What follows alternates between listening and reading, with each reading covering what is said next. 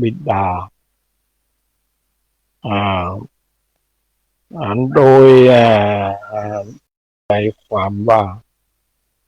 บุคคลไม่พึงประมาทในความเพียรพึงประพฤติสุจริตธรรมผู้ประพฤติธรรมย่อมอยู่เป็นสุขทั้งในโลกนี้และโลกหน้าพระเจ้าสุโธทนะทรงมีพระปรีชาพระปรีชาหลักแหลมพอที่จะเข้าจึงถึงความหมายจากอันนั้นพระ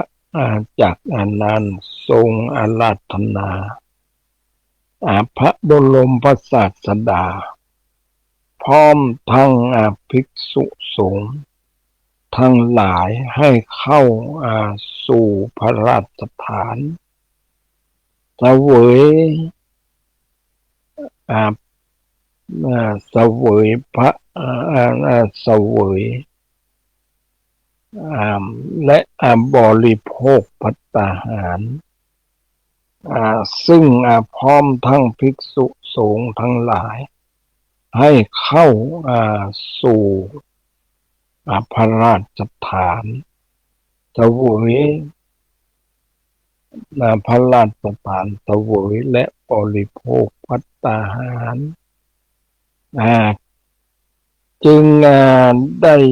จัดเตรียมไว้อย่างประณีตบรรจงท่ามกลางประยุรญาติน้อยใหญ่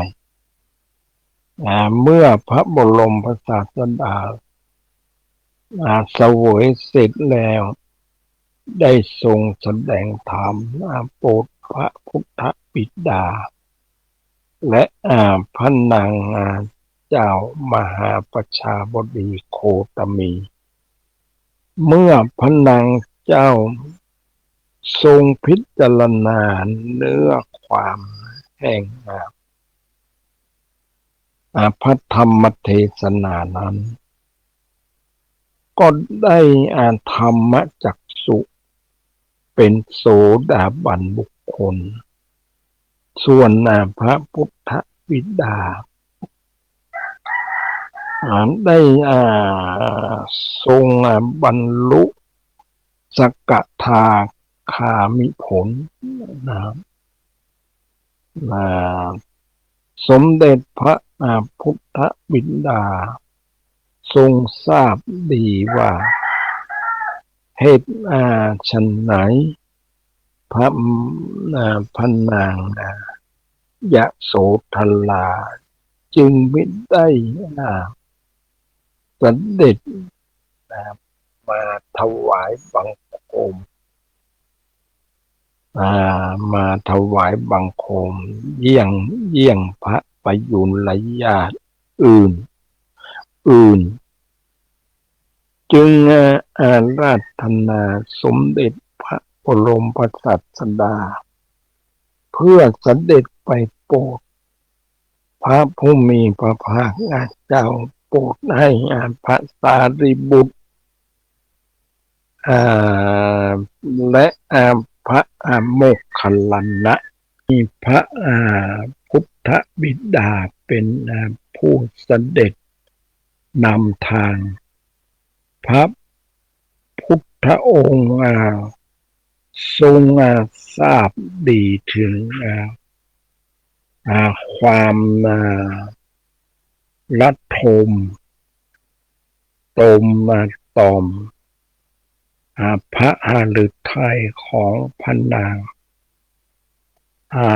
อันสะสมมาเป็น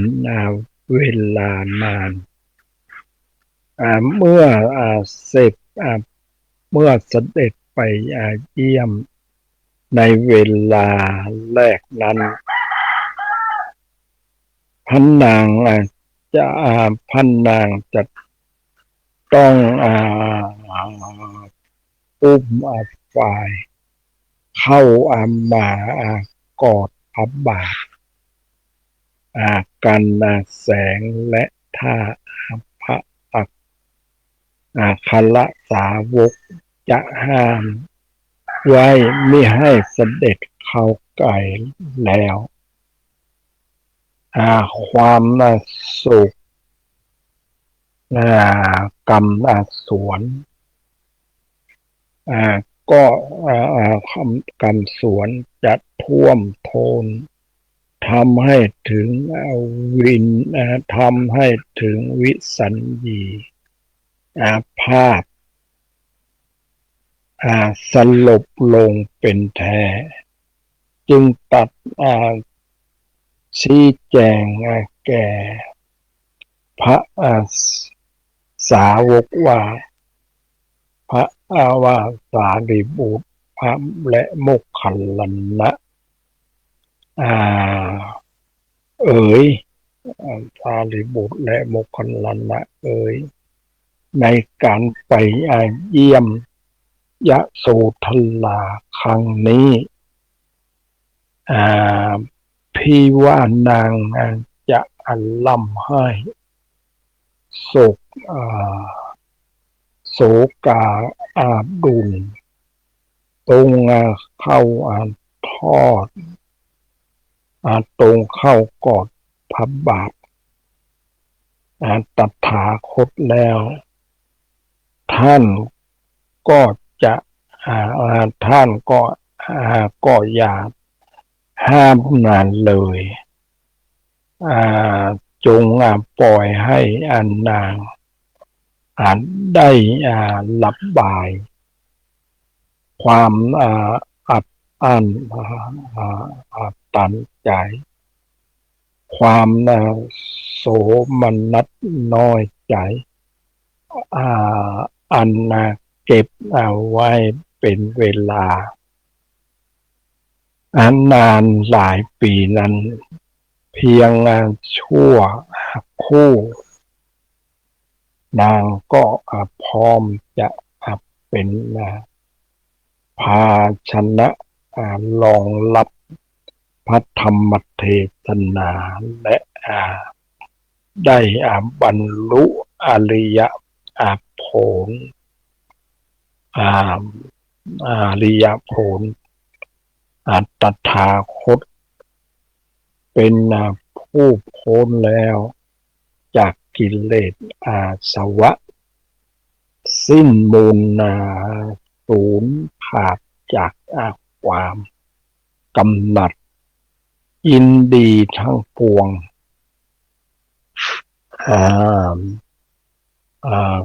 คุณความดีของนางนั้นเป็นความยินดีของนางนั้นมีอยู่ว่าเมื่อได้แสดงธรรมโปรดเห็นสาระแห่งสาระแห่งพระพุทธศาสนาแล้วก็เป็นการที่ตถาคตได้ชดใช้นี้แห่งความดีของนางประการหนึ่งอีกประการหนึ่งก็จะเป็นการตอบให้ทราบว่าการที่ตถาคตออกมาแสวงหาสัจธรรมจนพ้นพบแล้วนำมาแสดงให้นางมีส่วนได้ตรัสรู้ตามนั้นมีคุณค่าอันสมควรกว่าประโยชน์ส่วนตนเพียงไรเมื่อพระราชา บันนาเมื่อพระราชานำเสด็จถึงพระตำนานหนักแห่งพระนางยโสธราก็ตัดบอกพระสุนิสาว่าบัดนี้พระลูกเจ้าเสด็จมาแล้วจงเข้าเฝ้าถวายบังคมเถิดพระนางทรงกันแสงตรงเข้ากอดพระบาทพระศาสดาสะอึกสะอื้นปันหนึ่งว่าพระหฤทัยจักขาดพางกราบถวายบังคมทั้งที่พระอัฏฐ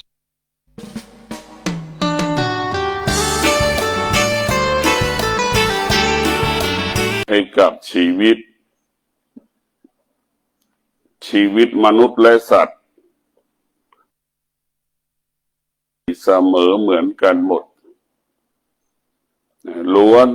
ต้องการความดีเสมอเหมือนกันหมดความดีเป็นสิ่งที่มีคุณค่าสำหรับ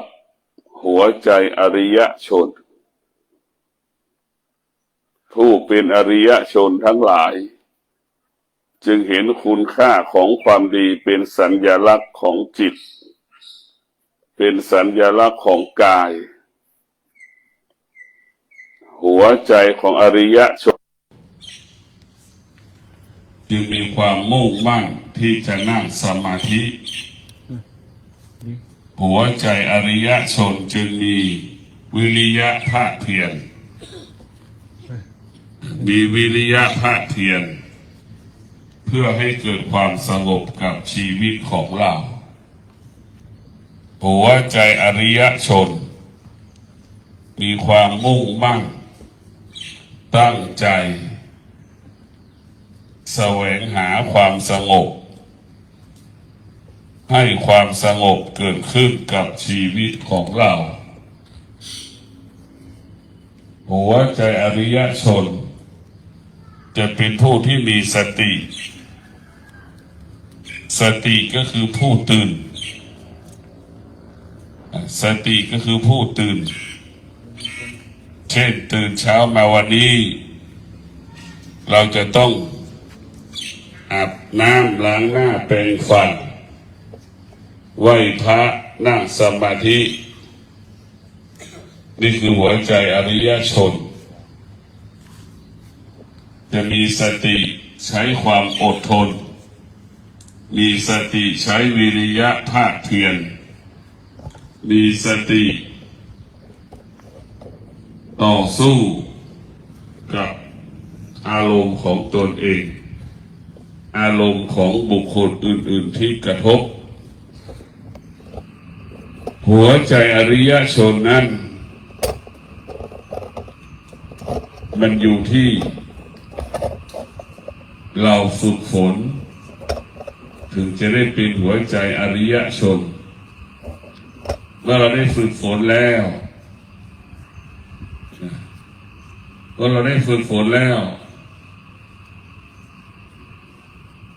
เราก็จะได้พบสิ่งที่เป็นมงคลสิ่งที่เป็นความดีสิ่งที่เป็นดีงามความดีงามกับชีวิตของเราชีวิตของเรามันไม่ปรารถนาสิ่งใดมันปรารถนาแต่ความดีทุกคนเป็นเช่นนี้แต่เกิดมาเราไม่ได้แสวงหามัน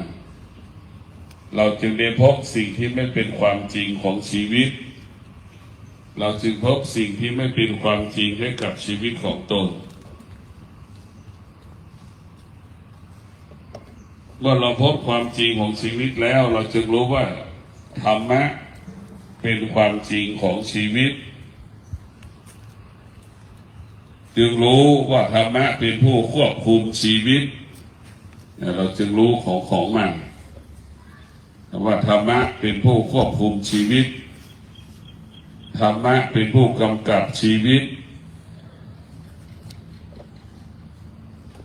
พ่อแม่อยู่กับเราแค่บางเวลาแต่ธรรมะอยู่ในร่างกายเราตลอดเวลาสิ่งที่มีอยู่บนโลกใบนี้อยู่นอกกายเราหมดมีแต่ธรรมะที่อยู่ในกายเราตลอดเวลาอยู่ในใจเราตลอดเวลา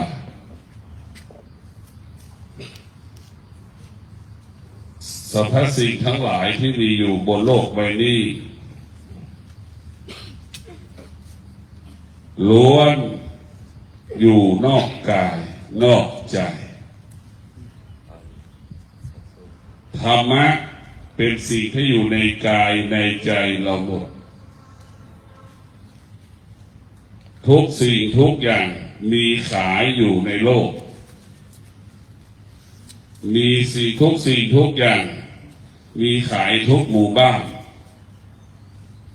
แต่มีสิ่งหนึ่งที่ไม่มีขายในโลกในประเทศแต่ละประเทศ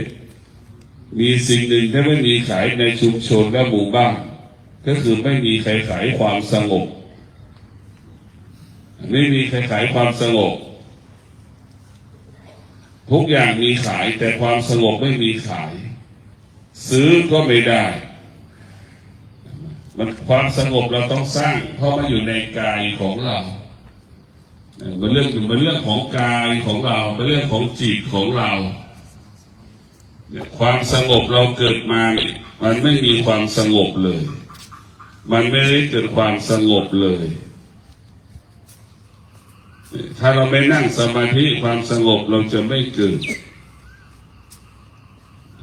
ที่เรานั่งสมาธิด้วยความสงบมันจึงเกิดมันเกิดความสงบขึ้นมาทันทีเพราะฉะนั้นพวกเราทั้งหลายต้องสร้างความสงบให้ความสงบนั้นเกิดขึ้นกับชีวิตของเราให้ความสงบนั้นอยู่ที่กายเราให้ได้ร่างกายของเราเปรียบเสมือนแผ่นดินไร่สวนจิตของเราก็เปรียบเสมือนเม็ดพันธุ์พืชต่างๆเม็ดพันธุ์พืชต่างๆที่เราจะนำไปปลูกเพราะฉะนั้นธรรมะของพระพุทธเจ้ามันจะอยู่ที่กายของเรา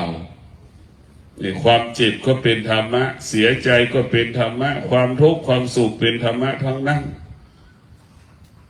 ธรรมะคืออนิจจังทุกขังอนัตตาให้เรารู้ว่าเป็นเช่นนี้ให้เรารู้ว่าเป็นแบบนี้คืออนิจจังทุกขังอนัตตาอนิจจังทุกขังอนัตตามันเป็นเช่นนี้มันเป็นแบบนี้ของมันทุกอย่างมันเปลี่ยนแปลงทุกอย่างมันเปลี่ยนแปลงแต่มีหัวใจเราไม่เปลี่ยนแปลงเพราะหัวใจเรามีธรรมะหัวใจที่มีธรรมะหัวใจนั้นจะมั่นคงเช่นความร้อนปรากฏเราก็ไม่เปลี่ยนแปลงความหนาวปรากฏเราก็ไม่เปลี่ยนแปลงเราจะไม่เปลี่ยนแปลงเพราะเราเข้าใจมันเข้าใจมันนะเข้าใจมัน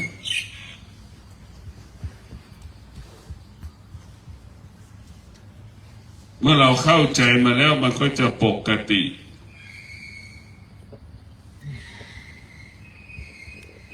หากเราไม่เข้าใจมันเราก็จะผิดปกติไปตอบสนองเมื่อไหร่เราผิดปกติทันทีแต่เราต้องเข้าใจมันหากเราไม่เข้าใจมันเมื่อไหร่ชีวิตเราก็จะ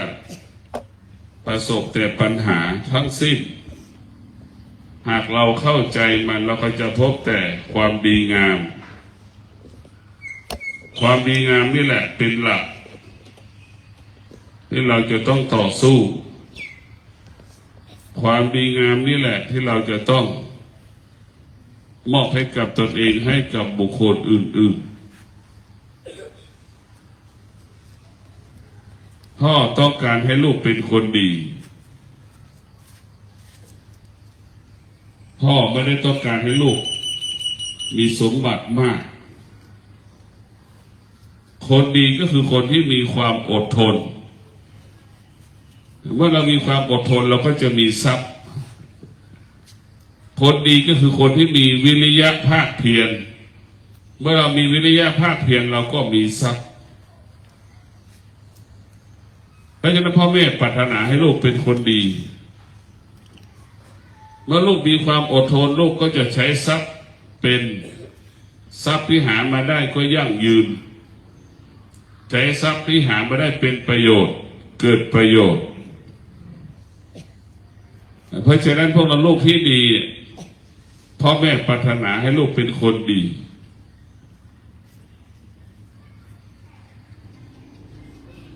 พ่อแม่ไม่ได้ปรารถนาทรัพย์สมบัติจากลูก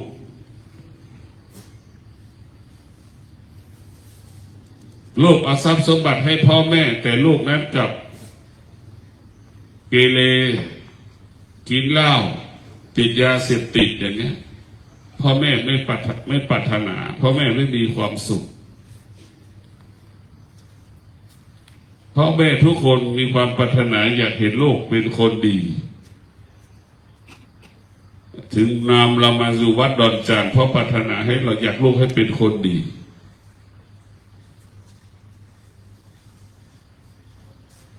อยากให้ลูกเป็นคนดีเพราะปรารถนาให้ลูกมาอยู่ที่วัดดอนจานมาพัฒนาคุณภาพชีวิตของเรา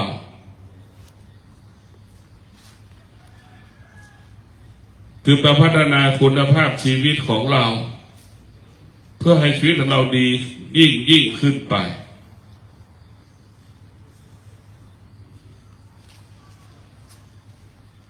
พ่อแม่จึงเลือกเอาวัดดอนจันทร์เป็นสถานที่ให้เรามาเรียนรู้มารับการศึกษามารับการพัฒนาคนทุกคนที่อยู่วัดดอนจันทร์ต้องมีระเบียบต้องมีระเบียบคำว่ามีระเบียบทุกคนก็ประสบความสำเร็จแล้วมีระเบียบก็ได้กำไรแล้วมีระเบียบก็ลดต้นทุนแล้วมีระเบียบก็สร้างสรรค์แล้วมีระเบียบก็บรรลุเป้าหมายแล้วนี่คือเป็นกฎของธรรมะเป็นกฎของธรรมชาติจะเป็นเช่นนี้ตรงกันข้ามเราไม่มีระเบียบเราไม่มีระเบียบก็ขาดทุน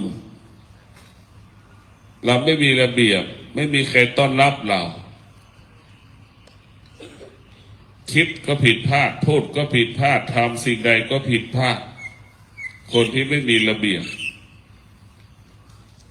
เพราะฉะนั้นพวกเราต้องมีสติที่จะดำรงตนโดยใช้สติใช้ความอดทนในการดำเนินชีวิตคนทุกคนมีธรรมะใช้ธรรมะเหมือนกันหมดแต่คนไม่รู้จักธรรมะเข้าใจว่าธรรมะอยู่ที่วัดเข้าใจว่าธรรมะอยู่กับพระรูปใดรูปหนึ่ง เข้าใจว่าธรรมะอยู่ณสถานที่ใดที่หนึ่งเข้าใจเช่นนั้นแต่หารู้ไหมว่าธรรมะอยู่ในร่างกายของเราหมด เช่นศีลทั้ง5 ข้ออยู่ในร่างกายของเราศีลทั้ง5 ข้ออยู่ในร่างกายของเรา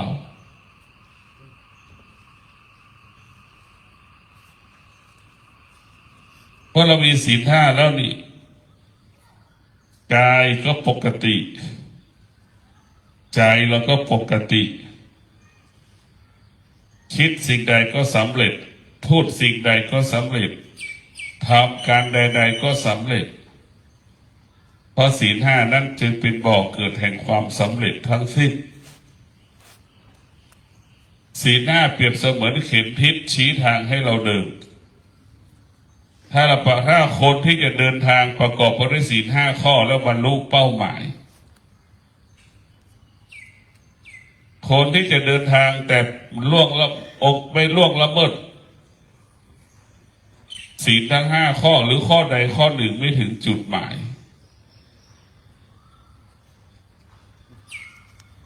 เพราะศีล 5นี่คือเป็นผู้ที่จะพาเป็นพาหนะที่จะนำพาเราไปสู่จุดหมายเป้าหมายมันเป็นพาหนะศีล 5นี่เป็นพาหนะที่จะนำพาเราไปสู่ความสำเร็จหรือความสำเร็จที่เกิดขึ้นกับชีวิตเราต้องประกอบไปด้วยศีล 5ความสำเร็จนั้นบริสุทธิ์วัตถุที่เราได้มาจากการดำเนินชีวิตต้องประกอบไปด้วยศีล 5วัตถุปัจจัยเหล่านั้นต้องเป็นของบริสุทธิ์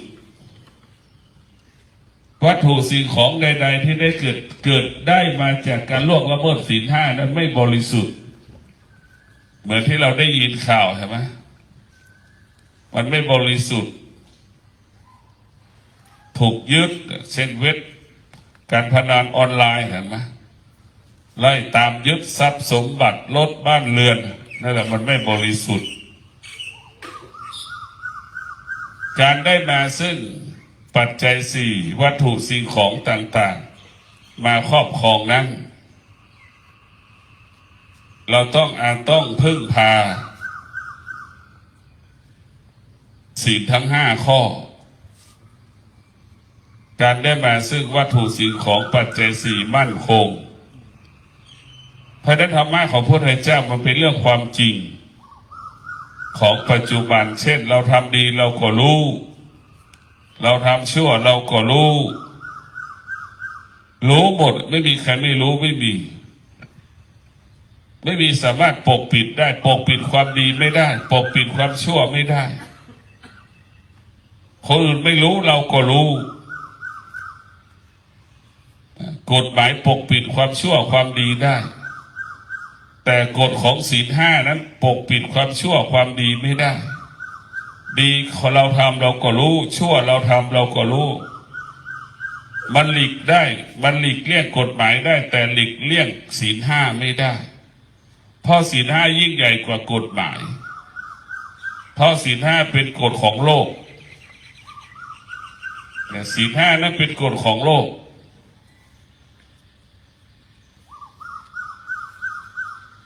ศีล 5นั้นเป็นกฎของโลก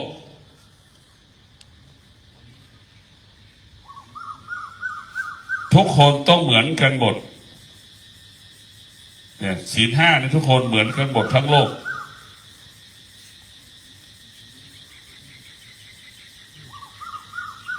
คนทุกคนเกิดมาต้องการความมั่นคง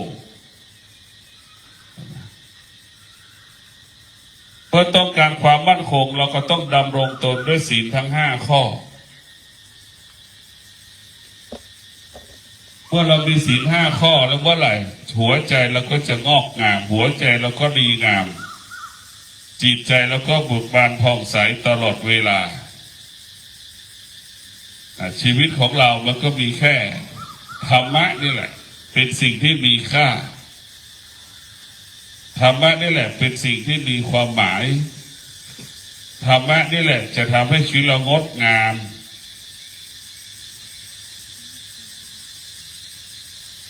ธรรมะก็เปรียบเสมือนพ่อและแม่ของเรา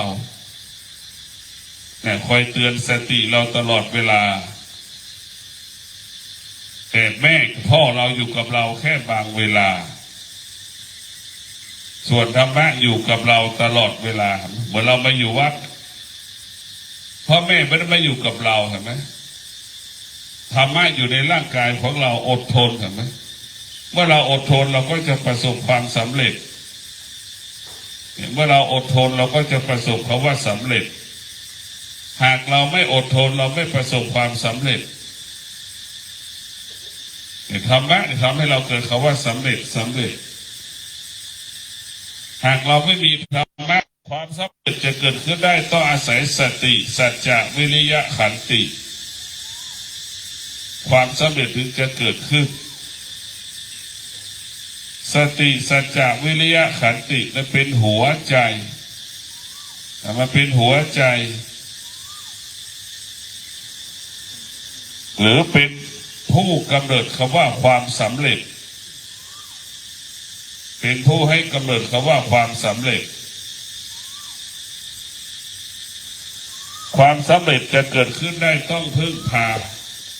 ความอดทนวิริยะภาคเพียรมันเป็นหัวใจของมันขอความสุขสวัสดีจงเกิดแก่ท่านทั้งหลายมีสติพิจารณาชีวิตของเราว่าชีวิตของเรานั้นมันต้องการความสงบเครื่องอุปโภคบริโภคมันมีขายในตลาดทุกหมู่บ้านแต่ความสงบไม่มีขายในหมู่บ้านไม่มีที่ขายไม่มีใครผลิตมีแต่ตัวเราเท่านั้นผลิตความสงบเกิดจากเราเป็นผู้สร้างเราเป็นผู้ผลิตเราเป็นผู้ใช้คิดเองใช้เองทำเองนั่นแหละคือธรรมะของพระพุทธเจ้ามันไม่มีขายวัตถุสิ่งของอื่นๆมีขายอยู่ทุกสถานที่ก็ให้พวกเราทุกคนได้มีสติ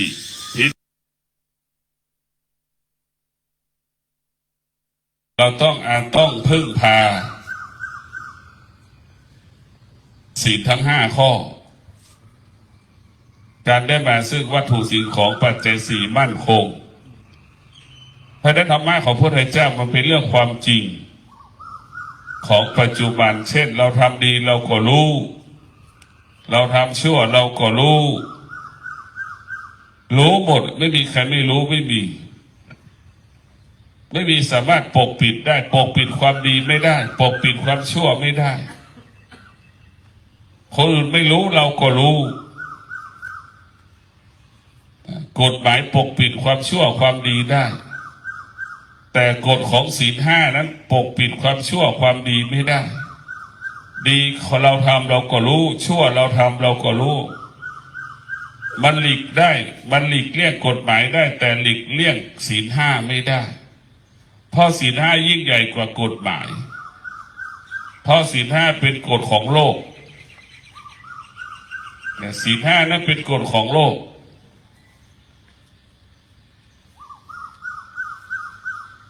ศีล5นั้นเป็นกฎของโลก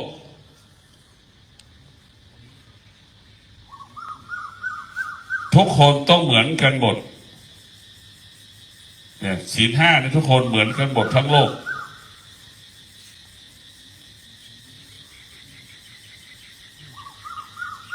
คนทุกคนเกิดมาต้องการความมั่นคง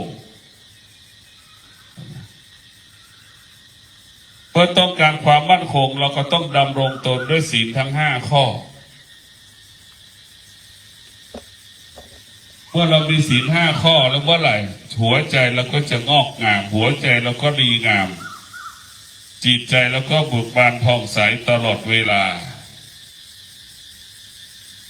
ชีวิตของเรามันก็มีแค่ธรรมะนี่แหละเป็นสิ่งที่มีค่าธรรมะนี่แหละเป็นสิ่งที่มีความหมายธรรมะนี่แหละจะทำให้ชีวิตเรางดงาม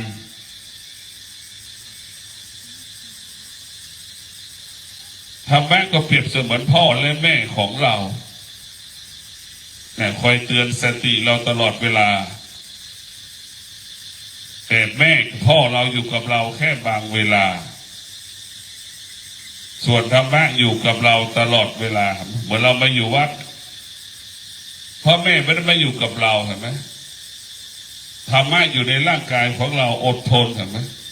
เมื่อเราอดทนเราก็จะประสบความสำเร็จเมื่อเราอดทนเราก็จะประสบคำว่าสำเร็จหากเราไม่อดทนเราไม่ประสบความสำเร็จธรรมะทำให้เราเกิดคำว่าสำเร็จความสำเร็จจะเกิดขึ้นได้ต้องอาศัยสติสัจจะวิริยะขันติความสำเร็จถึงจะเกิดขึ้นสติสัจจะวิริยะขันตินั้นเป็นหัวใจมันเป็นหัวใจหรือเป็นผู้กำเนิดคำว่าความสำเร็จเป็นผู้ให้กำเนิดคำว่าความสำเร็จ ความสำเร็จจะเกิดขึ้นได้ต้องพึ่งพาความอดทนวิริยะภาคเพียรมันเป็นหัวใจของมันขอความสุขสวัสดีจงเกิดแก่ท่านทั้งหลายมีสติพิจารณาชีวิตของเราว่าชีวิตของเรานั้นมันต้องการความสงบเครื่องอุปโภคบริโภคมันมีขายในตลาดทุกหมู่บ้านแต่ความสงบไม่มีขายในหมู่บ้านไม่มีที่ขายไม่มีใครผลิตมีแต่ตัวเราเท่านั้นผลิตความสงบเกิดจากเราเป็นผู้สร้างเราเป็นผู้ผลิตเราเป็นผู้ใช้คิดเองใช้เองทำเองนั่นแหละคือธรรมะของพระพุทธเจ้ามันไม่มีขายวัตถุสิ่งของอื่นๆมีขายอยู่ทุกสถานที่ก็ให้พวกเราทุกคนได้มีสติพิจารณาชีวิตของเราเมื่อมีธรรมะชีวิตก็มั่นคงชีวิตเราไม่มีอ่อนแอชีวิตเรามีธรรมะก็ประสบความสำเร็จชีวิตของเราขาดธรรมะก็พ่ายแพ้ไม่ประสบความสำเร็จก็ขอความสุขสวัสดีจงเกิดแก่พวกเราทุกคนมีสติรู้มีสติรู้ขอเจริญพรสวัสดีครับท่านผู้ฟังที่เคารพข่าวชาวบ้านผมกาเศษเพชรสำลิดบรรณาธิการข่าวก้าวหน้านิวกับการทำหน้าที่สื่อสารมวลชนของพี่น้องสื่อมวลชนทุกแขนงสาขาจากส่วนกลางแล้วก็ส่วนภูมิภาคข่าวภายในประเทศข่าวจากต่างประเทศที่พี่น้องสื่อไทยสื่อเทศทำหน้าที่เป็นกระจกเงาของสังคมในรอบวันท่านที่อ่านหนังสือพิมพ์ออนไลน์คลิกเข้าไปที่ www.9hnanew.com ก็เป็นหนังสือพิมพ์ออนไลน์ที่เราได้รับอนุญาตนำมาลิงก์ไว้ในการรายงานข่าวเครือข่ายสถานีวิทยุบริการสาธารณะคลื่นพัฒนาคุณภาพชีวิต FM 92.25 เมกะเฮิรตซ์ตั้งอยู่ที่วัดป่าแดงมหาวิหารลิงก์เชื่อมสัญญาณไปยังสถานีวิทยุเพื่อการศึกษาและวัฒนธรรม FM 104.50 เมกะเฮิรตซ์ตั้งอยู่ที่วัดฝายหินตำบลตะเทพอำเภอเมืองเชียงใหม่จังหวัดเชียงใหม่แล้วก็ช่องทางที่ท่านรับฟังทางวิทยุออนไลน์ทีวีออนไลน์ผ่านwww.9hnanew.com นะครับก็เป็นการบอกกล่าวธรรมะก่อนข่าวในวันนี้ก็การเดินทางของการประกาศพระพุทธศาสนาก็ดีหรือการเดินทางท่องเที่ยวของภาคประชาชนคนทั่วโลกก็ตามการที่เราได้เดินทางไปเราจะได้เห็นได้ยินได้สัมผัสสิ่งต่างๆรอบข้างที่เราเดินทางไปทั้งภายในประเทศและต่างประเทศก็ทำให้เกิดอารมณ์ดีบ้างอารมณ์ไม่พอใจบ้างหรือเฉยๆบ้างก็แล้วแต่นี่เป็นสภาวะธรรมที่เกิดขึ้นทางตาหูจมูกลิ้นกายและจิตใจของมนุษยชาติและรวมไปถึงสัตว์เดรัจฉานหรือเทพเทวาอารักษ์ก็แล้วแต่ดังนั้นการกระทบอารมณ์ที่เรารับในรอบวันถ้ามากไปทางด้านความโลภก็มืดมากไปด้วยความโกรธความเครียดก็มืดมากไปด้วยความรุ่มหลงก็มืดไม่ว่าท่านจะเป็นบรรพชิตหรืออรหันต์เราก็ตามในชีวิตของศาสนิกที่เป็นพุทธศาสนิกชนหรือต่างศาสนาในศาสนิกอื่นก็ตามดังนั้นวันนี้เราต้องระมัดระวังอารมณ์ที่เกิดขึ้นประจำวันที่เกิดขึ้นอาจจะขาดสติขาดปัญญาก็ทำให้เกิดความโลภความโกรธความหลงในการเห็นในการได้ยินในการรู้กลิ่นในการรู้รสแล้วหน้าออนไลน์ได้รายงานข่าวภาพข่าวพฤหัสบดีที่2 พฤษภาคมพุทธศักราช 2567 ช่วง 7:23 นาทีองค์อดีตสสนครศรีธรรมราชพรรคประชาธิปัตย์โพสต์ข้อความผ่านเฟซบุ๊กเทพไทยคุยการเมืองหัวข้อทักษิณไปภูเก็ตภาพบาดใจคนไทยทั้งประเทศดังนี้ทักษิณไปภูเก็ตภาพบาดใจคนไทยทั้งประเทศเห็นภาพคุณทักษิณชินวัตรนักโทษที่ได้รับการพักโทษแต่ทำตัวเป็นผู้มีบารมีเดินสายไป ทั่วทุกที่ล่าสุดก็มีการเดินทางไปจังหวัดภูเก็ตในข่าวภาพข่าวก็ทำให้เรารู้และเราเข้าใจเห็นอยู่ว่าทำให้เกิดภาพบาดตาบาดใจและเสียดแทงความรู้สึกของนักโทษทั่วไปรวมถึงญาติของนักโทษที่ลูกหลานญาติพี่น้องถูกคุมขังอยู่ในเรือนจำโดยไม่ได้รับอภิสิทธิ์ใดๆเหมือนกับคุณทักษิณมีหนำซ้ำคุณทักษิณยังได้รับการพักโทษในส่วนที่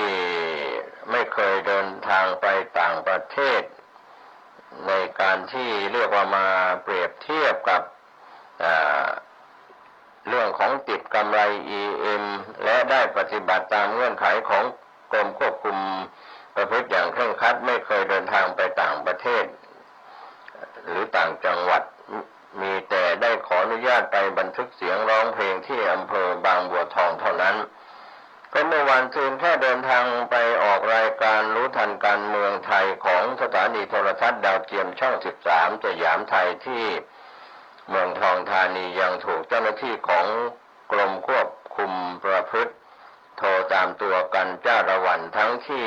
ได้แจ้งและขออนุญาตไว้ล่วงหน้าแล้วแต่ก็ยังมีการตรวจสอบอย่างละเอียดยิบปรากฏการณ์อย่างนี้เมื่อเปรียบกับคุณทักษิณจะเรียกว่าสองมาตรฐานได้หรือไม่ครับในเรื่องข้อเปรียบเทียบที่เกิดขึ้นกับนักโทษอื่นๆเรื่องนี้ก็ในการเดินทางไปจังหวัดภูเก็ตของคุณทักษิณสามารถทำได้ถ้าขออนุญาตต่อกรมคุมประพฤติเรียบร้อยแล้วแต่ต้องถามว่าเป็นความเหมาะสมหรือไม่การที่ยังคงสถานะนักโทษอยู่และยังอยู่ในระหว่างการพักโทษจะเดินทางไปเที่ยวเหมือนกับคนปกติการเดินทางไปต่างจังหวัดโดยไม่มีเหตุจำเป็นก็ไม่สมควรถ้าหากเป็นกิจกรรมที่จำเป็นเช่นงานประเพณีสำคัญของเครือญาติและวงตระกูลก็สามารถทำได้แต่การจะไปเที่ยวทะเลภูเก็ตเพื่อพักผ่อนหย่อนใจเป็นการไม่สมควรอย่างยิ่งและการเดินทางอ้างว่าเป็นการส่วนตัวนั้นแต่ทำไมมีเจ้าหน้าที่ของรัฐทุกระดับมาอำนวยความสะดวกนักโทษอย่างเต็มที่ตั้งแต่ระดับผู้ว่าราชการจังหวัดผู้บัญชาการตำรวจภูธรทั้งจังหวัดและภาคผู้บังคับการตำรวจภูธรจังหวัดหรือในความเหมาะสมหรือไม่อาจจะเป็นเพราะข้าราชการระดับผู้ว่าราชการจังหวัดเห็นว่าแม้แต่คนระดับนายกรัฐมนตรียังไปรดน้ำดำหัวนักโทษถึงบ้านพักได้แล้วคนเป็นผู้ว่าราชการจังหวัดจะต้อนรับดูแลนักโทษไม่ได้อย่างไรก็ต้องการจะฝากให้คุณทักษิณในฐานะที่เป็นนักโทษและได้รับการพักโทษเหมือนกันพึงระมัดระวังสำรวมในการใช้ชีวิตในฐานนักโทษพิเศษอย่าให้เกิดภาพบาดตาบาดใจหรือเหยียบย่ำหัวใจคนไทยผู้รักความเป็นธรรมไปมากกว่านี้เลยนะครับก็เป็นมุมมองวิพากษ์จากนักการเมืองที่เป็นอดีตนักการเมืองก็ทางหลายได้รับการชี้แจงเรื่องนี้นะครับที่เราก็คงต้องใช้วิจารณญาณในการที่รับทราบข้อมูลข่าวสารเป็นเหตุการณ์ที่เกิดขึ้นทุกคนก็ควรจะรับรู้รับทราบข้อมูลใช้วิจารณญาณในข้อมูลเหล่านี้ดีอยู่แล้วไปทางข่าวอื่นๆในช่วงนี้นะครับท่านผู้ฟังที่ติดตามรับชมรับฟังข่าวก็คงเห็นและรับรู้รับทราบข่าวสารต่างๆทั้งข่าวภายในประเทศและข่าวต่างประเทศช่วงนี้เรามาย้ำกันเรื่องของข่าวด้านสุขภาพที่เกี่ยวข้องกับสุขภาพของพี่น้องคนไทยหรือชาวต่างชาติก็ตามในเรื่องของสุขภาพที่เกิดขึ้นทางคุณหมอหรือผู้ที่เกี่ยวข้องก็ออกมาเตือนกันแนวหน้าออนไลน์ได้รายงานเตือนกลุ่มเสี่ยงผู้ป่วยผู้สูงอายุและเด็กเสียชีวิตจากฮิสโตรกพฤหัสบดีที่2 พฤษภาคม 2567 ช่วงเช้า 6 นาฬิกากรมควบคุมโรคกระทรวงสาธารณสุขเตือนระวังป่วยจากภาวะอากาศร้อนโดยเฉพาะกลุ่มเสี่ยงกลุ่มเปราะบางเช่นผู้ที่ทำงานกลางแจ้งผู้ป่วยผู้สูงอายุและเด็กแนะนำเลี่ยงกิจกรรมกลางแจ้งในช่วงที่มีอากาศร้อนดื่มน้ำสะอาดบ่อยๆไม่ดื่มเครื่องดื่มที่มีส่วนผสมของแอลกอฮอล์สวมใส่เสื้อผ้าที่ระบายอากาศได้ดีมีสีอ่อนหลวมน้ำหนักเบาผู้ที่ต้องทำงานกลางแจ้งควรพักในที่ร่มอากาศถ่ายเทได้สะดวกและสังเกตอาการของตนเองหากมีอาการหน้ามืดเวียนศีรษะคลื่นไส้หายใจเร็วให้รีบแจ้งบุคคลใกล้ชิดหากไม่ดีขึ้นควรรีบนำส่งโรงพยาบาลเรื่องนี้นายแพทย์วีรวัฒน์มโนสุทธินายแพทย์ทรงคุณวุฒิโฆษกกรมควบคุมโรคกล่าวกับทีมข่าวว่าขณะนี้ประเทศไทยในหลายพื้นที่มีอากาศร้อนอบอ้าวทำให้ประชาชนเสี่ยงต่อการป่วยจากภาวะอากาศร้อนได้ง่ายขึ้นโดยเฉพาะกลุ่มเสี่ยงและกลุ่มเปราะบางเช่นคนที่ทำงานในที่แจ้งคนงานก่อสร้างหรือคนงานในเหมืองหินผู้ป่วยผู้สูงอายุและเด็กอากาศร้อนจะส่งผลต่อระบบต่างๆในร่างกายและเป็นอันตรายถึงขั้นเสียชีวิตได้โดยเฉพาะโรคลมร้อนหรือฮีทสโตรกซึ่งเป็นภาวะที่ร่างกายไม่สามารถปรับตัวหรือควบคุมระดับอุณหภูมิภายในร่างกายได้ก็ทำให้ความร้อนในร่างกายสูงขึ้นเรื่อยๆจนการทำงานของอวัยวะต่างๆล้มเหลวอาการก็คือตัวร้อนวิงเวียนปวดมึนศีรษะคลื่นไส้อาเจียนอ่อนเพลีย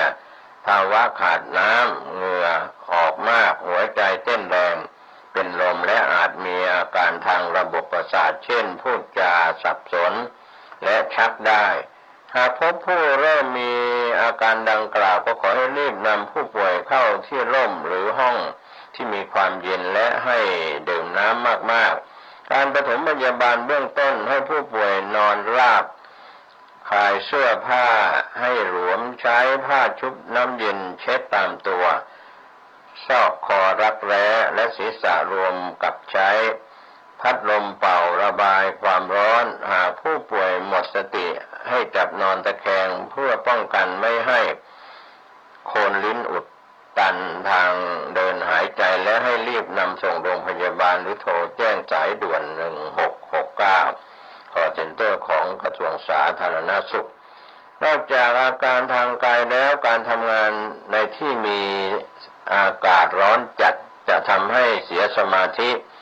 ส่งผลให้สมรรถนะในการทำงานที่ต้องใช้ความชำนาญลดลงมีโอกาสเกิดอุบัติเหตุได้นอกจากนั้น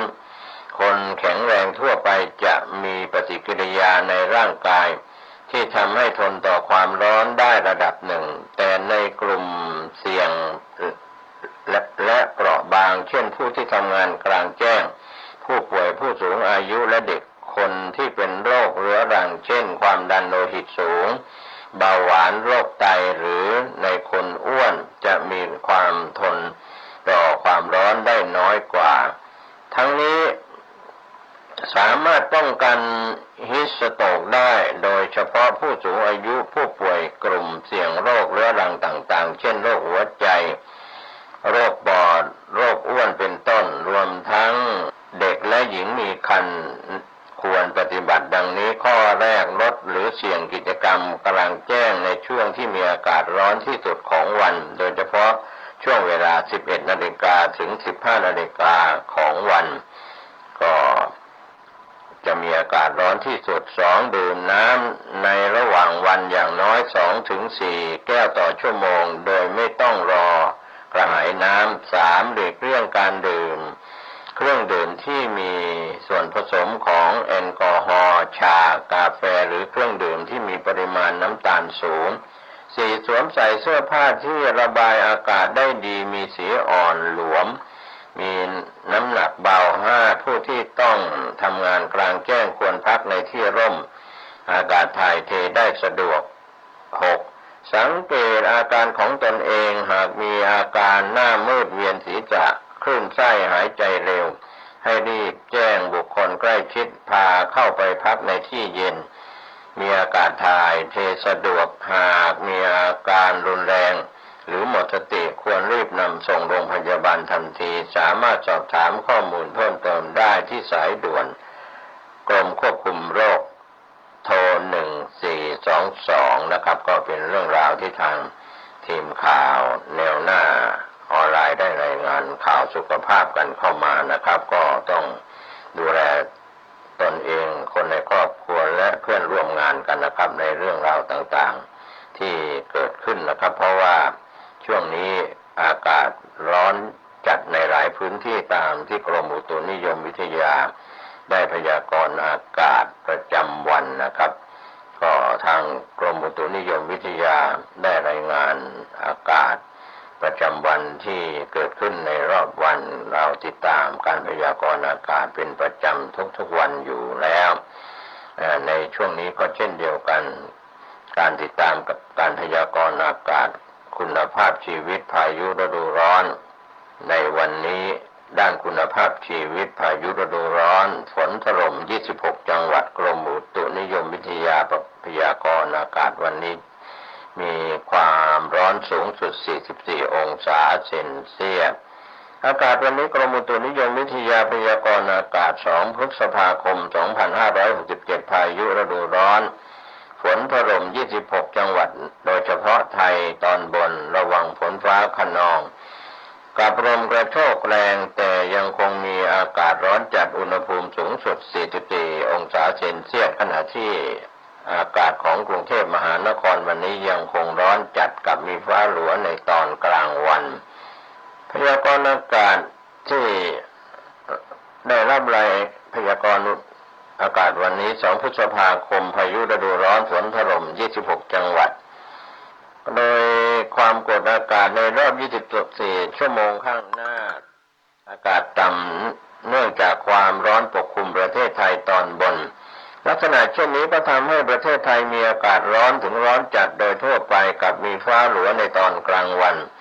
ในขณะที่ลมตะวันตกเฉียงใต้และลมใต้พัดปกคลุมประเทศไทยตอนบนทำให้บริเวณดังกล่าวมีฝนฟ้าคะนองกับมีลมกระโชกแรงและลูกเห็บตกบางแห่งขอให้ประชาชนระวังอันตรายจากฝนฟ้าคะนองและลมกระโชกแรงไว้ด้วยสำหรับลมตะวันตกเฉียงเหนือและลมตะวันตกพัดปกคลุมทะเลอันดามันและภาคใต้ตอนบนประกอบกับมีลมตะวันออกเฉียงใต้พัดปกคลุมอ่าวไทยและภาคใต้ตอนล่างทำให้ภาคใต้ยังคงมีฝนฟ้าคะนองบางแห่งสำหรับชาวเรือควรหลีกเลี่ยงการเดินเรือในบริเวณที่มีฝนฟ้าคะนองไว้ด้วยช่วงวันที่3 ถึง 5 พฤษภาคม 2567จะมีคลื่นกระแสลมฝ่ายตะวันตกจากประเทศเมียนมาเคลื่อนผ่านภาคเหนือตอนบนและอากาศที่ในพื้นที่ภาคเหนือตอนบนและภาคตะวันออกเฉียงเหนือตอนบนก็เรียกว่ากระแสลมฝ่ายตะวันตกจากเมียนมาส่วนวันที่6 ถึง 7 พฤษภาคม 2517จะมีแนวพัดสอบของลมตะวันออกเฉียงใต้และลมใต้พัดปกคลุมบริเวณภาคตะวันออกเฉียงเหนือภาคตะวันออกภาคกลางและภาคเหนือตอนล่างในขณะที่ประเทศไทยตอนบนมีอากาศร้อนถึงร้อนจัดทำให้บริเวณดังกล่าวมีพายุฤดูร้อนเกิดขึ้นในหลายพื้นที่ลักษณะของพายุฝนฟ้าคะนองลมกระโชกแรงและลูกเห็บตกบางแห่งรวมถึงอาจมีฟ้าผ่าเกิดขึ้นได้ก็ขอให้ประชาชนบริเวณประเทศไทยตอนบนระวังอันตรายจากพายุฤดูร้อนโดยหลีกเลี่ยงการอยู่ในที่โล่งแจ้งใต้ต้นไม้ใหญ่สิ่งปลูกสร้างและป้ายโฆษณาที่ไม่แข็งแรงสำหรับเกษตรกรควรเตรียมการป้องกันและระวังความเสียหายที่เกิดจากผลผลิตทางการเกษตรและอันตรายต่อสัตว์เลี้ยงไว้ด้วยนะครับก็เป็นการพยากรณ์อากาศประจำวันนะครับก็ถือว่าเรารู้ทันเรื่องของดินฟ้าอากาศของกรมอุตุนิยมวิทยาประจำวันก็จะทำให้เราทราบเรื่องของดินฟ้าอากาศได้นะครับ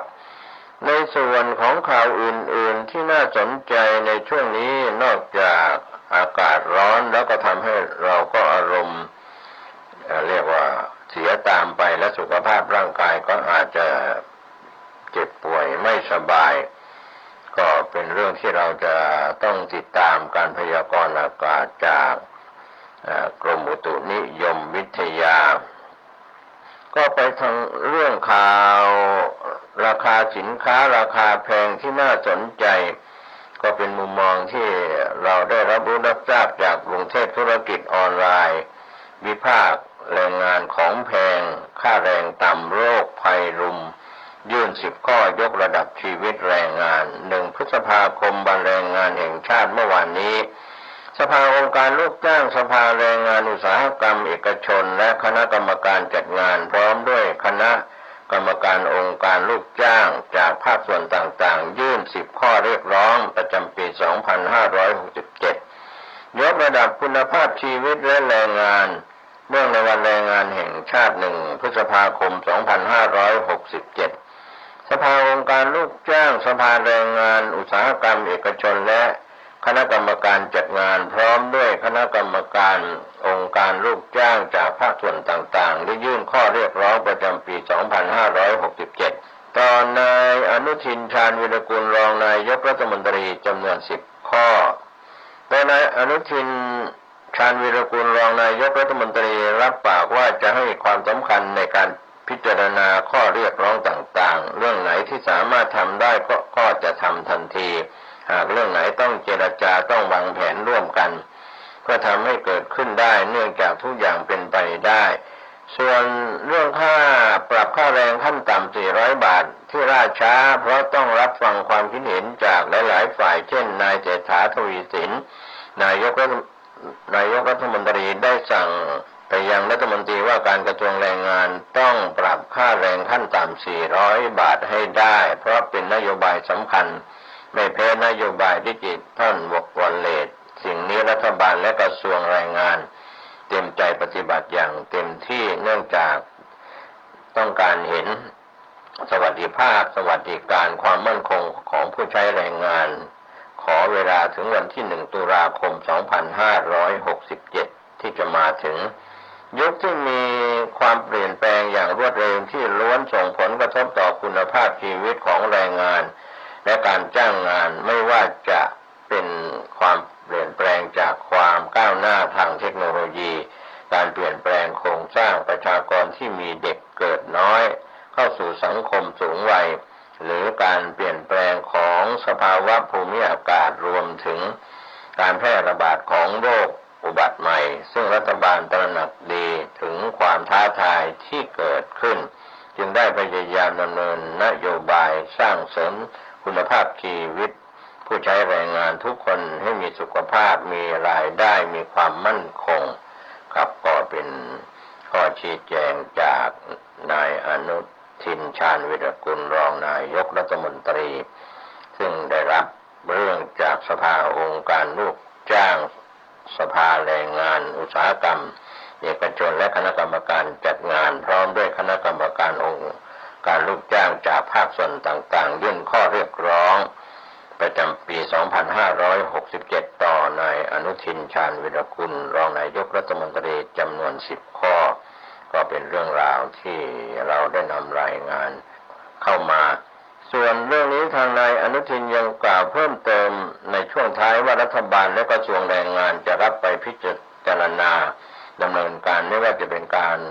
ข้อเรียกร้องให้ยกระดับคุณภาพชีวิตงานและแรงงานเช่นการเร่งรัดออกกฎกระทรวงคุ้มครองคนทำงานบ้านก็คล้ายกับการเคร่งครัดให้สถา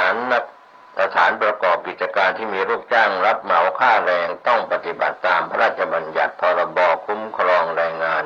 พุทธศักราช 2541 มาตรา 11/1 การยกระดับมาตรฐานสิทธิแรงงานได้ด้วยการแต่งตั้งคณะทำงานอนุสัญญาโครงการแรงงานระหว่างประเทศหลายฉบับส่วนเรื่องเสรีภาพในการคุ้มครองสิทธิการรวมตัวสิทธิการเจรจาต่อรองร่วมการปรึกษาหารือไตรภาคีอนุสัญญาความปลอดภัย ในการทำงานโดยเฉพาะฉบับที่144การปรึกษาหารือร่วมกับไตรภาคีจะนำเสนอคณะรัฐมนตรีภายในเดือนพฤษภาคมและจะลงนามให้ได้ภายในเดือนมิถุนายนที่นครเจนีวาประเทศสวิตเซอร์แลนด์ส่วนสถานการณ์แรงงานไทยสถิติแรงงานรายเดือนมีนาคม 2567 เดือนที่ผ่านมากองเศรษฐกิจการแรงงานกระทรวงแรงงานเปิดเผยข้อมูลประเทศไทยมีกำลังแรงงานรวม 40.45 ล้านคนเดือนกุมภาพันธ์ 2567 มี 40.54 ล้านคนผู้มีงานทำ 39.79 ล้านคนต่อเดือนกุมภาพันธ์ 39.92 ล้านคนภาคเกษตรมี 11.53 ล้านคนเดือนกุมภาพันธ์ 11.06 ล้านคนนอกภาคเกษตร 28.86 ล้านคนเดือนกุมภาพันธ์ 28.86 ล้านคนผู้ว่างงานอัตรา 1% เท่ากับเดือนกุมภาพันธ์ขณะที่จำนวนผู้ว่างงานโดยอ้างถึงไตรมาส 4/2566 จำแนกตามอายุ 15-19 ปีว่างงาน 28,489 คนอายุระหว่าง 20-24 ปีว่างงาน 143,460 คนอายุ 25-29 ปีว่างงาน 7,617 คนอายุระหว่าง 30-34 ปีว่างงาน 3,523 คนอายุ 35-39 ปีว่างงาน 16,335 คนอายุ 40-49 ปีว่างงาน 21,081 คนอายุ 50-59 ปีว่างงาน 16,131 คนมากกว่า60 ปีว่างงาน 2,655 คนนอกจากนี้ผลการตรวจแรงงานสถานประกอบการตามกฎหมายคุ้มครองแรงงานในเดือนมีนาคม 2567 ก็พบว่าสถานประกอบการปฏิบัติถูกต้อง 1,661 แห่งปฏิบัติไม่ถูกต้อง124 แห่งลูกจ้างได้รับการปฏิบัติถูกต้อง 54,461 คนได้รับการปฏิบัติไม่ถูกต้องลูกจ้างได้รับการปฏิบัติถูกต้อง 54,461 คนและได้รับการปฏิบัติไม่ถูกต้อง 5,069 คนแรงงานไทยไปทำงานในต่างประเทศณเดือนมีนาคม 2567 4,7,168 คนแยกเป็นถูกกฎหมาย 226,78 คนผิดกฎหมาย 31,119 คนคนไทยที่พำนักผิดกฎหมาย 155,371 คนจำนวนแรงงานไทยในต่างประเทศที่ยังทำงานอยู่ณเดือนมีนาคม 2567 รวม 138 ประเทศจำนวน 138,021 คนแยกเป็นกลุ่มประเทศตะวันออกกลาง 12 ประเทศรวม 16,800 คนทำอยู่ในประเทศอิสราเอลมากที่สุด 13,546 คนกลุ่มประเทศยุโรปอเมริกาและอื่นๆ71ประเทศรวม 12,865 คนทำอยู่ในประเทศโปรตุเกสมากที่สุด 2,156 คนกลุ่มประเทศเอเชียและเอเชียใต้27ประเทศรวม 17,751 คนทำอยู่ในประเทศไต้หวันมากที่สุด 55,675 คนรองลงมาเป็นเกาหลีใต้ 21,507 คนและญี่ปุ่น 15,949 คนกลุ่มประเทศแอฟริกา28ประเทศรวม605คนทำอยู่ในประเทศสาธารณรัฐเซาท์ซูดานมากที่สุด176คนประมาณการรายได้ที่ส่งกลับประเทศไทยในปีงบประมาณ 2567 โดยธนาคารแห่งประเทศไทยและกรมการจัดหางานรวมทั้งสิ้น 131,129 ล้านบาทแยกเดือนมกราคม 23,387 ล้านบาทเดือนกุมภาพันธ์ 22,194 ล้านบาทเดือนมีนาคม 21,658 ล้านบาทในปี 2566 ที่ผ่านมาอยู่ที่ราว 245,414 ล้านบาทก็เป็นเรื่องของสินค้าแพงก่อนค่าจ้างปรับขึ้นก็เป็นเรื่องราวที่ศูนย์พยากรณ์เศรษฐกิจและธุรกิจมหาวิทยาลัยหอการค้าไทยสำรวจสภาพแรงงานไทยกรณีศึกษาผู้มีรายได้ไม่เกินวันนี้ข่าวชาวบ้านหมดเวลาลงผมเกษตรเพชรสำเร็จบรรณาธิการข่าวก้าวหน้านี้ก็ขอบคุณพี่น้องสื่อมวลชนทุกแขนงสาขาจากส่วนกลางและส่วนภูมิภาคข่าวภายในประเทศข่าวจากต่างประเทศขอบคุณเครือข่ายสถานีวิทยุบริการสาธารณะคลื่นพัฒนาคุณภาพชีวิต FM 92.25 เมกะเฮิรตซ์ตั้งอยู่ที่วัดป่าแดงมหาวิหารขอบคุณคลื่น FM 104.50 เมกะเฮิรตซ์ตั้งอยู่ที่วัดฝายหินตำบลสุเทพอำเภอเมืองเชียงใหม่ขอบคุณท่านผู้ชมท่านผู้ฟังซึ่งติดตามรับชมรับฟังข่าวชาวบ้านท่านรับทราบข่าวชาวบ้านโปรดใช้วิจารณญาณไม่ว่าจะเป็นข่าวการเมืองข่าวต่างๆในรอบวันขอทุกคนทุกท่านได้ปฏิบัติภารกิจสุขกายสุขใจเดินทางขึ้นเหนือร่องใต้ดูแลสุขภาพตัวท่านเองท่ามกลางอากาศที่ร้อนจัดสวัสดีครับ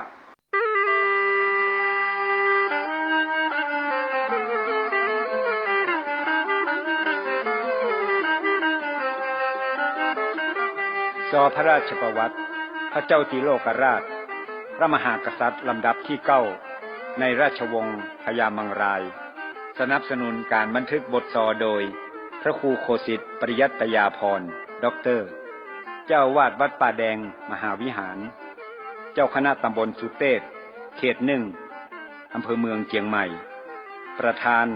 กองทุนพระเจ้าติโลกราชประพันธ์บทสอโดยพ่อครูประดิษฐ์เต็งเรือนซอโดย40,000เมืองยองและปุยฝ้ายมะลิวันเชิญรับฟังได้แล้วครับ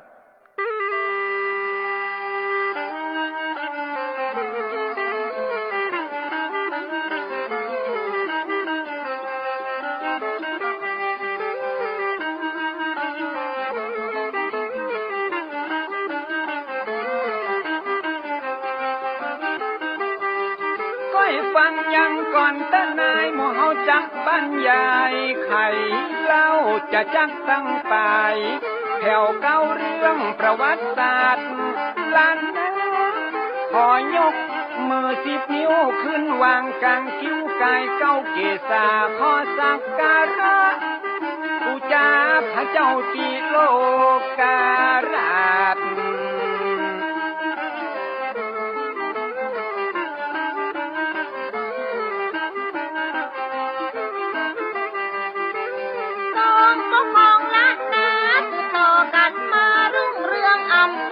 พระองค์ท่านเก่งกาจในราชวงศ์มาเป็นกษัตริย์องค์ที่9หน่อเชื่อเจ้าที่มีเชื้อสายเป็นราชบุตรองค์ใจเจ้าสามฝั่งแกนโตนพ่อ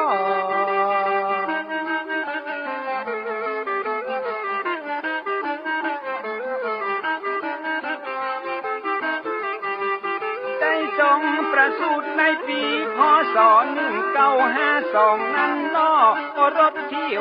6ของพ่อในเมธเจ้ามหาเทวีเริ่มราชการวังหินเมืองเป้าตนต่อเต้าอย่างสมศักดิ์ศรีตัดพ.ศ. นั้นพอดีปี1985ของราช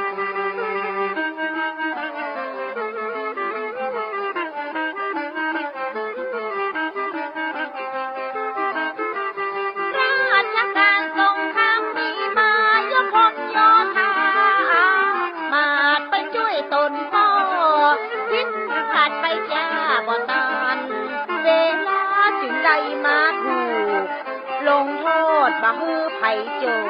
ดสั่งกาส่งไปปกครองอา นะยอมไส้ปุ้นกาแม่จะเลี้ยงทองที่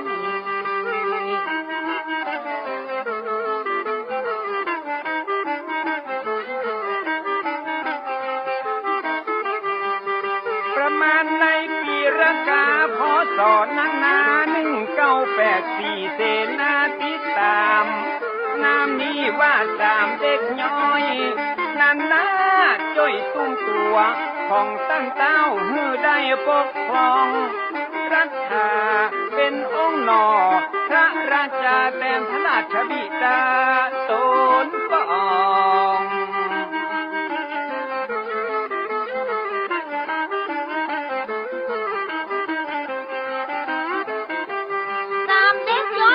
สถาปนาเป็นเศษขันมาติดต่อกระโทรยศทัดพ่อดื้อต่อเจ้าครอง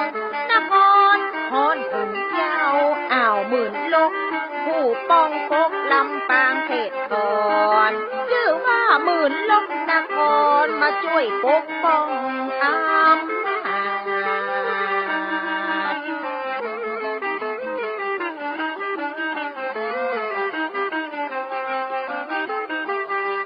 จงได้ขยายอาณาพระเจ้าติโลกราชท่านทรงขยายอำนาจไปถึงอายุธขยายที่เมืองแป้เมืองนั้นลบก็เคยการบ่มีปัญหาถ้าเมืองปากยมนั่นนาหรือว่าพิจิตรเมืองใหญ่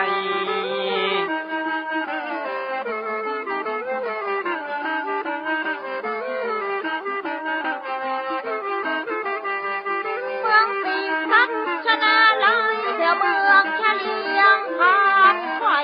กดสุโขทัยยิ่งใหญ่แล้วผาดเข้าซอยลำบางทรงขยายเรื่องอำนาจทรงเครื่องปราดกว้างขวางออกจากว่าเมืองลำปางไปพบเมืองเทิงเชียงไฮ้เมืองทอด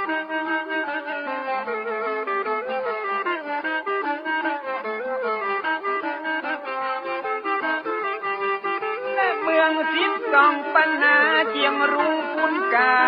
จุจอดไปแถวเมืองจีนสุดยอดถึงเมืองรัชชานนานาอยู่ในประเทศพม่าต้นตีเมืองไทยรัฐาเมืองหลวงท่าบางพุนนาแล้วปิกก็คืนมาช่วยเมืองนาน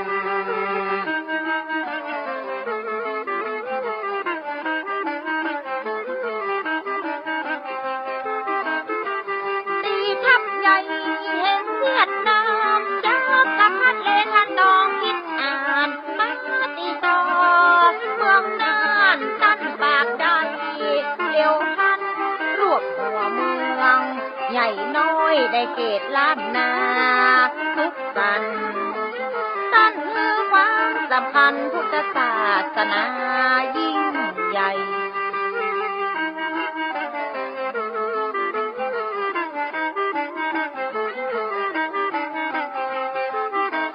ต้องออกผนวดในนิกายที่ชื่อว่าลังกาใหม่พ่อสอนั้นก็นับได้1989ยามแล้งจงโปรดมือใดสร้างวัดมืองามเด่นชัดจัดแจงได้ทรงสร้างวัด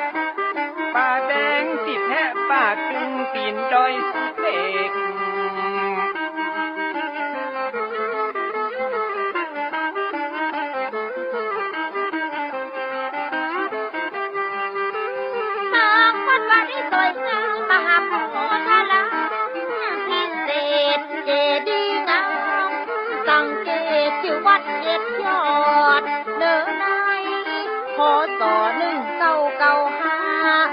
นับฟ้าเมินมาเหลือลายปี1999เนินนายมูลนาวัดเจดีย์หลวงเชียงใหม่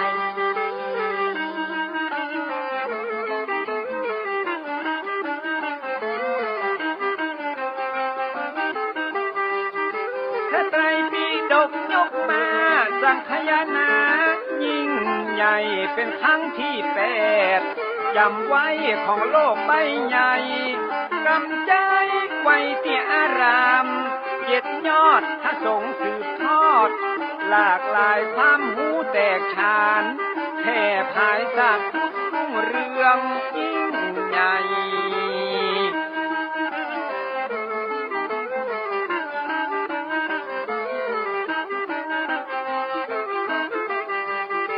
สรุปที่รับกันมากรุงศรีอยุธยานับเรื่องใหม่เปลี่ยนกันรุ่งเปลี่ยนกันไล่ทำศึกกันยาวนานสงบศึกเป็นทานทำมิตรสมานไมตรีสืบสานจับมือผูกมิตรยืนบานสุขสรานถวยราช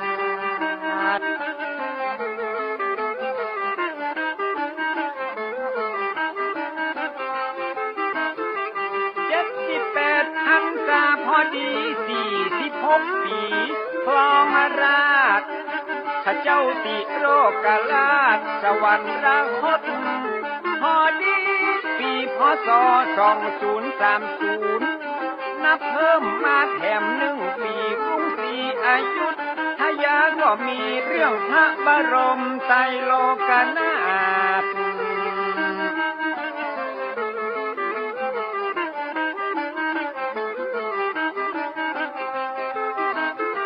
สวรร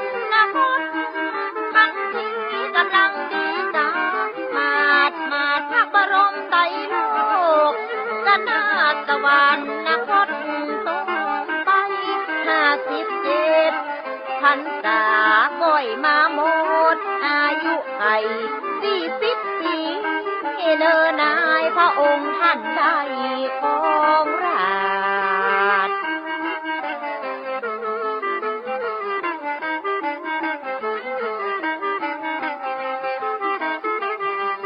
เรื่องราวที่ได้เล่ามาเกิดจากตำราประวัติศาสตร์ที่มีผู้รู้นักปราชญ์ได้ค้นคว้ารวบมาจงเป็นกุศลมูลละความหูสะปะที่ได้ศึกษาเพื่อให้ลูกหลานล้านนาบ่ได้ลาสาประมาท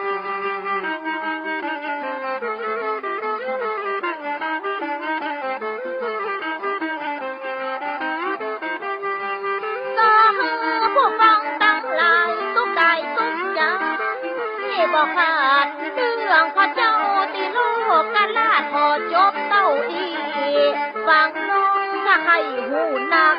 กว่านี้ศึกษาได้ตามประสงค์จึงขอจบฟังลงอย่างย่อให้ฟังเอาวัน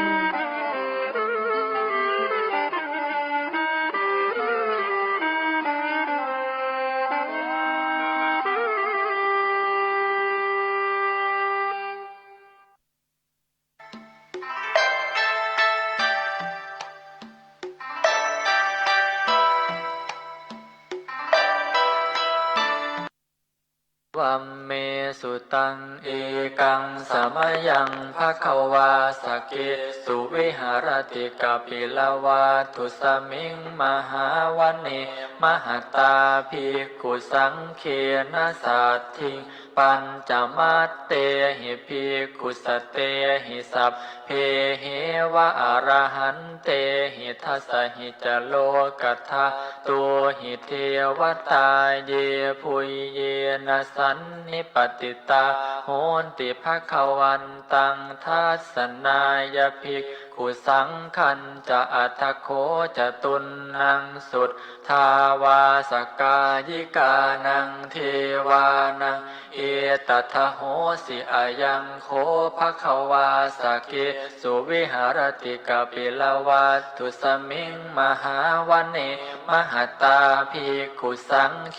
นะสัตถิงปัญจมัตเตหิภิกขุสเตหิสัพเพเหวะอรหันเตหิทัสสหิจโลกัทธาตัวหิเทวตาเยพุยเยนะสันนิปติตาโหนติภค คะวันตังทัสสนายภิกขุสังขันจยันโนนมยัมปิเยนะภคะวะเตนุปสังกะเมยยามะอุปสังกะเมตวาภคะวะโต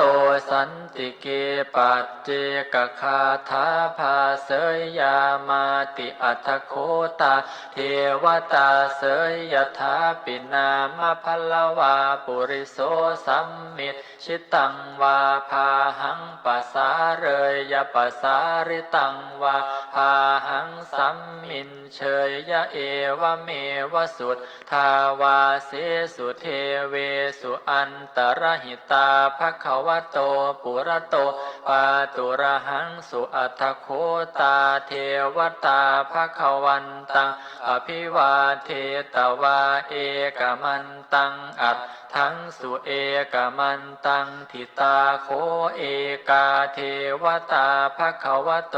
สันติเกอิมังคาทังอภาสิมหาสัพมโยปวันนะสมิงเทวกายาสมาคตาอาคตัมหะอิมังธรรมสมยังทักขิตาเยวะอปาราชิตสังคันติอัตถโคอปาราเทวตาภคะวะโตสันติเกอิมังคาทังอภาสิตาตระภิกขโวสมาทาหังสุจิตตังอัตตโนอุชุกรรมกังสุสารถีวเนตานิคเหตวาอินทริยานิรักขันติปันทิตาติอัตถโคอปาราเทวตาภคะวะโต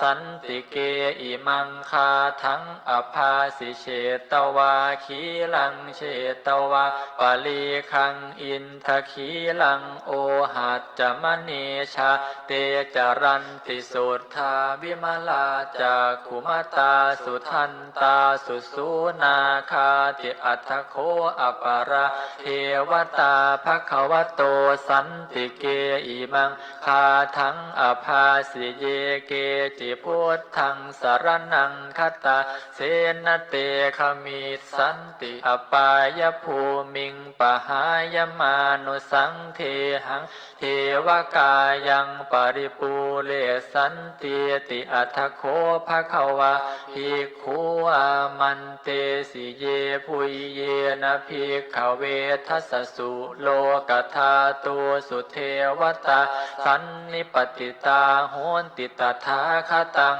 ทัสสนายภิกขุสังขันเจเยปิเตภิกขเวอะเหสุงอติตมัฏฐานังอรหันโตสัมมาสัมพุทธาเตสัมปิภคะวันตานังเอตปรมาเยวะเทวตาสันนิปติตาอะเหสุงเสยยถาปิไมหะเอตระหิเยปิเตภิกขเวภเวสันติอนาคตมัฏฐานังอรหันโตสัมมาสัมพุทธาเตสัมปิภคะวันตานังเอตปรมาเยวะเทวตาสันนิปติตาภวิสันติเสยยถาปิไมหังเอตระหิอาจิขิตสามิภิกขเวเทวกายานังนามามิกิตตยิสสามิภิกขเวเทวกายานังนามานิเทศิสามิภิกขเวเทวกายานังนามานิตังสุนาทสาธุกังมนสิกโรทภาสิสามิติเอวัมพันเตติโคเตภิกขุภคะวะโตปัจจัสโสสุงภคะวะเอตัทโวจะสิโลกมโนกัสสามิยัตถภูมิมาตัทธาสิตาเยสิตาคิลิขัพพรังปหิตัตตาสมาหิตาปุถุสีหะวสันลีนาโลมหังสาภิสัมพุโนโอทาตมนัสสาสุทธาวิปัสสนมนาวิลาภิน โยปัญจสเตยัตตวาวันเนกาปิลวัตถเวตโตอามันตยิสัทธาสาวเกสาสเนรเตเทวกายาอภิกันตาเตวิชานาถภิกขโวเตจะอาตาปมกรุงสุตตวาพุทธัสสะสาสนังเตสัมปาตุระหุยานังอมนุสสานัทัสสนังอปิเกสตมัตถคุงสหัสสังอัฏฐสัตตริงสตังเอเกสหัสสานังอมนุสสานามัตถสุงอเปเกนันตมัตทักคุงทิสาสัพพาพุตาอาหุงตันจะสัพพังอภิญญายาววาขีตวานจักขุมาตโตอามันตยิสัทธาสาวเกสาสเนรเตเทวกายาอภิกันตาเตวิชานาถภิกขโวเยโวหังกิตยิตสามิคิราหิอนุปุพโสสาตสหัสสาวยัคคาภุมมากาปิลวัฏถวาอิทธิมันโตชุติมันโตวันนวันโตยสสสิโนโมทมานาอภิกามงภิกขุนังสมิติงวานังชสหัสสาเหมวตายาคานานาตะวันนิโนอิทธิมันโตชุติมันโตวันนวันโตยสสสิโนโมทมานาอภิกามงภิกขุนังสวิติงวานังสาตาคิราติสหัสสายัคคานานาตะวันนิโนอิทธิมันโตชุติมันโตวันนวันโตยสัสสิโนโมทมานาอภิกามงภิกขุนังสมิติงวานังอิเจเตโสลัสสหัสสายาคานานาตะวันนิโนอิทธิมันโตชุติมันโตวันนวันโตยสัสสิโนโมทมานาอภิกามงภิกขุนังสมิติงวานังเวสามิตาปัญจสตายาคานานาตะวันนิโนอิทธิมันโตชุติมันโตวันนวันโตยสัสสิโนโมทมานาอภิกามงภิกขุนังสมิติงวานังกุมพิโรราชคหิโกเวปุลลาสนิเวสนังพินโยนังสัตตสหัสสังยัคคานังปยิรูปาสติกุมพิโรราชคหิโกโสปาคสมิติงวานังปุลิมันจติสังราชาทัตรัตโทปัสสาสติคันทัพพานังอาทิปติมหาราชายสัตสิโสปุตตาปิตาสัพพะโวอินทนามามหาพลาอิทธิมันโตชุติมันโตวันนวันโตยสัสสิโนโมทมานาอภิกามงภิกขุนังสมิติงวานังทาขินันจติสังราชาวิรุณโหตาปัสสาสติกุมพันธานังอาทิปติมหาราชายสัสสิโสปุตตาปิตาสัพพะโวอินทมานามหาภลาอิทธิมันโตชุติมันโตวันนวันโตยสัสสิโนโมทมานาอภิกามงภิกขุนังสมิติงวานังปัจฉิมันจติสังราชาวิรูปักโคปัสสาสตินาคานังอาทิปติมหาราชายสัสสิโสปุตตาปิตาสัพพะโวอินทนามามหาภลาอิทธิมันโตชุติมันโตวันนวันโตยสัสสิโนโมทมานาอภิกามงภิกขุนังสวิติงวานังอุตรัญจติสังราชากุเวโรตาปัสสาสติยัคคานังอาทิปติมหาราชายสัสสิโสปุตตาปิตาสัพพะโวอินทนามามหาภลาอิทธิมันโตชุติมันโตวันนวันโตยสัสสิโนโมทมานาอภิกามงภิกขุ ขุนังสมิติงวนังปุริมาทิสังทัตตรัตโททากิเนนะวิรุณหโกปัจฉิเมนะวิรูปะโคกุเวโรอุตรังทิสังจัตตาโรเตมหาราชาสมันตาจตุโลทิสัทธัตถัลลมานาอัตถังสุวรรณเนกาปิลวัตถเวเตสังมายาวินโนทาสาอาคูวันจนิกาสัทธามายากุเตนทุเวเตนทุวิตูจวิตุโตสหจันทโนกามเสโทจะกินโนขันทุนิขันทุจปนาโทโอปมัญโยจะเทวสุโตจะมาตลิจิตตเสโนจะคันทัพโพนาโลราชาชโนสโพอาคูปัญจสิโคเจวติมพรูสุริยวัชสาเอเตจันเยจราชาโนคันทัพภาสหราชุพิโมธมานาอภิกามุงภิกขุนังสามิติงวนังอัฏฐาคูนาภาสานาคาเวสาลาสหตัชกากรรมพลาสตราอาคูปายาคาสหายาติพิยามุนาทัตตรัตถาจะอาคูนาคายสัสสิโนเอราวันโนมหานาโคโสปาคสมิติงวนังเยนาคราเชสหสาหารันติทิพาทิชาปักขิวิสุทธจักขุเวหายสาเตวนมัชฌปัตตาจิตตราสุปันนาอิติเตสนามังอภยันตทานาคราชานมาสิสุปันนโตเขมมกาสิพุทโธสันหาหิวาจาหิอุปวะหายันตานาคาสุปันนาสารณามกังสุพุทธังชิตาวชิรหัตเทนะสมุทธังอสุราสิตาภาตโร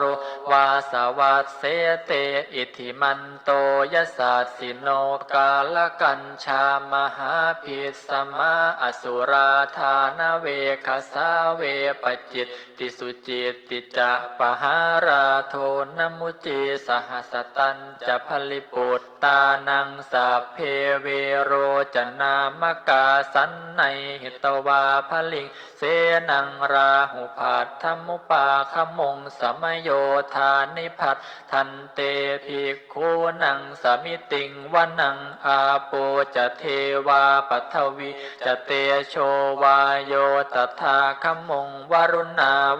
าเทวาโสโมจยสัตสาสหเมตตากรุณากายิกาอาคูเทวายสัสสิโนทัสเสเตทัสสทากายาสัพเพนานัตตวันนิโนอิทธิมันโตชุติมันโตวันนวันโตยสัสสิโนโมทัมมานาอภิกามุงภิกขุนังสมิติงวนังเวนทูจะเทวาสหลีจะอัสมาจะทุเวยมาจันทัสสุปนิสาเทวาจันทมาคูปุราคิตาสุริยัสสุปนิสาเทวาสุริยมาคูปุราคิตานาขัตตานิปุราคิตวาอาคูมันทวลาหกาวสุนังวาสโวเสโทสักโกปาคปุลินทโททเสเตทัสสทากายาสาเพนานาตวันนิโนอิทธิมันโตชุติมันโตวันนวันโตยสัสสิโนโมทัมมานาอภิกามุงภิกขุนังสมิติงวนังอัฏฐาคูสหภูเทวาชลมาคิสิคาริวาอริทกาจโรชาจะอุมมาปุพนิพาสิโนวรุณาสหธรรมาจะอุดจุตาจะอเนชกาสุเลยยรุจิราอาคูวาสวเนสิโนทัสเสเตทัสสทากายาสัพเพนานัตตวันนิโนอิทธิมันโตชุติมันโตวันนวันโตยสัสสิโนโมทัมมานาอภิกามงภิกขุ นังสมิติงวนังสมานามหาสมานามานุสามานุสุตตมาขิทธาปทุสิกาอาคูมโนปทุสิกาอัฏฐาคูหรโยเทวาเยจะโลหิตวาสิโนปารคามหาปารคาอาคูเทวายสัตสิโนทัสเสเตทัสสทากายาสัพเพนานาตวันนิโนอิทธิมันโตชุติมันโตวันนวันโตยะสาสิโนโมทัมมานาอภิกามุงภิกขุนังสัพพิติงวนังสุกาการุมหาอรุณาอาคูเวคนัสสาสหโอทาตะไคหาปาโมคาอาคูเทวาวิจักขณาสัทธามัตตาหารคชามิสกาจยสัตสิโนทนยังอาคาปชุนโน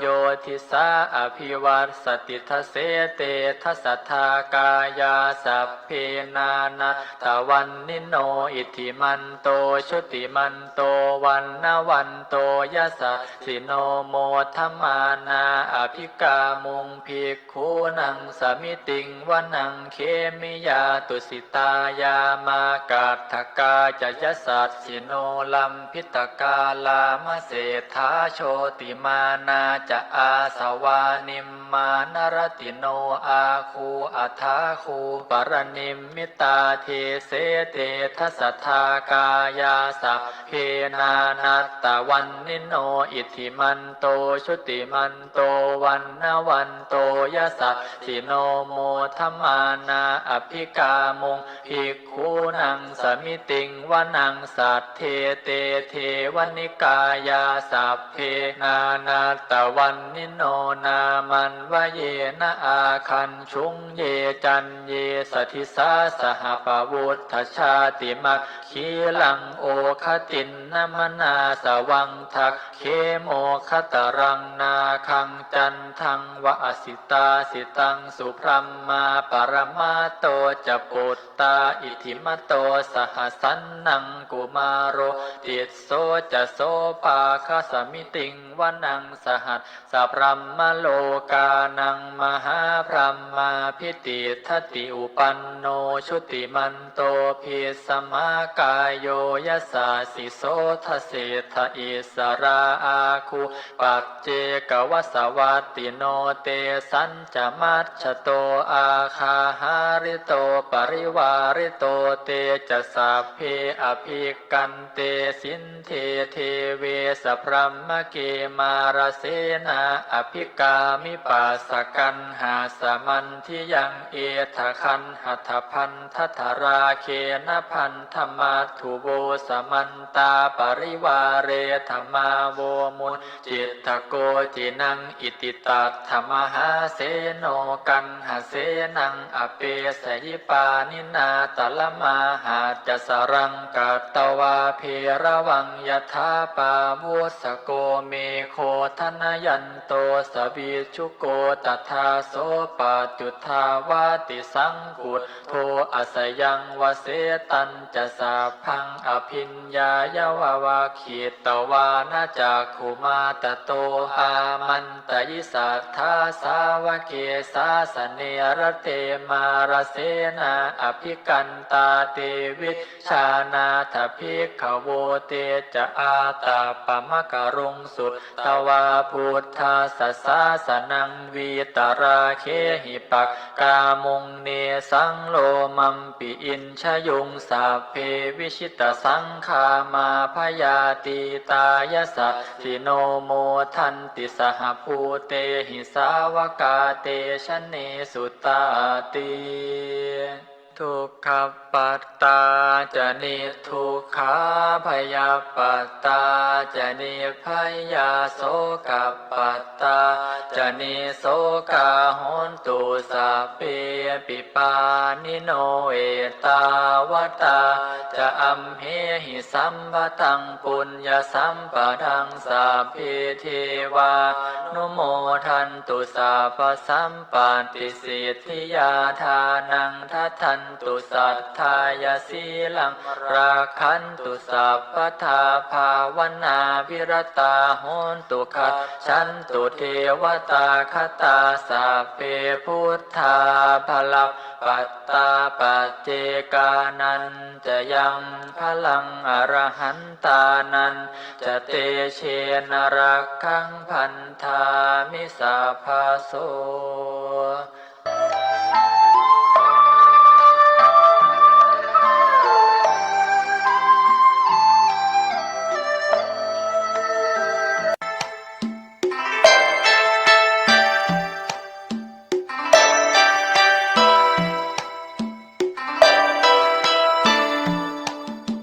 ข่าวสารเพื่อการประชาสัมพันธ์ข่าววัดบ้านราชการสถานศึกษาผมเกษตรเพชรสำริดผู้รายงานข่าวสารเพื่อการประชาสัมพันธ์วัดบ้านราชการสถานศึกษาวันนี้ก็มีข่าวการสร้างศูนย์ศึกษาสัมมาปฏิบัติธุดงควัดพุทธมณฑลพระเจ้าตากเขียวเฉลิมพระเกียรติเสนอโครงการโดยพระครูภาวนาโสภิตฝ่ายวิปัสสนาผู้ช่วยศาสตราจารย์ด็อกเตอร์เจ้าวาดวัดบ้านเหล่าพระเจ้าตากเขียวก็เป็นเรื่องราวที่เกี่ยวข้องกับพระพุทธศาสนาถือว่าเป็นศาสนาแห่งปัญญาก็เปรียบเสมือนแสงสว่างที่ใช้ในการดำเนินชีวิตและเป็นเกราะป้องกันคุ้มครองตนและผู้อื่นได้ปัญญาถือว่าเป็นสิ่งประเสริฐที่สุดในชีวิตของผู้มีปัญญาย่อมขวนขวายหาทรัพย์สมบัติได้หรือหากแม้ตกอยู่ในภาวะวิกฤตก็สามารถพลิกผันชีวิตให้ประสบความสำเร็จได้ปัญญาที่ถูกต้องก็คือปัญญาที่เป็นสัมมาทิฏฐิมีความเห็นที่ถูกต้องหรือมีความรู้ความเข้าใจที่ถูกต้องอันเป็นพื้นฐานหรือปัญญาอันดับแรกที่บุคคลจะต้องมีหรือจะต้องแสวงหาก่อนเพื่อเป็นเครื่องนำทางไปสู่ปัญญาในขั้นต่อไปแนวทางที่จะพัฒนาปัญญาอย่างสมบูรณ์ต้องอาศัยการเจริญปัญญาตามแนวทางแห่งมรรคมีองค์8คือสัมมาทิฏฐิความเห็นชอบ2สัมมาสังกัปปะความคิดชอบ3สัมมาวาจาการพูดชอบ4สัมมากัมมันตะการทำการงานปฏิบัติชอบ5สัมมาอาชีวะการหาเลี้ยงชีพชอบ6สัมมาวายามะความเพียรชอบ7สัมมาสติความระลึกชอบ8สัมมาสมาธิความตั้งใจมั่นชอบในการพัฒนาปัญญาให้มีระดับสูงขึ้นไปรอบรู้ถึงอุบายวิธีที่จะละเว้นความชั่วหันมาประพฤติปฏิบัติในความดีจนมีความบริสุทธิ์ทั้งกายวาจาและก็จิตใจต้องใช้หลักไตรสิกขาศีลสมาธิปัญญาที่สะอาดบริสุทธิ์สว่างไสวปัญญาทำให้เกิดศรัทธาเป็นศรัทธาที่ถูกต้องตามหลักการและเหตุผลไม่ผิดพลาดกลายเป็นความงมงายปัญญาทำความประพฤติศีลให้ถูกต้องตามหลักการเป็นผู้มีคุณธรรมละชั่วทำดีและข้อแตกต่างที่สำคัญของปัญญาในพุทธปรัชญาก็คือยังประโยชน์ในโลกนี้ประโยชน์ในโลกหน้าและเป็นประโยชน์ที่พึงได้ในภพหน้าดังนั้นในขณะนี้ทางวัดบ้านเหล่าพระเจ้าตาเขียวเป็นที่ประดิษฐานของพระเจ้าตาเขียวศักดิ์สิทธิ์มีอายุ 1,332 กว่าปีสร้างขึ้นในสมัยพระนางจามเทวีปฐมกษัตรีแห่งนครหฤพุนชัยพระเจ้าตาเขียวยังเป็นสถานที่ประดิษฐานพระเกศาธาตุของพระพุทธเจ้าพระพุทธรูปพระเจ้าตาเขียวมีพระเนตรเขียวมณีนิลที่มาจากแดนทิพย์ของพระอินทร์ตามเรื่องเล่าพระเจ้าตาเขียวทรงแสดงปาฏิหาริย์ให้ศรัทธาประชาชนได้เห็นรัศมีแผ่จากดวงพระเนตรเป็นสีเขียวคล้ำสาดส่องไปทั่วท้องฟ้าเกิดการเปลี่ยนเป็นสีเขียวคล้ำจากดวงพระเนตรเขียวของ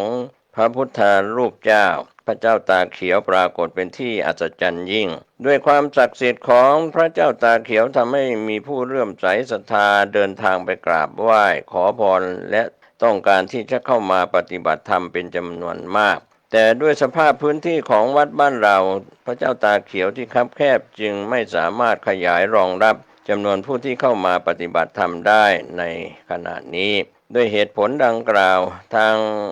วัดบ้านเราพระเจ้าตาเขียวโดยพระครูภาวนาโสภิตฝ่ายปัสนาเจ้าวาด จึงตระหนักถึงประโยชน์ของการพัฒนาปัญญาในผู้ที่ต้องการปฏิบัติธรรมและเพื่อการสืบทอดงานด้านพระพุทธศาสนาด้านวิปัสสนาธุระจึงจัดทำโครงการสร้างศูนย์สัมมาปฏิบัติพุทธมณฑลพระเจ้าตากเขียวเฉลิมพระเกียรติขึ้นโดยใช้ที่ธรณีสงฆ์ของวัดบ้านเหล่าพระเจ้าตากเขียวจำนวน5 ไร่เศษเป็นสถานที่ก่อสร้างในการนี้จึงเชิญชวนบอกกล่าวผู้มีจิตศรัทธาได้ร่วมสร้างศูนย์สัมมาปฏิบัตินี้ให้เกิดประโยชน์ต่องานด้านวิปัสสนาธุระในทางพระพุทธศาสนาต่อไปศูนย์นี้ใช้เป็นศูนย์ศึกษาสัมมาปฏิบัติทุดงควัตรของพระภิกษุสามเณรอุบาสกอุบาสิกาและวิปัสสนากรรมฐานสำหรับเยาวชนพี่น้องประชาชนทั่วไปที่สนใจหลักธรรมทางพระพุทธศาสนาพัฒนาให้เกิดปัญญามีความบริสุทธิ์ทั้งกายวาจาและจิตใจยังประโยชน์โลกนี้และประโยชน์ในโลกหน้าระยะเวลาที่ดำเนินการตั้งแต่บัดนี้เป็นต้นไปในที่ดินธรณีสงฆ์จำนวน5 ไร่3 งานของวัดบ้านเราพระเจ้าตาเขียวเลขที่102ตำบลบ้านเรือนอำเภอป่าซางจังหวัดลำพูนในส่วนงบประมาณทั้งมวลจากศรัทธาประชาชน 1. สร้างพระเจ้าตาเขียวจำลองทองสำริดหน้าตัก114 นิ้วงบประมาณ1,900,000 บาท 2. สร้างกุฏิปฏิบัติธรรม30 หลังละ450,000 บาท 3. สร้างกำแพงศูนย์ศึกษาสัมมาปฏิบัติ300 ห้องละ 59,500 บาท 4. ทำถนนและปรับภูมิทัศน์บริเวณศูนย์จำนวน 375,000 บาท 5. ค่าดินถมเพื่อปรับพื้นที่พร้อมบทอัดจำนวน 180,000 บาทในส่วนนี้โดยการนำของพระครูภาวนาโสภิตผู้ช่วยศาสตราจารย์ดร.เจ้าอาวาสวัดบ้านเหล่าพระเจ้าตากเขียวสถานที่ปฏิบัติธรรมแห่งนี้ในขณะนี้เริ่มดำเนินการเพื่อใช้เป็นสถานที่ปฏิบัติวิปัสสนากรรมฐานพัฒนาปัญญาให้กับเยาวชนและพี่น้องประชาชนผู้ปฏิบัติวิปัสสนากรรมฐานประพฤติศีลได้ถูกต้องตามหลักการมีความบริสุทธิ์ทั้งกายวาจาและจิตใจ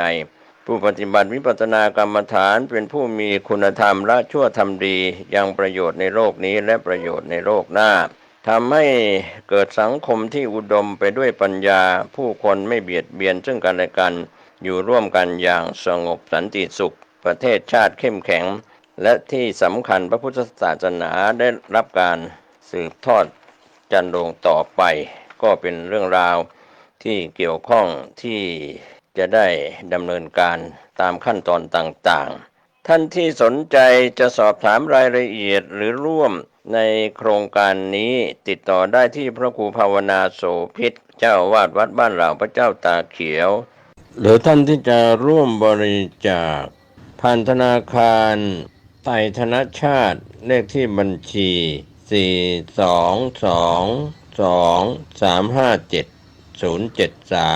ก็เป็นส่วนหนึ่งของการร่วมสร้างศูนย์ปฏิบัติธรรมของ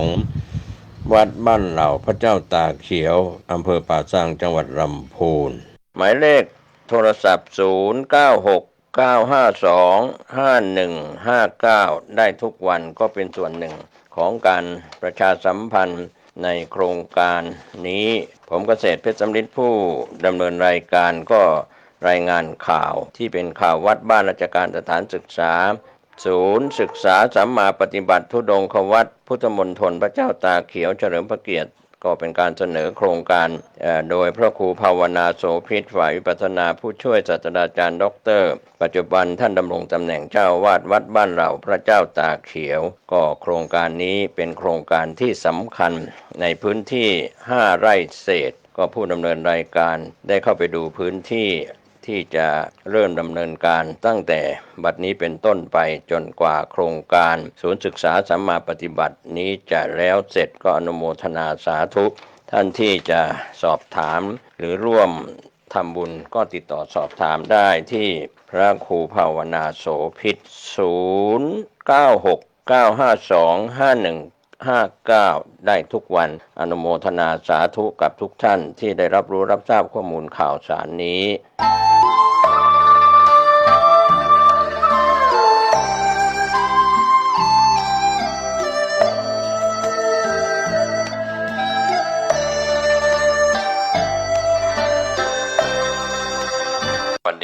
ท่านผู้ฟังที่เคารพวันนี้ธรรมสาระผมกเกษตรเพชรสำริดได้นำเรื่องราวต่างๆที่เกี่ยวข้องกับการไหว้พระสวดมนต์เจริญจิตตภาวนาเมตตาภาวนาปฏิบัติสมาธิกรรมฐานก็เรื่องราวต่างๆที่จะชนะมารทั้งหลายในส่วนที่เราควรจะต้องเข้าใจก็คือการรำลึกนึกถึงคุณของพระพุทธเจ้าคุณของพระพุทธเจ้านั้นเป็นสิ่งที่เราได้สรรเสริญด้วยบทว่าอิติปิโสภควาอรหังสัมมาสัมพุทโธวิชาจรณะสัมปันโนสุขโตโลกวิทูอนุตตโรปุริสธรรมสารถิสัทธาเทวมนุษสานังพุทโธภควาติเพื่อความเป็นผู้มีมงคลมีความเจริญมีความรุ่งเรืองและแคล้วคลาดปลอดภัยด้วยอำนาจพุทธคุณก็หลายท่านที่เคยไหว้พระก็ได้ถือปฏิบัติมาในคำบูชาพระรัตนตรัยว่าอิมินาสการเรนะพุทธังอภิปูชยามิอิมินาสการเรนะธัมมังอภิปูชยามิอิมินาสการเรนะสังฆังอภิปูชยามิแล้วก็บทกราบพระรัตนตรัยว่าอรหังสัมมาสัมพุทโธภควาพุทธังภควันตังอภิวาเทมิแล้วก็กราบลงนี่เป็นห้องพุทธคุณสวาขาโตภควตาธัมโมธัมมังนัมมสามินี่ก็กราบในส่วนของธรรมคุณต่อไปเป็นส่วนของสังฆคุณสุปฏิปันโนภควโตสาวกสังโฆสังฆังนามามิกราบคุณของพระพุทธเจ้าคุณของพระธรรมคุณของพระสงฆ์แล้วในอริยประเพณีหรือประเพณีแต่เก่าก่อนจากอดีตจนถึงปัจจุบันก็จะมีการชุมนุมเชิญเทวดามาร่วมในพิธีไม่ว่าจะเป็นการฟังการเจริญพุทธมนต์หรือการไหว้พระการทำความดีด้วยบทอัญเชิญเทวดาชุมนุมณที่นี้ว่าสัคเคกาเมจรูเปคิริสิคารตเตจันตริเขวิมานีทีเปรเถจะคาเมตรุวนะคหะเนเคหะวัตุมิเขเตภุมมาจยันตุเทวาชระทระวิสเมยะคะคันทัพพนาคาติทันตาสันติเกยังมุนิวระวจนังสาโทเมสุนันตุธรรมสวรกาโรอายัมพทันตาธรรมสวรกาโรอายัมพทันตาธรรมสวรกาโรอายัมพทันตาหลังจากชุมนุมเชิญเทวดาแล้วก็ตั้งบทที่เป็นการนมัสการ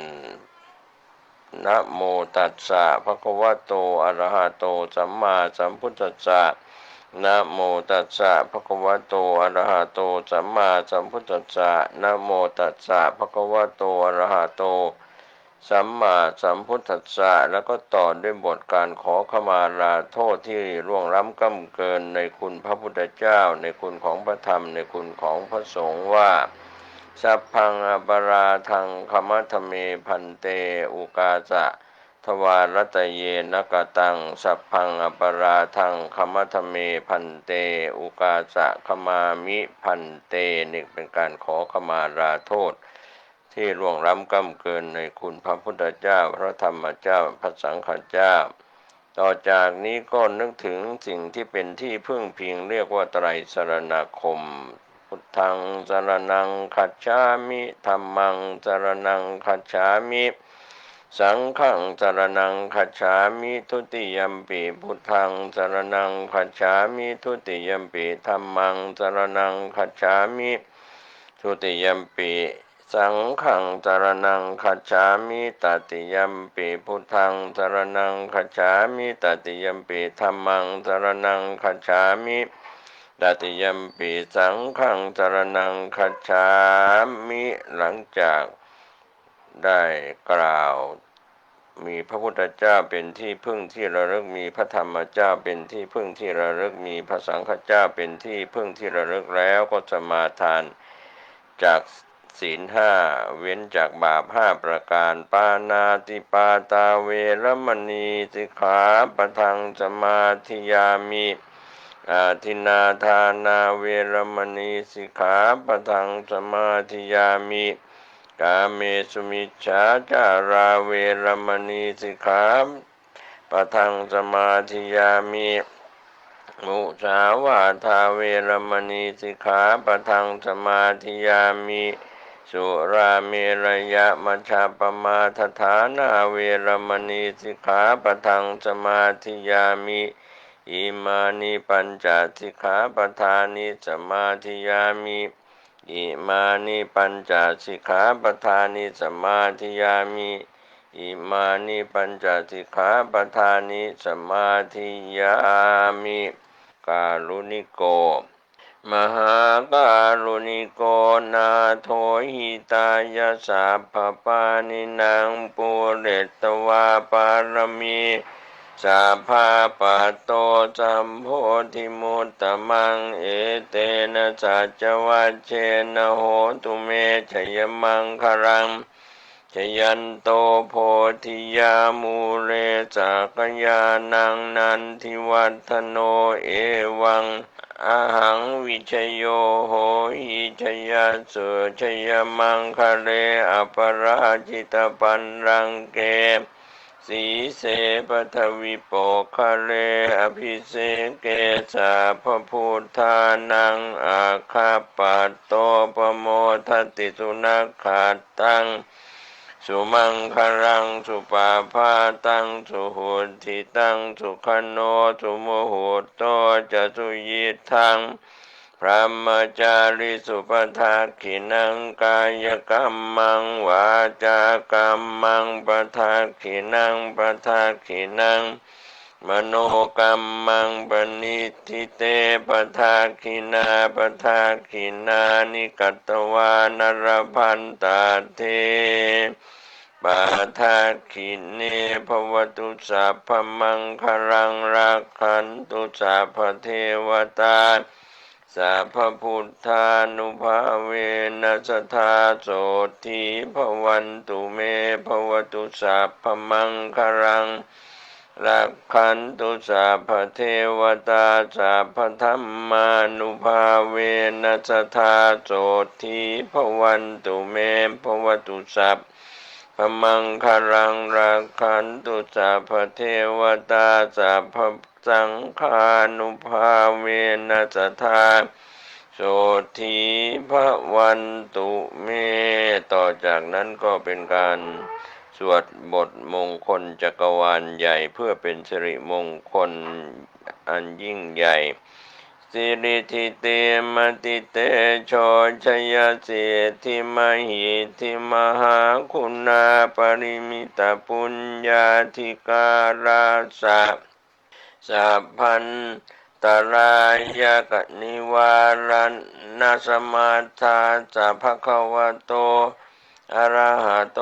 สัมมาสัมพุทธัสสะทวัตติงสัมมหาปุริสรักขณานุภาเวนะอาสิตยานุพยัญชนะนุภาเวนะอาทุตระตตมังคารานุภาเวนะชาพันนรังสิยานุภาเวนะเกตุมหารานุภาเวนะทัสสะปารมิตานุภาเวนะทัสสะอุปปารมิตา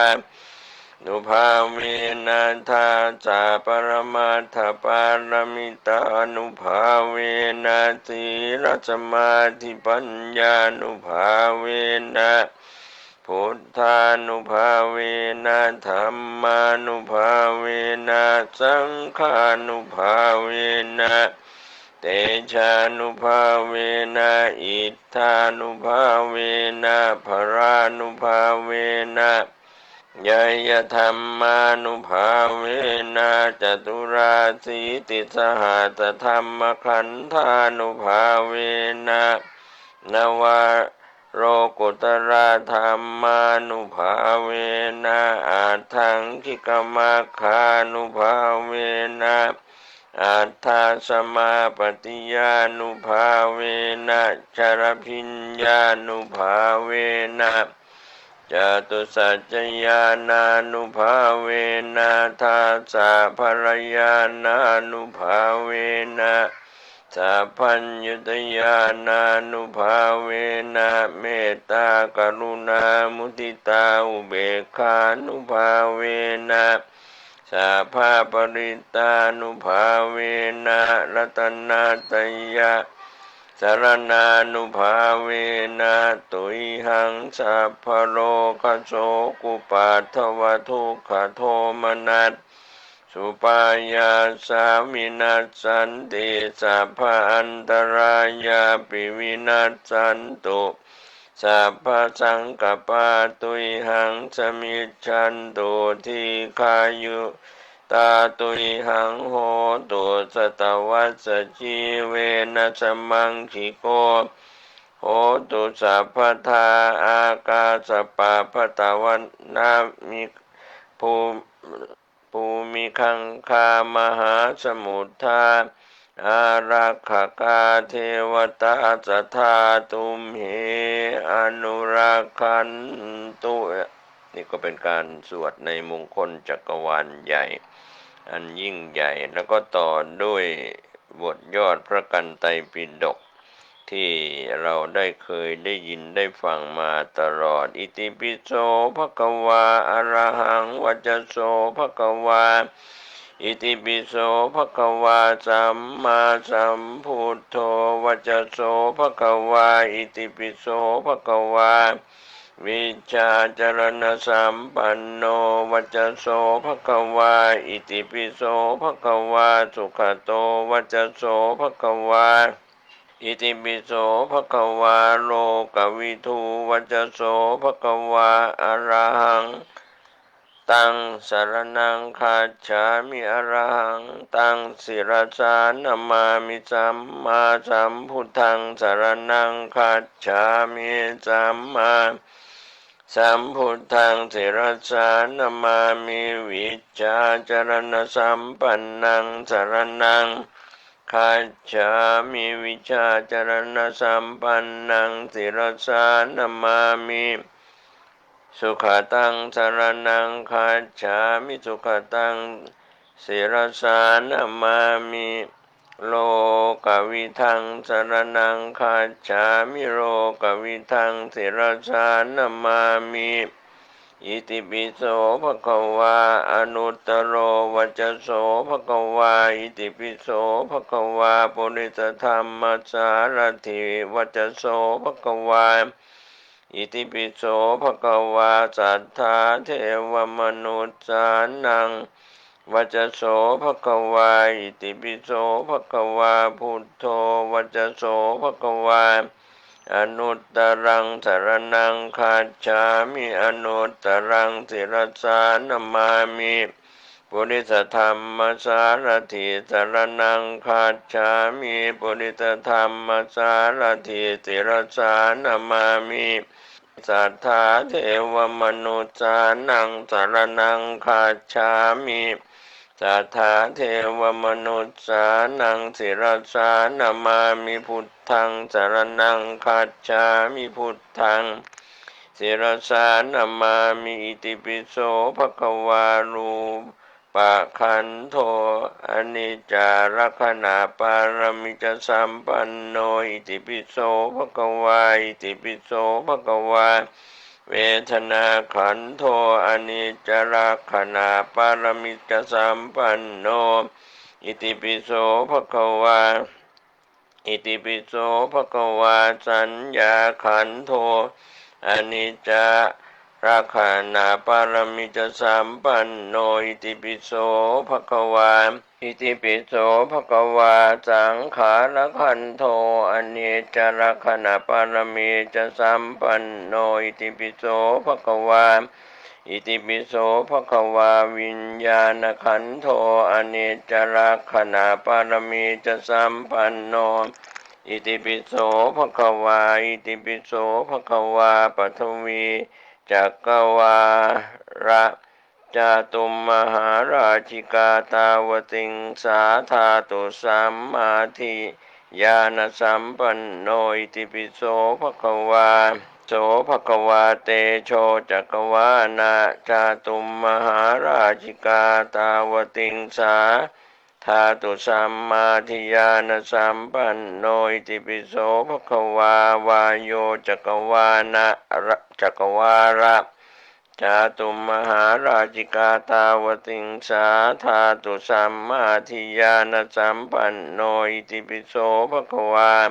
อาโปจักวาระจาตุมมหาราชิกาตาวติงสาธาตุสัมมาทิญาณสัมปันโนอิติปิโสภะคะวาอากาสานัญจายตนะจาตุมมหาราชิกาตาวติงสาธาตุสัมมาทิญาณสัมปันโนอิติปิโสภะคะวาอายามาธาตุสัมมาทิญาณสัมปันโนอิติปิโสภะคะวาดุสิตาธาตุสัมมาทิญาณสัมปันโนอิติปิโสภะคะวานิมมานรติธาตุสัมมาทิญาณสัมปันโนอิติปิโสภะคะวากามาวจราธาตุสัมมาทิญาณสัมปันโนอิติปิโสภะคะวาอิติปิโสภะคะวารูปาวจราธาตุสัมมาทิญาณสัมปันโนอิติปิโสภะคะวาปะธรรมชานะธาตุสัมมาทิญาณสัมปันโนอิติปิโสภะคะวาทุติยชานะธาตุสัมมาทิญาณสัมปันโนอิติปิโสภะคะวาตติยชานะธาตุสัมมาทิญาณสัมปันโนอิติปิโสภะคะวาจตุถะชานะธาตุสัมมาทิญาณสัมปันโนอิติปิโสภะคะวาปัญจมาชานะธาตุสัมมาทิญาณสัมปันโนอิติปิโสภะคะวาอากาสานัญจายตนะเนวสัญญานาสัญญายตนะอรูปาวจรธาตุสัมมาทิญาณสัมปันโนอิติปิโสภะคะวาวิญญาณัญจายตนะเนวสัญญานาสัญญายตนะอรูปาวจระธาตุสัมมาทิญาณสัมปันโนอิติปิโสภะคะวา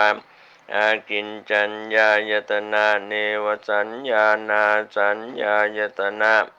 อรูปาวจราจัตรธาตุสัมมาทิญาณสัมปันโนอิติปิโสภะคะวาโสตาปฏิภระธาตุสัมมาทิญาณสัมปันโนอิติปิโสภะคะวาสกิทาคามิปฏิมัคคาธาตุสัมมาทิญาณสัมปันโนอิติปิโสภะคะวาอนาคาปฏิมัคคาธาตุสัมมาทิญาณสัมปันโนอิติปิโสภะคะวาอรหัตตมัคอรหัตตาปฏิมัคคาธาตุสัมมาทิญาณสัมปันโนอิติปิโสภะคะวาโสตาอรหัตตาปฏิภระธาตุสัมมาทิญาณสัมปันโนอิติปิโสภะคะวาสกิทาคาสกิทาคาอรหัตตาปฏิภระธาตุสัมมาทิญาณสัมปันโนอิติปิโสภะคะวาอนาคาอรหัตตาปฏิภราธาตุสัมมาทิญาณสัมปันโนอิติปิโสภะคะวากุศลธัมมาอิติปิโสภะคะวาอายาวชีวังพุทธังสรณังคัจฉามิชัมพูทีปัญจ อิสระอิสโรกุสราธัมมานะโมพุทธายะนะโมธัมมายะนะโมสังฆายะปัญจพุทธานะมามิหังอาปามาจุปะทีมสังอังคูสังวิทาปุกายาปะอุปัสสาชาสุเทมะปาตะสังมิทาปุกายาปะอุปัสสาชาสุหิปัสสายะโสสาสะอานิเตชะสุเนมะภูจานาวิเวอาสังวิสุโรปุสาภูภาอิสวาสุสวาอิกุศลธรรมาจิตติวิอัตถิอิติปิโสภะคะวะอะระหังอายาวชีวังพุทธังสรณังคัจฉามิสาโพธิปัญจอิสโรธัมมากุศลธรรมานันทวังโกอิติสัมมาพุทโธสุขราโนยาวชีวังพุทธังสรณังคัจฉามิจาตุมมหาราชิกาอิสโรกุศลธัมมาอิติวิชาจรณสัมปันโนอุยาวชีวังพุทธังสรณังคัจฉามิตาวติงสาอิสโรกุศลธัมมานันทะปัญจสุขโตโลกวิทูมหาเอโอยาวชีวังพุทธังสรณังคัจฉามิยามาอิสโรกุศลธัมมาพรหมาสัทธาปัญจสัตตาปารมีอนุตตโรยามกะขะยาวชีวังพุทธังสรณังคัจฉามิดุสิตาอิสโรกุศลธัมมาปุญญาปากะปุริสธรรมสารถิยาวชีวังพุทธังสรณังคัจฉามินิมมานรติอิสโรกุศลธัมมาเหตุโปวาสัทธาเทวมนุษสานังตถายาวชีวังพุทธังสรณังคัจฉามิปรนิมมิตาอิสโรกุศลธัมมาสังขารขันโธทุกขังอนิจจังอนัตตารูปขันโธพุทธะปาภายาวชีวังพุทธังสรณังคัจฉามิธัมมาอิสโรกุศลธัมมานัจจิปัจจยาวินาปัญจภควตายาวานิพพานังคัจฉามินะโมพุทธัสสะนะโมธัมมัสสะนะโมสังฆัสสะทิราโรกรากนาเอเตนะสัจเจนะชวัตติโหนตุหุรูสวาหายะนะโมพุทธัสสะนะโมธัมมัสสะนะโมสังฆัสสะวิติมิติจิตติอัตติมายาสุวัตถิโหนตุหุรูสวาหายะอินทาสาวังมหาอินทาสาวังพรหมสาวังมหาพรหมสาวังจักกะวัตติสาวังมหาจักรวัตติสาวังอรหัตตสาวังสัพพสิทธิวิชาธารานังสาวังสัพพโรกาอิริยานังสาวังเอเตนะสัจเจนะสุวัตติโหตุสาวังคุณังวาจาภรังเตชังวิริยังติทิกัมมังนิพพานังโมกขังคุยหกัง ฐานังสีรังปัญญานิขังปุญญังภาคยังตับปังสุขังสิริรูปังจาตุวิสติเสนังเอเตนะสัจเจนะสวัสดิโหนตุหูรูหูรูหูรูสวาหายะนะโมพุทธัสสะนะโมธัมมัสสะนะโมสังฆัสสะทุกขังอนิจจังอนัตตารูปขันโธเวทนาขันโธสัญญาขันโธสังขารขันโธวิญญาณขันโธนะโมอิติปิโสภะคะวานะโมพุทธัสสะทุกขังอนิจจังอนัตตารูปขันโธเวทนาขันโธสัญญาขันโธสังขารขันโธวิญญาณขันโธนะโมสวากขาโตภะคะวตาธัมโมนะโมธัมมัสสะทุกขังอนิจจังอนัตตารูปขันโธเวทนาขันโธสัญญาขันโธสังขารขันโธวิญญาณขันโธนะโมสวากขาโตภะคะวตาธัมโมนะโมธัมมัสสะทุกขังอนิจจังอนัตตารูปขันโธเวทนาขันโธสัญญาขันโธสังขารขันโธวิญญาณขันโธนะโมสุปฏิปันโนภะคะวะโตสาวกสังโฆนะโมสังฆัสสะทุกขังอนิจจังอนัตตารูปขันโธเวทนาขันโธสัญญาขันโธสังขารขันโธวิญญาณขันโธนะโมสุปฏิปันโนภะคะวะโตสาวกสังโฆวาหาปริตังนะโมพุทธายะมะอาอุทุกขังอนิจจังอนัตตายาวตัสสะหายโยนะโมโออะมะทุกขังอนิจจังอนัตตาโอมะอะอาวันทานโมพุทธายะนะอะกะตินิโสนิสารานะอาระปะขุทังมะอาอุทุกขังอนิจจังอนัตตาหลังจากเจริญในส่วนของการสรรเสริญคุณของพระพุทธพระธรรมพระสงฆ์แล้วก็มีการเจริญจิตตภาวนาตามกำลังของแต่ละคนแต่ละท่านนั่งสมาธิภาวนาตามเวลาที่มีอยู่พอสม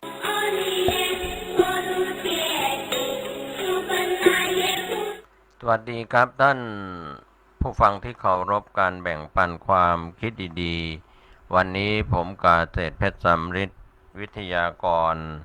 ก็นำเล่าเรื่องราวพุทธกิจเป็นพรรษาสุดท้าย45พรรษาหลังจากองค์สมเด็จพระสัมมาสัมพุทธเจ้า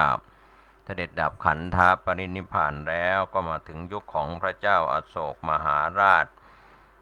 พระองค์สร้างวัดและก็เจดีย์โดยพระเจ้าอโศกมหาราชนั้นมีความเลื่อมใสในทางพระพุทธศาสนาเป็นอย่างยิ่งก็ตรัสถามท่ามกลางภิกษุสงฆ์ว่าข้าแต่ท่านผู้เจริญชื่อว่าพระธรรมที่พระผู้มีพระภาคเจ้าทรงแสดงแล้วมีประมาณเท่าไรพระสงฆ์ถวายพระพรว่ามหาบพิตรชื่อว่าพระธรรมที่พระผู้มีพระภาคเจ้าทรงแสดงแล้วมี 84,000 พระธรรมขันธ์พระราชาทราบว่าพระธรรมพระวินัยของพระพุทธเจ้ามี 84,000 พระธรรมขันธ์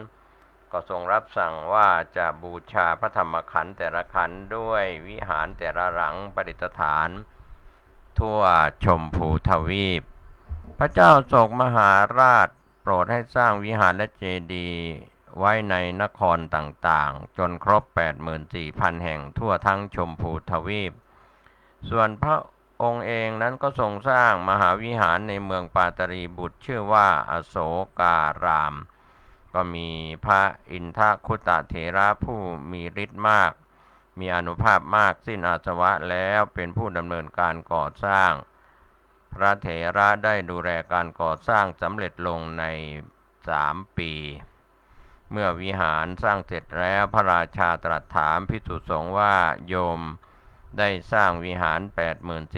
84,000 หลังแล้วจะได้พระบรมธาตุมาจากไหนเล่าภิกษุสงฆ์ทูลว่าถวายพระพรพวกอาตมาภาพได้ฟังมาว่าสถานที่เก็บพระบรมธาตุมีอยู่ในกรุงราชคฤห์นี้แต่ไม่ทราบว่าอยู่ที่ไหนพระราชาจึงรับสั่งให้รื้อพระเจดีย์ในกรุงราชคฤห์ทั้งหมดก็ไม่พบทรงทำให้พระเจดีย์คืนดีอย่างเดิมแล้วก็ทรงพาบริษัท4ภิกษุภิกษุณีอุบาสกอุบาสิกาไปยังกรุงเวสาลีแม้ในที่นั้นก็หาไม่ได้เสด็จไปยังกรุงกบิลพัสเมืองปาวาเมืองกุสินาราเมืองอละกัปปะเวททีปะในที่ทุกแห่งที่เสด็จไปหรือพระเจดีย์แล้วก็ไม่ได้พระบรมธาตุเลยจากนั้นได้เสด็จไปยังรามคามเหล่านาคในรามคามไม่ยอมให้รื้อพระเจดีย์ของตนคันทำเจดีย์เหล่านั้นให้คืนดีดังเดิมแล้วก็เสด็จกลับไปยังกรุงราชคฤห์ทรงประชุมบริษัท4แล้วตรัสถามว่าผู้ใดทราบเรื่องสถานที่เก็บพระบรมสารีริกธาตุบ้างที่ประชุมนั้นมีพระเถระรูปหนึ่งอายุ120 ปีกล่าวว่าเมื่ออาตมาภาพอายุ7 ขวบพระมหาเถระผู้บิดาของอาตมาภาพได้ใช้ให้อาตมาภาพถือหีบมาลัยสั่งว่ามานี่สามเณรในระหว่างกอไม้ทางทิศอาคเนย์มีสถูปหินอยู่เราจะไปสักการะบูชาในที่นั้นอาตมาภาพรู้แต่เพียงเท่านี้นะครับพระราชาก็ตรัสว่าที่นั่นแหละแล้วมีรับสั่งให้ตัดกอไม้นำสถูปหินที่ดินกลบไว้ออกเห็นเป็นปูนโบกปั้นจึงตรัสสั่งให้ทำลายปูนโบกแล้วก็แผ่นอิฐตามลำดับก็ทอดพระเนตรเห็นทรายรัตน7 ประการและรูปหุ่นยนต์ถือดาบกำลังเดินวนเวียนอยู่เท้าเธอรับสั่งให้ทำการเส้นสวงก็ยังมิได้เห็นจึงทรงนมัสการเทวดาทั้งหลายตรัสว่าเมื่อข้าพเจ้ารับพระบรมสารีริกธาตุเหล่านี้แล้วจะนำไปบรรจุไว้ในวิหาร 84,000 หลังเพื่อกระทำสักการะขอเทวดาอย่าทำอันตรายแก่ข้าพเจ้าเลยขณะนั้นท้าวสักกะเทวราชเสด็จจาริกไปทรงเห็นพระเจ้าอโศกนั้นแล้วเรียกวิสุกรรมเทพบุตรมาสั่งว่าพ่อเอ๋ยพระธรรมราชาอโศกจะนำพระบรมสารีริกธาตุไปเพื่อเผยแผ่แก่ชาวโลกเธอจงลงไปสู่บริเวณนั้นแล้วทำลายรูปหุ่นนั้นเสียวิสุกรรมเทพบุตรแปลงเพศเป็นเด็กชาวบ้านไว้จุกยืนถือธนูตรงพระพักของพระราชาก็ทูลว่าข้าจะนำไปมหาราชเจ้าพระราชาตรัสว่านำไปสิพ่อวิสุกรรมเทพบุตรก็จับสอนยิงสลักบังคับหุ่นยนต์ทำให้ทุกอย่างกระจัดกระจายไปครั้งนั้นพระราชาทอดพระเนตรเห็นแท่งแก้วมณีมีอักษรจารึกว่าในอนาคตการให้เจ้าแผ่นดินที่ถือเอาแก้วมณีแท่งนี้ทำลายดวงตราเข้าไปพระราชากระทำตามทรงทำลายดวงตาเปิดประตูแล้วเสด็จเข้าไปบูชาพระบรมสารีริกธาตุภายในสถานที่นั้นประทีปที่ตามไว้เมื่อเริ่มสร้างสถูปก็ยังโพรงอยู่เช่นเดิมดอกบัวขาบก็เหมือนนำมาวางไว้ในขณะนั้นเครื่องหอมก็เหมือนมีผู้นำมาวางไว้เมื่อครู่นี้เองพระราชาทรงถือแผ่นทองที่จารึกไว้ว่าในอนาคตการครั้งพระกุมารพระนามว่าอโศกจะเถลิงถวัลยราชสมบัติเป็นพระธรรมราชาเท้าเธอจะทรงกระทำพระบรมสารีริกธาตุเหล่านี้ให้แพร่หลายออกไปพระราชากระพุ่มพระพักตร์ทรงกระทำอัญชลีด้วยความปีติโสมนัสอิ่มใจจากนั้นก็ได้อัญเชิญพระบรมสารีริกธาตุทั้งหมดออกมา แล้วปิดเรือนพระบรมธาตุไว้ทรงทำที่ทุกแห่งให้ปกติดังเดิมโปรดให้ประดิษฐานปานสานเจดีย์สถูปหินไว้ข้างบนพระเจ้าโศกมหาราชได้อัญเชิญพระบรมธาตุทั้งหมดบรรจุไว้ในเจดีย์ทั้งสิ้น 84,000 องค์ทั่วชมพูทวีปเสร็จแล้วก็เตรียมการฉลองอย่างโอฬารทรงให้ประชาชนทั้งหมดสมาทานศีล 8มีพระประสงค์จะทำการฉลองพระอารามและเจดีย์ให้ครบ7 ปี 7 เดือน 7 วันพระราชาทรงประทับยืนที่อโศการามทอดพระเนตรดูการฉลองพระวิหารที่รุ่งโรจน์อยู่ด้วยการบูชาสักการะของมหาชนด้วยความปีติปราโมทย์แล้วก็ตรัสถามภิกษุสงฆ์ว่าข้าแต่พระคุณเจ้าผู้เจริญในศาสนาของพระทศพลโลกนาถเจ้าของเราทั้งหลายมีผู้ใดบ้างที่ได้สละปัจจัยมากมายทำการก่อสร้างวิหารและเจดีย์เหล่านี้เพื่อถวายไว้ให้เป็นสมบัติของพระศาสนาเช่นที่โยมกระทำอยู่บัดนี้จะถือได้ว่าโยมเป็นทายาทแห่งพระศาสนาได้หรือไม่พระโมคคัลลีบุตติสเถระทูลตอบว่าขึ้นชื่อว่าผู้ถวายปัจจัย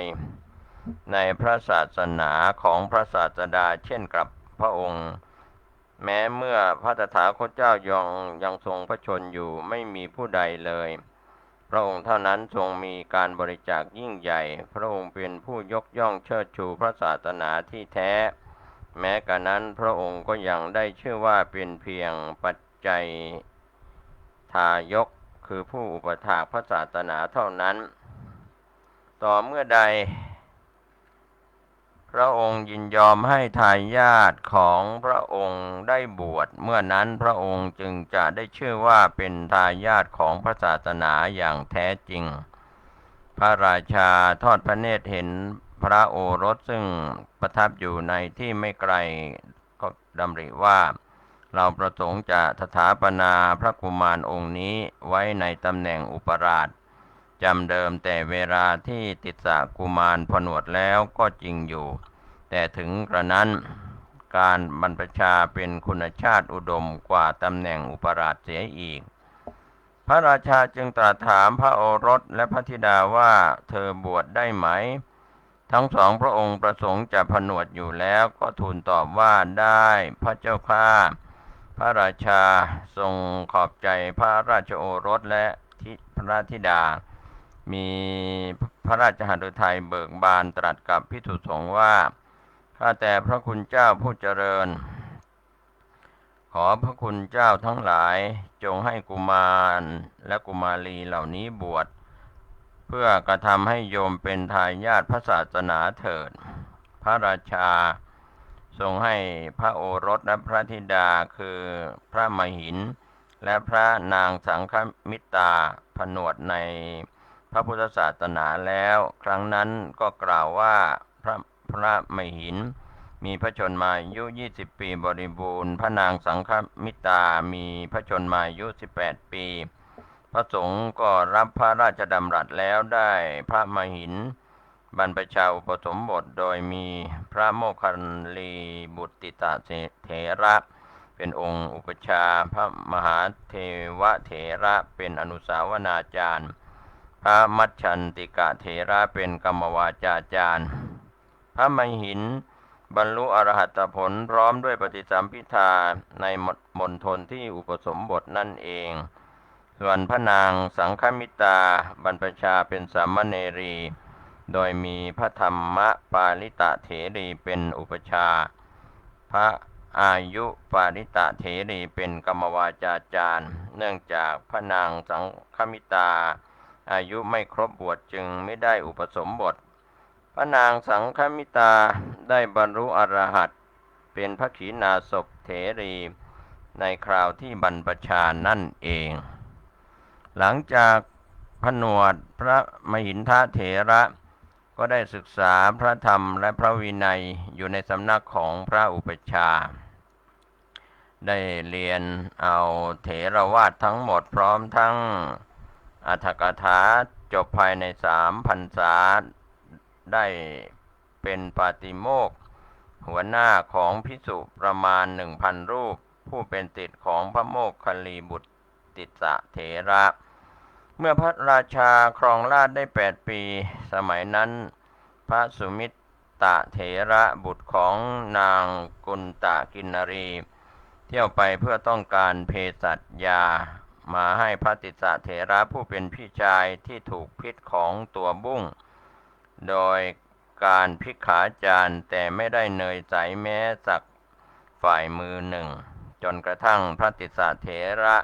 นิพพานด้วยพิษตัวบุ้งนั้นก่อนนิพพานพระติสสะเถระได้ให้โอวาทภิกษุสงฆ์ไม่ให้ประมาท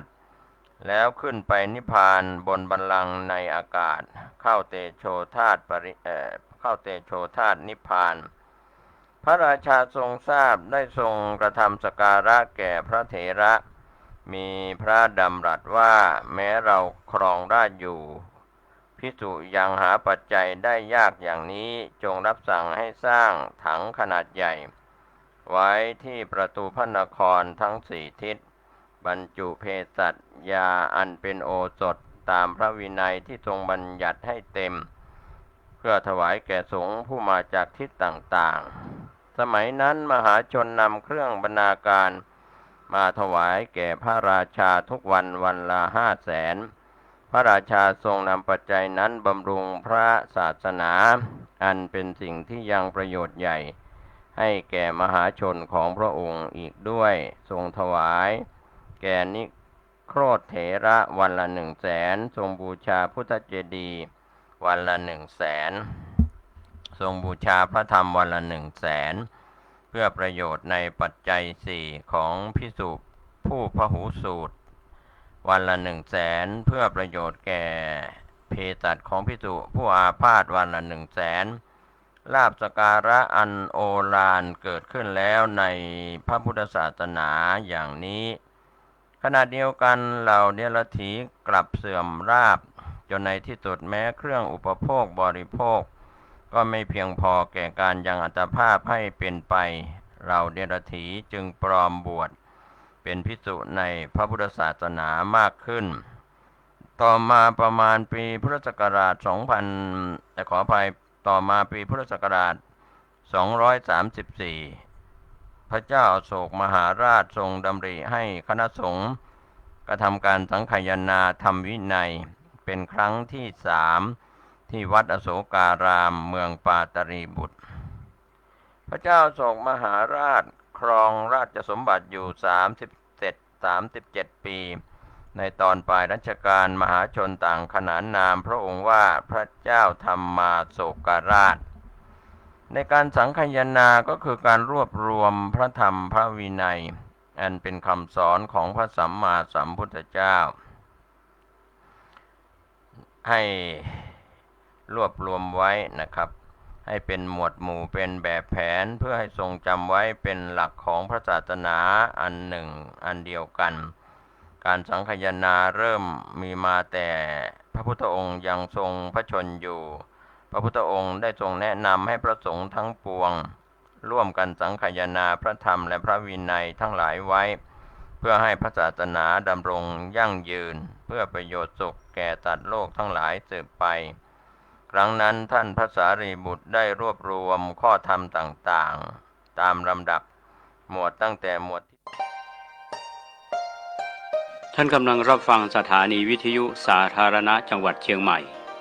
คลื่นพัฒนาคุณภาพชีวิต FM 92.25 เมกะเฮิรตซ์บริหารและจัดการโดยวัดป่าแดงมหาวิหารส่งกระจายเสียงจากเลขที่71หมู่ที่14บ้านใหม่หลังมอตำบลสุเทพอำเภอเมืองจังหวัดเชียงใหม่รหัสไปรษณีย์50200หมายเลขโทรศัพท์0818815690 052000636-7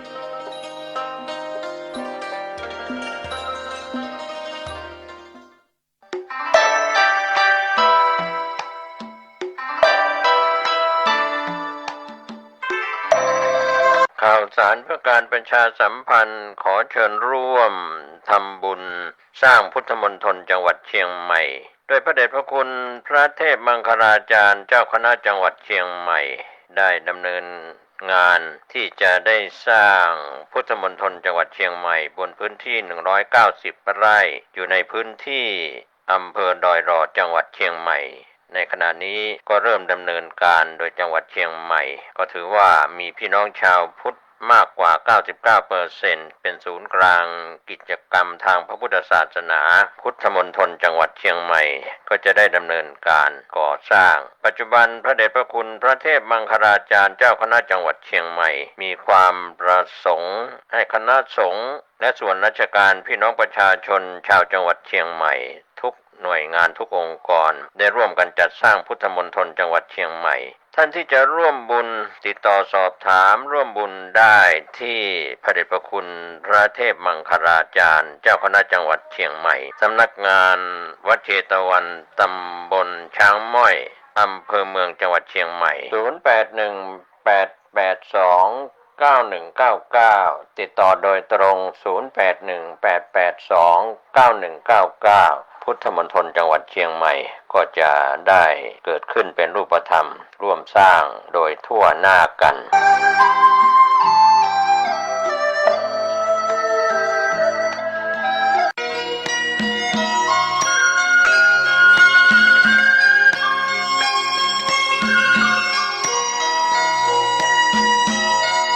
สารประการประชาสัมพันธ์ขอเชิญชวนผู้ใจบุญใจกุศลร่วมทำบุญอายุวัฒนมงคลพระครูภาวนาโสภิตฝ่ายวิปัสสนาผู้ช่วยศาสตราจารย์ดร.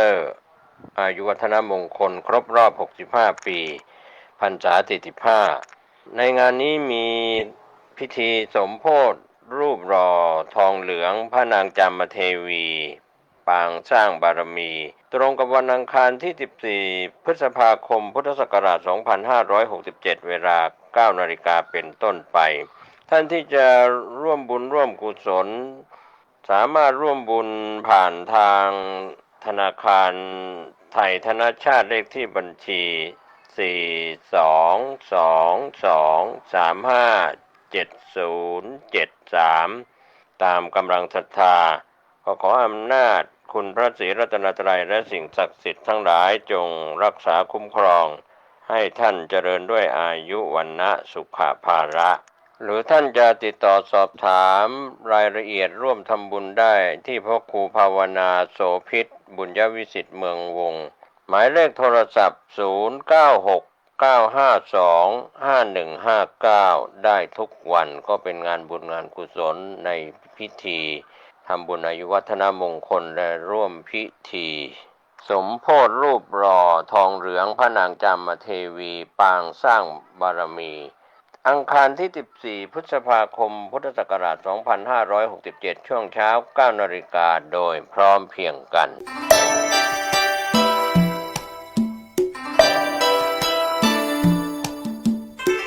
ข่าวสารเพื่อการประชาสัมพันธ์ขอเชิญชวนผู้ใจบุญใจกุศล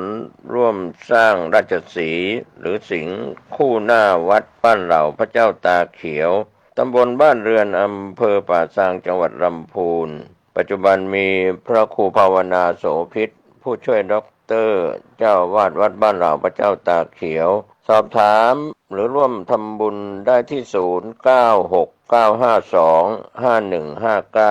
บริจาคผ่านบัญชีธนาคารออมสินพัฒนาวัดบ้านเหล่าเลขที่บัญชี02029157434ได้ทุกวันก็เป็นส่วนงานสร้างบุญสร้างราชสีห์หรือสิงห์ประตูหน้าวัดบ้านเหล่าพระเจ้าตาเขียวตำบลบ้านเรือนอำเภอป่าซางจังหวัดลำพูนได้บุญได้กุศลโดยทั่วหน้ากัน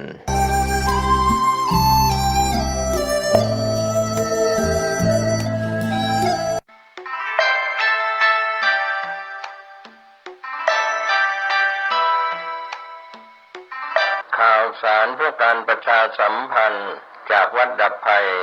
ตำบลศรีภูมิอำเภอเมืองจังหวัดเชียงใหม่ งานประจำปีพุทธศักราช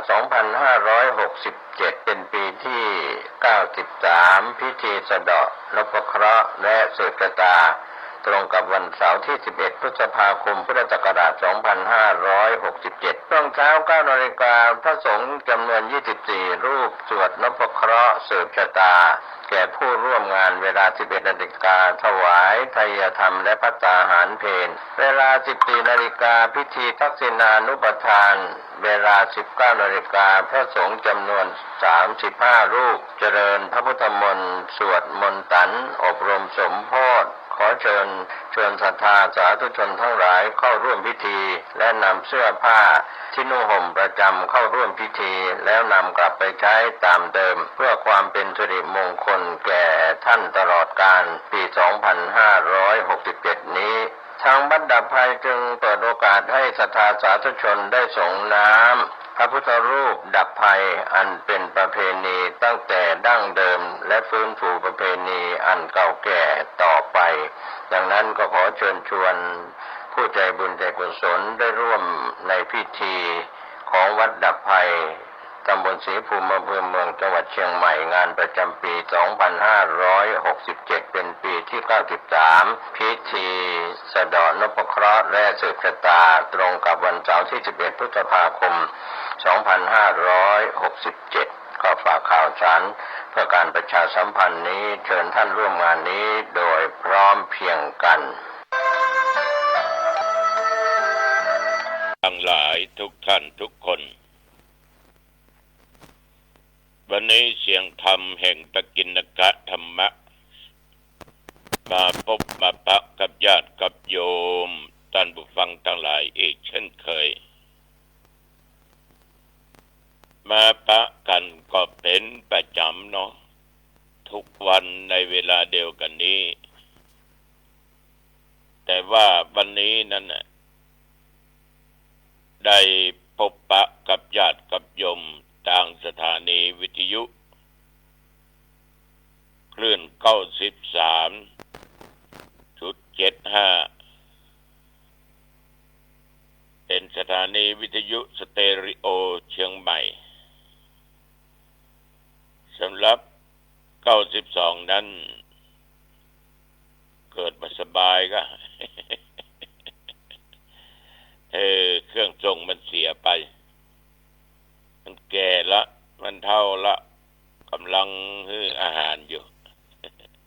กำลังดูแลรักษากำลังใส่น้ำเกลือมันก็อย่างเดียวกับคนเฮาเนี่ยญาติโยมเบิ่นเป็นหนึ่งมันถึงลุไปลุมาตั้งเมื่อน้อยละเนาะเมื่อหนุ่มเมื่อกำยิ่งเท่าแก่มาก็ลุไปติ๊กๆนะก็ยุกยาซ่อมแซมมาใจได้อยู่ได้วันนี้ต้องขอบใจต่อคุณโยมเจ้าหน้าที่ทุกท่านทุกคนนะและท่านผู้ฟังทั้งหลายที่ติดตามฟังรายการนี้ในคลื่น 93.75 อย่างใดก็ตามก่อนอื่นนั้นเอาปากันมาไหว้พระรัตนตรัยจะมาบอกอยู่ตลอดว่าคุณแห่งพระรัตนตรัยนั้น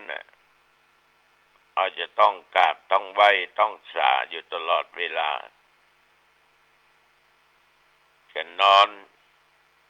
จะอยู่ณที่ไหนที่ใดก็ตาม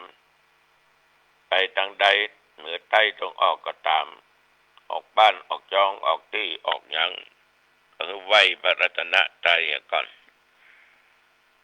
แล้วเราจะได้สวดมนต์บทโพชฌังคะถวายเป็นพระพรชัยมงคลแด่สมเด็จพระเจ้าลูกเธอเจ้าฟ้าพัชรกิติยภาหรือพระองค์พาขอพระองค์ท่านนั้นได้หายจากอาการเจ็บไข้ได้ป่วยจากอาการพระประชวรพระองค์ท่านมีพระสุขภาพพละไมแข็งแรงได้เป็นลมโพลมไส้แก่ประสบนิกรทุกหมู่เหล่าทุกสารทิศข ขอพระองค์นั้นจงมีพระชนมายุยิ่งยืนนานได้120 พระพรรษายิ่งขึ้นไปต่อไปไหว้พระรัตนตรัยเนื้ออะระหังสัมมาสัมพุทโธภควาพระผู้มีพระภาคเจ้าเป็นพระอรหันต์ดับเพลิงกิเลสเพลิงทุกข์สิ้นเชิงตรัสรู้ชอบได้โดยพระองค์เองพุทธังภวันตังอภิวาเทมิ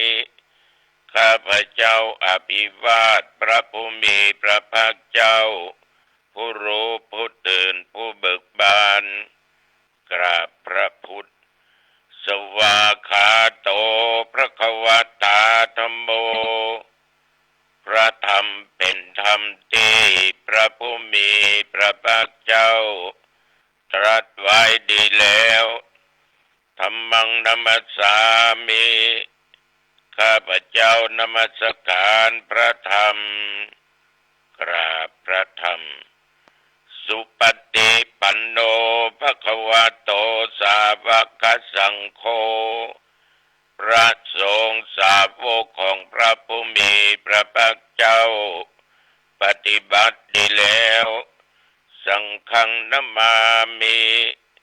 ข้าพเจ้านอบน้อมพระสงฆ์กราบพระสงฆ์นะโมตัสสะภะคะวะโตขอนอบน้อมแด่พระผู้มีพระภาคเจ้าพระองค์นั้นอรหัตโตซึ่งเป็นผู้ไกลจากกิเลสสัมมาสัมพุทธัสสะตรัสรู้ชอบได้โดยพระองค์เองนะโมตัสสะภะคะวะโตขอนอบน้อมแด่พระผู้มีพระภาคเจ้าพระองค์นั้นอรหัตโตซึ่งเป็นผู้ไกลจากกิเลสสัมมาสัมพุทธัสสะตรัสรู้ชอบได้โดยพระองค์เองนะโมตัสสะภะคะวะโตขอนอบน้อมแด่พระผู้มีพระภาคเจ้าพระองค์นั้นอรหัตโตซึ่งเป็นผู้ไกลจากกิเลสสัมมาสัมพุทธัสสะตรัสรู้ชอบได้โดยพระองค์เอง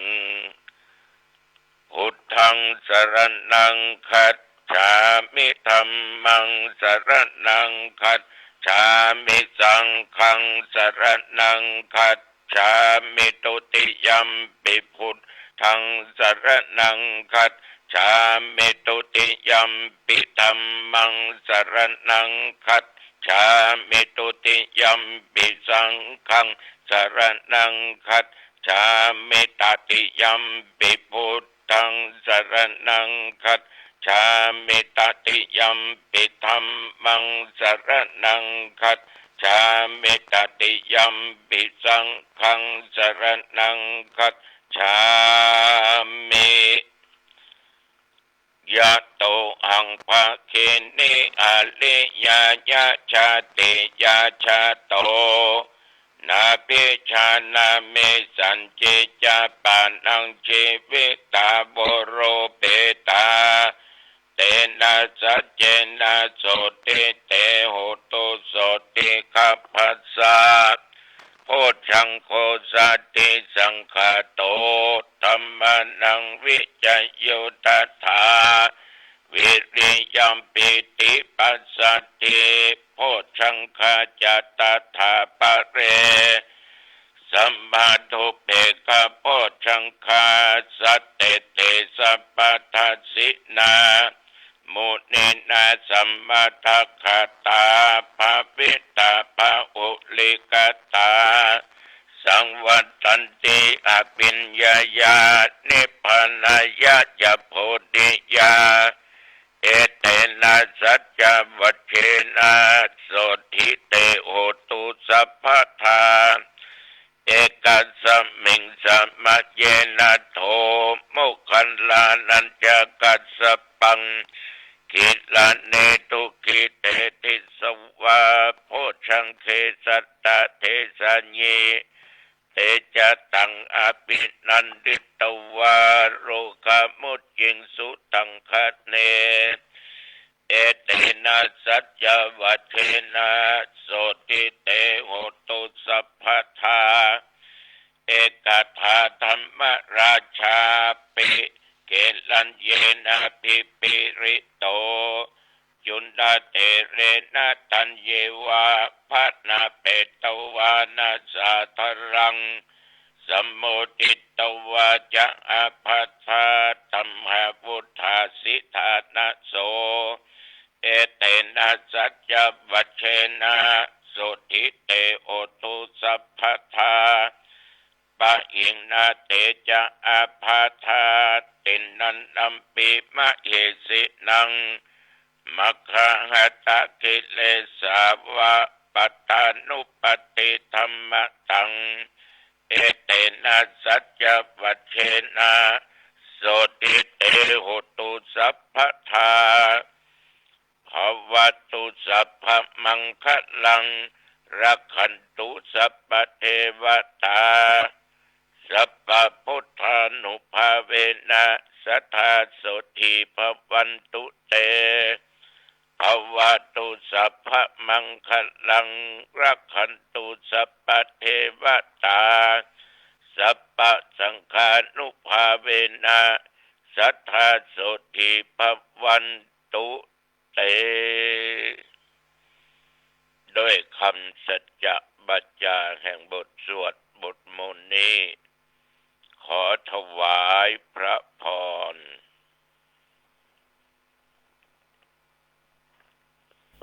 กรมอุตุ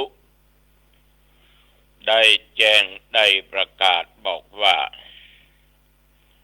ระยะนี้ระมัดระวังนะ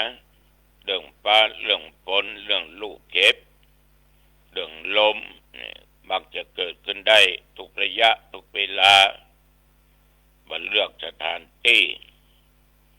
แต่ว่าก็หูข่าวมาตั้งดอยปุยบ่เนาะตั้งในเมืองบางที่ฝนก็ลงหนักลูกเห็บก็ลงหลายลมก็หนักนะแต่ตั้งแต่เมื่อตะวันวามาจนถึงปัจจุบันนี้เที่ยวดูหนองตองใกล้เคียงหนองตองมีก็ลมนะลมแห้งกันละเนอะบังลงนึกในใจว่าเอาละหาใหญ่แน่ลงแน่ไอ้น่ะ หาแชบมีฝนตกแม้แต่เม็ดเดียวหยดเดียวอุณหภูมิแต่ว่าเมื่อวันก็นักแก่42องศาก่อนแต่ปัจจุบันที่ตุเจ้านั่งนั่งจานี่ก็22องศานักแก่เนอะ22นี่ก็นักแก่ปอบไม่ออกญาติโยมท่านผู้ฟังอันเป็นที่ฮักที่นับถือของตุเจ้าวันนี้ขึ้น 92.25 มันเสียเนอะมันเสียเพิ่นกำลังซ่อมแซมอยู่นะถ้าปกติก็จะได้ออกรายการธรรมะนี่ให้ญาติโยมฟังแต่ที่ญาติโยมฟังกันอยู่ประเดี๋ยวนี้ขึ้น 93.75 สเตอริโอเชียงใหม่นะฟังไปเถอะญาติโยม2สถานีนี้ใกล้เคียงกันแต่ตัวเจ้าตนเดียวกันเนี่ยธรรมะของข้อเดียวกันเนี่ยที่นำมามาจากเมื่อตะวันวามาจนถึงปัจจุบันนี้กี่ห้องง่ายแล้วแต่ว่าตัวเจ้าก็ไปไหนปะญาติปะโยมมาจากที่นั่นที่นี่ปะก็ออกมาจากบ้านปะแผลแต่วันนี้รายการเมื่อคืนก็ถึงว่างหรอกพอดีบ้านปะแผลมานิมนต์บ่าวปอกแก้วนะเปิ้นตายไปละมานึกมาหันตะคืน คนแก่นี้เป็นคนมีศีลมีธรรมชอบกินชอบทานคราวที่แล้วได้ไปปลูกบ้านแก่คนยากไร้คนพิการก็ในบริเวณบ้านของพ่อแก้วแม่จันตาเปิ้นแบ่งเปิ้นปันแบ่งบ้านคนที่สุขภาพผสมประกอบบดีได้อยู่ได้อาศัยคณะสงฆ์แห่งดงร่วมด้วยงานราชการก็ช่วยกันแบ่งบ้านหม้อละไปหลายปีละตั้งแต่ธรรมาภาพสบายก็เริ่มได้แบ่งไม่ได้อนุสงเคราะห์สงเคราะห์ก็ทำบ้านมาหลายหลังช่วยเหลือสังคมสงเคราะห์มานักต่อนักก็ทำไปตามหน้าที่ร่วมกับคณะสงฆ์อำเภอหางดงทุกวัดทุกตนทุกองค์โดยงานราชการองค์กรต่างๆเขาช่วยกันญาติโยมท่านผู้ฟังตะวันนี้ตอนเย็นก็ออกกำลังกายเตียวไปเตียวมาเตียวอยู่ในห้องนะ30-40 นาทีก็หยุดเหงื่อแตกเหงื่อฟุ้งละก็มานั่งพักแล้วสักบึ้นก็ดื่มน้ำจะไปฟังดื่มเนอไปที่ไหนมาหอนที่น่ะสมัครน้ำตายนะดีบดีก็ช็อกนะหมดสติเมื่อคืนก็ลำบากฉะนั้นพอออกไม่ออกญาติโยมต้องระมัดระวังค่ำมาก็อาบน้ำอาบท่าแต่งเนื้อแต่งตัวก็ไปทำกิจเผยแผ่ทำเทศน์ทำงานข่าวดำของพ่อแก้วนะพ่อแก้วอายุไปได้ถึง85 ปีขอบใจต่อญาติโยมเนอที่ตั้งอกตั้งใจฟังธรรมจากพระเจ้าวัดหนองตองปิกมาถึงวัดประ3 ทุ่มกว่าวันนี้ปะกันเเมื่อคืนนะ8 โมงเมื่อคืนที่บ้านป่าไผ่หลวงอำเภอดอยสะเก็ดจังหวัดเชียงใหม่ปะกันปะกันท่านทั้งหลายอาตมาจะได้กล่าวอยู่ตลอดเวลาเรื่องสติเรื่องความไม่ประมาทเรื่องปัญญาเกือบทุกวันเพราะเหตุใดถึงมามาจ่าอาตมาก็ถือว่าเรื่องสติเป็นเรื่องสำคัญชีวิตจะพังชีวิตจะดีจะมั่นคงได้ก็อยู่ที่สติตัวเดียวเพราะสติเหมือนกับเป็นเสาหลักสติเหมือนนายประตูสติเหมือนขุนคลังสติเหมือนกับหางเสือก็ออกไม่ออกสติเป็นเสาหลักบุคคลไหนบุคคลใดว่าโยมและอาตมาภาพถ้ามีสติแล้วมันก็จะปักแน่นอยู่ในอารมณ์ต่างๆมันจะเบาหวั่นไหวมันแน่นมันเหมือนลักเหมือนเหล็กที่เขาตอกลงไปจนลึกฉะนั้นมันจึงเป็นเสาหลักได้เบาหวั่นไหวไปตามอารมณ์ต่างๆที่มากระทบกระทั่งทั้งตาทั้งหูทั้งจมูกทั้งลิ้นทั้งกายคนที่มีสติญาติโยมเป็นคนที่จะทำอย่างนี้จะใคร่ควรพิจารณาในเรื่องนั้นโดยปัญญาใจก็ปักแน่นไต่ตองอยู่ตลอดสมมุติว่าโยมจะทำอย่างสักอย่างจะกล้าจะขายเนาะหรือจะไปที่ไหนจะนั่งรถไปขับรถไปกาโยมก็ต้องคิดละเขานั่งรถไปมันจะไปถึงเป้าหมายตันเวลาก็ถ้าจะขับรถไปเอาจะให้ไปขับคนอื่นขับเอาขับถ้าคิดว่าเราปลอดภัยเราก็ขับ เขาจะค้าจะขายจะว่า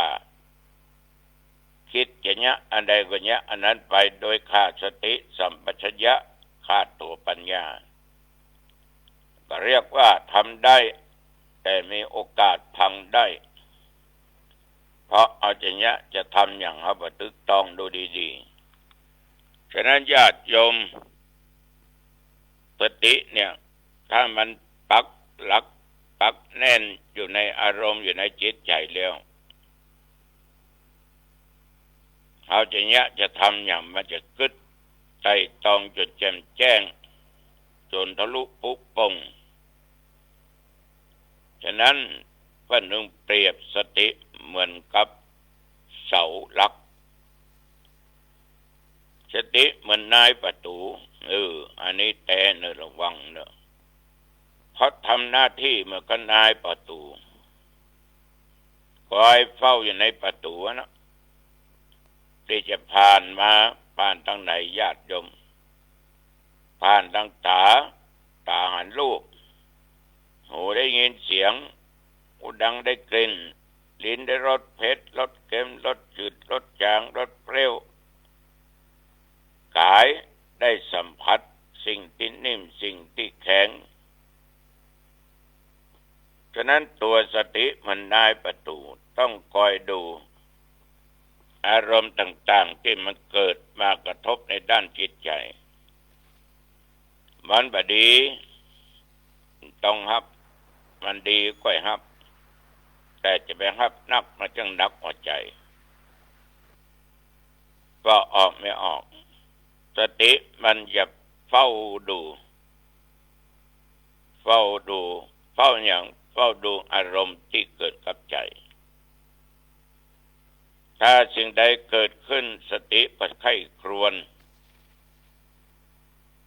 ตาบดีก็เพิ่งผ่านไปหยุดปรับปรุงแก้ไขถ้ามันบดีนะก็จะเนี้ยจะทำอะไรอย่างหรือว่าจะทำอย่างใดมันต้องใคร่ควรดูดีๆหยุดก็ต้องหยุดสตินั้นเหมือนกับขุนคลัง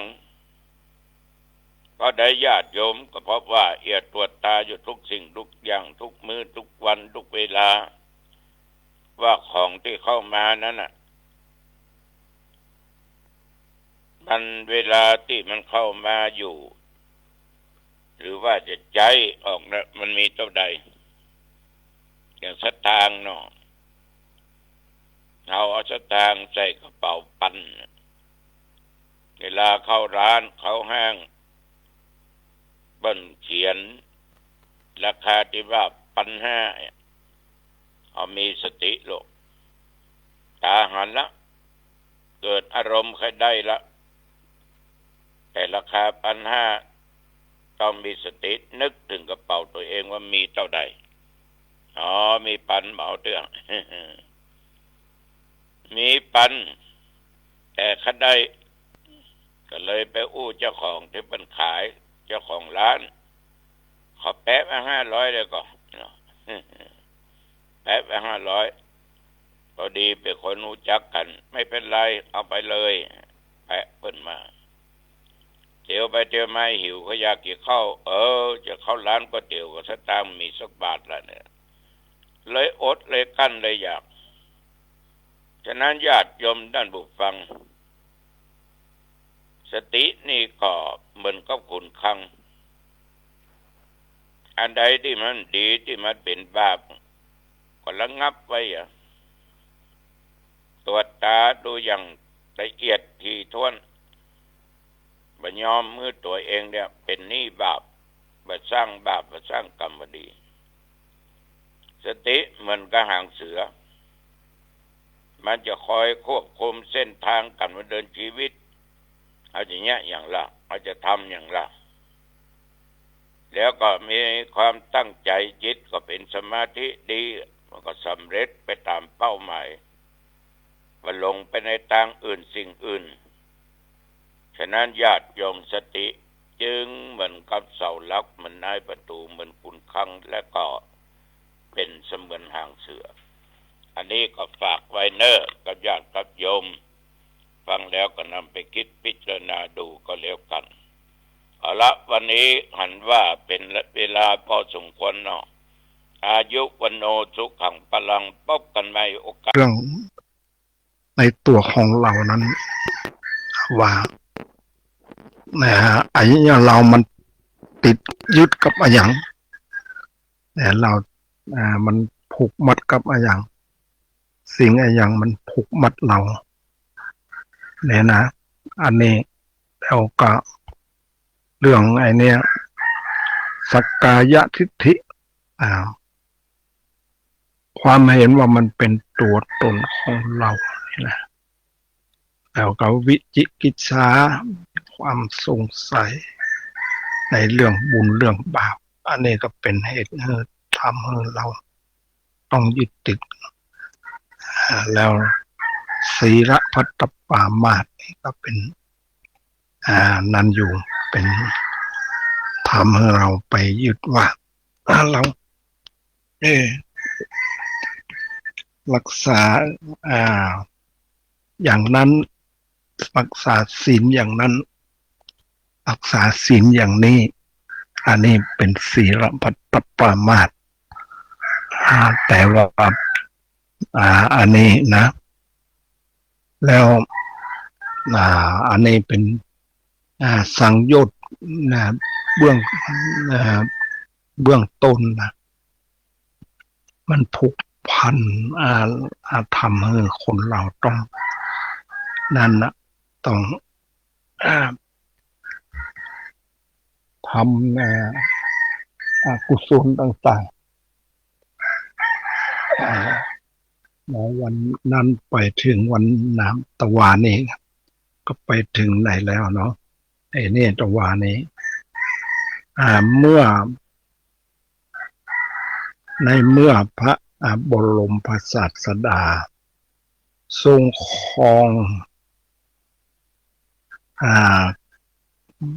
กาสาวพัสงามการทรงครองกาสาวพัสอยู่ในเพศบรรพชิตพระนางจึงบ่อยู่ในฐานะที่จะเข้าเฝ้ากราบถวายบังคมใกล้ชิดได้ดังนั้น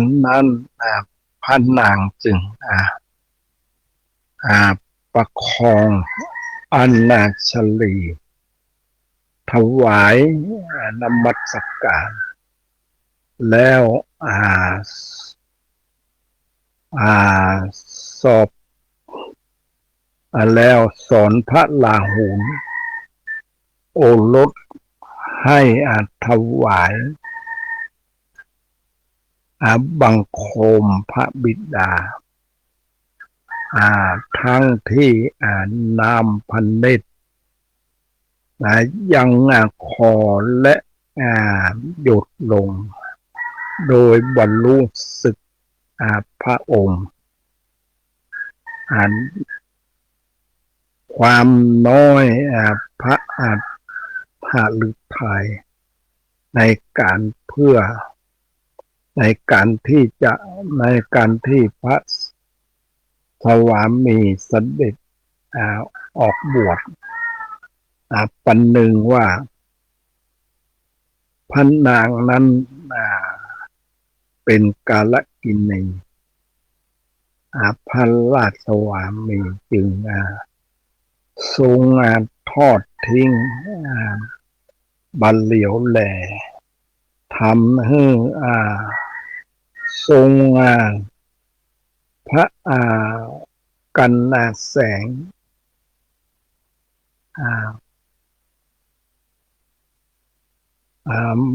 มาตลอดกาลนานแต่ด้วยพระปีชาญาณอันประเสริฐบางครั้งก็ทรง ก็ทรงหักพระทัยเสียได้เมื่อทรงลำพึงว่าพระสวามีนั้นประกอบด้วยพระหฤทัย เมตตากรุณา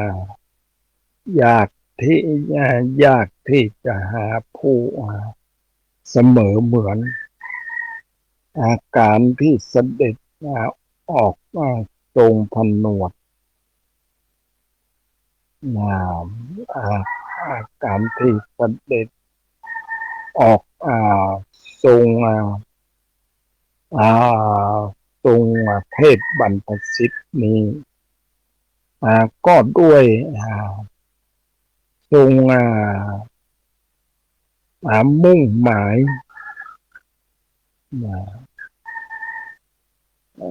ทรงมุ่งหมายจะแสวงหาสัจธรรมอันล้ำเลิศแล้ว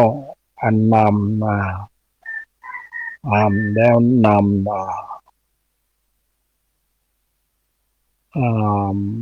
า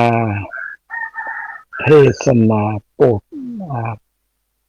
ประชาสัตว์ทรงยอมลำบากพระวรกายยอมจากพระโอรสและพระอาชายาทั้งนี้ก็มิใช่เพราะเหตุอื่นนอกจากเป็นการเสียสละประโยชน์ส่วนพระองค์เพื่อประโยชน์ส่วนรวมโดยแท้พอระลึกได้ดังนี้ก็พลอยทรงชื่นชมในพระทัยชื่นชมกับพระสวามีผู้มีพระหฤทัยสูงส่งด้วยพระด้วยคุณธรรมด้วยพระคุณธรรมเมื่อเสด็จการเมื่อเสร็จการแสดงธรรมในวันแรกแล้วก็มิได้มีเจ้าสากยะพระองค์ใดทูลเชิญเสด็จพระบรมศาสดาเสวยพระกยาหารณอ้นเทียนสถานแห่งตนแม่สมเด็จพระพุทธบิดาก็ทรงเชื่อด้วยพระองค์ว่าพระศาสดาพร้อมด้วยภิกษุสงฆ์คงจะเสด็จไปสู่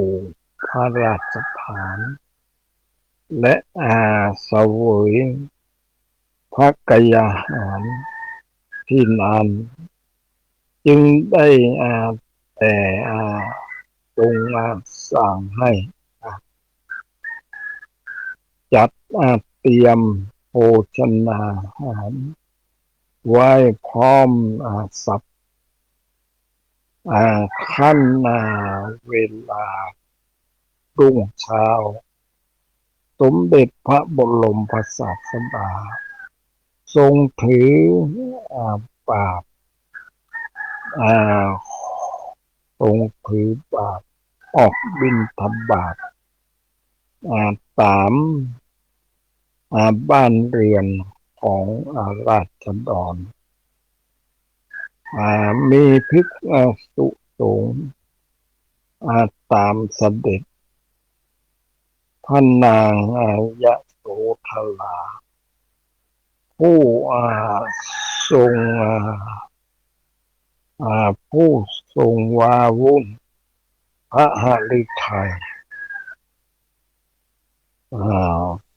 ทรงวาวุ่นพระหฤทัยอยู่ตลอดราตรีได้ทอดพระเนตรเห็นเหตุการณ์นั้นในเวลาเช้าก็ทรงโสมนัสยิ่งนักเพราะทรงเห็นว่าการเสด็จภิกขาจารย์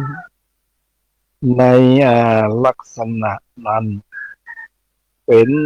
ที่เลื่อมใสแก่ขัตติยราชประเพณีอย่างยิ่งจึงรีบเสด็จไปกราบถวายบังคมพระพุทธบิดาเล่าความทรงทราบ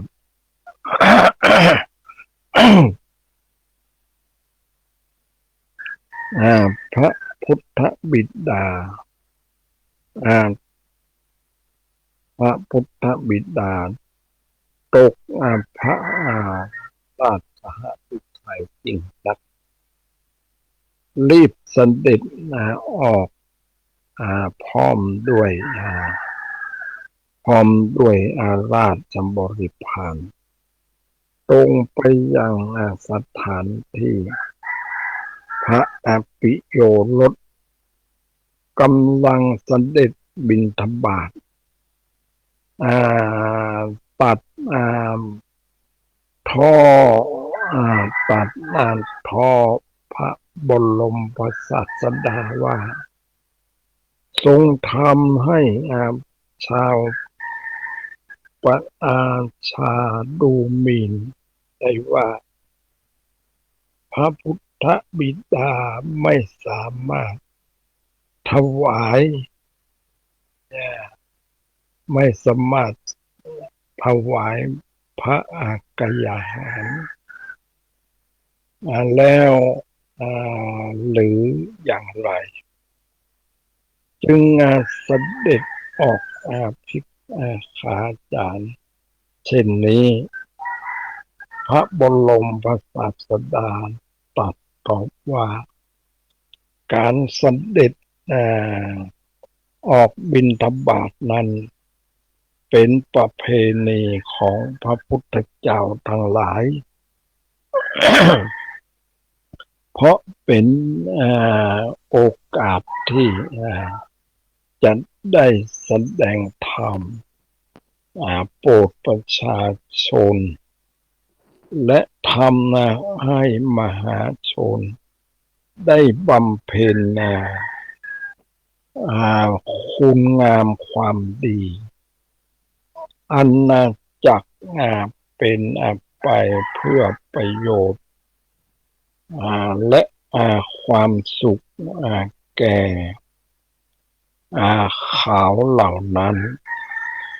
สิ้นกาลนานและณที่นั้นพระศาสดาได้ตรัสแสดงพระธรรมเทศนาอาริยวังอริยวังสิกสูตรโปรดพญาโปรดพระพุทธบิดาโดยใจความว่าบุคคลไม่พึงประมาทในความเพียรพึงประพฤติสุจริตธรรมผู้ประพฤติธรรม ย่อมอยู่เป็นสุขทั้งในโลกนี้และโลกหน้าอ่าพระเจ้าสุโธทนะทรงมีพระปีชาพระปีชาหลักแหลมพอที่จะเข้าอาศัยจึงถึงความหมายแห่งพระราชดำริอันเสียงเข้า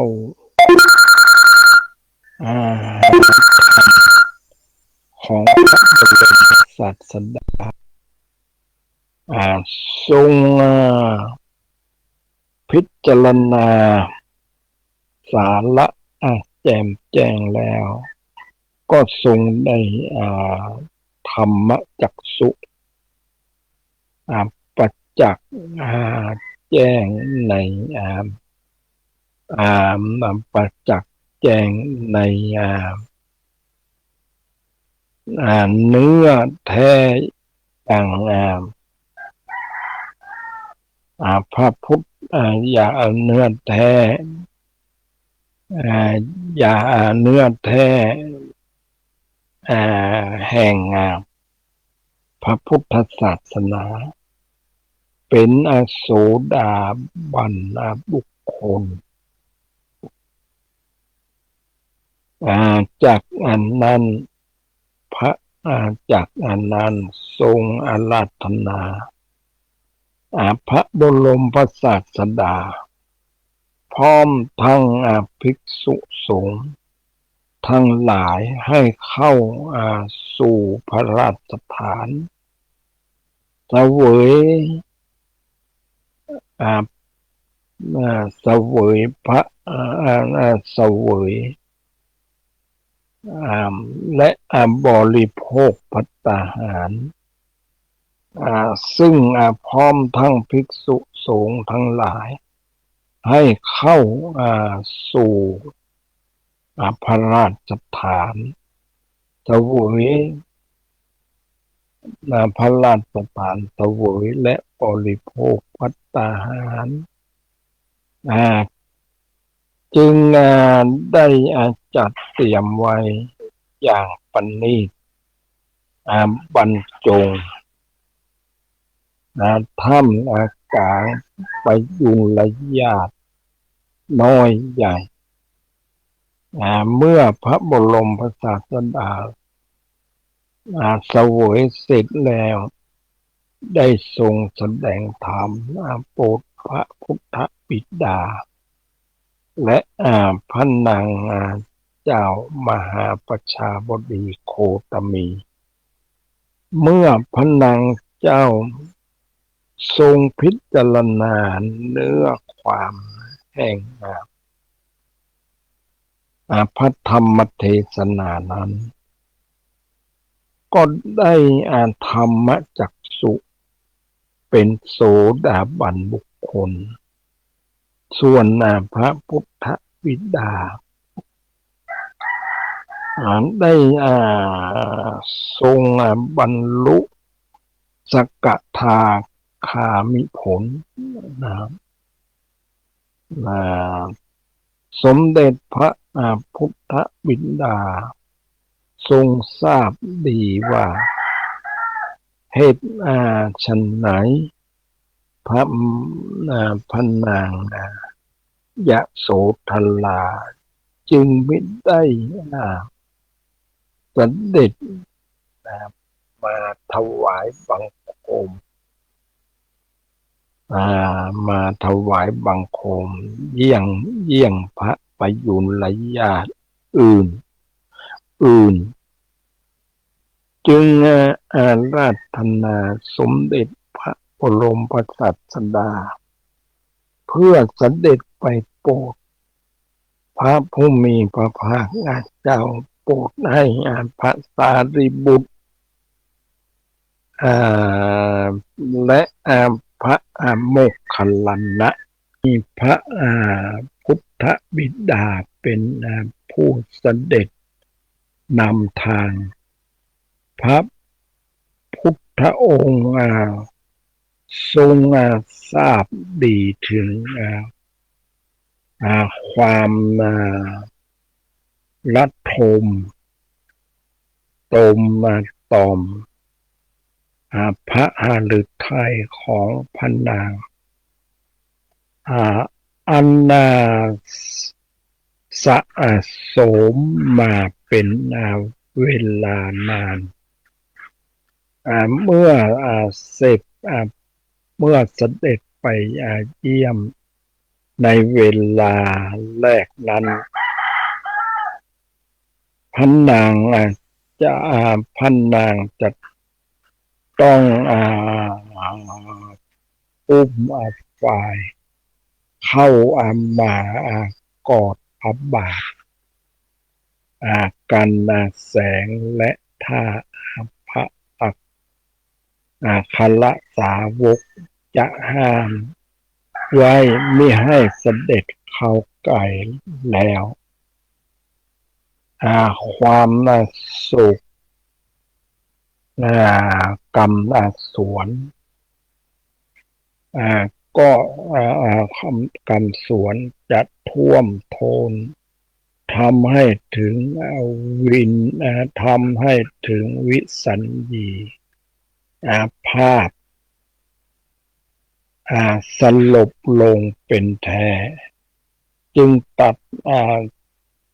ชี้แจงแก่พระสาวกว่าพระว่าสารีบุตรพระและโมคคัลลานะสารีบุตรและโมคคัลลานะในการไปเยี่ยมยโสธราครั้งนี้พี่ว่านางจะล่ำให้โศกาดุลตรงเข้าทอดตรงเข้ากอดพระบาทตถาคตแล้วท่านก็จะท่านก็อย่าห้ามงานเลยจงปล่อยให้นางได้รับบาย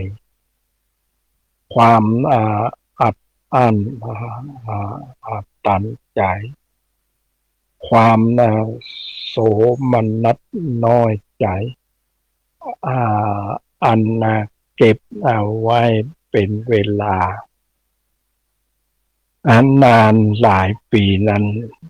เพียงชั่วคู่นางก็พร้อมจะเป็นภาชนะรองรับพระธรรมเทศนาและได้บรรลุอริยผลอริยผลตถาคตเป็นผู้พ้นแล้วจากกิเลสอาสวะสิ้นมูลสูญขาดจากความกำหนัด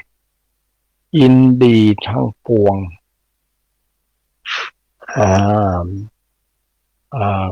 คุณความดีของนางนั้นเป็นความยินดีของนางนั้นมีอยู่ว่าเมื่อได้แสดงธรรมโปรดเห็นสาระแห่งพระพุทธศาสนาแล้วก็เป็นการที่ตถาคตได้ชดใช้นี้แห่งความดีของนางประการหนึ่งอีกประการหนึ่งก็จะเป็นการ ตอบให้ทราบว่าการที่ตถาคตออกแสวงหาสัจธรรมจนพ้นพบแล้วนำมาแสดงให้นางมีส่วนได้ตรัสรู้ตามนั้นมีคุณค่าอันสมควรกว่าประโยชน์ส่วนตนเพียงไรเมื่อพระราชาบำนาเมื่อพระราชานำเสด็จถึงพระตำนานหนักแห่งพระนางยโสธราก็ตัดบอกพระสุนิสาว่าบัดนี้พระลูกเจ้าเสด็จมาแล้วจงเข้าเฝ้าถวายบังคมเถิดพระนางทรงกันแสงตรงเข้ากอดพระบาทพระศาสดาสะอึกสะอื้นปันหนึ่งว่าพระหฤทัย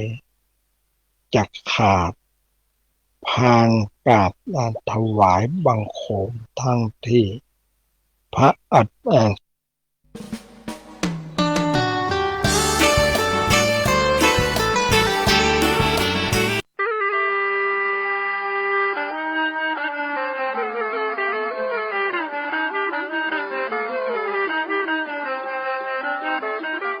ซอพระราชประวัติพระเจ้าติโลกราชพระมหากษัตริย์ลำดับที่9ในราชวงศ์พญามังรายสนับสนุนการบันทึกบทซอโดย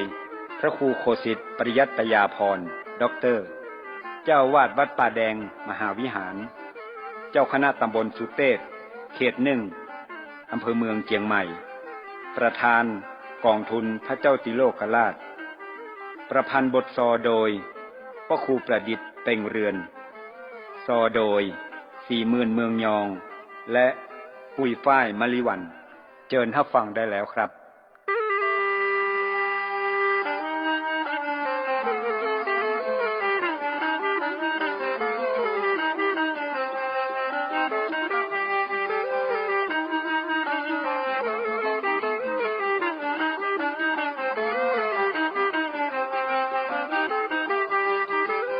ฟังยังก่อนตะนายหมู่เฮาจักบรรยายไขเล่าจะจักตั้งไปแถวเก้าเรื่องประวัติศาสตร์ล้านนาขอยกมือ10 นิ้วขึ้นวางกลางคิ้วกายเก้าเกศาขอสักการะ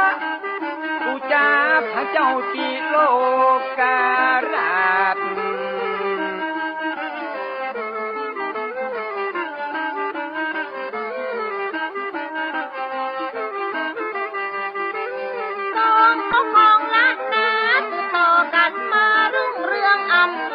พระองค์ท่านต้องเก่งกาจในราชวงศ์มาเป็นกษัตริย์องค์ที่9หน่อเชื่อเจ้าที่มีเชื้อสายเป็นราชบุตรองค์ใจเจ้าตามฝั่งแกนตนพ่อ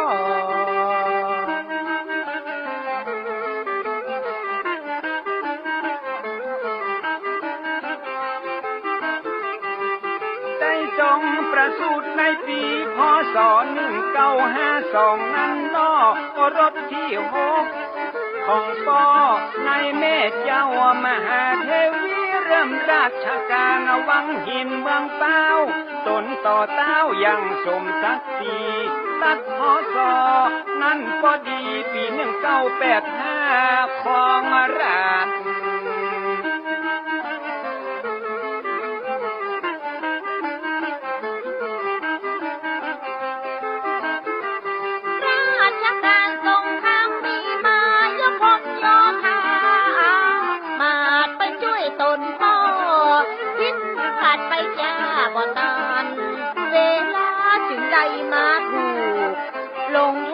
บ ฮือไผ่โจดสั่งกาส่งไปปกครองอาณายวมไต้ปุ้นกาแม่จะเลี้ยงทองที่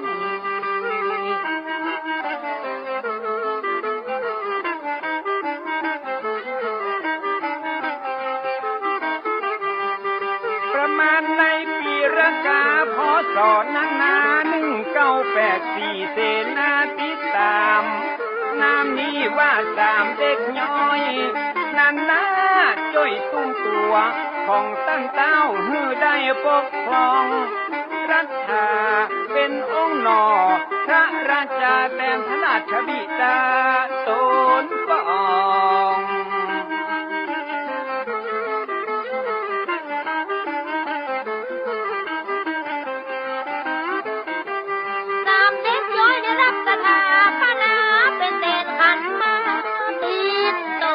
กระโทรยศ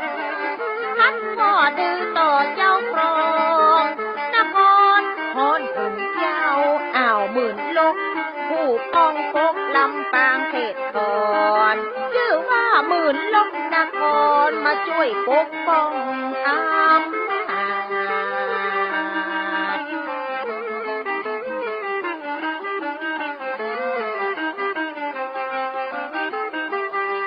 จงได้ขยายอาณาพระเจ้าติโลกราช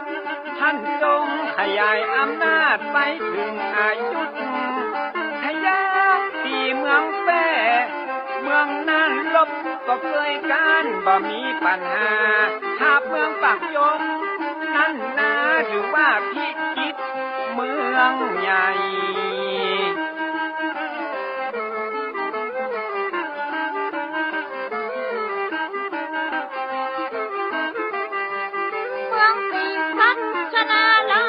เมืองเฉลียงพานไฟกดสุโขทัยยิ่งใหญ่แล้วผ่านเข้าซอยลำบางทรงขยายเรื่องอำนาจทรงเรื่องปราดกว้างขวางออกจากพระเมืองลำปางไปพบเมืองเทิงเกียงไฮ้เมืองทอด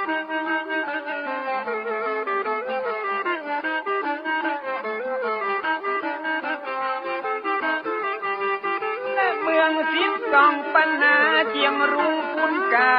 จุยอดไปแผ่วเมืองจีนสุดยอดถึงเมืองรัชชานนานาอยู่ในประเทศพม่าต้นสี่เมืองไทยรัฐาเมืองหลวงท่าบางพุ่นนาแล้วพลิกบอกคืนมาช่วยเมืองนาน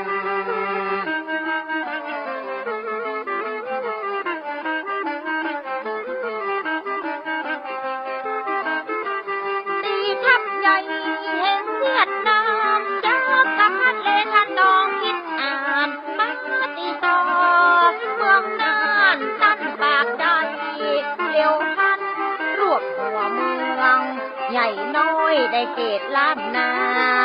ทุกสันตั้นมือฟ้าสำคัญพุทธศาสนายิ่งใหญ่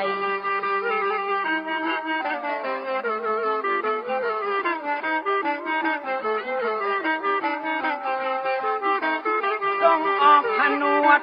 ในนิกายที่ชื่อว่าลังกาใหม่พศนั้นก็นับได้1989ยามแล้งจงโปรดมือใดสร้างวัดมืองามเด่นชัดจัดแจงได้ทรงสร้างวัดป่าแดงติดแทะป่าตึงตีนดอยสุเทพ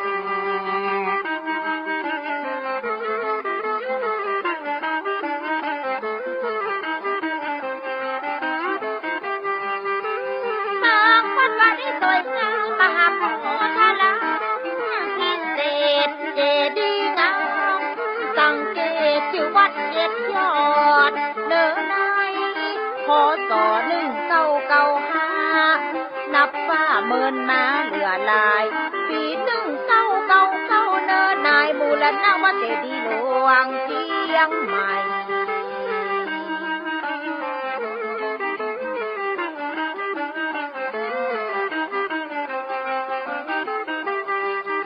พระไตร ยกมาสังขยานา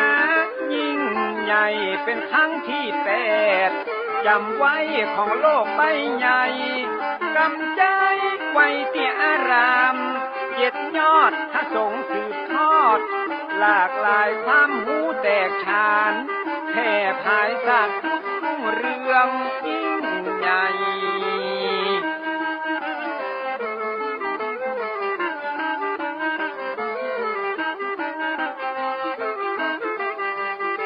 สรุปที่รบกันมากรุงศรีอยุธยานับเชียงใหม่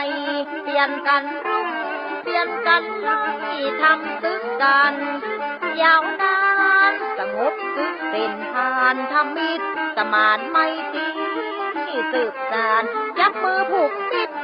ชื่นบานสุขสรานพวยราช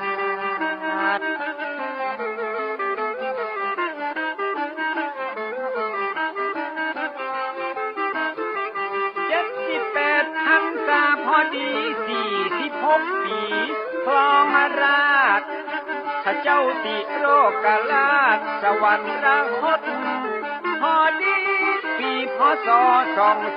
2030นับเพิ่มมาแถม1 ปีกรุงศรีอยุ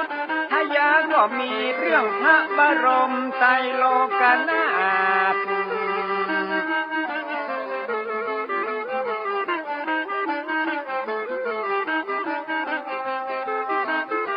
สว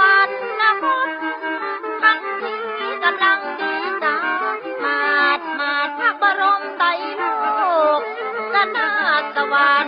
คตตรงไป57 พรรษาก้อยมาหมดอายุไข40 ปีเนินนายพระองค์ท่านได้ครองราชย์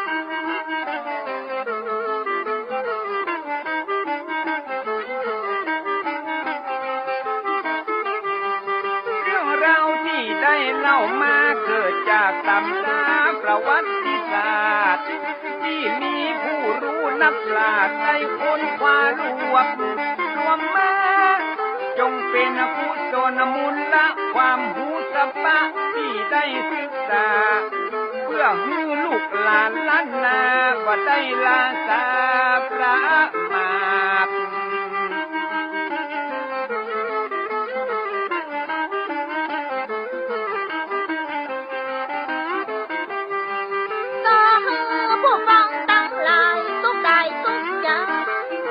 บอกขาดเรื่องพระเจ้าติโล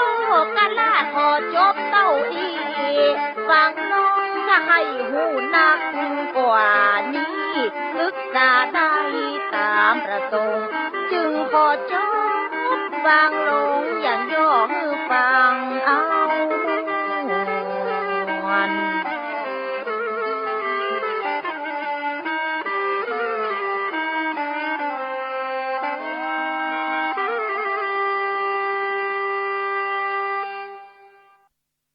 ให้กับชีวิต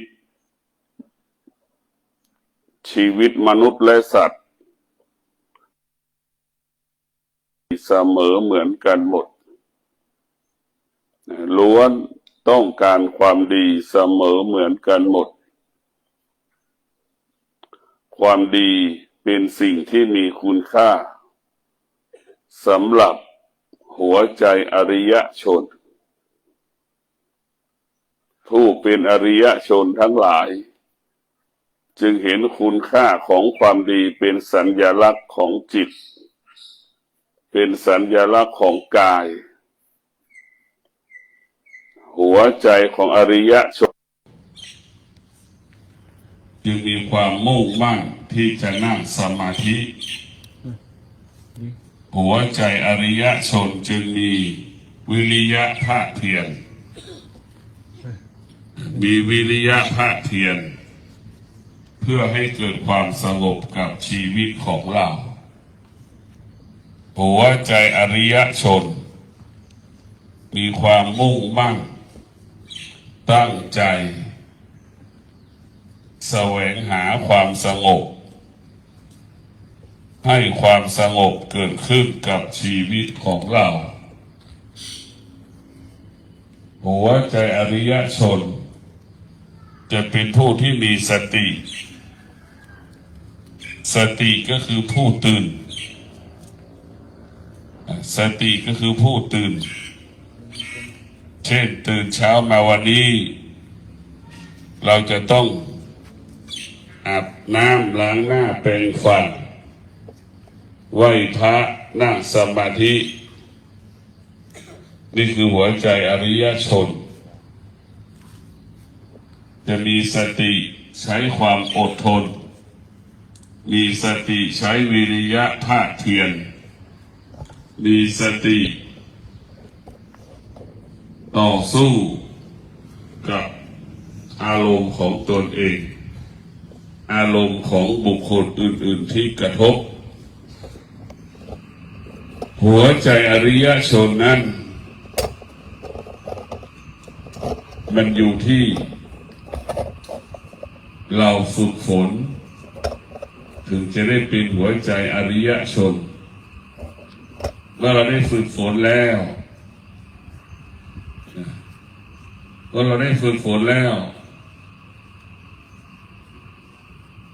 เราก็จะได้พบสิ่งที่เป็นมงคลสิ่งที่เป็นความดีสิ่งที่เป็นดีงามความดีงามกับชีวิตของเราชีวิตของเรามันไม่ปรารถนาสิ่งใดมันปรารถนาแต่ความดีทุกคนเป็นเช่นนี้แต่เกิดมาเราไม่ได้แสวงหามันเราจึงได้พบสิ่งที่ไม่เป็นความจริงของชีวิตเราจึงพบสิ่งที่ไม่เป็นความจริงให้กับชีวิตของตนเมื่อเราพบความจริงของชีวิตแล้วเราจึงรู้ว่าธรรมะเป็นความจริงของชีวิตจึงรู้ว่าธรรมะเป็นผู้ควบคุมชีวิตเราจึงรู้ของมันว่าธรรมะเป็นผู้ควบคุมชีวิตธรรมะเป็นผู้กำกับชีวิตพ่อแม่อยู่กับเราแค่บางเวลาแต่ธรรมะอยู่ในร่างกายเราตลอดเวลาสิ่งที่มีอยู่บนโลกใบนี้อยู่นอกกายเราหมดมีแต่ธรรมะที่อยู่ในกายเราตลอดเวลาอยู่ในใจเราตลอดเวลา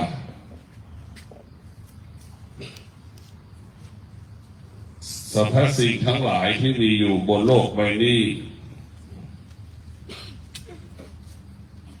ล้วนอยู่นอกกายนอกใจธรรมะ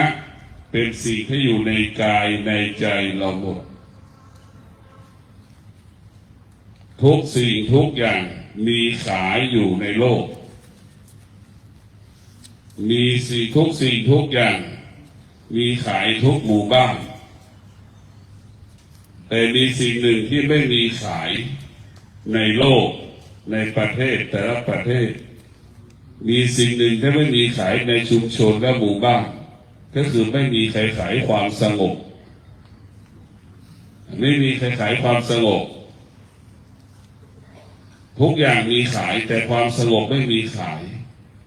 ซื้อก็ไม่ได้มันความสงบเราต้องสร้างเพราะมันอยู่ในกายของเราเป็นเรื่องของกายของเราเป็นเรื่องของจิตของเราความสงบเราเกิดมามันไม่มีความสงบเลยมันไม่ได้เกิดความสงบเลยถ้าเราไม่นั่งสมาธิความสงบเราจะไม่เกิดที่เรานั่งสมาธิด้วยความสงบมันจึงเกิดมันเกิดความสงบขึ้นมาทันทีเพราะฉะนั้นพวกเราทั้งหลายต้องสร้างความสงบให้ความสงบนั้นเกิดขึ้นกับชีวิตของเราให้ความสงบนั้นอยู่ที่กายเราให้ได้ร่างกายของเราเปรียบเสมือนแผ่นดินไร่สวน จิตของเราก็เปรียบเสมือนเม็ดพันธุ์พืชต่างๆเม็ดพันธุ์พืชต่างๆที่เราจะนำไปปลูกเพราะฉะนั้นธรรมะของพระพุทธเจ้ามันจะอยู่ที่กายของเราความเจ็บก็เป็นธรรมะเสียใจก็เป็นธรรมะความทุกข์ความสุขเป็นธรรมะทั้งนั้นธรรมะคืออนิจจังทุกขังอนัตตาให้เรารู้ว่าเป็นเช่นนี้ให้เรารู้ว่าเป็นแบบนี้คืออนิจจังทุกขังอนัตตาอนิจจังทุกขังอนัตตามันเป็นเช่นนี้มันเป็นแบบนี้ของมันทุกอย่างมันเปลี่ยนแปลงทุกอย่างมันเปลี่ยนแปลงแต่มีหัวใจเราไม่เปลี่ยนแปลงเพราะหัวใจเรามีธรรมะหัวใจที่มีธรรมะหัวใจนั้นจะมั่นคงเช่นความร้อนปรากฏเราก็ไม่เปลี่ยนแปลงความหนาวปรากฏเราก็ไม่เปลี่ยนแปลงเราจะไม่เปลี่ยนแปลงเพราะเราเข้าใจมันเข้าใจมันนะเข้าใจมัน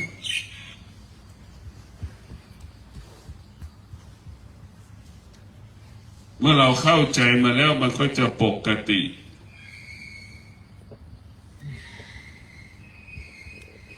หากเราไม่เข้าใจมันเราก็จะผิดปกติไปตอบสนองเมื่อไหร่เราผิดปกติทันทีแต่เราต้องเข้าใจมันหากเราไม่เข้าใจมันเมื่อไหร่ชีวิตเราก็จะ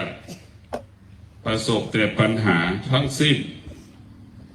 หากเราเข้าใจมันเราก็จะพบแต่ความดีงามความดีงามนี่แหละเป็นหลักที่เราจะต้องต่อสู้ความดีงามนี่แหละที่เราจะต้องมอบให้กับตนเองให้กับบุคคลอื่นๆพ่อต้องการให้ลูกเป็นคนดีพ่อไม่ได้ต้องการให้ลูกมีสมบัติมากคนดีก็คือคนที่มีความอดทนเมื่อเรามีความอดทนเราก็จะมีทรัพย์คนดีก็คือคนที่มีวิริยะภาคเพียรเมื่อเรามีวิริยะภาคเพียรเราก็มีทรัพย์เพราะฉะนั้นพ่อแม่ปรารถนาให้ลูกเป็นคนดีเมื่อลูกมีความอดทนลูกก็จะใช้ทรัพย์เป็นทรัพย์ที่หามาได้ก็ยั่งยืน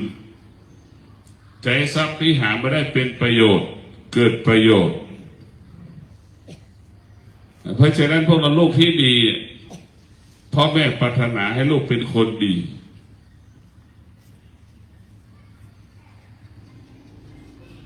พ่อแม่ไม่ได้ปรารถนาทรัพย์สมบัติจากลูก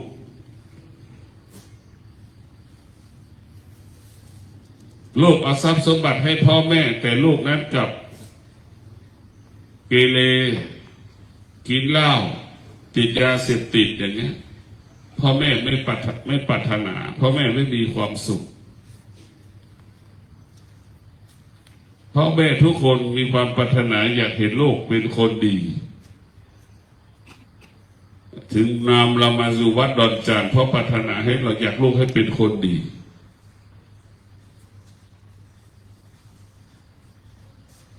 อยากให้ลูกเป็นคนดีเพราะปรารถนาให้ลูกมาอยู่ที่วัดดอนจานมาพัฒนาคุณภาพชีวิตของเรา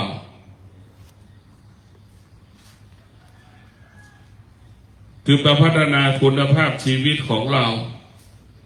เพื่อให้ชีวิตของเราดียิ่งขึ้นไป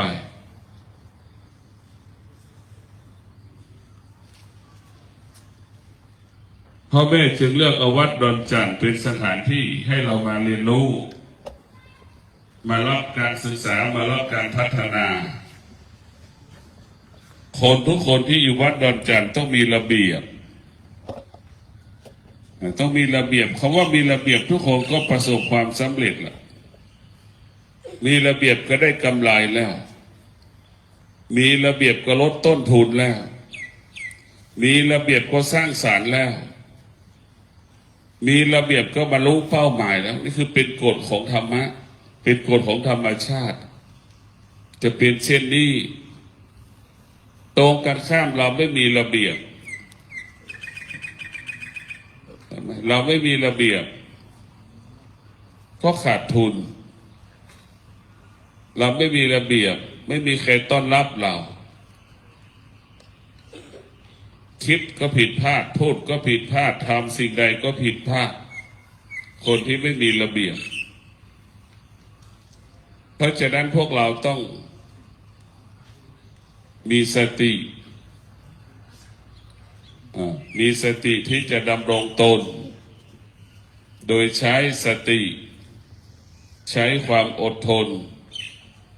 ในการดำเนินชีวิตคนทุกคนมีธรรมะใช้ธรรมะเหมือนกันหมดแต่คนไม่รู้จักธรรมะเข้าใจว่าธรรมะอยู่ที่วัดเข้าใจว่าธรรมะอยู่กับพระรูปใดรูปหนึ่ง เข้าใจว่าธรรมะอยู่ณสถานที่ใดที่หนึ่งเข้าใจเช่นนั้นแต่หารู้ไหมว่าธรรมะอยู่ในร่างกายของเราหมดเช่นศีลทั้ง5 ข้ออยู่ในร่างกายของเราศีลทั้ง5 ข้ออยู่ในร่างกายของเรา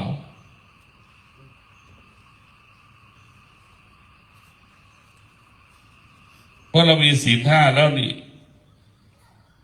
กายก็ปกติใจเราก็ปกติคิดสิ่งใดก็สำเร็จพูดสิ่งใดก็สำเร็จทำการใดๆก็สำเร็จเพราะศีล5นั้นจึงเป็นบ่อเกิดแห่งความสำเร็จทั้งสิ้นศีล5เปรียบเสมือนเข็มทิศชี้ทางให้เราเดินถ้าคนที่จะเดินทางประกอบไปด้วยศีล5 ข้อแล้วบรรลุเป้าหมายคนที่จะเดินทางแต่ไม่ล่วงละเมิดศีลทั้ง5 ข้อหรือข้อใดข้อหนึ่งไม่ถึงจุดหมาย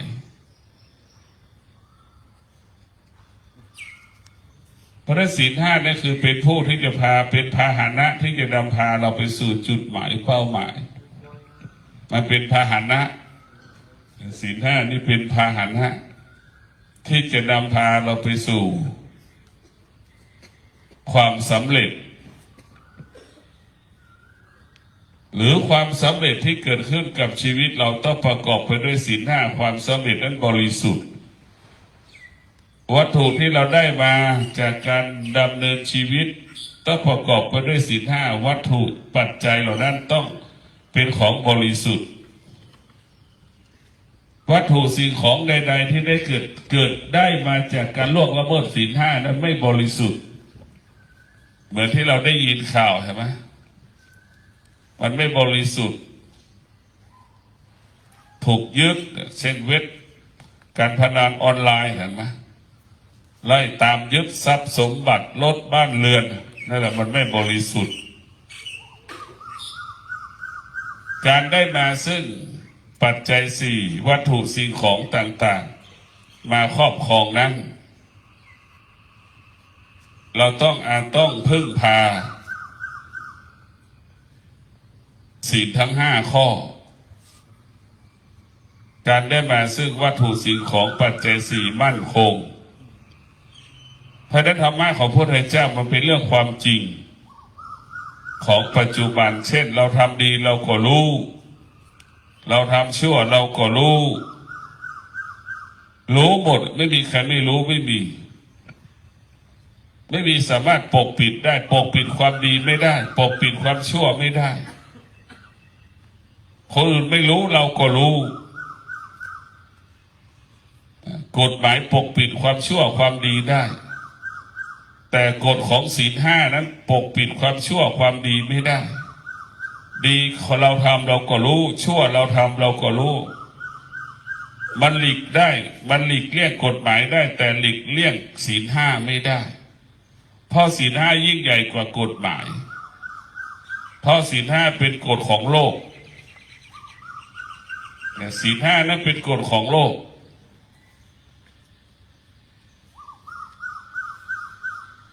ศีลห้านั้นเป็นกฎของโลก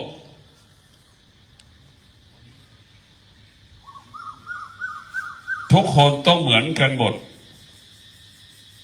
เนี่ยศีลห้าเนี่ยทุกคนเหมือนกันหมดทั้งโลก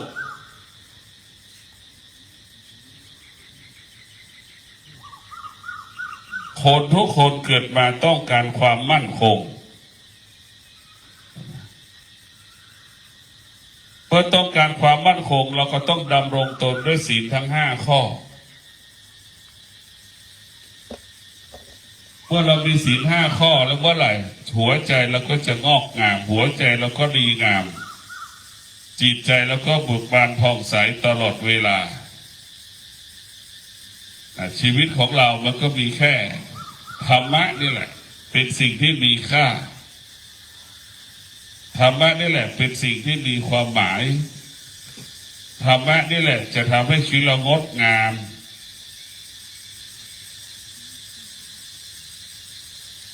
ธรรมะก็เปรียบเสมือนพ่อและแม่ของเราเนี่ยคอยเตือนสติเราตลอดเวลาแต่แม่พ่อเราอยู่กับเราแค่บางเวลาส่วนธรรมะอยู่กับเราตลอดเวลาเหมือนเรามาอยู่วัดพ่อแม่ไม่ได้มาอยู่กับเราเห็นไหมธรรมะอยู่ในร่างกายของเราอดทนเห็นไหมเมื่อเราอดทนเราก็จะประสบความสำเร็จเมื่อเราอดทนเราก็จะประสบคำว่าสำเร็จหากเราไม่อดทนเราไม่ประสบความสำเร็จ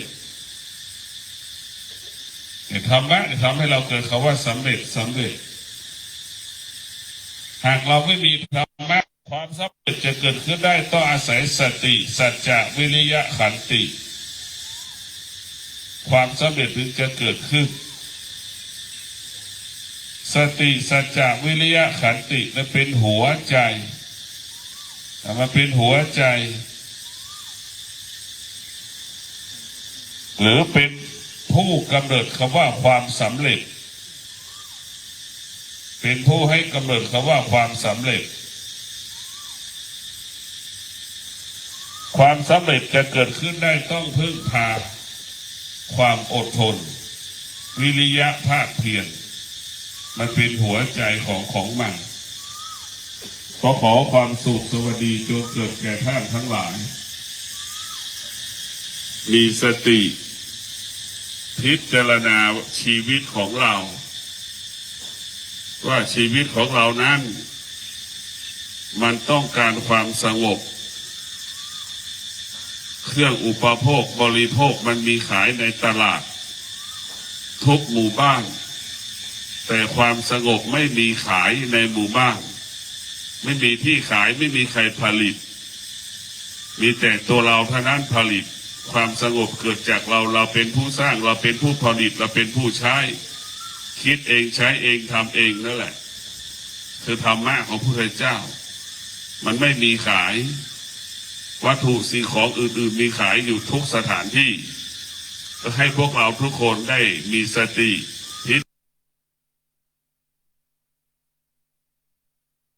เราต้องพึ่งพา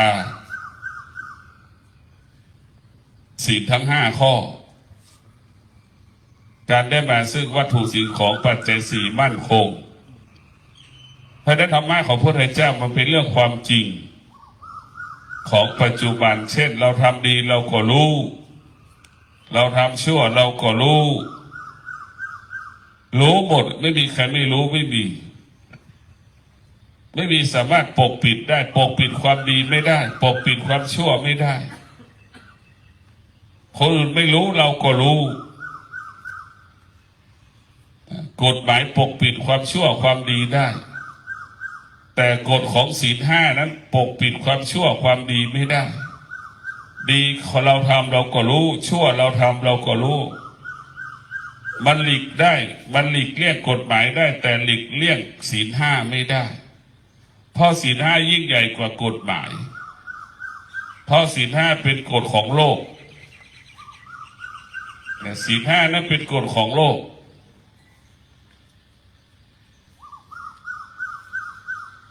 ศีลห้านั้นเป็นกฎของโลก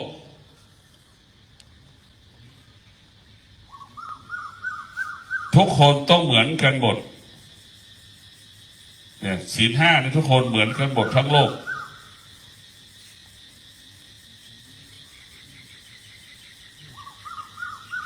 คนทุกคนเกิดมาต้องการความมั่นคง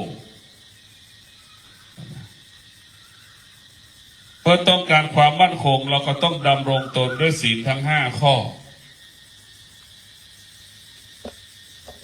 เมื่อเรามีศีล5 ข้อแล้วเมื่อไหร่หัวใจเราก็จะงอกงามหัวใจเราก็ดีงามจิตใจเราก็เบิกบานผ่องใสตลอดเวลาชีวิตของเรามันก็มีแค่ธรรมะนี่แหละเป็นสิ่งที่มีค่าธรรมะนี่แหละเป็นสิ่งที่มีความหมายธรรมะนี่แหละจะทำให้ชีวิตเรางดงาม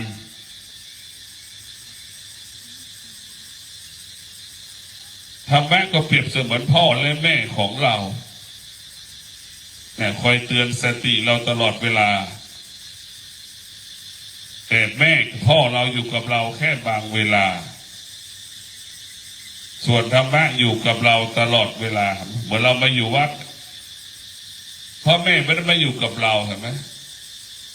ธรรมะอยู่ในร่างกายของเราอดทนเห็นไหม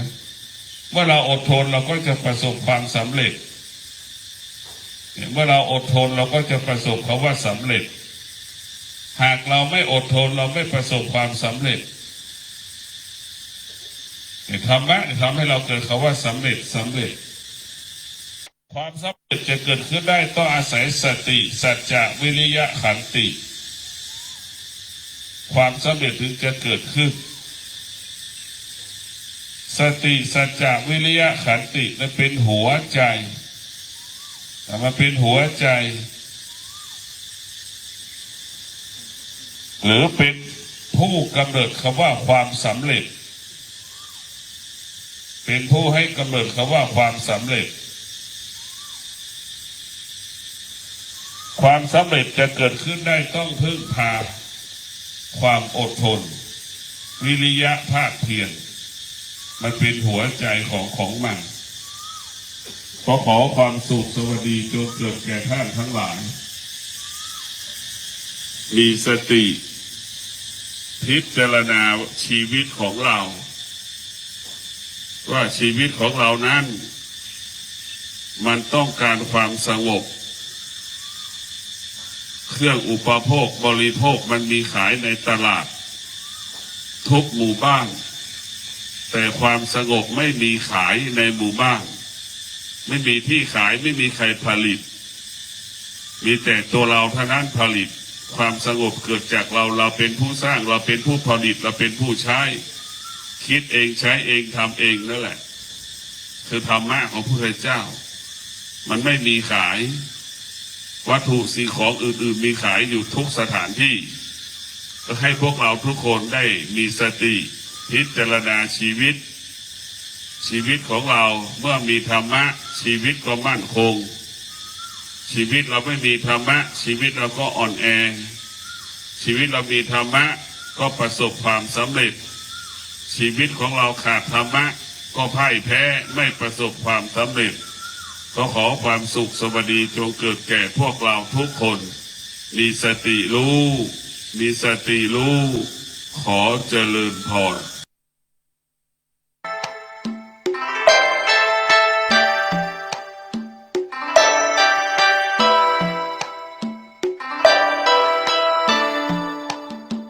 ข่าวสารเพื่อการประชาสัมพันธ์ข่าววัดบ้านราชการสถานศึกษาผมเกษตรเพชรสำริดผู้รายงานข่าวสารเพื่อการประชาสัมพันธ์วัดบ้านราชการสถานศึกษาวันนี้ก็มีข่าวการสร้างศูนย์ศึกษาสัมมาปฏิบัติธุดงควัดพุทธมณฑลพระเจ้าตากเขียวเฉลิมพระเกียรติเสนอโครงการโดยพระครูภาวนาโสภิตฝ่ายวิปัสสนาผู้ช่วยศาสตราจารย์ด็อกเตอร์เจ้าวาดวัดบ้านเหล่าพระเจ้าตากเขียวก็เป็นเรื่องราวที่เกี่ยวข้องกับพระพุทธศาสนาถือว่าเป็นศาสนาแห่งปัญญาก็เปรียบเสมือนแสงสว่างที่ใช้ในการดำเนินชีวิตและเป็นเกราะป้องกันคุ้มครองตนและผู้อื่นได้ ปัญญาถือว่าเป็นสิ่งประเสริฐที่สุดในชีวิตของผู้มีปัญญา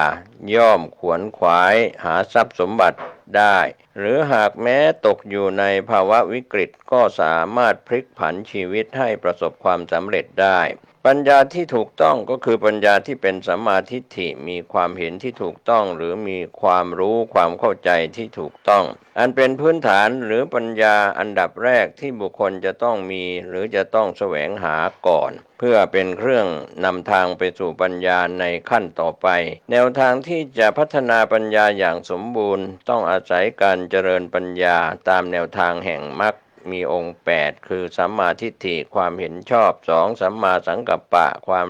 คิดชอบ3สัมมาวาจาการพูดชอบ4สัมมากัมมันตะการทำการงานปฏิบัติชอบ5สัมมาอาชีวะการหาเลี้ยงชีพชอบ6สัมมาวายามะความเพียรชอบ7สัมมาสติความระลึกชอบ8สัมมาสมาธิความตั้งใจมั่นชอบในการพัฒนาปัญญาให้มีระดับสูงขึ้นไปรอบรู้ถึงอุบายวิธีที่จะละเว้นความชั่วหันมาประพฤติปฏิบัติในความดีจนมีความบริสุทธิ์ทั้งกายวาจาและก็จิตใจต้องใช้หลักไตรสิกขาศีลสมาธิปัญญาที่สะอาดบริสุทธิ์สว่างไสวปัญญาทำให้เกิดศรัทธาเป็นศรัทธาที่ถูกต้องตามหลักการและเหตุผลไม่ผิดพลาดกลายเป็นความงมงายปัญญาทำความประพฤติศีลให้ถูกต้องตามหลักการเป็นผู้มีคุณธรรมละชั่วทำดีและข้อแตกต่างที่สำคัญของปัญญาใน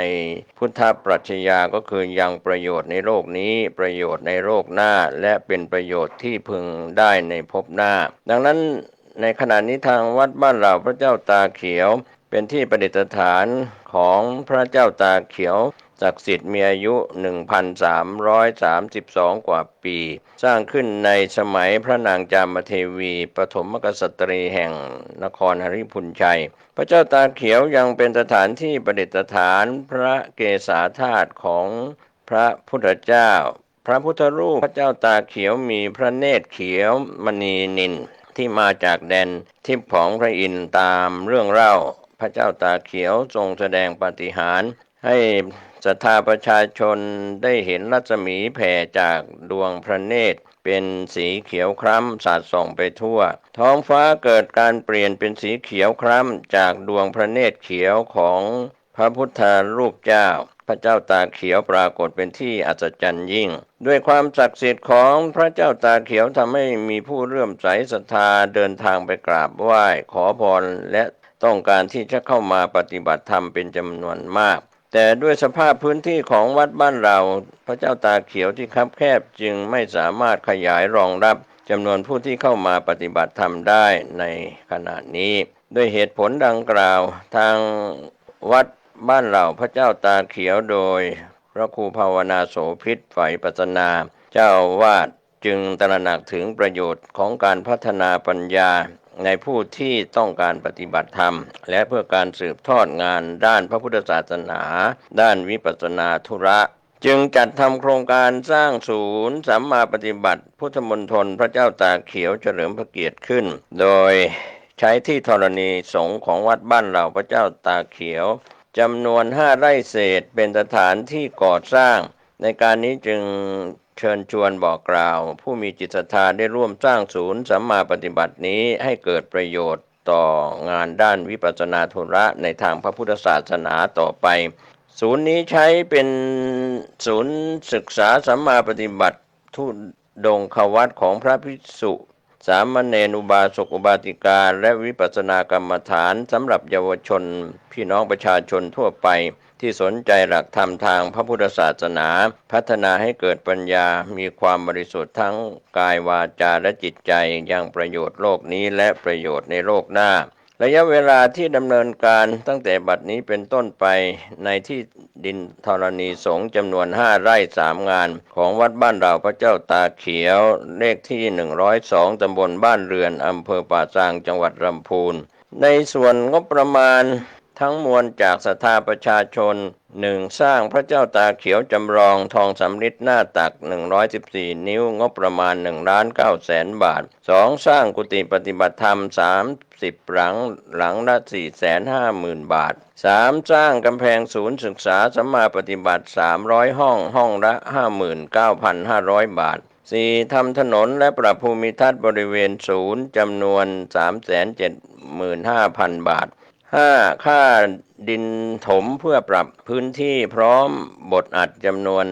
180,000 บาท ในส่วนนี้โดยการนำของพระครูภาวนาโสภิตผู้ช่วยศาสตราจารย์ดร.เจ้าอาวาสวัดบ้านเหล่าพระเจ้าตากเขียวสถานที่ปฏิบัติธรรมแห่งนี้ในขณะนี้เริ่มดำเนินการเพื่อใช้เป็นสถานที่ปฏิบัติวิปัสสนากรรมฐานพัฒนาปัญญาให้กับเยาวชนและพี่น้องประชาชนผู้ปฏิบัติวิปัสสนากรรมฐานประพฤติศีลได้ถูกต้องตามหลักการมีความบริสุทธิ์ทั้งกายวาจาและจิตใจผู้ปฏิบัติวิปัสสนากรรมฐานเป็นผู้มีคุณธรรมละชั่วทำดียังประโยชน์ในโลกนี้และประโยชน์ในโลกหน้าทำให้เกิดสังคมที่อุดมไปด้วยปัญญาผู้คนไม่เบียดเบียนซึ่งกันและกันอยู่ร่วมกันอย่างสงบสันติสุขประเทศชาติเข้มแข็งและที่สำคัญพระพุทธศาสนาได้รับการสืบทอดจันโรงต่อไปก็เป็นเรื่องราวที่เกี่ยวข้องที่จะได้ดำเนินการตามขั้นตอนต่างๆท่านที่สนใจจะสอบถามรายละเอียดหรือร่วมในโครงการนี้ติดต่อได้ที่พระครูภาวนาโสภิตเจ้าอาวาสวัดบ้านเหล่าพระเจ้าตาเขียวหรือท่านที่จะร่วมบริจาคผ่านธนาคารไทยธนชาติเลขที่บัญชี4222357 ก็เป็นส่วนหนึ่งของการร่วมสร้างศูนย์ปฏิบัติธรรมของวัดบ้านเหล่าพระเจ้าตาเขียวอำเภอป่าซางจังหวัดลำพูนหมายเลขโทรศัพท์0969525159ได้ทุกวันก็เป็นส่วนหนึ่งของการประชาสัมพันธ์ในโครงการนี้ผมเกษตรเพชรสำริดผู้ดำเนินรายการก็รายงานข่าวที่เป็นข่าววัดบ้านราชการสถานศึกษาศูนย์ศึกษาสัมมาปฏิบัติธุดงควัดพุทธมณฑลพระเจ้าตาเขียวเฉลิมพระเกียรติก็เป็นการเสนอโครงการโดยพระครูภาวนาโสภิตฝ่ายวิปัสสนาผู้ช่วยศาสตราจารย์ดร.ปัจจุบันท่านดำรงตำแหน่งเจ้าอาวาสวัดบ้านเหล่าพระเจ้าตาเขียวก็โครงการนี้เป็นโครงการที่สำคัญในพื้นที่5 ไร่เศษก็ผู้ดำเนินรายการได้เข้าไปดูพื้นที่ที่จะเริ่มดำเนินการตั้งแต่บัดนี้เป็นต้นไปจนกว่าโครงการศูนย์ศึกษาสัมมาปฏิบัตินี้จะแล้วเสร็จก็อนุโมทนาสาธุท่านที่จะสอบถามหรือร่วมทำบุญก็ติดต่อสอบถามได้ที่พระครูภาวนาโสภิต0969525159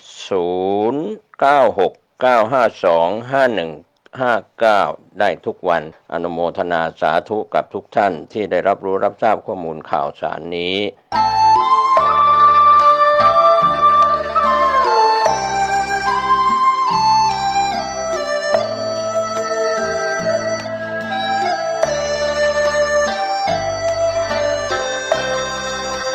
สวัสดีครับท่านผู้ฟังที่เคารพวันนี้ธรรมสาระผมเกษตรเพชรสำริดได้นำเรื่องราวต่างๆที่เกี่ยวข้องกับ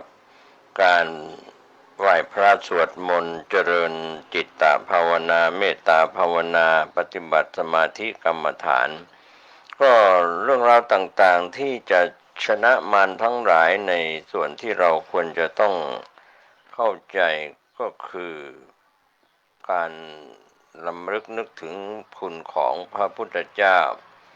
คุณของพระพุทธเจ้านั้นเป็นสิ่งที่เราได้สรรเสริญด้วยบทว่าอิติปิโสภควาอรหังสัมมาสัมพุทโธวิชาจรณสัมปันโนสุขโตโลกวิทูอนุตตโรปุริสธรรมสารถิสัทธาเทวมนุษสานังพุทโธภควาติเพื่อความเป็นผู้มีมงคลมีความเจริญมีความรุ่งเรืองและแคล้วคลาดปลอดภัยด้วยอำนาจพุทธคุณก็หลายท่านที่เคยไหว้พระก็ ได้ถือปฏิบัติมาในคำบูชาพระรัตนตรัยว่าอิมินาสการเรนะพุทธังอภิปูชยามิอิมินาสการเรนะธัมมังอภิปูชยามิอิมินาสการเรนะสังฆังอภิปูชยามิแล้วก็บทกราบพระรัตนตรัยว่าอรหังสัมมาสัมพุทโธภควาพุทธังภควันตังอภิวาเทมิแล้วก็กราบลงนี่เป็นห้องพุทธคุณสวาขาโตภควตาธัมโมธัมมังนัมมสสามินี่ก็กราบในส่วนของธรรมคุณต่อไปเป็นส่วนของสังฆคุณสุปฏิปันโนภควโตสาวกสังโฆสังฆังนามามิกราบคุณของพระพุทธเจ้าคุณของพระธรรมคุณของพระสงฆ์แล้วในอริยประเพณีหรือประเพณีแต่เก่าก่อนจากอดีตจนถึงปัจจุบันก็จะมีการชุมนุมเชิญเทวดามาร่วมในพิธีไม่ว่าจะเป็นการฟังการเจริญพุทธมนต์หรือการไหว้พระการทำความดีด้วยบทอัญเชิญเทวดาชุมนุมณที่นี้ว่าสักเคกาเมจรูเปคิริสิคารตเตจันตริเขวิมานีทีเปรเถจะคาเมตรุวนะคหะเนเคหะวัตุมิเขเตภุมมาจยันตุเทวาชระทระวิสเมยะขะคันทัพพนาคาติทันตาสันติเกยังมุนิวระวจนังสาธโวเมสุนันตุ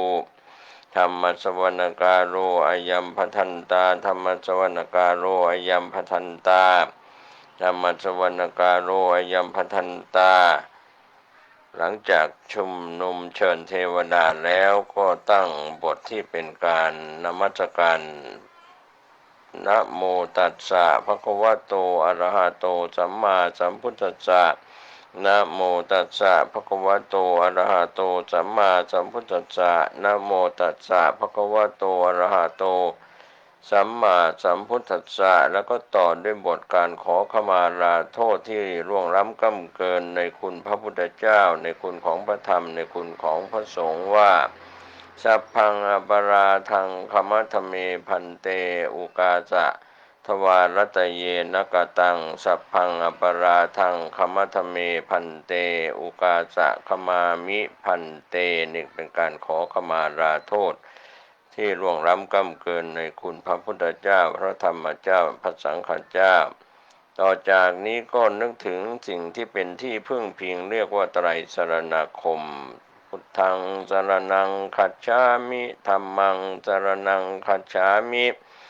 สังฆังสรณังคัจฉามิทุติยัมปิพุทธังสรณังคัจฉามิทุติยัมปิธัมมังสรณังคัจฉามิทุติยัมปิสังฆังสรณังคัจฉามิตติยัมปิพุทธังสรณังคัจฉามิตติยัมปิธัมมังสรณังคัจฉามิตติยัมปิสังฆังสรณังคัจฉามิหลังจากได้กล่าวมีพระพุทธเจ้าเป็นที่พึ่งที่ระลึกมีพระธรรมเจ้าเป็นที่พึ่งที่ระลึกมีพระสังฆเจ้าเป็นที่พึ่งที่ระลึกแล้วก็สมาทานจากศีลห้าเว้นจากบาป5ประการปานาติปาตาเวรมณีสิกขาปะทังสมาธิยามิอาทินาทานาเวรมณีสิกขาปะทังสมาธิยามิกาเมสุมิจฉาจาราเวรมณีสิกขาปะทังสมาธิยามิมุสาวาทาเวรมณีสิกขาปะทังสมาธิยามิสุราเมรยะมัชฌัปปมาทฐานาเวรมณีสิกขาปะทังสมาธิยามิอิมานิปัญจสิกขาปทานิสมาธิยามิอิมานิปัญจสิกขาปทานิสมาธิยามิอิมานิปัญจสิกขาปทานิสมาธิยามิกาลุนิโกมหาการุณิโกนาโถหิตายาสัพพปานินางปุเรตวาปารมี สัพพะปัตโตสัมโพธิมุตตมังเอเตนะสัจวัชเชนะโหตุเมชยมังครังชยันโตโพธิยามูเรจักยานังนันทิวัฒโนเอวังอะหังวิชโยโหหิชยสุชยมังคะเรอปราจิตปันรังเกสีเสปทวิโปคะเรอภิเสเกสาพพุทธานังอาคาปัตโตปโมทติสุนัขขาตังสุมังครังสุปาพาตังสุหุติตังสุขโนสุโมโหโตจะสุยิทังพระมจาริสุปทาขินังกายกรรมังวาจากรรมังปทาขินังปทาขินังมโนกรรมังปณิทิเตปทาขินาปทาขินานิกัตตวานรพันตาเทปาทาขิเนภวตุสัพพมังครังรักขันตุสัพพเทวตาสัพพพุทธานุภาเวนัสทาโสทีภวันตุเมภวตุสัพพมังครังรักขันตุสัพพเทวตาสัพพธัมมานุภาเวนัสทาโสทีภวันตุเมภวตุสัพพมังครังรักขันตุสัพพเทวตาสัพพสังฆานุภาเวนัสทาโสธีพระวันตุเมต่อจากนั้นก็เป็นการสวดบทมงคลจักรวาลใหญ่เพื่อเป็นสิริมงคลอันยิ่งใหญ่สิริทิเตมติเตโชชยเสธิมหิธิมหาคุณาปริมิตปุญญาธิการาสะสัพพันตรายกนิวารันนาสมาทาสัพพะคะวะโตอะระหะโตสัมมาสัมพุทธัสสะทวัตติงสัมมหาปุริสรักขณานุภาเวนะอาสิตยานุพยัญชนะนุภาเวนะอาทุตระตตมังคารานุภาเวนะชาพันนรังสิยานุภาเวนะเกตุมหารานุภาเวนะทัสสะปารมิตานุภาเวนะทัสสะอุปปารมิตานุภาเวนะทัสสะปรมัตถปารมิตานุภาเวนะทีรสมาธิปัญญานุภาเวนะพุทธานุภาเวนะธัมมานุภาเวนะสังฆานุภาเวนะเตชานุภาเวนะอิทธานุภาเวนะภรานุภาเวนะยยธรรมานุภาเวนะจตุราสีติสหัสธรรมขันธานุภาเวนะนวาโรกุตระธรรมานุภาเวนะอาทังคิกมัคคานุภาเวนะอัตถาสมาปฏิยานุภาเวนะชรพิญญานุภาเวนะจตุสัจจญาณานุภาเวนะทัสสะภรยานานุภาเวนะสัพพัญญุตญาณานุภาเวนะเมตตากรุณามุทิตาอุเบกขานุภาเวนะสัพพะปริตานุภาเวนะรัตนาตยะสรณานุภาเวนะตุยหังสัพพะโลกโสกุปัฏฐวทุกขโทมนัสสุปายาสามินัสสันติสัพพะอันตรายาปิวินัสสันตุสัพพะสังกัปปะตุยหังสมิจฉันตุทีฆายุตาตุยหังโห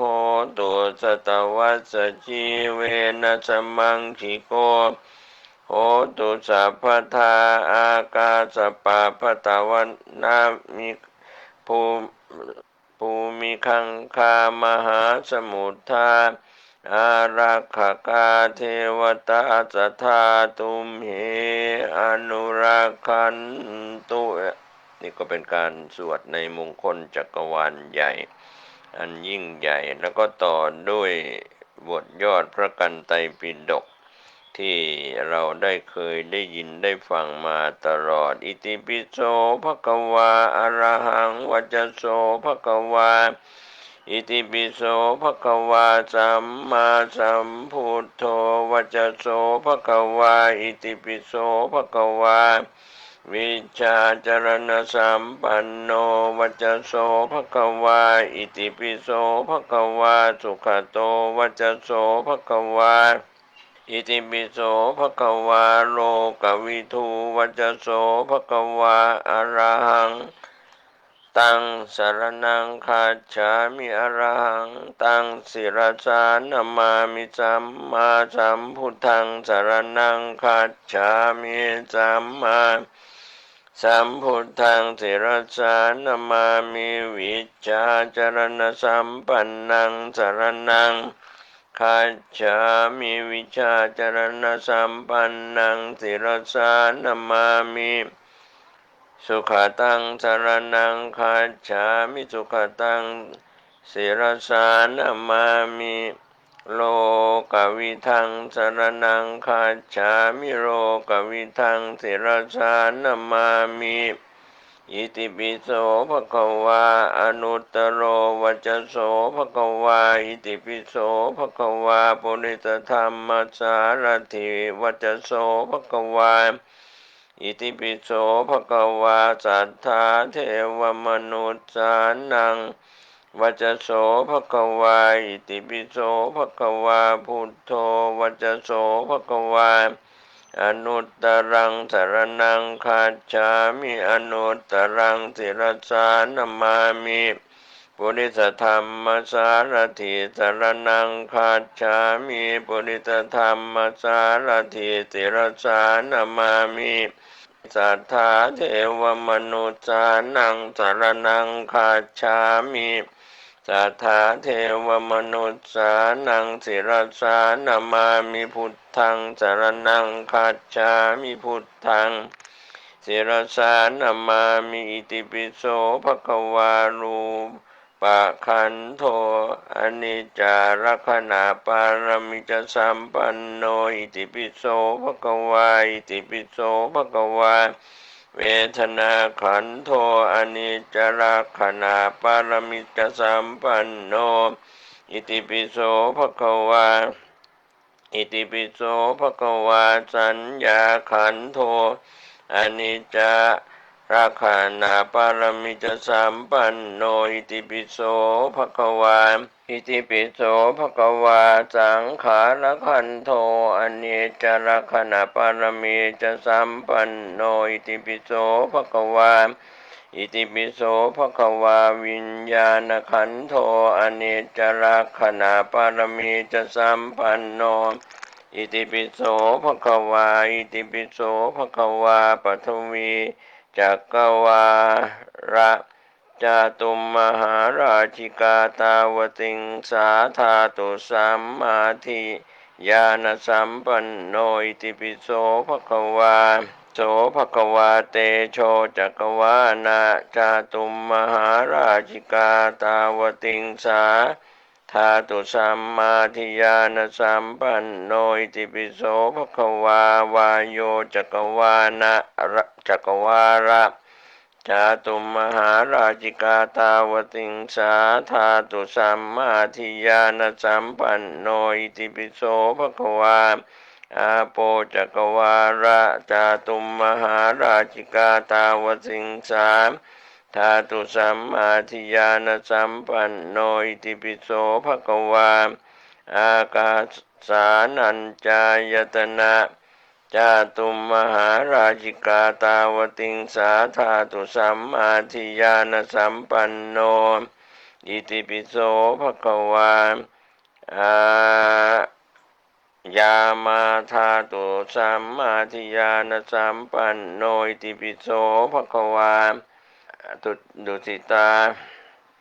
ธาตุสัมมาทิฏฐิสัมปันโนอิติปิโสภควานิมมานรติธาตุสัมมาทิฏฐิสัมปันโนอิติปิโสภควากามาวจราธาตุสัมมาทิฏฐิสัมปันโน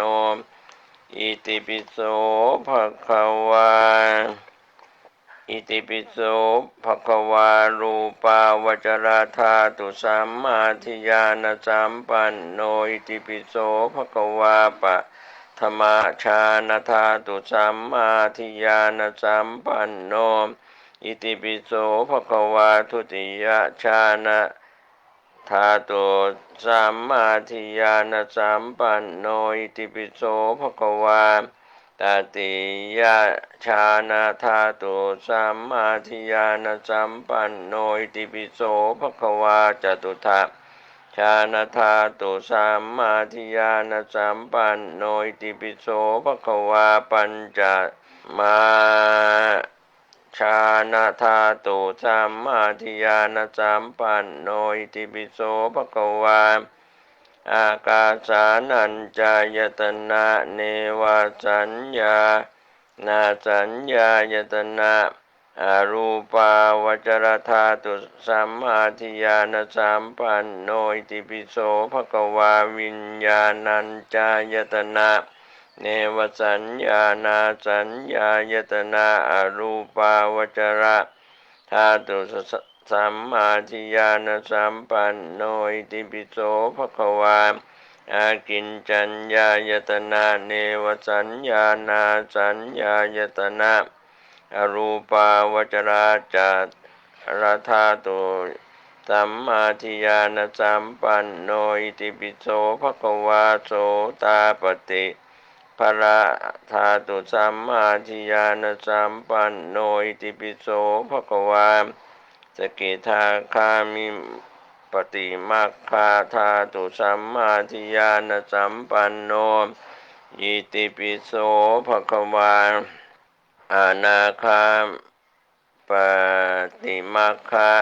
ธาตุสัมมาทิฏฐิสัมปันโนอิติปิโสภควาอรหัตตมัคอรหัตตาปฏิมัคคาธาตุสัมมาทิฏฐิสัมปันโนอิติปิโสภควาโสตาอรหัตตาปฏิภระธาตุสัมมาทิฏฐิสัมปันโนอิติปิโสภควาสกิทาคาอรหัตตาปฏิภระธาตุสัมมาทิฏฐิสัมปันโนอิติปิโสภควาอนาคาอรหัตตาปฏิภระธาตุสัมมาทิฏฐิสัมปันโนอิติปิโสภควากุศลธัมมาอิติปิโสภควาอายาวชีวังพุทธังสรณังคัจฉามิชัมพูทีปัญจอิสโรกุศลธัมมานะโม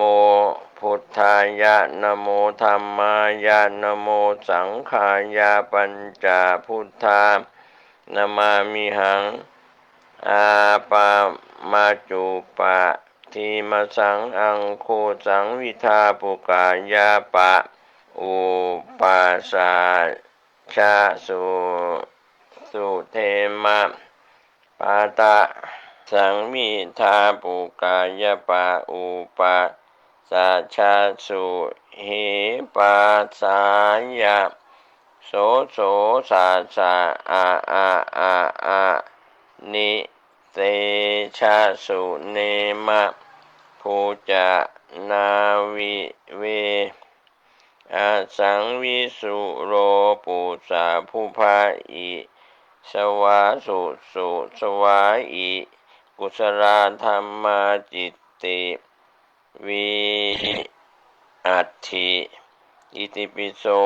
ภะคะวะอะระหังอะอายาวชีวังพุทธังสรณังคัจฉามิสาโพธิปัญจอิสโรธัมมากุศลธัมมานันทวังโกอิติสัมมาพุทโธสุขารานโนยาวชีวังพุทธังสรณังคัจฉามิจาตุมมหาราชิกาอิสโรกุศลธัมมาอิติวิชาจรณสัมปันโนอุยาวชีวังพุทธังสรณังคัจฉามิตาวติงสาอิสโร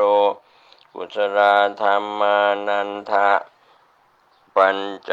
สุขโตโลกวิทูมหาเอโอยาวชีวังพุทธังสรณังคัจฉามิยามา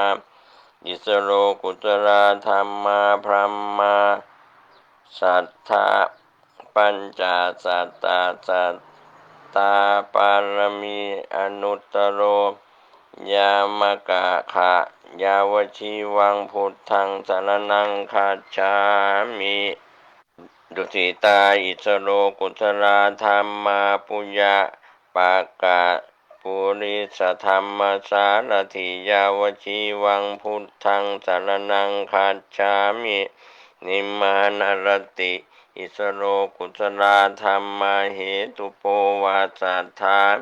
เทวมนุษสานังตถายาวชีวังพุทธังสรณังคัจฉามิปรนิมมิตาอิสโรกุศลธัมมาสังขารขันโธทุกขังอนิจจังอนัตตารูปขันโธพุทธะปาภายาวชีวังพุทธังสรณังคัจฉามิธัมมาอิสโรกุศลธัมมานัจจิปัจจยาวินาปัญจภควตายาวานิพพานังคัจฉามินะโมพุทธัสสะนะโมธัมมัสสะนะโมสังฆัสสะทิราโรกรากนาเอเตนะสัจเจนะชวัตติโหนตุหุรูสวาหายะ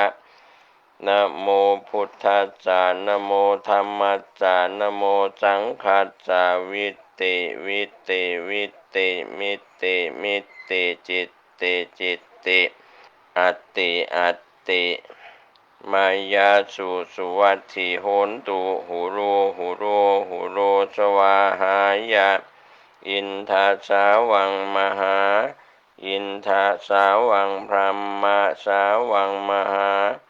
พรหมสาวังจักกะวันติสาวังมหาจักรวัติสาวังเทวาสาวังมหาเทวาสาวังอิสิสาวังมหาอิสิสาวังมุนีสาวังมหามุนีสาวังสัพปริสาวังมหาสัพปริสาวังพุทธสาวังปัจเจกพุทธสาวังอรหัตตสาวังสัพพสิทธิวิชาธารานังสาวังสัพพโรกาอิริยานังสาวังเอเตนะสัจเจนะสุวัตติโหตุสาวังคุณังวาจาภรังเตชังวิริยังติทิกัมมังนิพพานังโมกขังคุยหกังฐานังสีรังปัญญานิขังปุญญังภาคยังตัปปังสุขังสิริรูปังจตุวิสติเสนังเอเตนะสัจเจนะสุวัตถิโหนตุหุรูสวาหายะนะโมพุทธัสสะนะโมธัมมัสสะนะโมสังฆัสสะทุกขังอนิจจังอนัตตารูปขันโธเวทนาขันโธสัญญาขันโธสังขารขันโธวิญญาณขันโธนะโมอิติปิโสภะคะวา นะโมพุทธัสสะทุกขังอนิจจังอนัตตารูปะขันโธเวทนาขันโธสัญญาขันโธสังขารขันโธวิญญาณขันโธนะโมสวากขาโตภควตาธัมโมนะโมธัมมัสสะทุกขังอนิจจังอนัตตารูปะขันโธเวทนาขันโธสัญญาขันโธสังขารขันโธวิญญาณขันโธนะโมสวากขาโตภควตาธัมโมนะโมธัมมัสสะ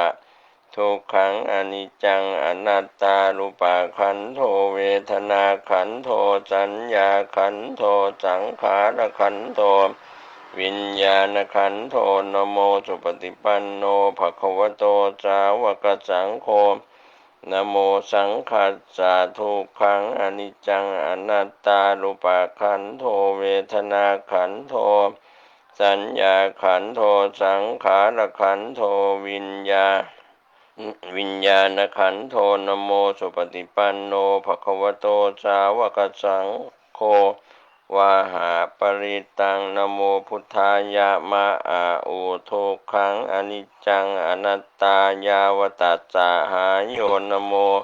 โอ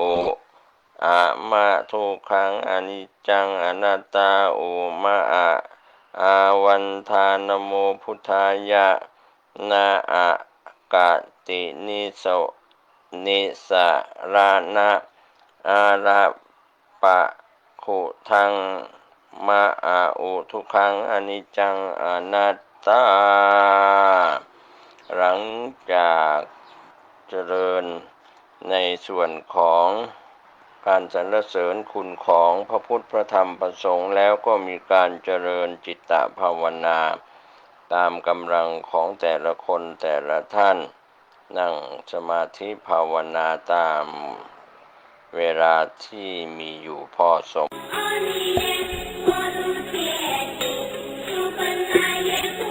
สวัสดีครับท่านผู้ฟังที่เคารพการแบ่งปันความคิดดีๆวันนี้ผมกาเศรษฐ์เพชรสำริดวิทยากรก็นำเล่าเรื่องราวพุทธกิจเป็นพรรษาสุดท้าย45พรรษาหลังจากองค์สมเด็จพระสัมมาสัมพุทธเจ้าเสด็จดับขันธปรินิพพานแล้วก็มาถึงยุคของพระเจ้าอโศกมหาราชพระองค์สร้างวัดและก็เจดีย์โดยพระเจ้าอโศกมหาราชนั้นมีความเลื่อมใสในทางพระพุทธศาสนาเป็นอย่างยิ่งก็ตรัสถามท่ามกลางภิกษุสงฆ์ว่าข้าแต่ท่านผู้เจริญชื่อว่าพระธรรมที่พระผู้มีพระภาคเจ้าทรงแสดงแล้วมีประมาณเท่าไรพระสงฆ์ถวายพระพรว่ามหาบพิตรชื่อว่าพระธรรมที่พระผู้มีพระภาคเจ้าทรงแสดงแล้วมี 84,000 พระธรรมขันธ์พระราชาทราบว่าพระธรรมพระวินัยของพระพุทธเจ้ามี 84,000 พระธรรมขันธ์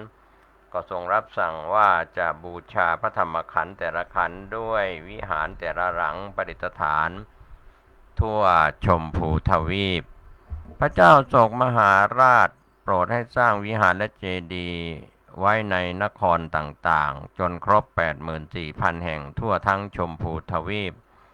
ส่วนพระองค์เองนั้นก็ทรงสร้างมหาวิหารในเมืองปาตรีบุตรชื่อว่าอโศการามก็มีพระอินทคุตเถระผู้มีฤทธิ์มากมีอานุภาพมากสิ้นอาสวะแล้วเป็นผู้ดำเนินการก่อสร้างพระเถระได้ดูแลการก่อสร้างสำเร็จลงใน3 ปีเมื่อวิหารสร้างเสร็จแล้วพระราชาตรัสถามภิกษุสงฆ์ว่าโยมได้สร้างวิหาร 84,000 หลังแล้วจะได้พระบรมธาตุมาจากไหนเล่าภิกษุสงฆ์ทูลว่าถวายพระพรพวกอาตมาภาพได้ฟังมาว่าสถานที่เก็บพระบรมธาตุมีอยู่ในกรุงราชคฤห์นี้แต่ไม่ทราบว่าอยู่ที่ไหนพระราชาจึงรับสั่งให้รื้อพระเจดีย์ในกรุงราชคฤห์ทั้งหมดก็ไม่พบทรงทำให้พระเจดีย์คืนดีอย่างเดิมแล้วก็ทรงพาบริษัท4ภิกษุภิกษุณีอุบาสกอุบาสิกาไปยังกรุงเวสาลี แม้ในที่นั้นก็หาไม่ได้เสด็จไปยังกรุงกบิลพัสเมืองปาวาเมืองกุสินาราเมืองอัลละกัปปะเวทาทีปะในที่ทุกแห่งที่เสด็จไปหรือพระเจดีย์แล้วก็ไม่ได้พระบรมธาตุเลยจากนั้นได้เสด็จไปยังรามคามเหล่านาคในรามคามไม่ยอมให้รื้อพระเจดีย์ของตนคันทำเจดีย์เหล่านั้นให้คืนดีดังเดิมแล้วก็เสด็จกลับไปยังกรุงราชคฤห์ทรงประชุมบริษัทสี่แล้วตรัสถามว่าผู้ใดทราบเรื่องสถานที่เก็บพระบรมสารีริกธาตุบ้างที่ประชุมนั้นมีพระเถระรูปหนึ่งอายุ120 ปีกล่าวว่าเมื่ออาตมาภาพอายุ7 ขวบพระมหาเถระผู้บิดาของอาตมาภาพได้ใช้ให้อาตมาภาพถือหีบมาลัยสั่งว่ามานี่สามเณรในระหว่างกอไม้ทางทิศอาคเนย์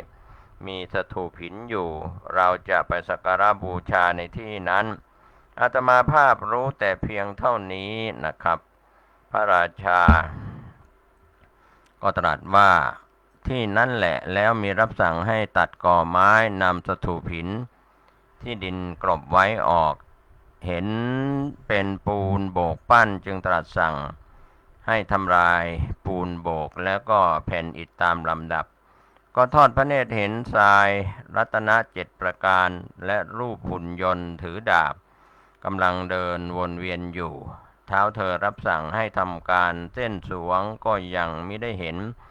จึงทรงนมัสการเทวดาทั้งหลายตรัสว่าเมื่อข้าพเจ้ารับ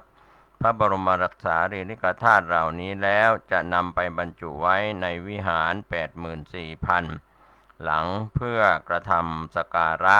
ขอเทวดาอย่าทำอันตรายแก่ข้าพเจ้าเลยขณะนั้นท้าวสักกะเทวราชเสด็จจาริกไปทรงเห็นพระเจ้าอโศกนั้นแล้วเรียกวิสุกรรมเทพบุตรมาสั่งว่าพ่อเอ๋ยพระธรรมราชาอโศกจะนำพระบรมสารีริกธาตุไปเพื่อเผยแผ่แก่ชาวโลกเธอจงลงไปสู่บริเวณนั้นแล้วทำลายรูปหุ่นนั้นเสียวิสุกรรมเทพบุตรแปลงเพศเป็นเด็กชาวบ้านไว้จุกยืนถือธนูตรงพระพักตร์ของพระราชาก็ทูลว่าข้าจะนำไปมหาราชเจ้าพระราชาตรัสว่านำไปสิพ่อวิสุกรรมเทพบุตรก็จับสอนยิงสลักบังคับหุ่นยนต์ทำให้ทุกอย่างกระจัดกระจายไป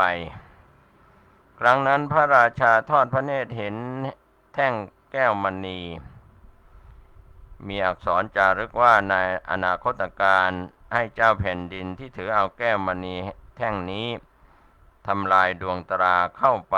พระราชากระทำตามทรงทำลายดวงตาเปิดประตู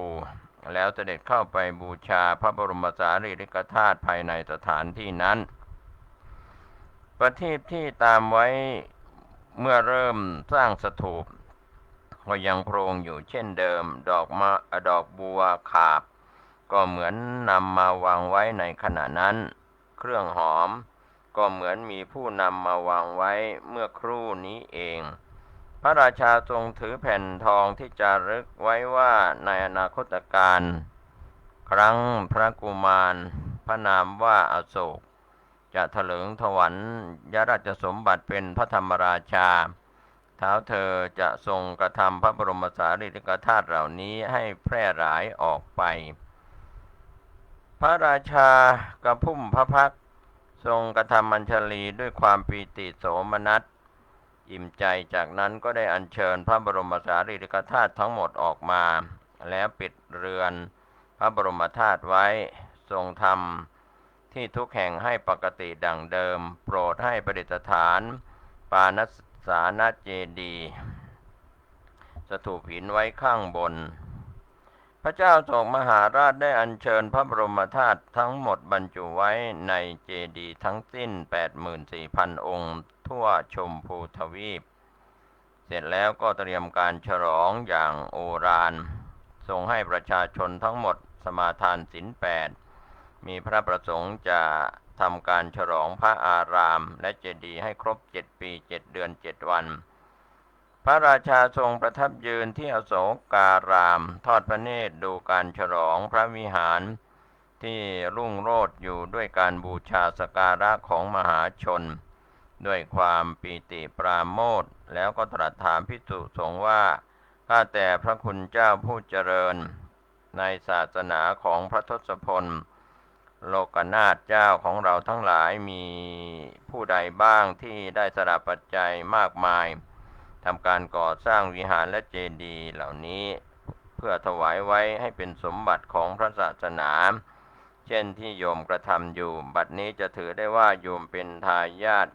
แห่งพระศาสนาได้หรือไม่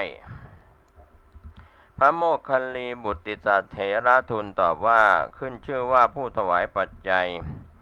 ในพระศาสนาของพระศาสดาเช่นกับพระองค์แม้เมื่อพระตถาคตเจ้ายังทรงพระชนอยู่ไม่มีผู้ใดเลยพระองค์เท่านั้นทรงมีการบริจาคยิ่งใหญ่พระองค์เป็นผู้ยกย่องเชิดชูพระศาสนาที่แท้แม้กระนั้นพระองค์ก็ยังได้ชื่อว่าเป็นเพียงปัจจัยทายกคือผู้อุปถากพระศาสนาเท่านั้นต่อเมื่อใด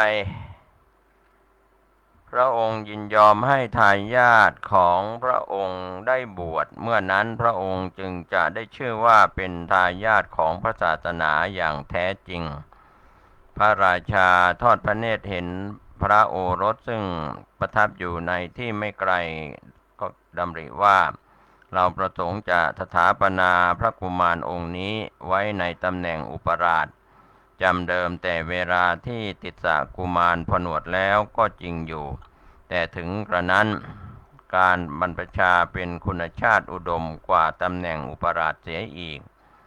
พระราชาจึงตรัสถามพระโอรสและพระธิดาว่าเธอบวชได้ไหม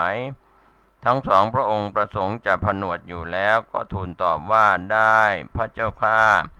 พระราชาทรงขอบใจพระราชโอรสและพระธิดามีพระราชหฤทัยเบิกบานตรัสกับภิกษุสงฆ์ว่าข้าแต่พระคุณเจ้าผู้เจริญขอพระคุณเจ้าทั้งหลายจงให้กุมารและกุมารีเหล่านี้บวชเพื่อกระทำให้โยมเป็นทายาทพระศาสนาเถิดพระราชาทรงให้พระโอรสและพระธิดาคือพระมหินและพระนางสังฆมิตราผนวดในพระพุทธศาสนาแล้วครั้งนั้นก็กล่าวว่าพระมหินมีพระชนมายุ20 ปีบริบูรณ์พระนางสังฆมิตรามีพระชนมายุ18 ปีพระสงฆ์ก็รับพระราชดำรัสแล้วได้พระมหินบรรพชาอุปสมบทโดยมีพระโมคคัลลีบุตติสเถระเป็นองค์อุปชาพระมหาเทวเถระเป็นอนุสาวนาจารย์พระมัชชันติกะเถระเป็นกรรมวาจาจารย์พระมหินบรรลุอรหัตผลพร้อมด้วยปฏิสัมภิทาในมณฑลที่อุปสมบทนั่นเองส่วนพระนางสังฆมิตราบรรพชาเป็นสามเณรีโดยมีพระธรรมปาริตะเถรีเป็นอุปชาพระอายุปาริตะเถรีเป็นกรรมวาจาจารย์เนื่องจากพระนางสังฆมิตราอายุไม่ครบบวชจึงไม่ได้อุปสมบทพระนางสังฆมิตราได้บรรลุอรหัตเป็นพระขีณาสพเถรีในคราวที่บรรพชานั่นเองหลังจากผนวดพระมหินทเถระก็ได้ศึกษาพระธรรมและพระวินัยอยู่ในสำนักของพระอุปชาได้เรียนเอาเถรวาททั้งหมดพร้อมทั้งอรรถกถาจบภายใน3 พรรษาได้เป็นปาติโมกข์หัวหน้าของภิกษุประมาณ 1,000 รูปผู้เป็นศิษย์ของพระโมคคัลลีบุตติสเถระเมื่อพระราชาครองราชย์ได้8 ปีสมัยนั้นพระสุมิตตเถระบุตรของนางกุณตกินนรีเที่ยวไปเพื่อต้องการเภสัชยามาให้พระติสสะเถระผู้เป็นพี่ชายที่ถูกพิษของตัวบุ้งโดยการพิกขาจารแต่ไม่ได้เนยใสแม้สักฝ่ายมือหนึ่ง จนกระทั่งพระติสสะเถระนิพพานด้วยพิษตัวบุ้งนั้นก่อนนิพพานพระติสสะเถระได้ให้โอวาทภิกษุสงฆ์ไม่ให้ประมาทแล้วขึ้นไปนิพพานบนบัลลังก์ในอากาศเข้าเตโชธาตุนิพพานพระราชาทรงทราบได้ทรงกระทำสักการะแก่พระเถระมีพระดำรัสว่าแม้เราครองราชอยู่ภิกษุยังหาปัจจัยได้ยากอย่างนี้จงรับสั่งให้สร้างถังขนาดใหญ่ไว้ที่ประตูพระนครทั้งสี่ทิศบรรจุเภสัชยาอันเป็นโอสถตามพระวินัยที่ทรงบัญญัติให้เต็มเพื่อถวายแก่สงฆ์ผู้มาจากทิศต่างๆสมัยนั้นมหาชนนำเครื่องบรรณาการมาถวายแก่พระราชาทุกวันวันละ500,000พระราชาทรงนำปัจจัยนั้นบำรุงพระศาสนาอันเป็นสิ่งที่ยังประโยชน์ใหญ่ให้แก่มหาชนของพระองค์อีกด้วยทรงถวายแก่นิโครธเถระวันละ100,000ทรงบูชาพุทธเจดีย์วันละ100,000ทรงบูชาพระธรรมวันละ100,000เพื่อประโยชน์ในปัจจัย4ของภิกษุผู้พหูสูตรวันละ100,000เพื่อประโยชน์แก่เภสัชของภิกษุผู้อาพาธวันละ100,000ลาภสักการะอันโอฬารเกิดขึ้นแล้วในพระพุทธศาสนาอย่างนี้ขณะเดียวกันเหล่าเดรัจฉีกลับเสื่อมราบจนในที่สุดแม้เครื่องอุปโภคบริโภคก็ไม่เพียงพอแก่การยังอัตภาพให้เป็นไปเราเดรัจฉีจึงปลอมบวชเป็นภิกษุในพระพุทธศาสนามากขึ้นต่อมาประมาณปีพุทธศักราชต่อมาปีพุทธศักราช234พระเจ้าอโศกมหาราชทรงดำริให้คณะสงฆ์กระทำการสังฆายนาธรรมวินัยเป็นครั้งที่3ที่วัดอโศการามเมืองปาตรีบุตรพระเจ้าอโศกมหาราชครองราชสมบัติอยู่37 ปีในตอนปลายรัชกาลมหาชนต่างขนานนามพระองค์ว่าพระเจ้าธรรมาโศกราชในการสังฆายนาก็คือการรวบรวมพระธรรมพระวินัยอันเป็นคำสอนของพระสัมมาสัมพุทธเจ้าให้รวบรวมไว้นะครับ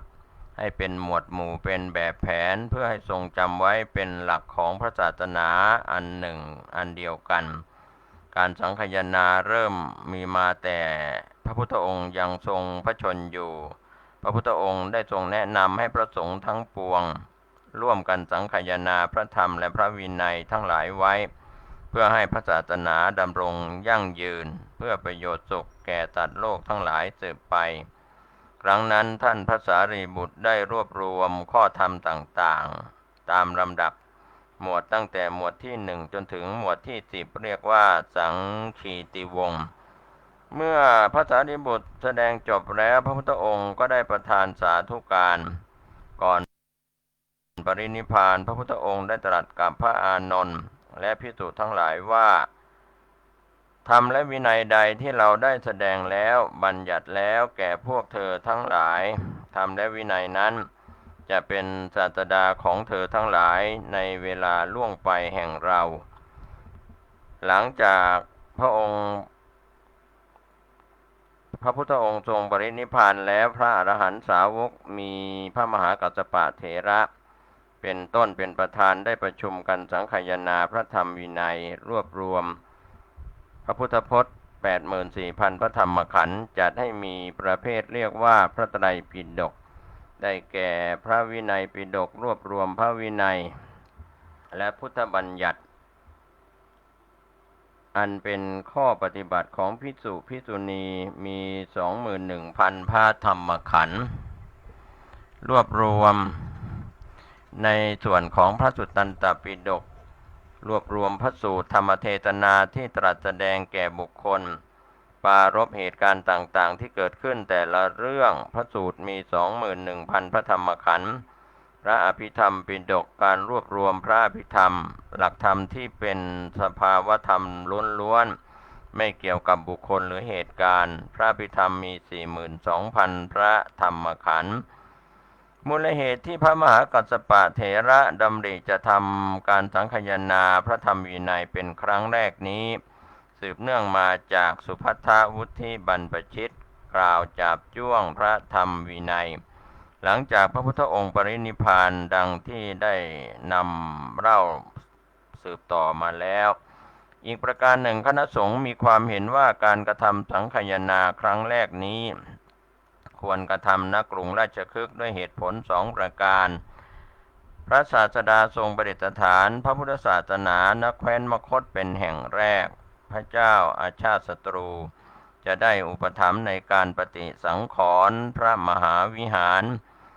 รอบกรุงราชคฤห์18 แห่งที่ชำรุดทรุดโทรมให้กลับสู่สภาพดีดังเดิมในการนี้พระเจ้าอาชาติศัตรูทรงรับภาระในด้านอาณาจักรทั้งสิ้น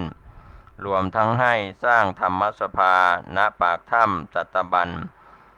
เขาเวภาระทางทิศตะวันออกของกรุงราชคฤห์เพื่อเป็นสถานที่กระทำสังคายนาการสังคายนาครั้งนี้เริ่มกระทำในวันเพ็ญเดือน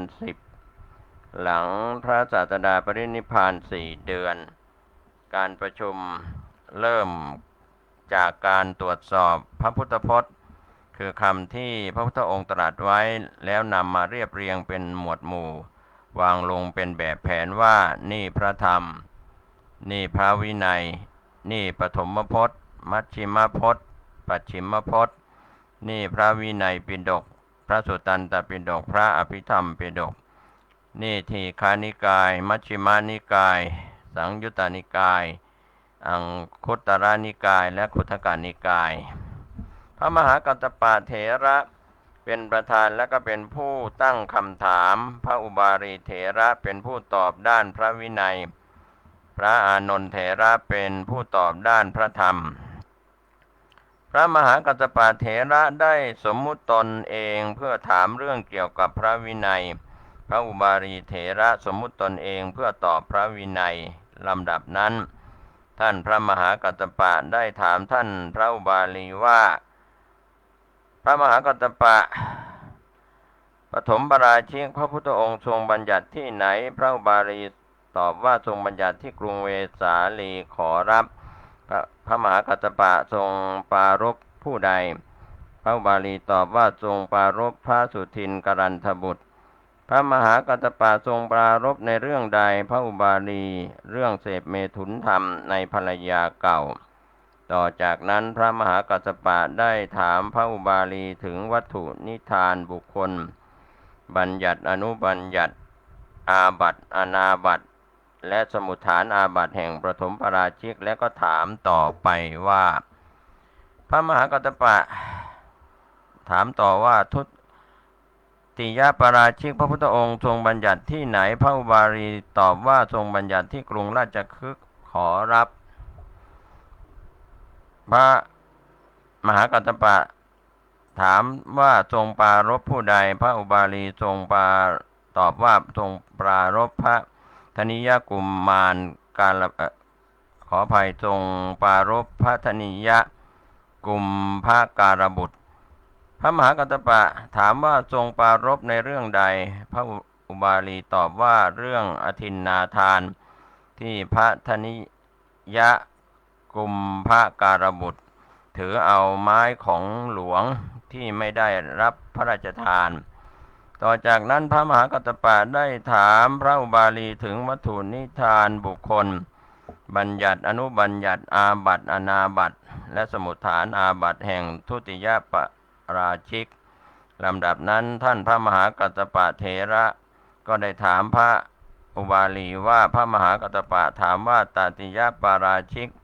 พระพุทธองค์ทรงบัญญัติที่ไหนพระอุบาลีตอบว่าทรงบัญญัติที่กรุงเวสาลีขอรับพระมหากัสสปะถามว่าทรงปรารภผู้ใดพระอุบาลีตอบว่าทรงปรารภภิกษุมากรูปด้วยกันพระมหากัสสปะถามว่าทรงปรารภในเรื่องใดพระอุบาลีตอบว่าเรื่องภิกษุหลายรูปปรงชีวิตซึ่งกันและกันต่อจากนั้นพระมหากัสสปะก็ได้ถามพระอุบาลีถึงวัตถุนิทานบุคคล บัญญัติอนุบัญญัติอาบัติอนาบัติและสมุฏฐานอาบัติแห่งตติยปาราชิก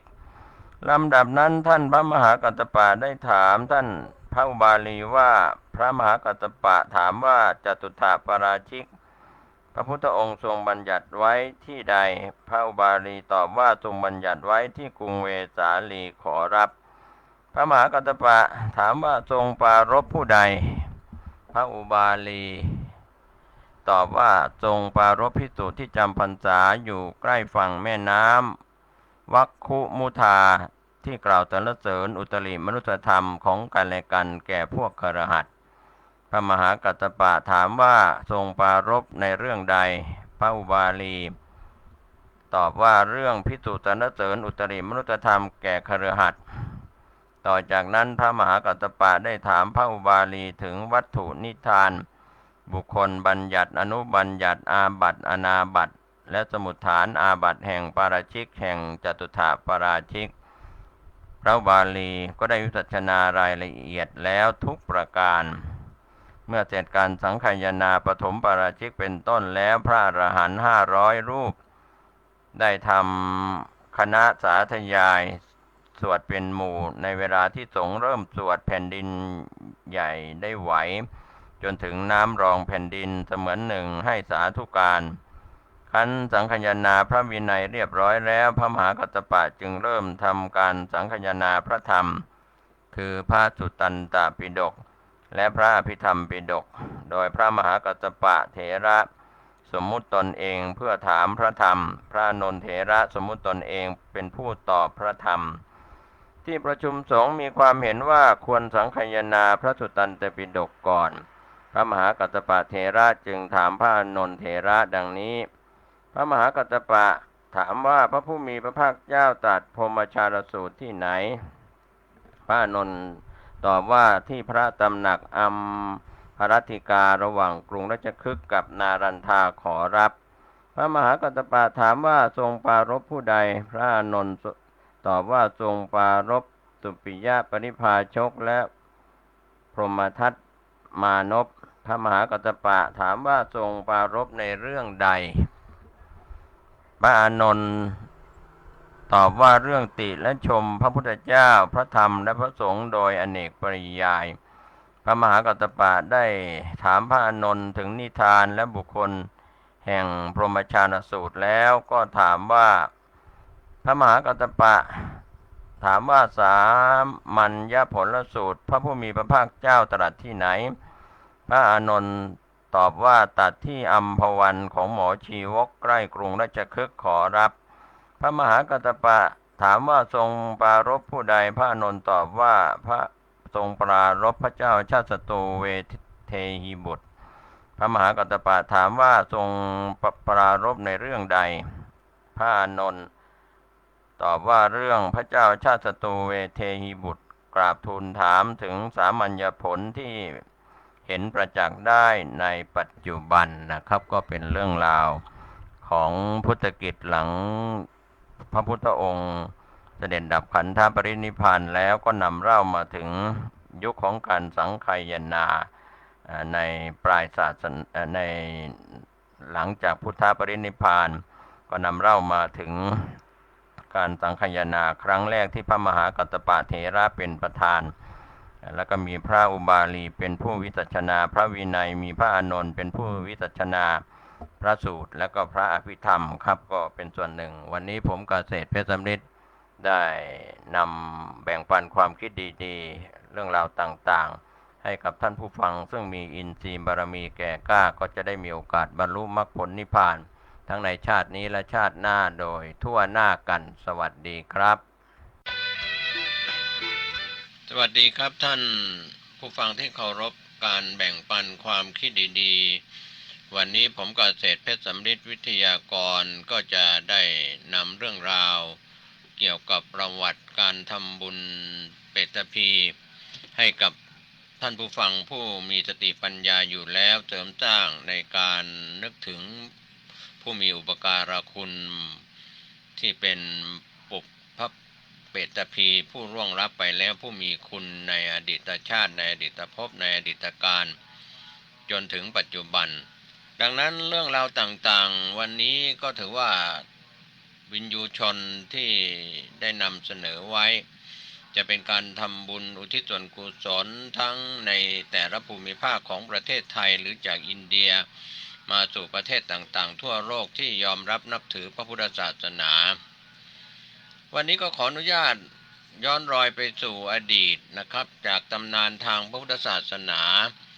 ที่กล่าวถึงเปรตญาติของพระราชาพิมพิสารในกัปที่92นับแต่ภัตตกัปนี้ย้อนไปถึงศาสนาพระสัมมาสัมพุทธเจ้าทรงพระนามว่าปุตสะพระพุทธบิดาทรงพระนามว่าพระเจ้าชยเสนะพระพุทธมารดามีพระนามว่าสิริมาพระเจ้าชยเสนะยังมีพระราชบุตรอีก3 องค์ต่างพระมารดาและเป็นพระกนิษฐาภาดาของพระปุตสะพระพุทธเจ้าราชบุตรทั้ง3นี้มีเจ้าพนักงานรักษาคลัง1เก็บสวยในชนบทเวลาต่อมาพระราชบุตรทั้ง3นะครับมีพระประสงค์จะบำเพ็ญกุศลบำรุงพระศาสนาผู้เป็นพระเชษฐพาดาตลอดไตรมาส3 เดือนจึงทูลขออนุญาตต่อพระราชบิดาเมื่อได้รับอนุญาตแล้วพระราชบุตรทั้ง3จึงตรัสสั่งเจ้าพนักงานผู้เก็บสวยในชนบทของพระองค์ให้สร้างวิหารครั้นสร้างเสร็จแล้วพระราชบุตรทั้ง3จึงนำเสด็จพระพุทธเจ้าไปที่วิหารและทูลถวายวิหารแก่พระศาสดาแล้วสั่งเจ้าพนักงานรักษาพระคลังและพนักงานเก็บสวยว่าเจ้าจงดูแลจัดของเคี้ยวของฉันถวายพระผู้มีพระภาคเจ้าพร้อมด้วยภิกษุ 90,000 องค์ที่เป็นพุทธบริวารและก็ตัวเราทั้ง3กับบริวารด้วยทุกๆวันตลอดจนไตรมาสด้วยตั้งแต่วันนั้นเป็นต้นมาจะไม่พูดอะไรตัดแล้วก็พาบริวาร 1,000 องค์สมาทานศีลเป็นศีล10แล้วก็ประทับอยู่ในวิหารตลอด3 เดือนเจ้าพนักงานรักษาพระคลังและเจ้าพนักงานเก็บสวยผัดกันดูแลทานวัตรตามความประสงค์ของพระราชบุตรทั้ง3ด้วยความเคารพครั้งนั้นชาวชนบทบางพวกมีจำนวนถึง 84,000 คนก็ได้ทำอันตรายต่อทานวัตรของพระราชบุตรทั้ง3มีกินทายธรรมเสียเองบ้างให้แก่บุตรเสียบ้างนะครับเผาโรงครัวเสียชนเหล่านั้นขันทำลายขันแล้วจึงไปบังเกิดในนรกเวลาล่วงไปถึง92กับจนถึงกับนี้ในพระพุทธศาสนาย้อนไปที่ศาสนาพระกัสสปะสัมมาสัมพุทธเจ้าชนเหล่านั้นจิตอันเป็นบาปเบียดเบียนแล้วนั้นได้มาบังเกิดในหมู่เปรตครั้งนั้นมนุษย์ทำบุญให้ทานอุทิศส่วนกุศลให้แก่เปรตที่เป็นญาติของตนเปรตเหล่านั้นก็ได้ทิพสมบัตินานาประการแต่หมู่เปรตผู้ทำลายเครื่องไทยธรรมพระราชบุตรทั้ง3นั้นหาได้รับส่วนกุศลส่วนบุญไม่เปรตเหล่านั้นจึงทูลถามพระกัสสปะสัมมาสัมพุทธเจ้าว่าข้าพระพุทธเจ้านี้จะพึงได้สมบัติอย่างนี้บ้างหรือไม่พระพุทธเจ้าจึงตรัสว่าท่านทั้งหลายยังไม่ได้สมบัติในบัดนี้ต่อไปภายภาคหน้าในพุทธกาลแห่งพระศาสนาพระโคดมพระพุทธเจ้าญาติทั้งหลายจะได้เป็นพระราชาทรงพระนามว่าพิมพิสารและจะได้ถวายทานแด่พระพุทธเจ้าพระองค์นั้นแล้วอุทิศผลบุญถึงท่านทั้งหลายเมื่อนั้นแหละท่านก็จะได้สมบัติอย่างนี้การเวลาล่วงไปได้พุทธันดร1นะครับท่านผู้ฟังถึงพุทธศาสนาสัมมาสัมพุทธเจ้าของเราโคตมะสักยมุนีองค์ปัจจุบันเจ้าพนักงานผู้เก็บสวยพระราชบุตรทั้ง3ได้มาบังเกิดเป็นพระเจ้าพิมพิสารและพระเจ้าพิมพิสารเมื่อได้ฟังเทศนาของพระพุทธเจ้าก็ได้ตั้งอยู่ในโสดาปัตติผลแล้ว ได้ถวายทายธรรมแด่พระพุทธเจ้าแต่หาได้อุทิศส่วนกุศลให้กับเปรตที่เป็นญาติเปรตที่เป็นญาติไม่เป็นญาติเหล่านั้นก็ไม่ได้รับส่วนบุญส่วนกุศลมิได้รับส่วนบุญส่วนกุศลตามปรารถนาก็เสียใจพอถึงเวลาค่ำคืนราตรีหนึ่งก็ส่งเสียงร้องเรียกแปลกประหลาดน่าสะพรึงกลัวคันรุ่งสางเช้ามืดพระเจ้าพิมพิสารก็เสด็จเข้าเฝ้าพระศาสดาทูลถามเหตุนั้นพระพุทธเจ้าได้ตรัสเนื้อความทั้งปวงแต่หนหลังให้พระเจ้าพิมพิสารทรงทราบพระเจ้าพิมพิสารจึงอาราธนาพระพุทธเจ้าให้เข้าไปรับเครื่องไทยธรรมในพระราชนิเวศแล้วพระราชาทรงกระทำทักษิโนทกกรวดน้ำอุทิศว่าน้ำนี้จงถึงหมู่ญาติของเราขณะนั้นฝูงเปรตที่มีความกระวนกระวายร่างกายที่น่าเกลียดน่ากลัวก็สูญหายไปกลับมีผิวพรรณงามผ่องใสดั่งทองแล้วพระราชาได้ถวายยาคูและของเคี้ยวอุทิศถึงญาติอีกยาคูและของเคี้ยวนั้นอันเป็นทิพย์ก็เกิดขึ้นสำเร็จประโยชน์แก่ฝูงเปรตที่เป็นญาติเหล่านั้นแล้วพระราชาถวายผ้าและเสนาสนะทรงอุทิศถึงญาติอีกผ้าและเครื่องเสนาสนะปราสาทล้วนเป็นทิพย์ได้สำเร็จประโยชน์กับฝูงเปรตเหล่านั้นแล้วสมเด็จพระทศพลก็ทรงอธิษฐานให้พระเจ้าพิมพิสารได้ทัศนาการฝูงเปรตที่เป็นญาติเหล่านั้นได้ประสบความสุขเห็นด้วยตาพระเจ้าพิมพิสารก็ทรงพระโสมนัสยิ่งนักในครั้งนั้นมีเรื่องเล่าสืบมาว่าพระพุทธเจ้าได้ทรงแสดงพระธรรมเทศนาติโลกุฏทสูตรทรงสรรเสริญทานที่ทายกอุทิศบริจาคแก่ญาติที่ตายไปแล้วอีกหลายวันแล้วก็กล่าวคำอุทิศถึงญาติว่าอิทังโวยาตินังโหตุสุขิตาโหตุยาตโยทานนี้จงถึงญาติทั้งหลายที่เกิดเป็นเปรตวิสัยขอญาติเหล่านั้นจงมีความสุขคือได้เสวยผลแห่งทานได้ความสำราญอันหนึ่งผู้บริจาคทานนั้นก็หาได้ไร้ผลไม่เป็นการสร้างสมบุญกุศลให้เพิ่มยิ่งขึ้นกลับมีอานิสงส์ยิ่งใหญ่นะครับท่านผู้ฟังให้ผู้อื่นได้อนุโมทนาบุญอีกการร้องไห้เศร้าโศกปริเทวนาการหาผู้ตายไปไม่เป็นประโยชน์อย่างไรกับผู้ร่วงลับไปแล้วแต่มีการทำบุญอุทิศส่วนกุศลเท่านั้นจะเป็นผลแก่เขาในภพเบื้องหน้าที่ตายไปแล้วดังนั้นวันเดือน12เหนือขึ้น14ค่ำก็จะเป็นวันแต่งดาเตรียมข้าวปลาอาหารขนมหวานผลไม้ไว้พร้อมสับรุ่งขึ้นก็เป็นวันเดือน12เพ็ญหรือว่าเดือน12เพ็งทางชาวร้านนาก็จะนำอาหารใส่ถาดไปวัดและถวายแด่พระภิกษุเรียกว่าทานขันข้าวหรือว่าตาลขันข้าวมีการหยาดน้ำอุทิศส่วนกุศลโดยให้พระเป็นผู้กรวดให้เพราะถือว่าท่านเป็นผู้ทรงศีลบุญกุศลจะถึงแก่ผู้ตายได้ง่ายการทำบุญอุทิศส่วนกุศลนั้นมีการทำ2แบบนะครับท่านผู้ฟังอุทิศแก่ผู้ตายธรรมดาแล้วก็อุทิศแก่ผู้ตายโดยอุบัติเหตุพวกผีตายโหงอุทิศแก่ผู้ตายธรรมดาญาติจะนำอาหารไปถวายที่วัดถือว่าวิญญาณผู้ตายธรรมดาจะเข้าออกวัดได้โดยสะดวกส่วนผีตายโหงนั้นเข้าวัดไม่ได้เพราะอำนาจแห่งเวรกรรมญาติต้องถวายอาหารพระนอกวัดก็คือเป็นธรรมเนียมร้านนาจากอดีตจนถึงปัจจุบันก็นิมนต์พระมานอกกำแพงวัดแล้วถวายเช่นเดียวกับบุญข้าวประดับดินของอีสานนั่นแหละครับคล้ายๆกันการทำบุญอุทิศถึงผู้ตายนี้ถ้ามีญาติหลายคนที่ตายไปแล้วก็จะต้องอุทิศให้คนละขันหรือคนละถาดก็คือจะต้องถวายหลายครั้งตามจำนวนคนแต่บางรายก็จดรายชื่อให้พระเวลาพระให้พรก็จะได้ออกชื่อผู้ตายตัวอย่างคำให้พรอุทิศแก่ผู้ตาย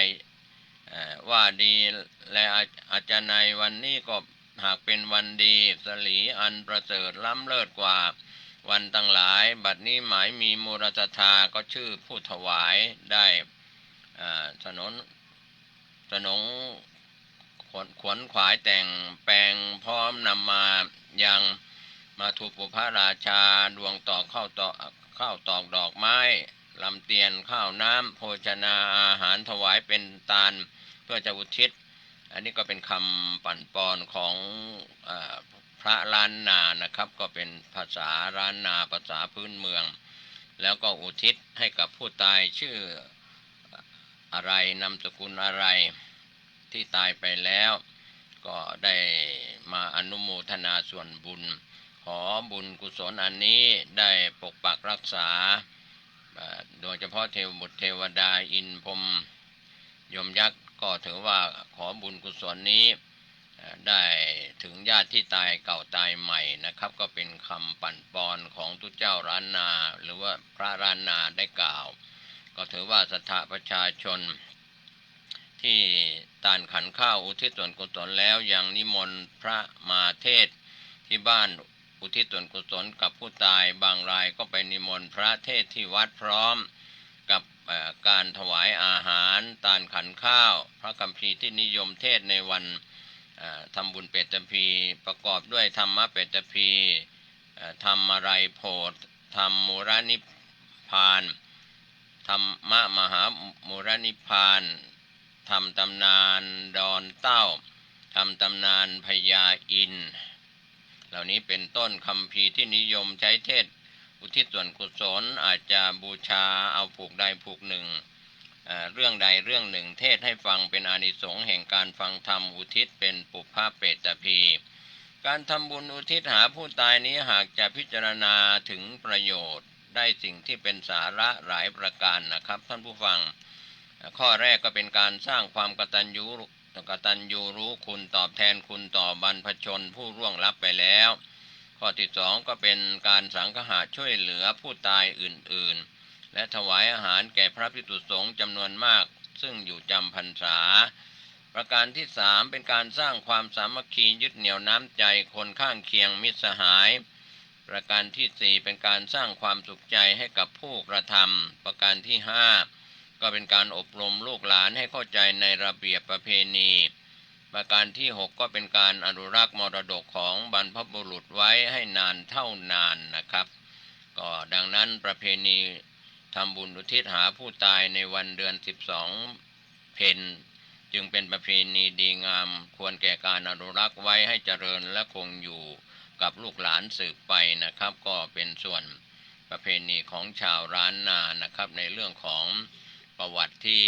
ผู้ดำเนินรายการนำเล่าในวันนี้ก็ต้องการให้ท่านเห็นความสำคัญส่วนการทำบุญเปตพีตามศัพท์ที่เราเข้าใจกันและก็มีความหมายปุพพเปตพีนั้นเป็นการทำบุญอุทิศให้กับผู้ร่วงลับไปเริ่มมีมาตั้งแต่สมัยพุทธกาลในสมัยพระพุทธเจ้าสร้างวัดเวรุวันถวายแด่องค์สมเด็จพระสัมมาสัมพุทธเจ้าพระเจ้าพิมพิสารเมื่อทำบุญเสร็จแล้วก็ไม่ได้อุทิศส่วนกุศลให้กับญาติที่เคยเป็นเปรตในอดีตชาติเปรตจึงมาร้องขอส่วนบุญต่อพระเจ้าพิมพิสารพระเจ้าพิมพิสารสะดุ้งกลัวนอนไม่หลับหรือว่าตื่นบรรทมเลยนำเรื่องนี้ทูลถามพระสัมมาสัมพุทธเจ้าในยุค 2,500 กว่าปีว่าเสียงเหล่านั้นเป็นเสียงอะไรจน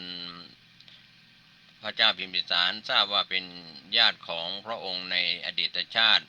เป็นเปรตมาขอส่วนบุญแล้วก็ทำบุญอุทิศส่วนกุศลให้ก็ถือว่าเป็นประเพณีที่สืบกันมา 2,500 กว่าปีแล้วก็เป็นการแสดงความกตัญญูกตเวทีต่อญาติทั้งในอดีตชาติทั้งในอดีตการก็ถือว่าเป็นเรื่องราวที่ดีที่เราได้เคยศึกษากันในเรื่องของปุพพเปตพีก็เป็นเรื่องที่ไม่ใช่เรื่องงมงายเหลวไหลแต่อย่างใดดังนั้นทางภาคเหนือเราจึงถือว่าเดือน12 เพ็ญก็จะเป็นวันเปตพีเป็นวันปล่อยผีล้านนาเป็นความเชื่อข ของโบราณอาจารย์บัณฑิตจากยุคเก่าก่อนได้กล่าวถึงไว้อย่างนั้นนอกจากนั้น12เพ็งเป็นประเพณีปล่อยผีปล่อยเปรตนั้นก็มีเรื่องราวที่เราน่าจะได้ศึกษากันว่าความเชื่อของคนไทยในอดีตจนถึงปัจจุบันมีวันปล่อยผีมาช้านานไม่เฉพาะต่างชาติเท่านั้นอย่างทางภาคเหนือล้านนาเราก็ถือว่าวันปล่อยผีเป็นประเพณี12เพ็งประเพณีทำบุญอุทิศให้ผู้ตายเรียกว่า12เพ็งล้านนาประชาชนในล้านนาไทยก็นิยมทำบุญอุทิศส่วนกุศลไปให้บรรพบุรุษของตนมีพ่อแม่ปู่ย่าตายายพ่ออุ้ยแม่อุ้ยญาติที่ล่วงลับไปแล้วประเพณีนี้เรียกกันในแต่ละท้องถิ่นก็มีชื่อที่แตกต่างกันไปนะครับท่านผู้ฟังบางจังหวัดในล้านนาเรียกประเพณีอุทิศหาผีตายบ้างเรียกประเพณีหรือว่าประเวณีเดือน12เพ็งบ้างเรียกประเวณีปล่อยผีปล่อยเปรตตรงกับภาษาภาคกลางว่าการทำบุญตุดศาสตร์นะครับก็มีความนิยมที่แต่ละภาคไม่เหมือนกันไปพูดถึงชาวปักใต้ภาคใต้ของประเทศไทยปักใต้ก็เรียกว่าประเพณีเดือน10ชิงเปรตทางภาคอีสานก็คือประเพณีบุญข้าวประดับดินประเพณีที่กล่าวมาทั้งหมดนี้มีความหมายและจุดประสงค์อันเดียวกันไม่ว่าจะเป็นภาคเหนือภาคอีสานหรือภาคกลางภาคใต้ก็ถือว่าสำหรับการอุทิศหาผู้ตายของล้านนาไทยทางภาคเหนือนั้นสัมภเวสีต่างๆเรียกว่าปุพพเปตพีประเพณีสืบต่อเหล่านี้ก็ทำกันมายาวนานจากอดีตจนถึงปัจจุบันอุทิศส่วนกุศลให้กับญาติพี่น้องผู้ที่ตายไปแล้วถือกันว่าในวันเดือน12เหนือหรือว่า12เพ็งคือขึ้น1ค่ำถึงแรม14ค่ำพญายมราชได้ปล่อยวิญญาณสัตว์ผู้ตายกลับมาสู่เมืองมนุษย์เพื่อมาขอรับเอาส่วนบุญกุศลจากญาติพี่น้องลูกหลานจะได้พ้นจากภาวะแห่งเปรตอสุรกายทั้งหลายดังนั้นการปฏิบัติประเพณีก็ด้วยความกตัญญูรู้คุณและตอบแทนคุณต้องการให้บุคคลผู้เป็นที่รักพบกับความสุขในปรโลกที่ได้ไปบังเกิดแล้วก็มีความเชื่อว่าญาติพี่น้องหรือบรรพบุรุษจะมารับส่วนบุญส่วนกุศลที่ลูกหลานญาติพี่น้องได้ทำบุญไปให้คนล้านนาเชื่อว่าวันนี้เป็นวันที่ยมพบาลปล่อยเปรตปล่อยผีออกจากนรกที่ไม่เคยได้รับส่วนบุญส่วนกุศลก็จะมารับได้ในวันนี้ซึ่งประเพณีชาวไทยทั่วไปก็เรียกว่าประเพณีศาสตร์นะครับท่านผู้ฟังดังนั้นประเพณีศาสตร์เดือน10ของสังคมไทยครับก็เป็นเดือน10ของภาคอื่นๆนะครับภาคกลางภาคอีสานหรือภาคใต้แต่ภาคเหนือนั้นจะเร็วไป2เดือนก็เลยเป็นเดือน12ก็คือเดือน12เพ็งคงจะเกิดขึ้นตามพระพุทธานุญาตของพระพุทธองค์และด้วยเหตุผลในทำนองเดียวกันนี้นะครับท่านผู้ฟังชาวอินเดียก็มีประเพณีเปตพีเพื่อเป็นการแสดงความกตัญญูต่อบุพการีนั่นเองอันที่จริงความเชื่อในเรื่องของการเคารพบูชาบรรพบุรุษที่ล่วงลับไปแล้วนั้นก็จะเป็นความเชื่อที่มีอยู่โดยทั่วไปแทบทุกชาติภาษานะครับเช่นสังคมไทยก็เชื่อเช่นนี้การเส้นไหว้ผีเหย้าผีเรือนหรือผีปู่ย่าตายายที่เราก็ทำกันมาแต่โบราณกาลก็เป็นความเชื่อในทำนองเดียวกันกับพราหมณ์ต่างกันเพียงแต่ว่าผีปู่ย่าตายายของไทยเรานั้นมักจะอยู่ประจำตามหมู่บ้านเรือนของลูกหลานซึ่งในปีแต่ละปีนั้นปฏิทินอาจจะไม่ตรงกันดังนั้นก็ถือว่านับตามจันทรคติอย่างประเพณีชาวล้านนาปฏิบัติกันมาหลายชั่วอายุคนก็มีความเชื่อกันว่าโลกของนรกภูมิได้มีการปลดปล่อยเหล่าวิญญาณผีเปรตต่างๆเพื่อมาขอรับส่วนบุญส่วนกุศลดังนั้นจึงเป็นการปฏิบัติประเพณีด้วยความกตัญญูรู้คุณและก็ตอบแทนคุณก็ต้องการให้บุคคลผู้เป็นที่รักพบกับความสุขในปรโลกที่ได้ไปบังเกิดแล้วผ พ้นจากสภาพการเป็นเปรตเป็นอสุรกายก็ทำประเพณีดังกล่าวสืบต่อกันมายาวนานนะครับก็ถือว่าเป็นเรื่องราวดีๆที่เราได้เข้าใจกันดังนั้นการทำบุญเนื่องในวันเปรตภีหรือว่าศาสตร์หรือการตามความเชื่อถือของคนอีสานหรือคนปากใต้ก็เป็นลักษณะคล้ายๆกันนะครับก็ในส่วนของมุมมองในเรื่องราวเหล่านี้ถ้าเรามาคิดมาพิจารณากันเรื่องของการทำบุญเปรตภีหรือการทำบุญอุทิศส่วนกุศลให้ผู้ตายนั้นก็ไม่ใช่เรื่องเหลวไหลไร้สาระนะครับก็เป็นสิ่งที่เราได้เห็นความสำคัญกันในเรื่องความหมายต่างๆก็อยากจะเสริมให้ท่านผู้ฟังผู้มีสติปัญญาได้เข้าใจครับเรื่องของในการมองถึงคำว่าปุพพเปตภีที่ปรากฏในพระไตรปิฎกเราก็จะเห็นเรื่องของอบายภูมิทั้งสี่มีสัตว์นรกเปรตอสุรกายสัตว์เดรัจฉานที่ปรากฏอยู่ในอบายภูมิทั้งสี่นะครับก็เราก็เชื่อว่าภูมิ31ภพ31ภูมินั้นมีสัตว์ที่เป็นอบายอยู่ก็เป็นเรื่องที่เราควรจะได้คิดในพิจารณากันก็ในสมัยอดีตก็เป็นใบลานธรรมเปตภีไม่ได้เป็นพระไตรปิฎกแบบฉบับเป็นเล่มแบบในปัจจุบันดังนั้นชาวล้านนานิยมทำบุญอุทิศส่วนกุศลกันก็ถือว่าให้บรรพบุรุษของตนมีพ่อแม่ปู่ย่าตายายญาติพี่น้องที่ล่วงลับไปแล้วประเพณีนี้จึงเรียกกันในแต่ละท้องถิ่นที่แตกต่างกันไปดังนั้นเดือน12ทางเหนือก็เป็นการทำบุญเปตภีที่เรารู้แล้วเราเข้าใจกันเป็นการเริ่มทำบุญของชาวล้านนาก็เป็นส่วนหนึ่งซึ่งถ้าเรานำเรื่องราวมาวิเคราะห์ดังนั้นที่เรามีความเชื่อกันว่าตั้งแต่แรม1 ค่ำตั้งแต่ในส่วนที่นับจากประเพณีเดือน12เพ็งนั้นก็ถือว่าเริ่มกันตั้งแต่1 ค่ำถึงแรม14 ค่ำนั้นพญายมราชได้ปล่อยวิญญาณสัตว์ผู้ตายกลับมาสู่เมืองมนุษย์เพื่อขอรับเอาส่วนบุญส่วนกุศลจากญาติพี่น้องลูกหลานเพื่อจะได้พ้นจากสภาวะแห่งเปรตนิยม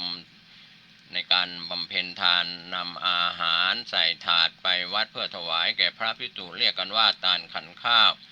ดังชาวล้านนาดำเนินการกันตั้งแต่ในช่วงไหนๆก็ตามที่มาถึงช่วงทำบุญเปตภีเดือน12เพ็งนี้เป็นต้นไปนะครับก็มีความเชื่อกันว่าการนำสิ่งของถวายพระแล้วเปรตที่เป็นบรรพบุรุษของตนเมื่อได้รับอนุโมทนาก็จะพ้นจากความเป็นเปรตทางล้านนาเรียกว่าหยาดน้ำเพื่ออุทิศส่วนกุศลนิยมให้พระเป็นผู้กรวดน้ำถือว่าเป็นผู้ทรงศีลบุญจึงไปถึงผู้ตายได้ง่ายและยังนิยมนิมนต์พระเทศน์คัมภีร์ล้านนาอีกนะครับก็เป็นความเชื่อที่เราได้รู้ได้เข้าใจกันเนื้อหาในคัมภีร์ไบรานเรื่องของเปตภีนั้นก็เป็นการนำเล่าที่ผู้ดำเนินรายการนำเล่าแล้วในตอนต้นยุคของเปรตที่เป็นญาติของพระเจ้าพิมพิสารเรื่องที่เราน่าจะเห็นภัยก็คือกินของสงฆ์โดยไม่ได้รับอนุญาตก็ถือว่ามีโอกาสที่จะพลาดพลั้งไปเกิดเป็นเปรตเปรตนั้นมีอายุยืนยาวนานนะครับข้ามพุทธันดรทีเดียวก็ถือว่าเป็นเรื่องที่เป็นสิ่งที่น่ากลัวสำหรับคนที่จะเข้าวัดก็ดีไม่ได้เข้าวัดก็ดีมีโอกาสปัจจัยที่ทำให้เกิดเป็นเปรตเป็นอสุรกายนั้นก็คือความโลภนี่แหละครับการที่ไม่แสดงความเคารพในของสงฆ์ก็ดีในทานะการที่เราได้บำเพ็ญทานไปแล้วนะครับในสิ่งต่างๆเหล่านี้ก็ขอให้เราได้เคารพในการทำบุญให้ทานความเป็นมาการทำบุญถึงคำว่าปุพพเปตภีนั้นก็ปรากฏในพระไตรปิฎกมีหลักฐานต่างๆนะครับก็หลายรูปหลายนามก็ค้นคว้าหาคัมภีร์เปตภีก็เป็นพระธรรมเทศนาพื้นเมืองล้านนาบ้าง ที่กล่าวถึงความเป็นมาของเปรตพระเจ้าพิมพิสารโดยชาวล้านนาก็นิยมไม่ว่าจะอยู่ที่เชียงใหม่แม่ฮ่องสอนลำพูนเชียงรายน่านลำปางแพร่พะเยานะครับว่าก็เรียกกันว่าเป็นการสื่อสารปุพพเปตพีนั้นจึงทำตาม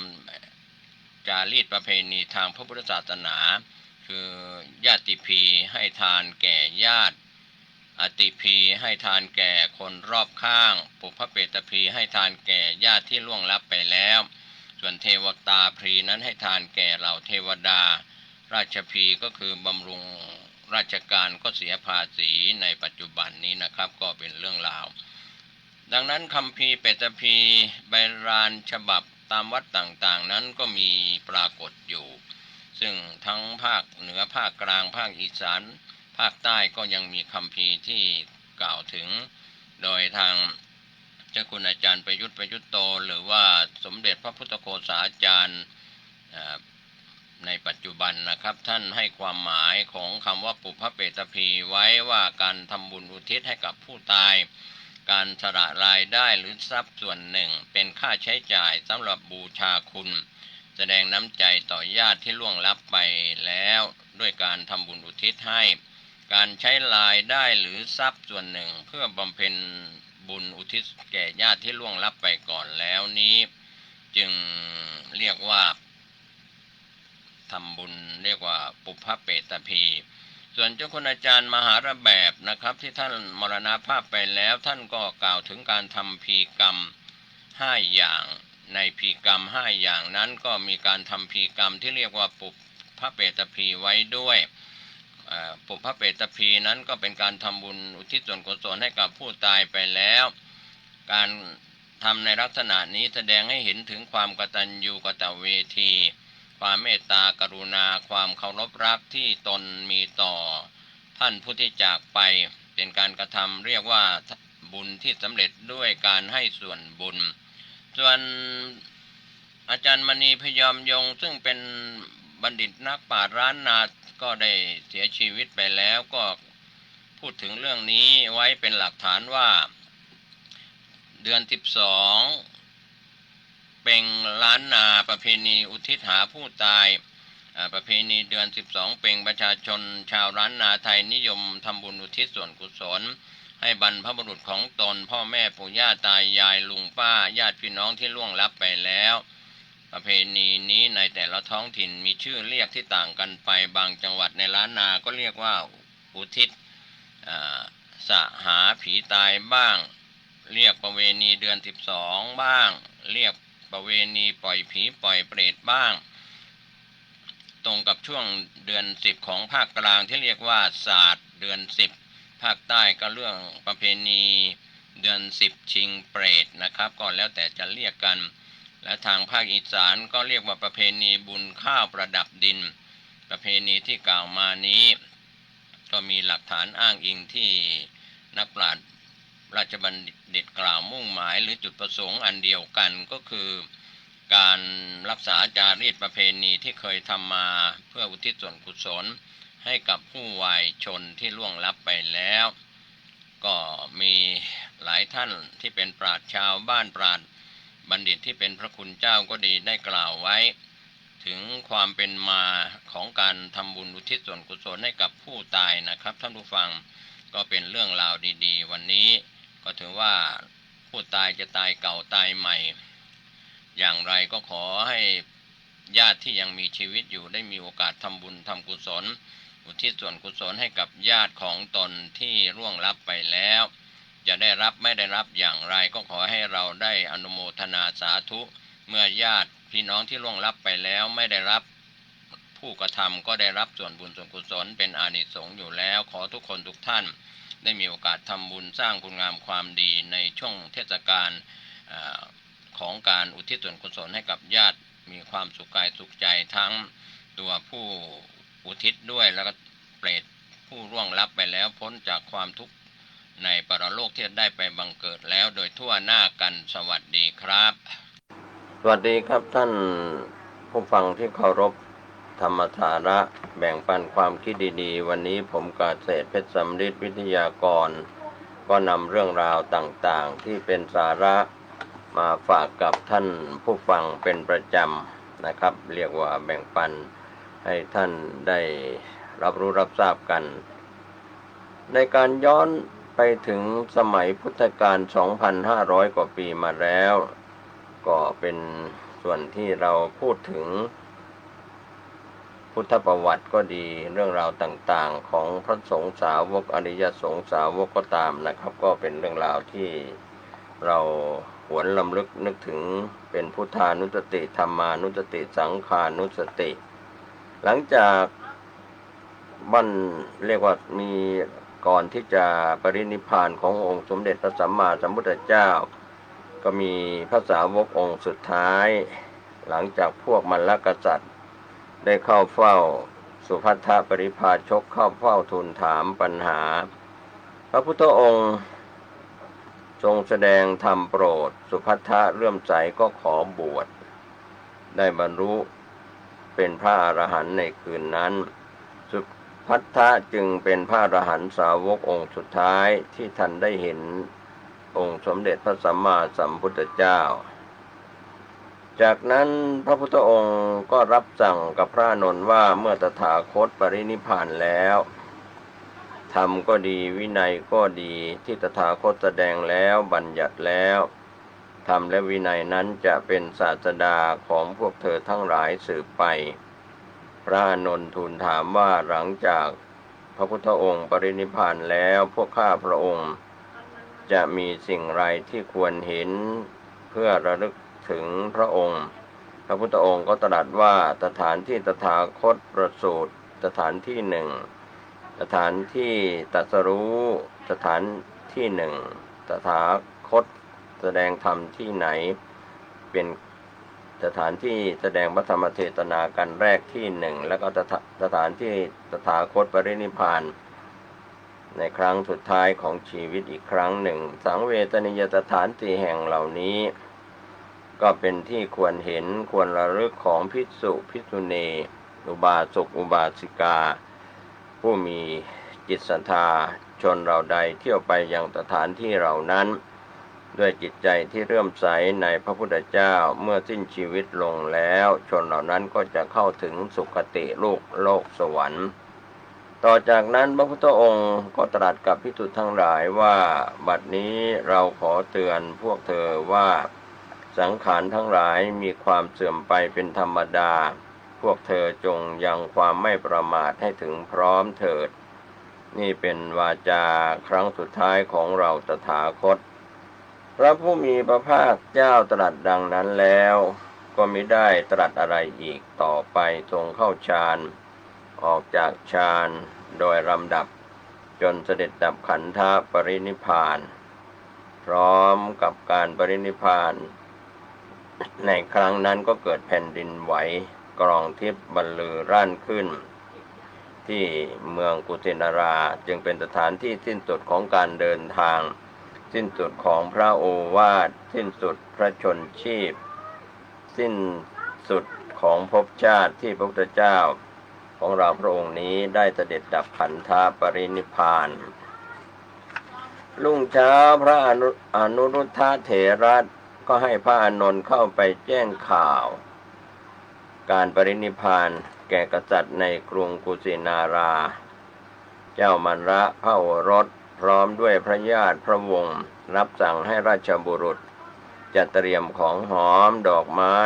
เครื่องดนตรีทุกชนิดพร้อมด้วยผ้าใหม่500 คู่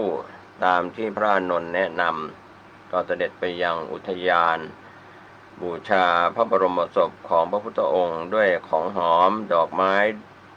ก็ช่วยกันห่อพระสรีระของพระผู้มีพระภาคเจ้าด้วยผ้าใหม่ซับด้วยสำลีแล้วห่อด้วยผ้าใหม่สลับกันเช่นนั้นจนครบผ้า500 คู่เสร็จแล้วก็อัญเชิญพระสรีระลงในรางเหล็กที่เต็มด้วยน้ำมันหอมครอบด้วยรางเหล็กอีกอันหนึ่ง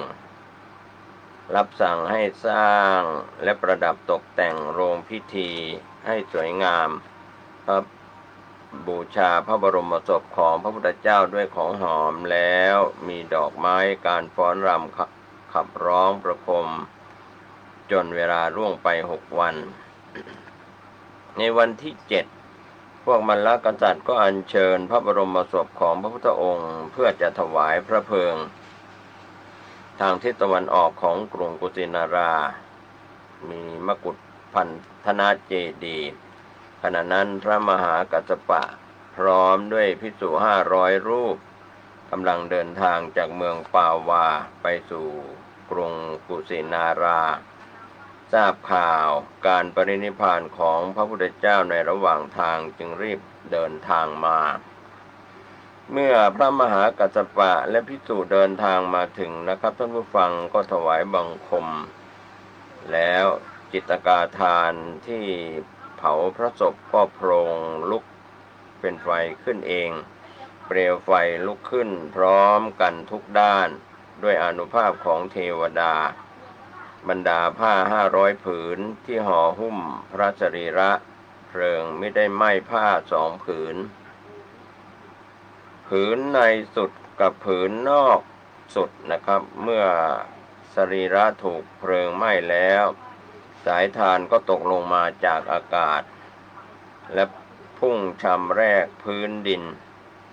เมื่อพระสารีบุตรถูกเพลิงไหม้และขออภัยเมื่อพระสรีระร่างกายของพระพุทธองค์ถูกเพลิงไหม้แล้วสายทานก็ตกลงมาจากอากาศพุ่งชำแรกทะลุแผ่นดินขึ้นมาโดยรอบเพื่อดับจิตกาทานเมื่อจิตกาทานดับแล้วสิ่งที่เหลืออยู่ก็คือพระบรมสารีริกธาตุพระบรมสารีริกธาตุนั้น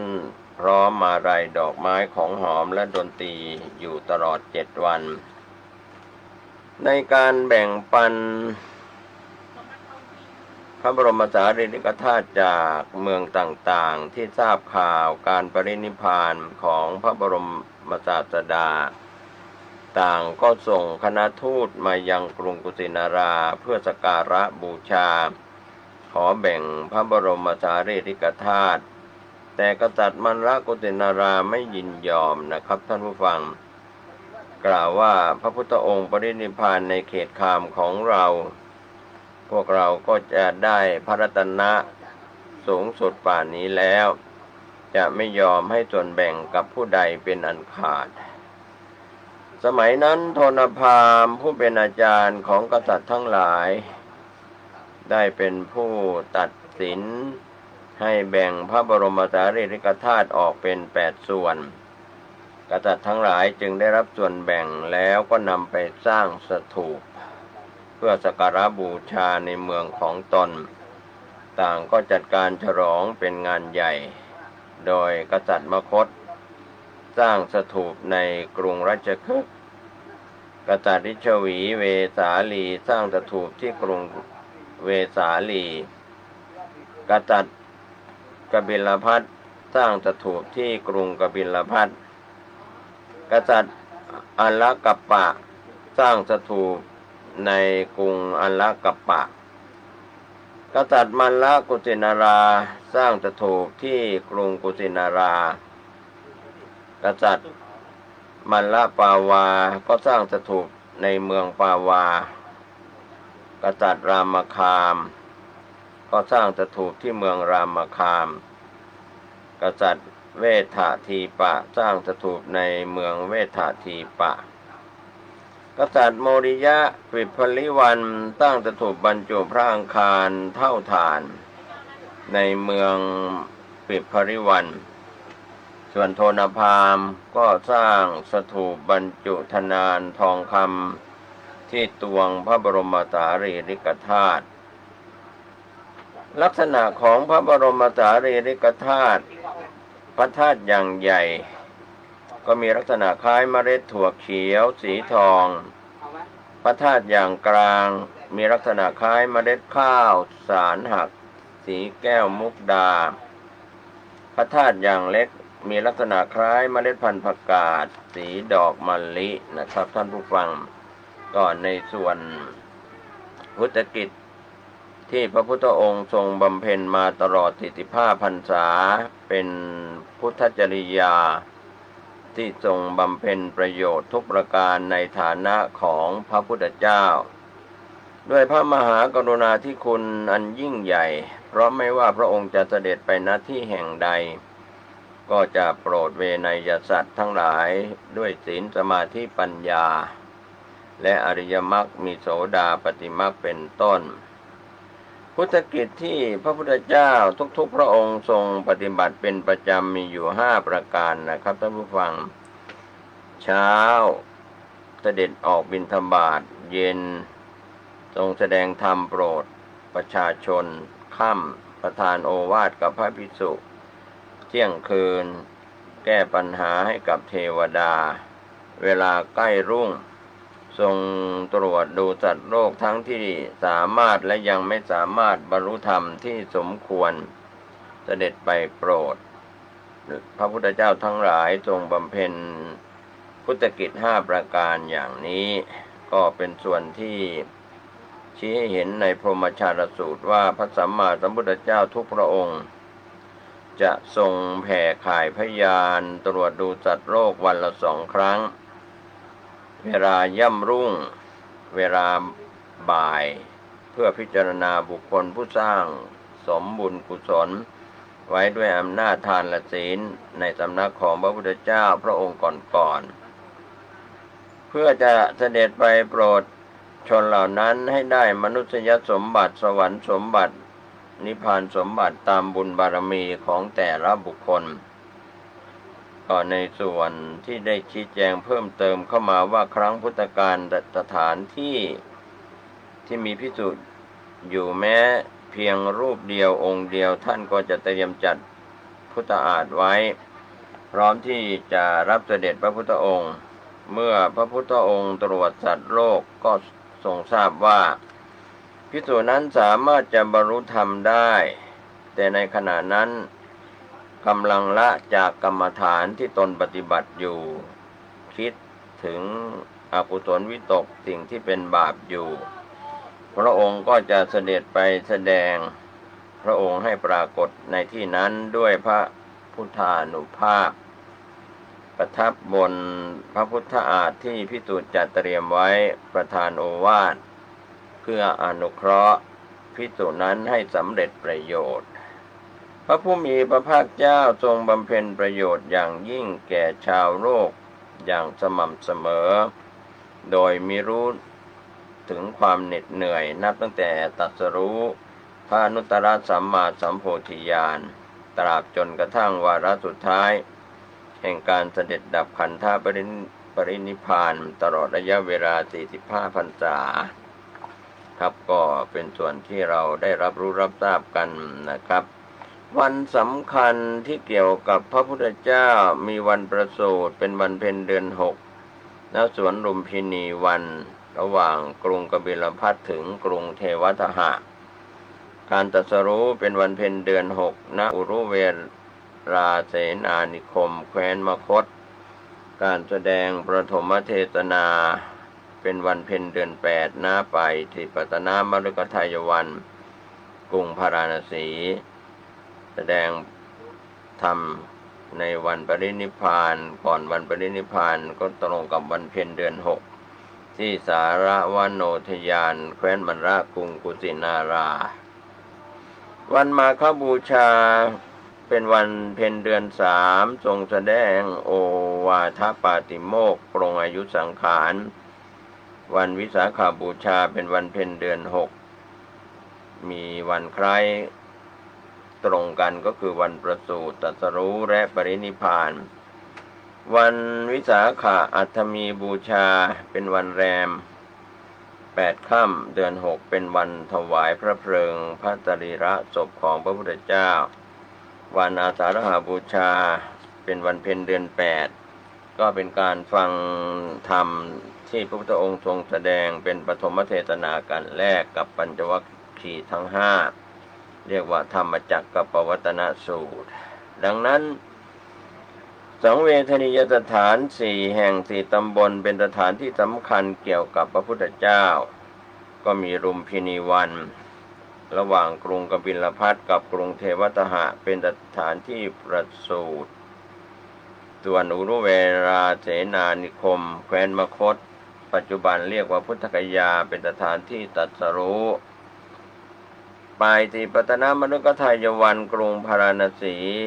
แคว้นกาสีเป็นสถานที่แสดงปฐมเทศนาสารวโนทยานกรุงกุสินาราแคว้นมันระเป็นสถานที่ปรินิพพาน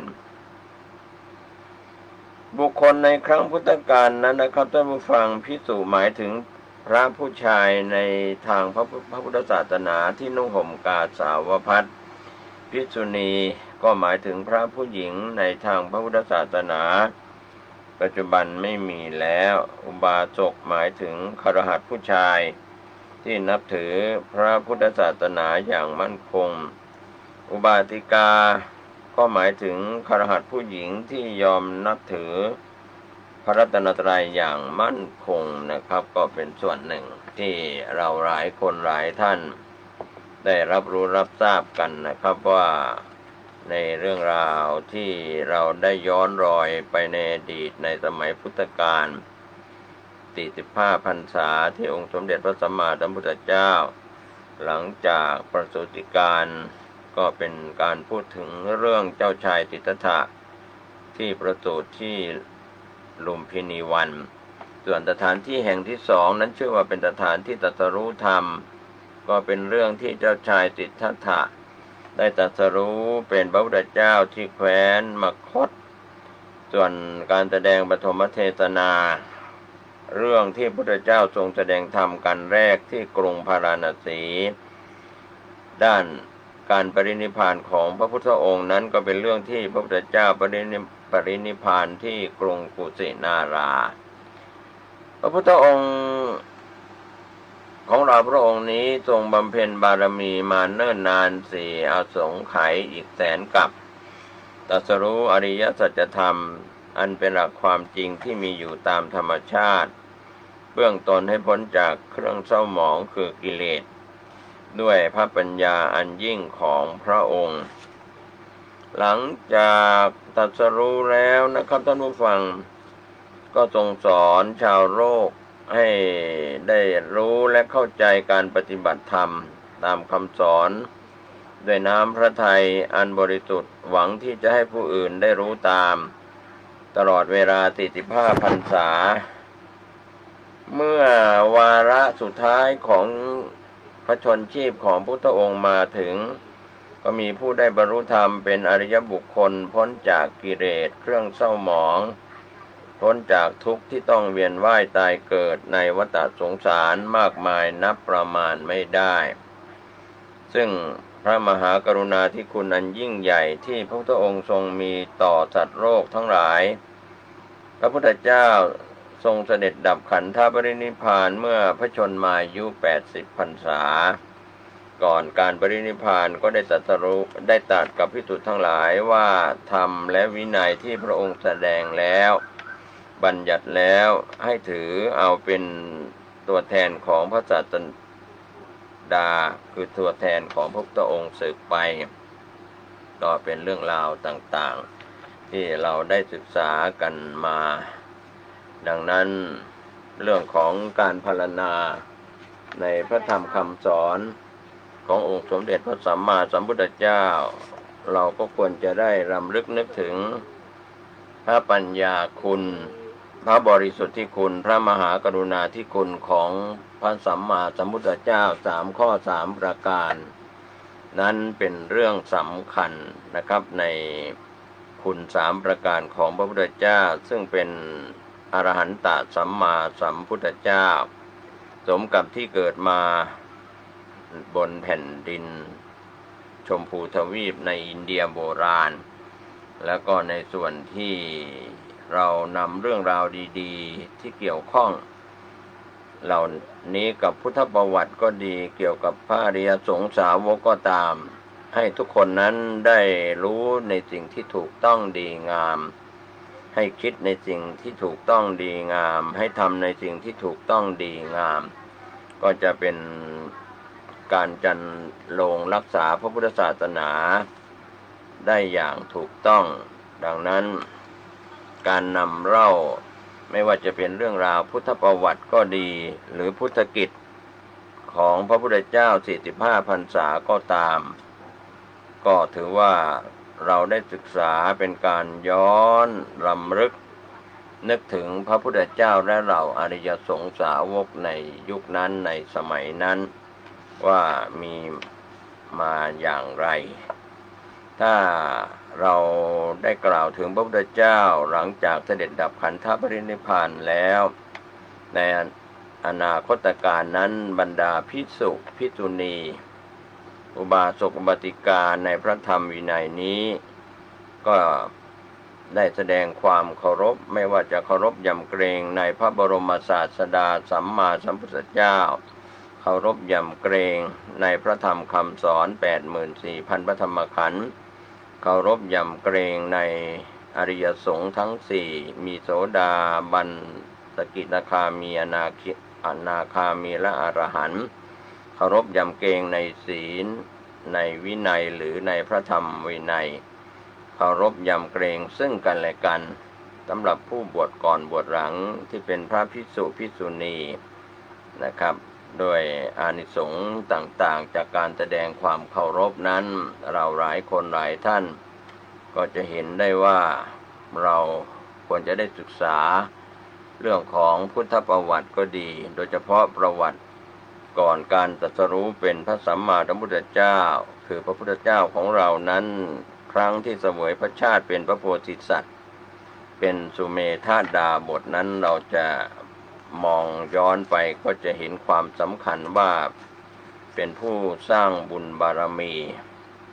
จากยุคอดีตการมายาวนานเรียกว่าอดีตการที่พระโพธิสัตว์ได้สร้างบารมีในครั้งอดีตนั้นที่เป็นพระโพธิสัตว์ชื่อว่าสุเมธะเกิดในตระกูลพราหมณ์ในพระนครอมรวดีเมื่อเจริญวัยแล้วก็เล่าเรียนศิลปวิทยาจนจบไตรเพศเรียกว่าคัมภีร์ของศาสนาพราหมณ์เมื่อพราหมณ์บิดามารดาสิ้นชีวิตลงนะครับสุเมธพราหมณ์ผู้จัดการทรัพย์สินของตระกูลก็ได้นำบัญชีทรัพย์สินทั้งหมดพร้อมกับการเปิดคลังที่เต็มไปด้วยทองเงินแก้วมณีและก็มุกดาแจ้งทรัพย์สินทั้ง3ชั่วตระกูลก็ชี้แจงว่าทรัพย์จำนวนเท่านี้เป็นของบิดาทรัพย์จำนวนเท่านี้เป็นของมารดาของปู่ย่าตายายและก็ทวดก็กล่าวว่าสุเมธะบัณฑิตจงปกครองทรัพย์สินเหล่านั้นเถิดสุเมธะบัณฑิตหรือว่าสุเมธพราหมณ์เห็นทรัพย์สินมากมายมหาศาลแล้วก็คิดว่าญาติทั้งหลายมีพ่อมีแม่เป็นต้นสะสมทรัพย์เหล่านี้ไว้เป็นอันมากเมื่อสิ้นชีวิตแล้วแต่ละท่านก็เป็นผลบุญที่จะติดตามตนไปสู่ภพหน้าได้ดังนั้นสุเมธพราหมณ์กราบทูลพระราชาแห่งอมรวดีนครให้ตีกลองเป่าประกาศในเมืองเพื่อบริจาคทรัพย์สินทั้งหมดให้ทานกับมหาชนประชาชนแล้วก็ออกบวชเป็นดาบสบำเพ็ญพจน์ที่บรรณสารามีภูเขาที่ชื่อว่าธรรมิกะใกล้ป่าหิมพานต์ครบ7 วันก็ได้บรรลุอภิญญา5สมาบัติ8ก็เป็นส่วนที่พระพุทธเจ้าในสมัยที่เสวยพระชาติเป็นพระโพธิสัตว์นะครับก็ในยุคหลังจากได้รับพุทธพยากรจากพระทีปังกรสัมมาสัมพุทธเจ้าในยุคนั้นก็เรื่องราวต่างๆเหล่านี้ก็เป็นส่วนหนึ่งซึ่งนำมาเล่าให้ท่านผู้ฟังได้สร้างสมปัญญาบารมีมีสติปัญญาสามารถที่จะเผยแผ่หลักธรรมคำสอนในเรื่องของผู้มีบุญมีพุทธบารมีที่เป็นพระโพธิสัตว์สาวกบารมีปัจเจกบารมีนะครับก็แล้วแต่บุญวาสนาของแต่ละคนแต่ละท่าน ก็เป็นส่วนหนึ่งวันนี้ผมเกษตรเพชรสำริดผู้ดำเนินรายการนำเรื่องราวต่างๆที่เกี่ยวข้องกับพุทธประวัติและอริยสงสาวกมาเสนอให้ท่านได้คิดได้พิจารณากันเวลาของรายการหมดลงขอทุกคนทุกท่านได้สั่งสมซึ่งบารมี10 ทัศ30 ทัศโชคดีอยู่ดีมีสุขโดยทั่วหน้ากันสวัสดีครับสวัสดีครับท่านผู้ฟังที่เคารพการแบ่งปันความคิดดีๆวันนี้ผมเกษตรเพชรสำริดวิทยากรก็นำเรื่องราวย้อนรอยไปในสมัยอดีตสมัยพุทธกาลที่องค์สมเด็จพระสัมมาสัมพุทธเจ้ายังมีพระชนอยู่ก็มีเรื่องที่สอนธรรมเป็นธรรมสาระบอกผ่านท่านได้รับรู้รับทราบกันนะครับก็ในเรื่องราวที่น่าสนใจแบ่งปันความคิดดีๆให้กับท่านผู้ฟังวันนี้คำสอนที่เราได้ยินได้ฟังก่อนที่พระพุทธเจ้าจะเสด็จดับขันธปรินิพพานก็มีเรื่องเกี่ยวข้องที่สอนให้คนเรารู้จักคำว่าพลัดพรากจากสิ่งที่รักเป็นธรรมดานั้นไม่ว่าจะมีสามีเป็นที่รักภรรยาเป็นที่รักลูกหลานญาติมิตรพ่อแม่ปู่ย่าตายายพ่ออุ้ยแม่อุ้ยเป็นที่รักก็ย่อมจะมีการพลัดพรากจากกันสิ่งทั้งหลายมี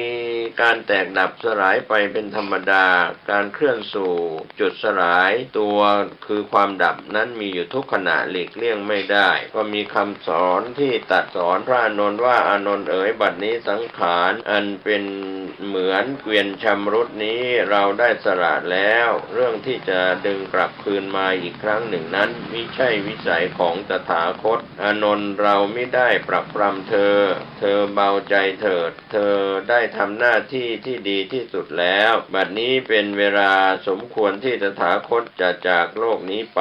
แต่ยังเหลือเวลาอีก3 เดือนบัดนี้สังขารของตถาคตเป็นเสมือนเรือรั่วคอยแต่เวลาจะจมลงสู่ท้องทานแม่น้ำเท่านั้นอานนท์เราเคยบอกเธอแล้วไม่ใช่หรือว่าบุคคลย่อมต้องพลัดพรากจากสิ่งที่รักที่พึงใจ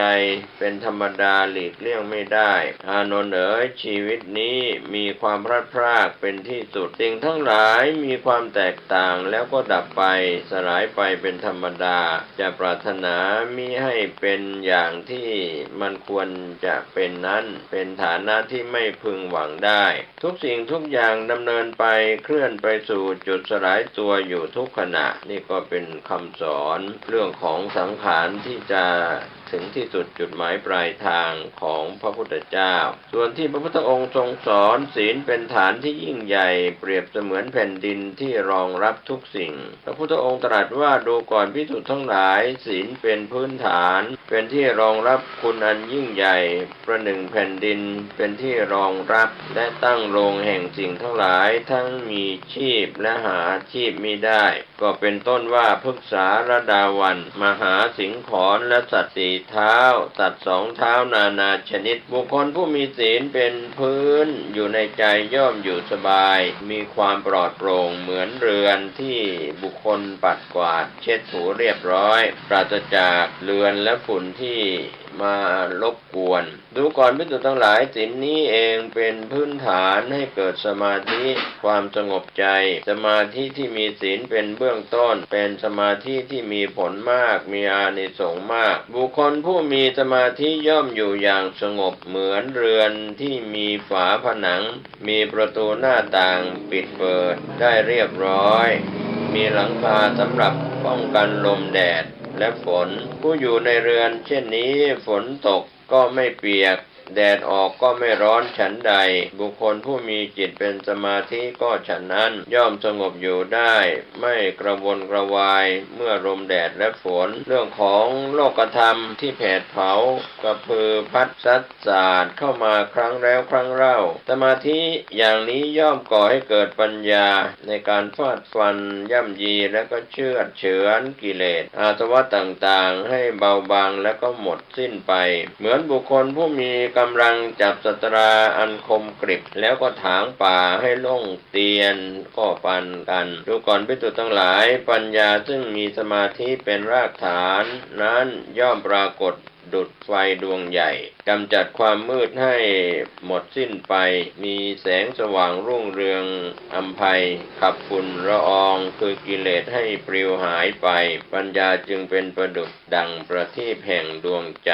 จิตที่ฟอกแล้วด้วยศีลสมาธิและปัญญา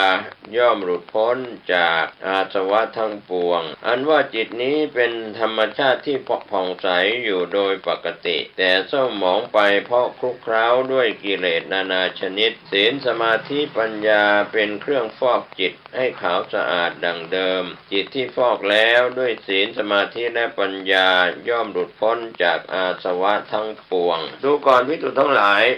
บุคคลผู้มีจิตหลุดพ้นแล้วจากอาสวะย่อมพบกับปีติปราโมทย์อันใหญ่หลวงก็รู้สึกตนว่าได้พบขุมทรัพย์มหึมากองใหญ่หาอะไรเปรียบเทียบมิได้อิ่มอาบซาบซ่านด้วยธรรมตนของตนเองนั่นแหละเป็นผู้รู้ว่าบัดนี้กิเลสอนุสัยต่างๆนี้ได้สิ้นไปแล้วพบใหม่ไม่มีอีกแล้วเหมือนบุคคลผู้ตัดแขนขาดย่อมรู้ด้วยตนเองว่าบัดนี้แขนของตนได้ขาดแล้วมักมีองค์8เป็นทางประเสริฐที่สุดที่จะทำให้ทุกข์สิ้นไปดูก่อนภิกษุทั้งหลายบรรดาทางทั้งหลายมักมีองค์8ประเสริฐที่สุดบรรดาบททั้งหลายบท4ก็คืออริยสัจทั้ง4ประเสริฐที่สุดบรรดาธรรมทั้งหลายวิราคะการปราศจากความกำหนัดยินดีประเสริฐที่สุดบรรดาสัตว์สองเท้าพระตถาคตเจ้าผู้มีจักษุประเสริฐที่สุดมักมีองค์8นี่แหละเป็นไปเพื่อทัศนะอันบริสุทธิ์หาใช่ทางอื่นไม่เธอทั้งหลายจงเดินไปตามทางมักมีองค์8นี้อันเป็นทางที่ทำให้มารผู้ขัดขวางให้หลงติดตามมิได้เธอทั้งหลายจงตั้งใจปฏิบัติเพื่อทำทุกข์ให้สิ้นไปความเพียรพยายามเธอทั้งหลายต้องทำเองตถาคตเป็นแต่เพียงผู้บอกทางเท่านั้นเมื่อปฏิบัติตนดังนี้พวกเธอจะพ้นจากมารและบ่วงแห่งมารที่ขัดขวางราบยศเป็นเหยื่อของโลกที่น้อยคนมักจะสลัดและวางได้ดูก่อนภิกษุทั้งหลายลาภและยศนั้นเป็นเหยื่อของโลกที่น้อยคนนักจะสละแล้วก็วางได้จึงแย่งลาภแย่งยศกันอยู่เสมอเหมือนปลาที่แย่งเหยื่อกันกินแต่หารู้ไม่ว่าเหยื่อนั้นมีเบ็ดเกี่ยวอยู่ด้วยเหมือนไก่ที่แย่งไส้เดือนกันจิกตีกันทำลายกันจนพินาศกันไปทั้งสองฝ่ายน่าสังเวชสลดใจยิ่งนักถ้ามนุษย์ในโลกใบนี้ลดความโลภอยากได้ลงไปมีการเผื่อแผ่เจือจางโอบอ้อมอารีถ้าเขาลดความโกรธลงไปมีความเห็นอกเห็นใจกันมีเมตตากรุณาต่อกันลดโมหะความหลงไม่หลงงมงายใช้เหตุผลในการตัดสินปัญหาและดำเนินชีวิตอยู่ได้โลกนี้ก็จะน่าอยู่อีกมากแต่ช่างเขาเถิดท่านผู้ฟังหน้าที่โดยตรงและก็เร่งด่วนของเธอลดความโลภความโกรธความหลงของเธอเองให้น้อยลงแล้วจะประสบความสุขความเยือกเย็นขึ้นมากเหมือนคนลดไข้ได้มากเท่าใดความสบายกายก็มีมากขึ้นเท่านั้นมนุษย์จะพ้นจากโลกมิได้เลยหากยังตัดรูปรสกลิ่นเสียงและก็เครื่องสัมผัสไม่ได้ภิกษุทั้งหลายเครื่องจองจำที่ทำด้วยเชือกเหล็กแล้วก็โซ่ตรวนใดๆเราไม่กล่าวว่าเป็นเครื่องจองจำที่แข็งแรงทนทานเลยแต่เครื่องจองจำมีบุตรภรรยาทรัพย์สมบัตินี่แหละตรึงรัดมัดผูกสัตว์ทั้งหลายให้ติดอยู่ในภพอันไม่มีที่สิ้นสุดเครื่องผูกที่ผูกหย่อนแต่แก้ได้ยากก็มีบุตรภรรยาและก็ทรัพย์สมบัตินี่เองรูปเสียงกลิ่นรสเครื่องกระทบกายนั้นเป็นเหยื่อของโลกเมื่อบุคคลยังติดอยู่ในรูปเสียงกลิ่นรสและเครื่องสัมผัสเขาจะพ้นจากโลกมิได้เลยไม่มีรูปใดที่จะรัดตรึงใจของบุรุษได้มากเท่ารูปของสตรีดูก่อนภิกษุทั้งหลายผู้ยังอะไรในสตรีไม่ได้ย่อมจะต้องเวียนเกิดเวียนตายอยู่ร่ำไปแม้สตรีก็เช่นเดียวกันถ้ายังตัดอะไรในบุรุษไม่ได้ย่อมประสบทุกข์บ่อยๆ กิเลสเครื่องเศร้าหมองมีอำนาจควบคุมอยู่โดยทั่วไปไม่เลือกว่าวัยใดและก็เพศใดผู้ที่เพลิดเพลินในสุขทางโลกมองไม่เห็นความงามแห่งพระสัทธรรมแล้วก็มัวเมาในอำนาจดูก่อนภิกษุทั้งหลายมนุษย์ผู้หลงไหลอยู่ในโลกียอารมณ์ผู้เพลิดเพลินอยู่ในความบันเทิงสุขอันสืบเนื่องมาจากความมึนเมาในทรัพย์สมบัติชาติตระกูลความหรูหราฟุ่มเฟือยยศศักดิ์เกียรติอันจอมปลอมในสังคมที่อยู่อาศัยอันสวยงามอาหารเสื้อผ้าอาภรณ์ที่ต้องใส่อำนาจความทะนงตนทั้งหมดนี้ทำให้บุคคลมีในตาฝ้าฟางมองไม่เห็นความงามแห่งพระสัทธรรมความเมาในอำนาจเป็นแรงผลักดันที่มีพลังมากพอที่จะทำให้ทุกสิ่งทุกอย่างเพื่อให้มีอำนาจยิ่งขึ้นและก็ยิ่งขึ้นพร้อมๆกันนั้นก็จะทำให้เขาลืมทุกสิ่งทุกอย่างไม่แยแสต่อเสียงเรียกร้องของศีลธรรมหรือมโนธรรมใดๆก็จะค่อยๆระบายจิตใจความคิดของเขาให้ดำมืดไปทีละน้อยจนเป็นสีหมึกดำไม่อาจมองเห็นอะไรได้อีกต่อไปหัวใจที่เร่าร้อนนะครับท่านผู้ฟังมีอยู่แล้วเขาก็จะถูกเร่งเร้าให้เร่าร้อนมากยิ่งขึ้นด้วยความทยานอยากอันไม่มีขอบเขตก็ไม่ทราบว่าจะไปสิ้นสุดลงที่ตรงไหนวัตถุอันวิจิตรการตานะครับท่านผู้ฟังที่จะช่วยเป็นเชื้อให้ความทยานอยากโหมแรงกลายเป็นว่ายิ่งมีมากก็อยากใหญ่มากยิ่งขึ้นไม่รู้จักคำว่าพอแม้จะมีเสียงเตือนแล้วก็เสียงเรียกร้องอยู่ตลอดเวลาว่าศีลธรรมเป็นเครื่องค้ำจุนสังคมโลกคุ้มครองโลกแต่บุคคลผู้รับรู้ก็พยายามประคับประคองศีลธรรมนั้นก็มีน้อยเหลือเกินสังคมมนุษย์นั้นจึงวุ่นวายแล้วก็กรอบเกรียมอย่างน่าวิตกก็มีคำสอนจากพระพุทธองค์ตรัสว่าดูก่อนภิกษุทั้งหลายกลิ่นดอกไม้กลิ่นจันทร์ไม่สามารถหอมหวนทวนลมได้แต่กลิ่นแห่งเกียรติคุณความดีงามของคนดีนั้นสามารถจะหอมไปได้ทั้งตามลมแล้วก็ทวนลมคนดีย่อมมีเกียรติคุณฟุ้งไปได้ทั่วทุกทิศกลิ่นจันแดงกลิ่นดอกบัวกลิ่นดอกอุบลกลิ่นดอกมะลิจัดว่าเป็นดอกไม้กลิ่นหอมแต่ก็ยังสู้กลิ่นของศีลไม่ได้กลิ่นศีลนั้นยอดเยี่ยมกว่ากลิ่นทั้งมวลภิกษุทั้งหลายถ้าภิกษุหวังจะให้เป็นที่รักที่เคารพนับถือเป็นที่ยกย่องของเพื่อนพรหมจรรย์แล้วพึงเป็นผู้ทำตนให้สมบูรณ์ด้วยศีลดูก่อนภิกษุทั้งหลายผู้ที่ตื่นอยู่ไม่ได้หลับเลยย่อมรู้สึกว่าราตรีหนึ่งยาวนานผู้ที่เดินทางจนเมื่อยล้าแล้วย่อมรู้สึกว่าโยชน์หนึ่งเป็นหนทางที่ยืดยาวแต่สังสารวัฏการเวียนเกิดเวียนตายของสัตว์ผู้ไม่รู้พระธรรมยังยาวนานกว่านั้นอีกกรรมอันใดที่ทำไปแล้วต้องเดือดร้อนในภายหลังเป็นกรรมไม่ดีควรเว้นเสียก็เป็นคำสอนที่พระพุทธองค์ตรัสว่าดูก่อนภิกษุทั้งหลายคฤหัสถ์ผู้ยังบริโภคกามและมีความเกียจคร้านพระราชาประกอบกรณียกิจโดยมิได้พิจารณาโดยรอบคอบถี่ถ้วนเสียก่อนบรรพชิตไม่สำรวมอย่างหนึ่งผู้อ้างตนว่าเป็นบัณฑิตแต่มักโกรธอย่างหนึ่งสี่จำพวกนี้นะครับท่านผู้ฟังไม่ดีเลยภิกษุทั้งหลายกรรมการกระทำใดที่ทำไปแล้วต้องเดือดร้อนในภายหลังต้องมีหน้า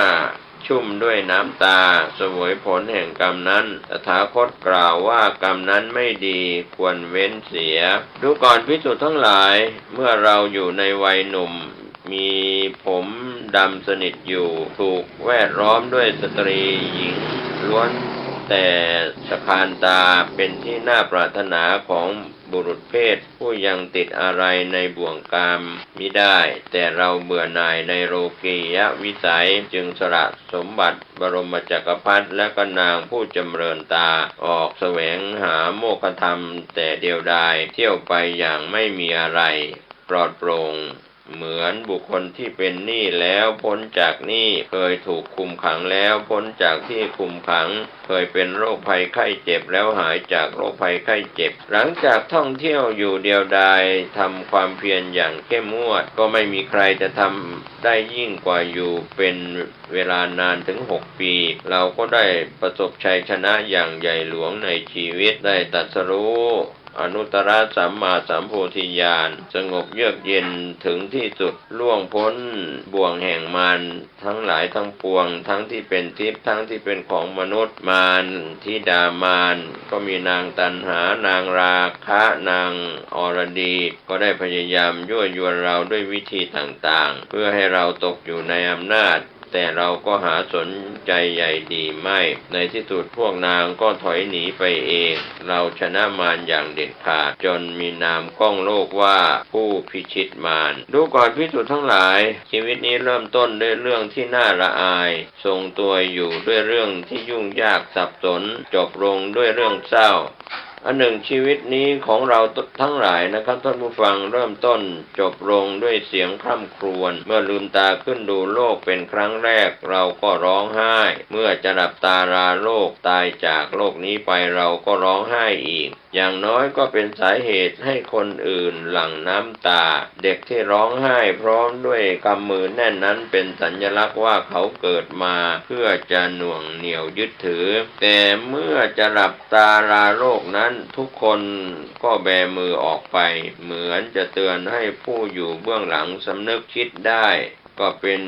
พยานว่าเราไม่ได้เอาอะไรไปด้วยเลยนะครับก็เป็นคำสอนที่พระพุทธองค์ทรงเตือนกับตรัสสอนภิกษุทั้งหลายในสมัยพุทธกาลก็ยังมีคำสอนตอนหนึ่งว่าดูก่อนภิกษุทั้งหลายความทุกข์ที่เกิดขึ้นจากการพลัดพรากจากสิ่งอันเป็นที่รักที่พอใจนั้นก็เป็นเรื่องแสนจะทรมานยิ่งนักเรื่องที่จะบังคับมิให้พลัดพรากก็เป็นสิ่งที่สุดวิสัยทุกคนจะต้องพลัดพรากจากสิ่งอันเป็นที่รักที่พอใจไม่วันใดก็วันหนึ่งดูก่อนภิกษุทั้งหลายความรักเป็นความร้ายความรักเป็นสิ่งทารุณเป็นเครื่องทำลายความสุขของปวงชนทุกคนต้องการความสมหวังในชีวิตรักแต่ความรักไม่เคยให้ความสมหวังแก่ใคร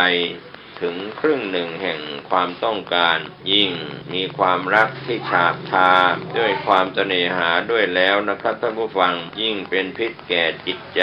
ทำให้ทุรนทุรายดิ้นรนไม่รู้จักจบสิ้นความสุขที่เกิดจากความรักนั้นก็เหมือนกับความสบายของคนป่วย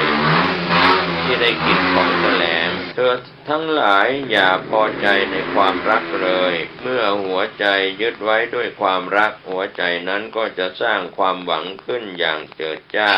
แต่ทุกครั้งที่เราหวังความผิดหวังก็จะมารอเราอยู่ก็เป็นคำสอนที่เตือน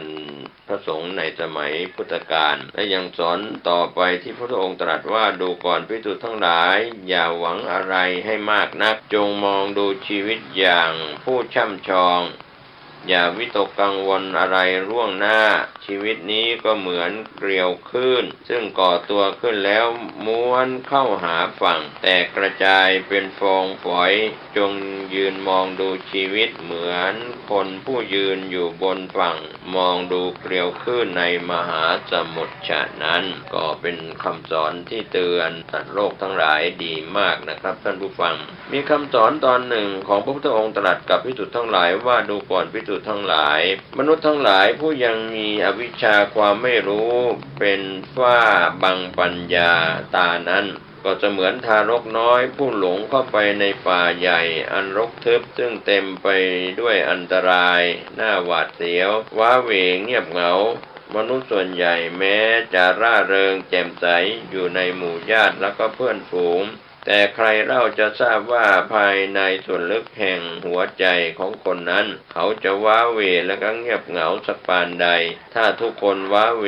ไม่แน่ใจว่าจะยึดเอาอะไรเป็นหลักที่แน่นอนของชีวิตธรรมเป็นสิ่งสำคัญที่สุดในชีวิตแม้จะประสบความทุกข์ยากลำบากสักปานใดก็ต้องไม่ทิ้งธรรมคำสอนนี้ดีมากที่พระพุทธองค์ตรัสกับภิกษุทั้งหลายว่าดูก่อนภิกษุทั้งหลาย ธรรมอันเป็นสิ่งสำคัญที่สุดในชีวิตมนุษย์ไม่ว่าเขาจะอยู่ในเพศใดภาวะใดการกระทำที่นึกขึ้นภายหลังแล้วต้องเสียใจนั้นควรเว้นเสียเพราะฉะนั้นแม้จะประสบความทุกข์ยากลำบากสักปานใดก็ต้องไม่ทิ้งธรรมมนุษย์ที่ยังมีอาสวะเครื่องหมักดองอยู่ในใจนั้นย่อมจะมีวันพลั้งเผลอประพฤติผิดธรรมไปบ้างเพราะยังมีสติไม่สมบูรณ์แต่เมื่อได้มีสติภายหลังแล้วก็ต้องตั้งใจประพฤติธรรมสั่งสมความดีกันใหม่ยิ่งพวกเรานักบวชด้วยตัณหาแล้วจำเป็นต้องมีอุดมคติเรียกว่าการที่บวชเป็นนักบวชนุ่งห่มผ้ากาสาวพัสนั้นจำเป็นต้องมีอุดมคติการตายด้วยอุดมคตินั้นมีค่ากว่าการเป็นอยู่โดยไร้อุดมคติก็เป็นส่วนที่คำสอนถึงพระสงฆ์ในสมัยอินเดียโบราณพระพุทธเจ้ายังตรัสเป็นคำสอนกับภิกษุทั้งหลายตอนหนึ่งว่าดูก่อนภิกษุทั้งหลายธรรมดาว่าไม้จันทร์แม้จะแห้งก็ไม่ทิ้งกลิ่นอัศวินม้าก้าวลงสู่สนามสงครามก็ไม่ทิ้งลีลาอ้อยแม้เข้าสู่หีบยนต์บีบคั้นแล้วก็ไม่ทิ้งรสหวานบัณฑิตแม้จะประสบทุกข์ก็ไม่ทิ้งธรรมนี่ก็เป็นคำสอนดีๆที่เราหลายคนหลายท่านต้องนำไปคิดไปพิจารณาก็เป็นส่วนที่เราได้แบ่งปันความคิดดีๆสู่ท่านผู้ฟังในปัจจุบันเราละทิ้งธรรมห่างธรรมไม่ฟังธรรมไม่สนใจไม่ปฏิบัติพระกรรมฐานไม่ศึกษาธรรมการปฏิบัติเท่านั้นที่จะทำให้ทุกคนหลุดพ้นจากกองทุกข์ได้มีศีลสมาธิปัญญาการเจริญวิปัสสนากรรมฐานนั้นใครทำใครได้ใครทำได้ก็หลุดพ้นได้นะครับวันนี้ผมเกษตรเพชรนิตวิทยากรแบ่งปันความคิดดีๆสู่ท่านผู้ฟังผู้มีปัญญา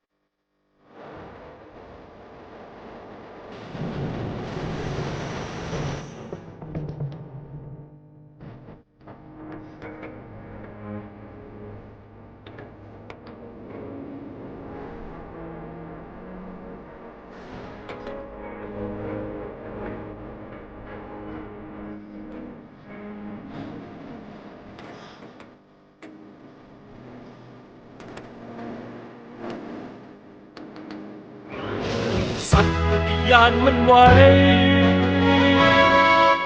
เพื่อไทยยืนยง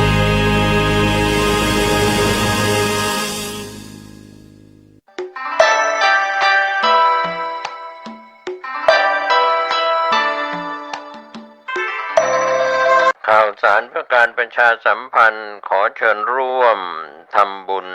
สร้างพุทธมณฑลจังหวัดเชียงใหม่โดยพระเดชพระคุณพระเทพมังคลาจารย์เจ้าคณะจังหวัดเชียงใหม่ได้ดำเนินงานที่จะได้สร้างพุทธมณฑลจังหวัดเชียงใหม่บนพื้นที่190 ไร่อยู่ในพื้นที่อำเภอดอยรอดจังหวัดเชียงใหม่ในขณะนี้ก็เริ่มดำเนินการโดยจังหวัดเชียงใหม่ก็ถือว่ามีพี่น้องชาวพุทธมากกว่า 99% เป็นศูนย์กลางกิจกรรมทางพระพุทธศาสนาพุทธมณฑลจังหวัดเชียงใหม่ก็จะได้ดำเนินการก่อสร้างปัจจุบันพระเดชพระคุณพระเทพมังคลาจารย์เจ้าคณะจังหวัดเชียงใหม่มีความประสงค์ให้คณะสงฆ์และส่วนราชการพี่น้องประชาชนชาวจังหวัดเชียงใหม่ทุกหน่วยงานทุกองค์กรได้ร่วมกันจัดสร้างพุทธมณฑลจังหวัดเชียงใหม่ท่านที่จะร่วมบุญติดต่อสอบถามร่วมบุญได้ที่พระเดชพระคุณพระเทพมังคลาจารย์เจ้าคณะจังหวัดเชียงใหม่สำนักงานวัดเชตวันตำบลช้างม้อยอำเภอเมืองจังหวัดเชียงใหม่0818829199ติดต่อโดยตรง0818829199พุทธมณฑลจังหวัดเชียงใหม่ก็จะได้เกิดขึ้นเป็นรูปธรรมร่วมสร้างโดยทั่วหน้ากัน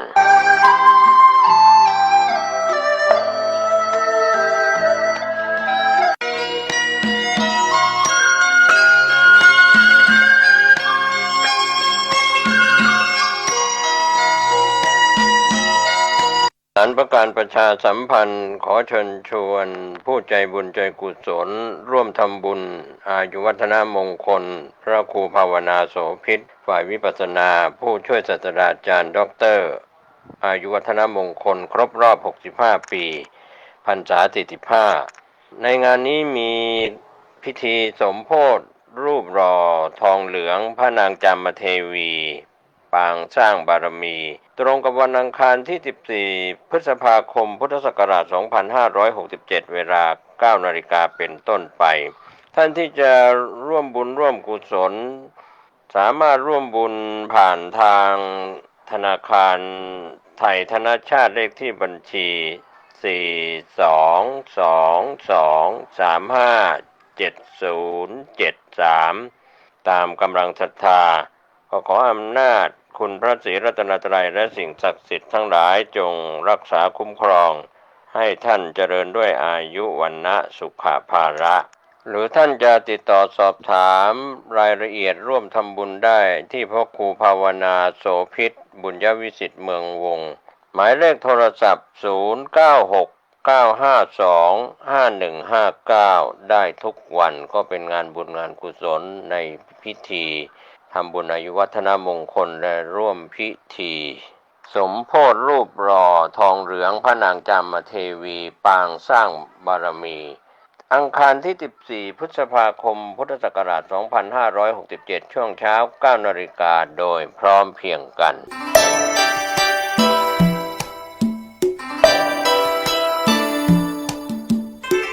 ข่าวสารเพื่อการประชาสัมพันธ์ขอเชิญชวนผู้ใจบุญใจกุศลร่วมสร้างราชสีห์หรือสิงห์คู่หน้าวัดบ้านเหล่าพระเจ้าตาเขียวตำบลบ้านเรือนอำเภอป่าซางจังหวัดลำพูนปัจจุบันมีพระครูภาวนาโสภิตผู้ช่วยด็อกเตอร์เจ้าวาดวัดบ้านเหล่าพระเจ้าตาเขียวสอบถามหรือร่วมทำบุญได้ที่0969525159บริจาคผ่านบัญชีธนาคารออมสินพัฒนาวัดบ้านเราเลขที่บัญชี02029157434ได้ทุกวันก็เป็นส่วนงานสร้างบุญสร้างราชสีห์หรือสิงห์ประตูหน้าวัดบ้านเหล่าพระเจ้าตาเขียวตำบลบ้านเรือนอำเภอป่าซางจังหวัดลำพูนได้บุญได้กุศลโดยทั่วหน้ากัน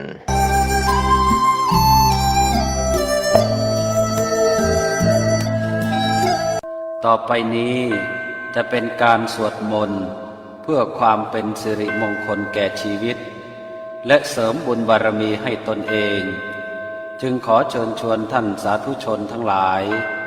ได้ร่วมกันสวดมนต์เจริญจิตภาวนาเป็นลำดับสืบไปนะโมตัสสะภะคะวะโตอะระหะโตสัมมาสัมพุทธัสสะนะโมตัสสะภะคะวะโตอะระหะโตสัมมาสัมพุทธัสสะนะโมตัสสะภะคะวะโตอะระหะโตสัมมาสัมพุทธัสสะอิติปิโสภะคะวาอะระหังสัมมาสัมพุทโธเวชชาจารณะสัมปันโนสุขโตโลกวิทูอนุตตรปุริสธรรมสารถิสัทธาเทวมนุสานังพุทโธภควาติสวากขาโตภควตาธัมโมสันทิฏฐิโกอากาลิโกเอหิปัสสิโกโอปานายิโกปัจจตังเวทิตาโพวินโยหิติสุปฏิปันโนภควโตสาวกสังโฆอุชุปฏิปันโนภควโตสาวกสังโฆญายปฏิปันโนภควโตสาวกสังโฆสามีจิปฏิปันโนภควโตสาวกสังโฆญาติทางจัตตาริปุริสายุคานิอัฏฐาปุริสปุคลาเอสะภควโตสาวกสังโฆอาหุนายโยปาหุนายโยทักขินายโยอัญชลีการณิโยอนุตตรังปุญญเขตังโลกัสสาติอานาปารามิสัมปันโนทานะอุปปารามิสัมปันโนทานะปรมาทาปารามิสัมปันโนเมตตาไม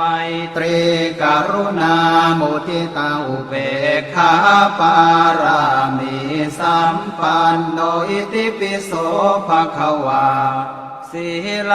ปารามิสัมปันโนศีลอุปปารามิสัมปันโนศีลปรมาทาปารามิสัมปันโนเมตตาไมตรีกรุณามุทิตาอุเบกขาปารามิสัมปันโนอิติปิโสภควาเนคขมมะปารามิสัมปันโนเนคขมมะอุปปารามิสัมปันโนเนคขมมะปรมาทาปารามิสัมปันโนเมตตาไม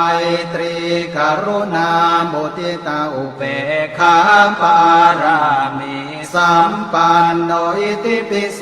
ภควา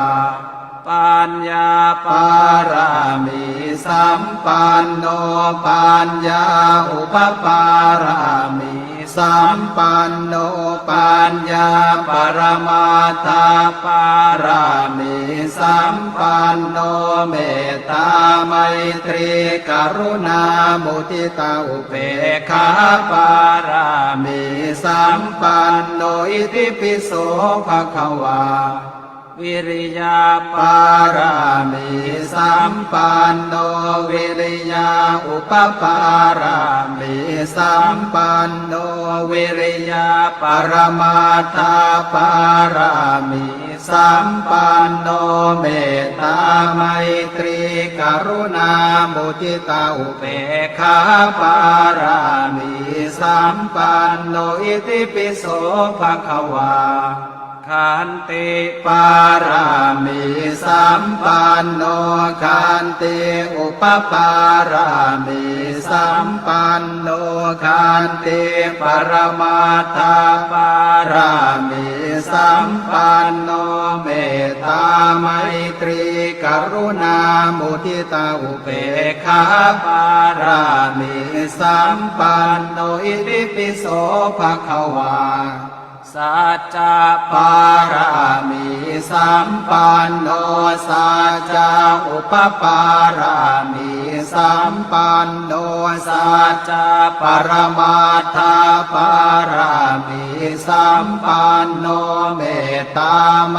ตรีกรุณามุทิตาอุเบกขาปารามิสัมปันโนอิติปิโสภควาอธิฐานะปารามิสัมปันโนอธิฐานะอุปปารามิสัมปันโน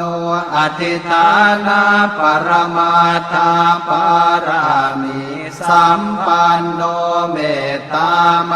ตรีกรุณามุทิตาอุเบกขาปารามิสัมปันโนอิติปิโสภควาเมตตาปารามิสัมปันโนเมตตาอุปปารามิสัมปันโนเมตตาปรมาทาปารามิสัมปันโนเมตตาไมตรีกรุณามุทิตาอุเบกขาปารามิสัมปันโนอิติปิโสภควาอุเบกขาปารามิสัมปันโนอุเบกขาอุปปารามิสัมปันโนอุเบกขาปรมาทาปารามิสัมปันโนเมตตาไมตรีกรุณามุทิตาอุเบกขาปารามิสัมปันโนอิติปิโสภควาทาสาปารามิสัมปันโนทาสาอุปปารามิสัมปันโนทาสาปรมาทาปารามิสัมปันโนเมตตาไมตรีกรุณามุทิตาอุเบกขาปารามิสัมปันโนอิติปิโสภควาอานะปารามิสัมปันโนทานะอุปปารามิสัมปันโนทานะปรมาทาปารามิสัมปันโนเมตตาไมตรีกรุณามุทิตาอุเบกขาปารามิสัมปันโนอิติปิโสภควาศีลปารามิสัมปันโนศีลอุปปารามิสัมปันโนศีลปรมาทาปารามิสัมปันโนเมตตาไมตรีกรุณามุทิตาอุเบกขาปารามิสัมปันโนอิติปิโสภควาเนคขมมะปารามิสัมปันโนเนคขมมะอุปปารามิสัมปันโนเนคขมมะปรมาทาปารามิสัมปันโนเมตตาไมตรีกรุณามุทิตาอุเบกขาปารามิสัมปันโนอิติปิโสภควาปัญญาปารามิสัมปันโนปัญญาอุปปารามิสัมปันโนปัญญาปรมาทาปารามิสัมปันโนเมตตาไมตรีกรุณามุทิตาอุเบกขาปารามิสัมปันโนอิติปิโสภควา วิริยาปารามิสัมปันโนวิริยาอุปปารามิสัมปันโนวิริยาปรมาทาปารามิสัมปันโนเมตตาไมตรีกรุณามุทิตาอุเบกขาปารามิสัมปันโนอิติปิโสภควาขันติปารามิสัมปันโนขันติอุปปารามิสัมปันโนขันติปรมาทาปารามิสัมปันโนเมตตาไมตรีกรุณามุทิตาอุเบกขาปารามิสัมปันโนอิติปิโสภควาสัจจะปารามิสัมปันโนสัจจะอุปปารามิสัมปันโนสัจจะปรมาทาปารามิสัมปันโนเมตตาไมตรีกรุณามุทิตาอุเบกขาปารามิสัมปันโนอิติปิโสภควาอธิฐานะปารามิสัมปันโนอธิฐานะอุปปารามิสัมปันโนอธิฐานะปรมาทาปารามิสัมปันโนเมตตาไมตรีกรุณามุทิตาอุเบกขาปารามิสัมปันโนอิติปิโสภควาเมตตาปารามิสัมปันโนเมตตาอุปปารามิสัมปันโนเมตตาปรมาทาปารามิสัมปันโนเมตตาไมตรีกรุณามุทิตาอุเบกขาปารามิสัมปันโนอิติปิโสภควาอุเบกขาปารามิสัมปันโนอุเบกขาอุปปารามิสัมปันโนอุเบกขาปรมาทาปารามิสัมปันโนเมตตาไมตรีกรุณามุทิตาอุเบกขาปารามิสัมปันโนอิติปิโสภควาทาสาปารามิสัมปันโนทาสาอุปปารามิสัมปันโนทาสาปรมาทาปารามิสัมปันโนเมตตาไมตรีกรุณามุทิตาอุเบกขาปารามิสัมปันโนอิติปิโสภควาอานะปารามิสัมปันโนทานะอุปปารามิสัมปันโนทานะปรมาทาปารามิสัมปันโนเมตตาไมตรีกรุณามุทิตาอุเบกขาปารามิสัมปันโนอิติปิโสภควาศีลปารามิสัมปันโนศีลอุปปารามิสัมปันโนศีลปรมาทาปารามิสัมปันโนเมตตาไมตรีกรุณามุทิตาอุเบกขาปารามิสัมปันโนอิติปิโสภควาเนคขมมะปารามิสัมปันโนเนคขมมะอุปปารามิสัมปันโนเนคขมมะปรมาทาปารามิสัมปันโนเมตตาไมตรีกรุณามุทิตาอุเบกขาปารามิสัมปันโนอิติปิโสภควา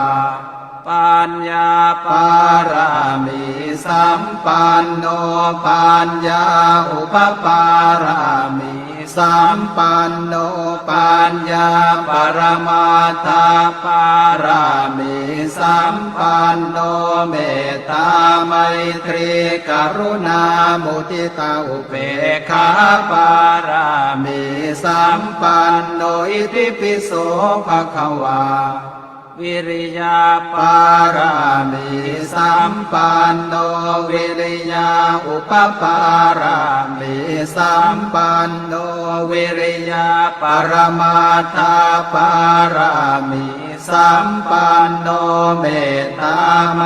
ตรีกรุณามุทิตาอุเบกขาปารามิสัมปันโนอิติปิโสภควาขันติปารามิสัมปันโนขันติอุปปารามิสัมปันโนขันติปรมาทาปารามิสัมปันโนเมตตาไมตรีกรุณามุทิตาอุเบกขาปารามิสัมปันโนอิติปิโสภควาสัจจะปารามิสัมปันโนสัจจะอุปปารามิสัมปันโนสัจจะปรมาทาปารามิสัมปันโนเมตตาไมตรีกรุณามุทิตาอุเบกขาปารามิสัมปันโนอิติปิโสภควาอธิฐานะปารามิสัมปันโนอธิฐานะอุปปารามิสัมปันโนอธิฐานะปรมาทาปารามิสัมปันโนเมตตาไมตรีกรุณามุทิตาอุเบกขาปารามิสัมปันโนอิติปิโสภควาเมตตาปารามิสัมปันโนเมตตาอุปปารามิสัมปันโนเมตตาปรมาทาปารามิสัมปันโนเมตตาไมตรีกรุณามุทิตาอุเบกขาปารามิสัมปันโนอิติปิโสภควาอุเบกขาปารามิสัมปันโนอุเบกขาอุปปารามิสัมปันโนอุเบกขาปรมาทาปารามิสัมปันโนเมตตาไมตรีกรุณามุทิตาอุเบกขาปารามิสัมปันโนอิติปิโสภควาทาสาปารามิสัมปันโนทาสาอุปปารามิสัมปันโนทาสาปรมาทาปารามิสัมปันโนเมตตาไมตรีกรุณามุทิตาอุเบกขาปารามิสัมปันโนอิติปิโสภควาอานะปารามิสัมปันโนทานะอุปปารามิสัมปันโนทานะปรมาทาปารามิสัมปันโนเมตตาไมตรีกรุณามุทิตาอุเบกขาปารามิสัมปันโนอิติปิโสภควาศีลปารามิสัมปันโนศีลอุปปารามิสัมปันโนศีล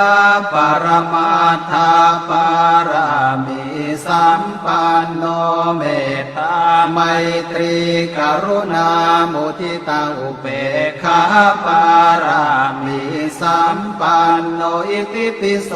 ภควาเนคขมมะปารามิสัมปันโนเนคขมมะอุปปารามิสัมปันโนเนคขมมะปรมาทาปารามิ สัมปันโนเมตตาไมตรีกรุณามุทิตาอุเบกขาปารามิสัมปันโนอิติปิโสภควาปัญญาปารามิสัมปันโนปัญญาอุปปารามิสัมปันโนปัญญาปรมาทาปารามิสัมปันโนเมตตาไม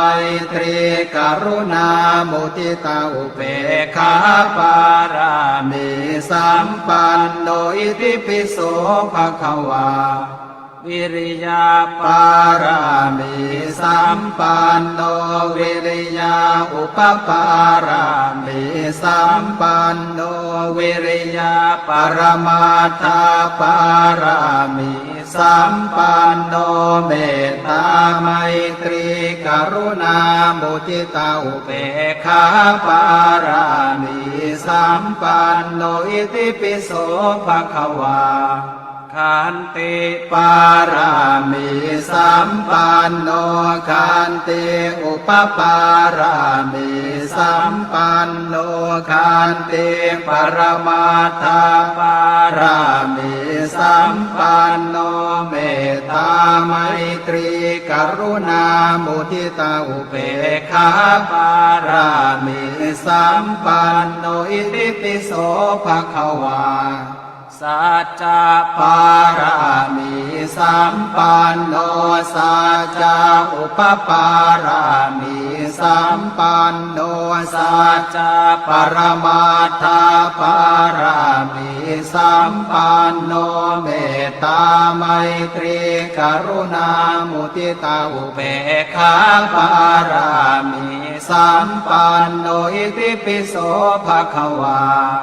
อธิฐานะปารามิสัมปันโนอธิฐานะอุปปารามิสัมปันโนอธิฐานะปรมาทาปารามิสัมปันโนเมตตาไม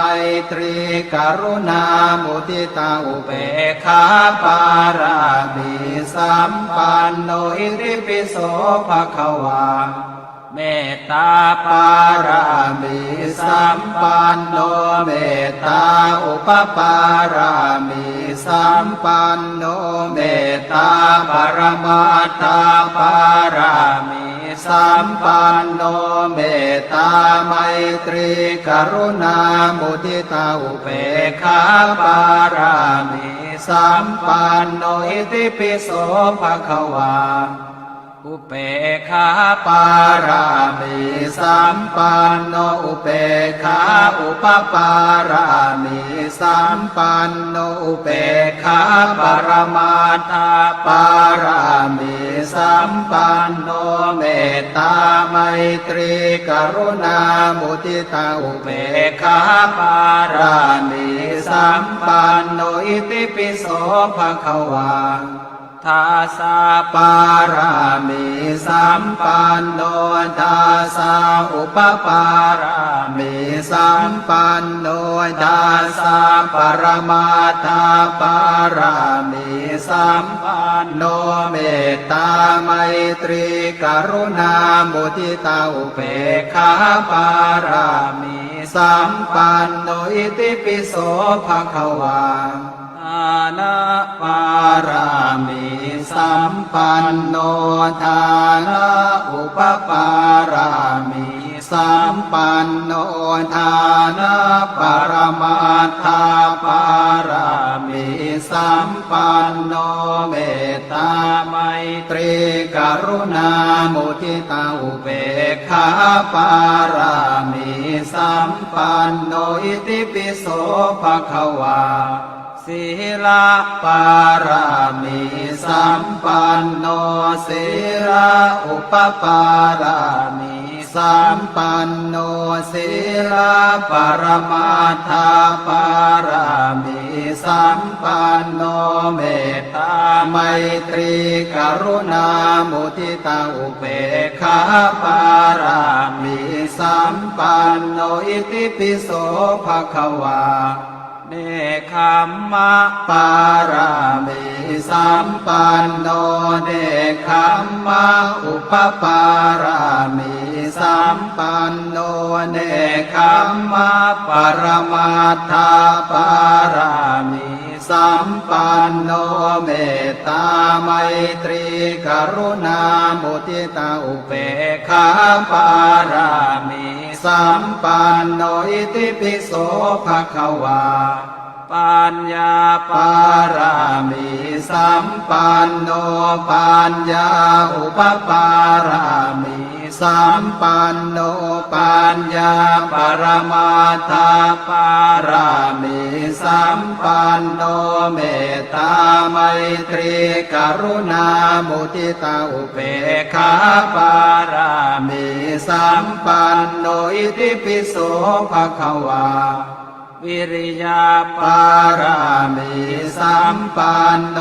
วิริยาอุปปารามิสัมปันโนวิริยาปรมาทาปารามิสัมปันโนเมตตาไม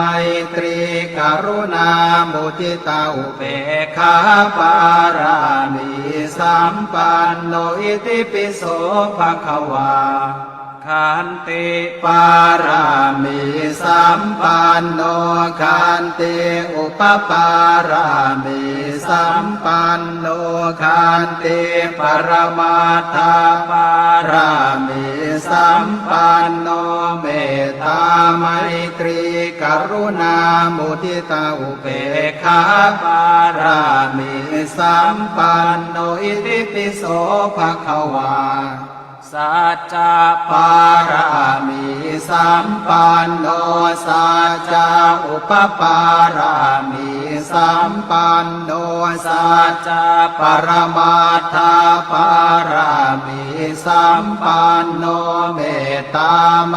ตรีกรุณามุทิตาอุเบกขาปารามิสัมปันโนอิติปิโสภควาอธิฐานะปารามิสัมปันโนอธิฐานะอุปปารามิสัมปันโนอธิฐานะปรมาทาปารามิสัมปันโนเมตตาไมตรีกรุณามุทิตาอุเบกขาปารามิสัมปันโนอิติปิโสภควาเมตตาปารามิสัมปันโนเมตตาอุปปารามิสัมปันโนเมตตาปรมาทาปารามิสัมปันโนเมตตาไมตรีกรุณามุทิตาอุเบกขาปารามิสัมปันโนอิติปิโสภควาอุเบกขาปารามิสัมปันโนอุเบกขาอุปปารามิสัมปันโนอุเบกขาปรมาทาปารามิสัมปันโนเมตตาไมตรีกรุณามุทิตาอุเบกขาปารามิสัมปันโนอิติปิโสภควาทาสาปารามิสัมปันโนทาสาอุปปารามิสัมปันโนทาสาปรมาทาปารามิสัมปันโนเมตตาไมตรีกรุณามุทิตาอุเบกขาปารามิสัมปันโนอิติปิโสภควาอานะปารามิสัมปันโนทานะอุปปารามิสัมปันโนทานะปรมาทาปารามิสัมปันโนเมตตาไมตรีกรุณามุทิตาอุเบกขาปารามิสัมปันโนอิติปิโสภควาศีลปารามิสัมปันโนศีลอุปปารามิสัมปันโนศีลปรมาทาปารามิ สัมปันโนเมตตาไมตรีกรุณามุทิตาอุเบกขาปารามิสัมปันโนอิติปิโสภควาเนคขมมะปารามิสัมปันโนเนคขมมะอุปปารามิสัมปันโนเนคขมมะปรมัตถปารามิสัมปันโนเมตตาไมตรีกรุณามุทิตาอุเบกขาปารามิสัมปันโนอิติปิโสภควาปัญญาปารามิสัมปันโนปัญญาอุปปารามิสัมปันโนปัญญาปรมัตถปารามิสัมปันโนเมตตาไมตรีกรุณามุทิตาอุเบกขาปารามิสัมปันโนอิติปิโสภควาวิริยาปารามิสัมปันโนวิริยาอุปปารามิสัมปันโนวิริยาปรมัตถปารามิสัมปันโนเมตตาไมตรีกรุณามุทิตาอุเบกขาปารามิสัมปันโนอิติปิโสภควาขันติปารามิสัมปันโนขันติอุปปารามิสัมปันโนขันติปรมัตถปารามิสัมปันโนเมตตาไมตรีกรุณามุทิตาอุเบกขาปารามิสัมปันโนอิติปิโสภควา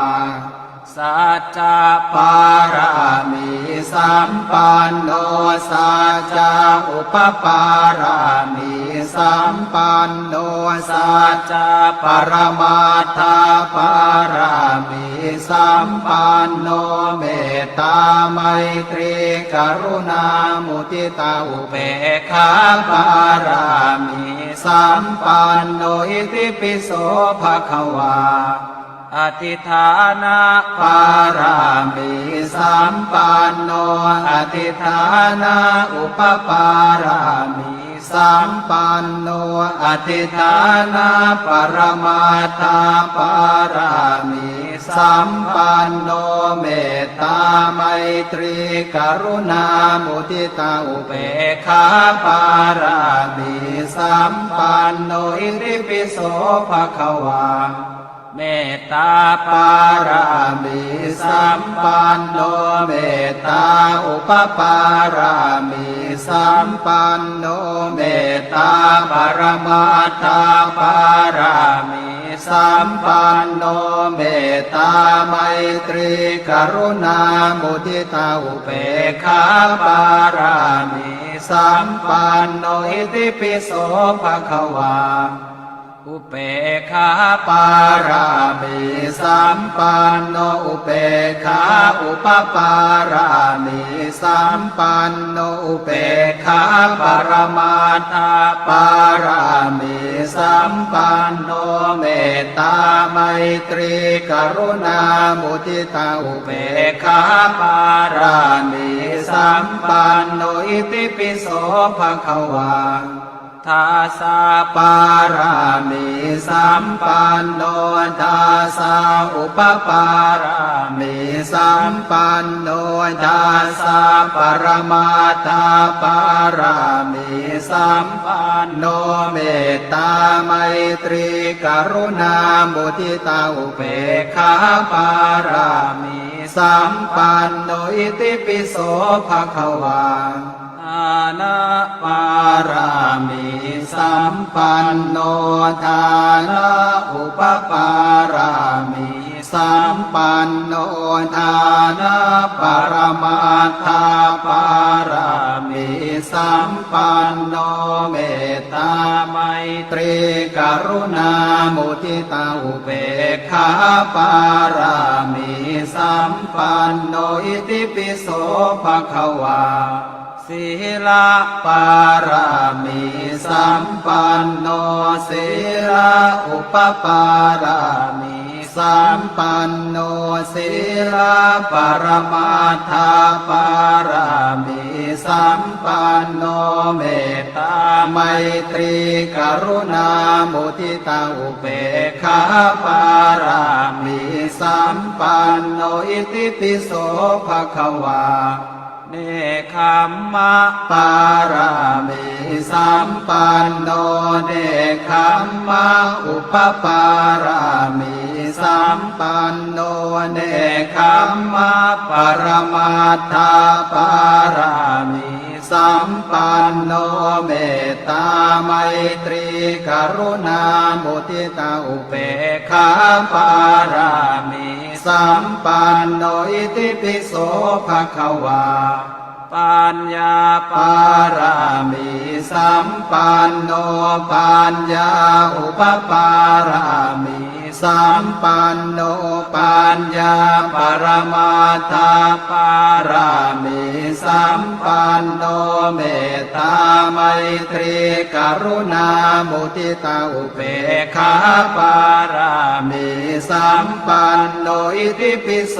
ภควาวิริยาปารามีสัมปันโนวิริยาอุปปารามีสัมปันโนวิริยาปรมาทาปารามีสัมปันโนเมตตาไมตรีกรุณามุทิตาอุเบกขาปารามีสัมปันโนอิติปิโสภควาขันติปารามีสัมปันโนขันติอุปปารามีสัมปันโนขันติปรมาทาปารามีสัมปันโนเมตตาไมตรีกรุณามุทิตาอุเบกขาปารามีสัมปันโนอิติปิโสภควาสัจจะปารามีสัมปันโนสัจจะอุปปารามีสัมปันโนสัจจะปรมาทาปารามีสัมปันโนเมตตาไมตรีกรุณามุทิตาอุเบกขาปารามีสัมปันโนอิติปิโสภควาอธิฐานะปารามีสัมปันโนอธิฐานะอุปปารามีสัมปันโนอธิฐานะปรมาทาปารามีสัมปันโนเมตตาไมตรีกรุณามุทิตาอุเบกขาปารามีสัมปันโนอิติปิโสภควาเมตตาปารามีสัมปันโนเมตตาอุปปารามีสัมปันโนเมตตาปรมาทาปารามีสัมปันโนเมตตาไมตรีกรุณามุทิตาอุเบกขาปารามีสัมปันโนอิติปิโสภควาอุเบกขาปารามีสัมปันโนอุเบกขาอุปปารามีสัมปันโนอุเบกขาปรมาทาปารามีสัมปันโนเมตตาไมตรีกรุณามุทิตาอุเบกขาปารามีสัมปันโนอิติปิโสภควาทาสาปารามีสัมปันโนทาสาอุปปารามีสัมปันโนทาสาปรมาทาปารามีสัมปันโนเมตตาไมตรีกรุณามุทิตาอุเบกขาปารามีสัมปันโนอิติปิโสภควาอานะปารามีสัมปันโนทานะอุปปารามี สัมปันโน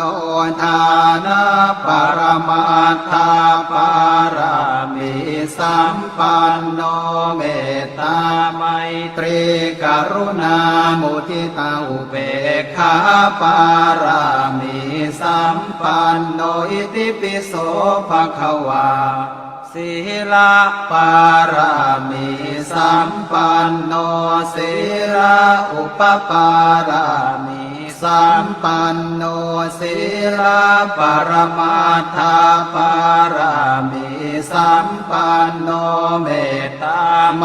ตรีกรุณามุทิตาอุเบกขาปารามิสัมปันโนอิติปิโสภควาเนคขมมะปารามิสัมปันโนเนคขมมะอุปปารามิสัมปันโนเนคขมมะปรมาทาปารามิสัมปันโนเมตตาไมตรีกรุณามุทิตาอุเบกขาปารามิสัมปันโนอิติปิโสภควา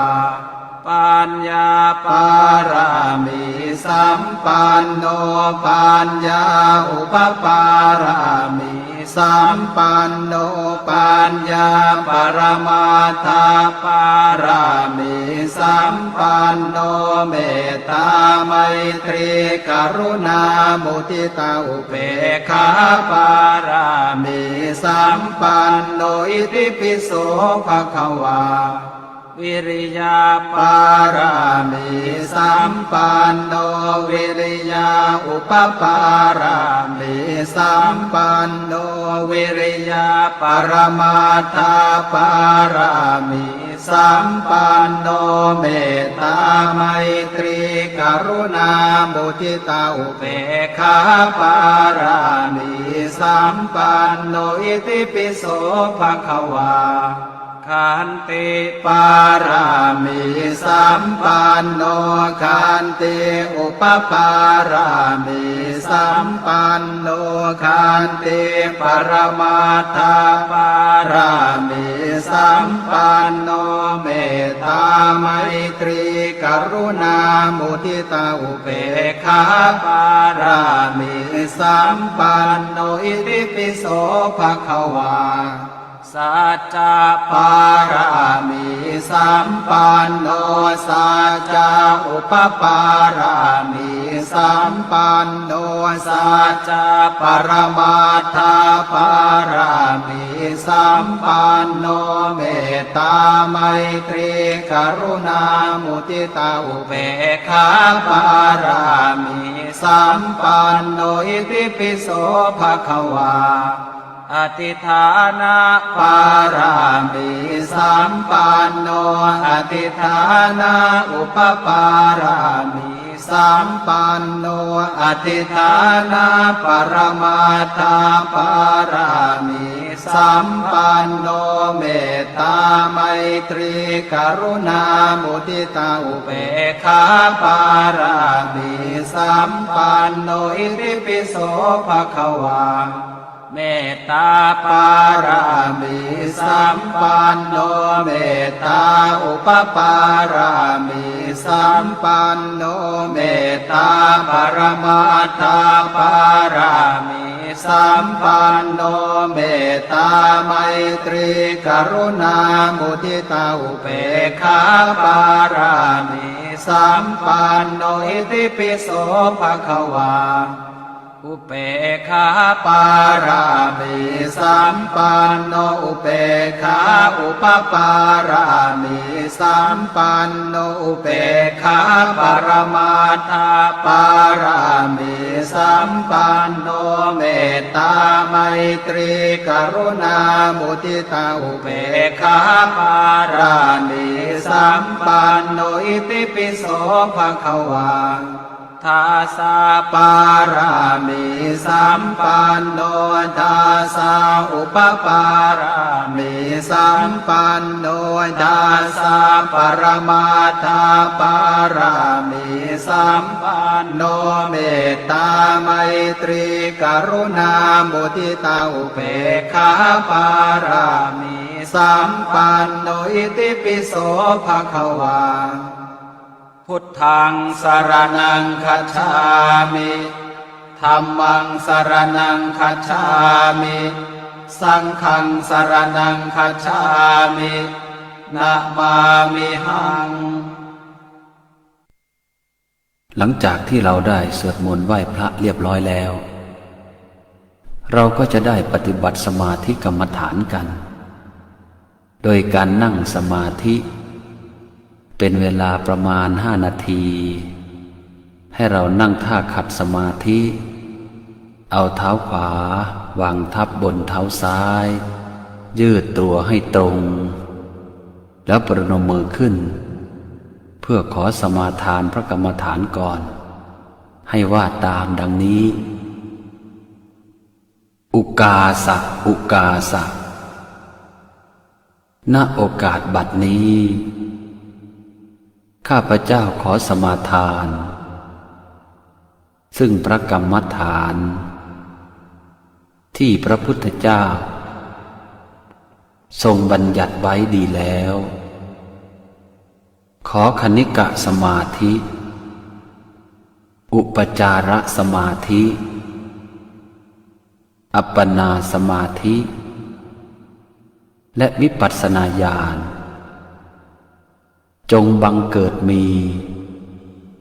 ในขันธสันดานของข้าพเจ้าข้าพเจ้าจะตั้งสติกำหนดไว้ที่ลมหายใจเข้าออกลมหายใจเข้ารู้ลมหายใจออกรู้3 หนและ7 หน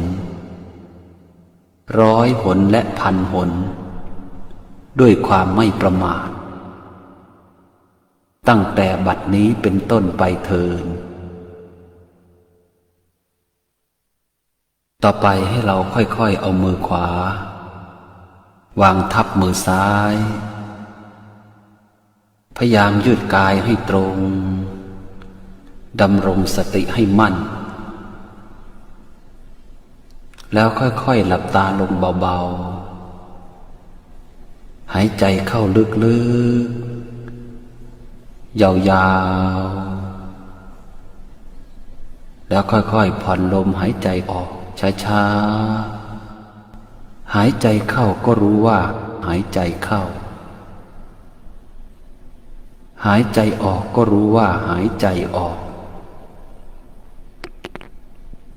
ให้เอาสติไปจับที่ลมหายใจเข้าลมหายใจออกหายใจเข้าภาวนาในใจว่าพุทธหายใจออกภาวนาว่าโธหายใจเข้าพุทธหายใจออกโธพุทธโธพุทธโธให้สังเกตที่ลมหายใจอุ่นๆที่สัมผัสกับปลายจมูกของเราแล้วค่อยๆผ่านลงมาทางลำคอลงสู่ปอดเมื่อหายใจเต็มปอดแล้วเราจะรู้สึกว่ามีความสุขอิ่มสบายและสงบเย็นที่ใจหายใจเข้าพุทธหายใจออกโธพุทธโธพุทธโธถ้าเรารู้ว่าเผลอสติไป แล้วเอาจิตไปคิดเรื่องอื่นอยู่ก็ให้รีบดึงสติกลับมาให้มาจับที่ลมหายใจพร้อมกับภาวนาว่ารู้ตัวหนอรู้ตัวหนอแล้วกำหนดลมหายใจเข้าออกพูดโธพูดโธ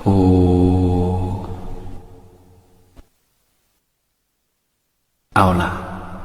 ก็พอสมควรแก่เวลาให้ค่อยๆกำหนดรู้ตัวออกจากสมาธิค่อยๆลืมตาขึ้นเบาๆแล้วประนมมือขึ้นแล้วภาวนาในใจว่าสาธุด้วยอานิสงส์แห่งผลการปฏิบัติสมาธิกรรมฐานนี้ขอความมีสติความสงบสุขแห่งจิตความปล่อยวางจากความยึดมั่นถือมั่นและความหลุดพ้นจากทุกข์ทั้งปวงจงบังเกิดมีแก่ข้าพเจ้าและบุคคลอันเป็นที่รักของข้าพเจ้าด้วยเถิดอนุโมทามิ ด้วยเดชเดชะแห่งพุทธคุณแห่งพระคาถานี้จะช่วยชักนำพาจากผู้ที่ยากจนให้กลับกลายมาเป็นคนรวยได้จากผู้ที่ตกอับให้ลืมตาอ้าปากได้จากผู้เจ็บไข้ได้ป่วยด้วยโรคแปลกๆไม่สามารถวินิจฉัยได้จากแพทย์แผนปัจจุบันก็หายป่วยได้เช่นกันช่วยพลิกดวงชะตาชีวิตเปิดดวงชะตาให้เจริญทำธุรกิจหรือทำการค้าสิ่งใดก็จะมีแต่รุ่งโรจน์รุ่งเรืองโชคดีลาภดีวาสนาดีเป็นที่พึ่งพาแก่ครอบครัวหากท่านผู้มีความศรัทธาทั้งหลายสำรวมจิตให้อยู่ในสมาธิเป็นที่เรียบร้อยแล้วโปรดว่านะโมพร้อมกัน3 จบนะโมตัสสะภะคะวะโตอะระหะโตสัมมาสัมพุทธัสสะนะโมตัสสะภะคะวะโตอะระหะโตสัมมาสัมพุทธัสสะนะโมตัสสะภะคะวะโตอะระหะโตสัมมาสัมพุทธัสสะพุทธังอาราธนานังพระพุทธเจ้าเปิดโลกธัมมังอาราธนานังพระธรรมเจ้าเปิดโลกสังฆังอาราธนานังพระสังฆเจ้าเปิดโลกนะเปิดบุญโมเปิดบารมีพุทธเปิดวาสนาดีทาเปิดจิตยะเปิดธรรมเปิดโลกเปิดจิตครอบจักรวาลเปิดด้วยนะโมพุทธายะยะเปิดกิจการดีทาเปิดงานดีพุทธเปิดโชคดีโมเปิดโชคลาภนะเปิดอำนาจดีเปิดสิ่งดีๆทั้งหลายมาสู่ตัวข้าพเจ้าด้วยยะทาพุทโมนะนะมะพะทะพุทธังธัมมังสังฆังขออำนาจบารมีขององค์พระศรีรัตนตรัยโปรดเชื่อมโยงบุญบารมีวาสนาบารมีญาณบารมีทั้งหลายทุกภพทุกชาติของข้าพเจ้าจงมาบังเกิดมารวมกันณปัจจุบันชาตินี้และขอเบิกบุญบารมีทั้งหลายมาสู่ตัวข้าพเจ้าณการบัดนี้เถิดเปิดโลก เปิดจิตเปิดธรรมเปิดด้วยนะโมพุทธายะยะถาพุทโมนะพุทธังบังเกิดเปิดโลกโลกวิถูวิโสทยินะโมพุทธายะนะมะพะทะมะอะอุอิสวาสุธรรมังบังเกิดเปิดโลกโลกวิถูวิโสทยินะโมพุทธายะนะมะพะทะมะอะอุอิสวาสุสังฆังบังเกิดเปิดโลกโลกวิถูวิโสทยินะโมพุทธายะนะมะพะทะมะอะอุอิสวาสุสหัสสเนโตเทวินโททิพจักขุงวิโสทยิพุทธังประสิทธิมหาประสิทธิธัมมังประสิทธิมหาประสิทธิสังฆังประสิทธิมหาประสิทธิพุทธังอาราธนานังพระพุทธเจ้าเปิดโลกธัมมังอาราธนานังพระธรรมเจ้าเปิดโลกสังฆังอาราธนานังพระสังฆเจ้าเปิดโลกนะเปิดบุญโมเปิดบารมีพุทธเปิดวาสนาดีทาเปิดจิตยะเปิดธรรมเปิดโลกเปิดจิตครอบจักรวาลเปิดด้วยนะโมพุทธายะยะเปิดกิจการดีทาเปิดงานดีพุทธเปิดโชคดีโมเปิดโชคลาภนะเปิดอำนาจดีเปิดสิ่งดีๆทั้งหลายมาสู่ตัวข้าพเจ้าด้วยยะถาพุทโมนะนะมะพะทะพุทธังธัมมังสังฆังขออำนาจบารมีขององค์พระศรีรัตนตรัยโปรดเชื่อมโยงบุญบารมีวาสนาบารมีญาณบารมีทั้งหลายทุกภพทุกชาติของข้าพเจ้าจงมาบังเกิดมารวมกันณปัจจุบันชาตินี้และขอเบิกบุญบารมีทั้งหลายมาสู่ตัวข้าพเจ้าณการบัดนี้เถิดเปิดโลกเปิดจิตเปิดธรรมเปิดด้วยนะโมพุทธายะยะถาพุทโมนะพุทธังบังเกิดเปิดโลกโลกวิถูวิโสทยินะโมพุทธายะนะมะพะทะมะอะอุอิสวาสุธัมมังบังเกิดเปิดโลกโลกวิถูวิโสทยินะโมพุทธายะนะมะพะทะมะอะอุอิสวาสุสังฆังบังเกิดเปิดโลกโลกวิถูวิโสทยินะโมพุทธายะนะมะพะทะมะอะอุอิสวาสุสหัสสเนโตเทวินโททิพจักขุงวิโสทยิพุทธังประสิทธิมหาประสิทธิธัมมังประสิทธิมหาประสิทธิสังฆังประสิทธิมหาประสิทธิพุทธังอาราธนานังพระพุทธเจ้าเปิดโลกธัมมังอาราธนานังพระธรรมเจ้าเปิดโลกสังฆัง อาราธนานังพระสังฆเจ้าเปิดโลกนะเปิดบุญโมเปิดบารมีพุทธเปิดวาสนาดีทาเปิดจิต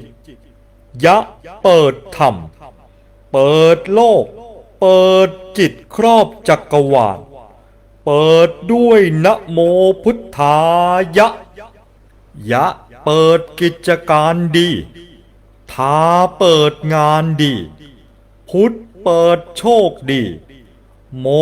เปิดโชคลาภนะเปิดอำนาจดีเปิดสิ่งดีๆทั้งหลายมาสู่ตัวข้าพเจ้าด้วยยะทาพุทโมนะนะมะพะทะพุทธังธัมมังสังฆังขออำนาจบารมีขององค์พระศรีรัตนตรัยโปรดเชื่อมโยงบุญบารมีวาสนาบารมีญาณบารมีทั้งหลายทุกภพทุกชาติของข้าพเจ้าจงมาบังเกิดมารวมกันณปัจจุบันชาตินี้และขอเบิกบุญบารมีทั้งหลายมาสู่ตัวข้าพเจ้าณการบัดนี้เถิดเปิดโลกเปิดจิตเปิดธรรมเปิดด้วยนะโมพุทธายะยะทาพุทโมนะพุทธังบังเกิดเปิดโลกโลกวิถูวิโสทยินะโมพุทธายะนะมะพะทะมะอะอุอิสวาสุธัมมังบังเกิดเปิดโลกโลกวิถูวิโสทยินะโมพุทธายะนะมะพะทะมะอะอุอิสวาสุสังฆังบังเกิดเปิดโลกโลกวิถูวิโสทยินะโมพุทธายะนะมะพะทะมะอะอุอิสวาสุสหัสสเนโตเทวินโททิพจักขุงวิโสทยิพุทธังประสิทธิมหาประสิทธิธัมมังประสิทธิมหาประสิทธิสังฆังประสิทธิมหาประสิทธิเมื่อท่านทั้งหลายได้ฟังบทสวดพระคาถาสุดแสนวิเศษจนครบเป็นที่เรียบร้อยแล้วด้วยเดชะพุทธคุณธรรมคุณสังฆคุณแห่งพระคาถาพระพุทธเจ้า5 พระองค์เปิดดวงชะตาหากได้ร่วมฟังหรือร่วมสวดและร่วมแชร์นับต่อจากนี้ไปชีวิตของท่านทั้งหลายก็จะพลิกฟื้นคืนดวงชะตาเปิดอำนาจวาสนาเปิดบารมีเปิดโชคเปิดลาภเปิดทุกทิศทุกทางแม้แต่เทวดาองค์ใดก็มิอาจปิดกั้นด้วยพลังแห่งพระคาถานี้ลงได้ด้วยเถิดสาธุสาธุสาธุพระคาถานี้ขอให้เป็นความเชื่อในส่วนบุคคลเท่านั้น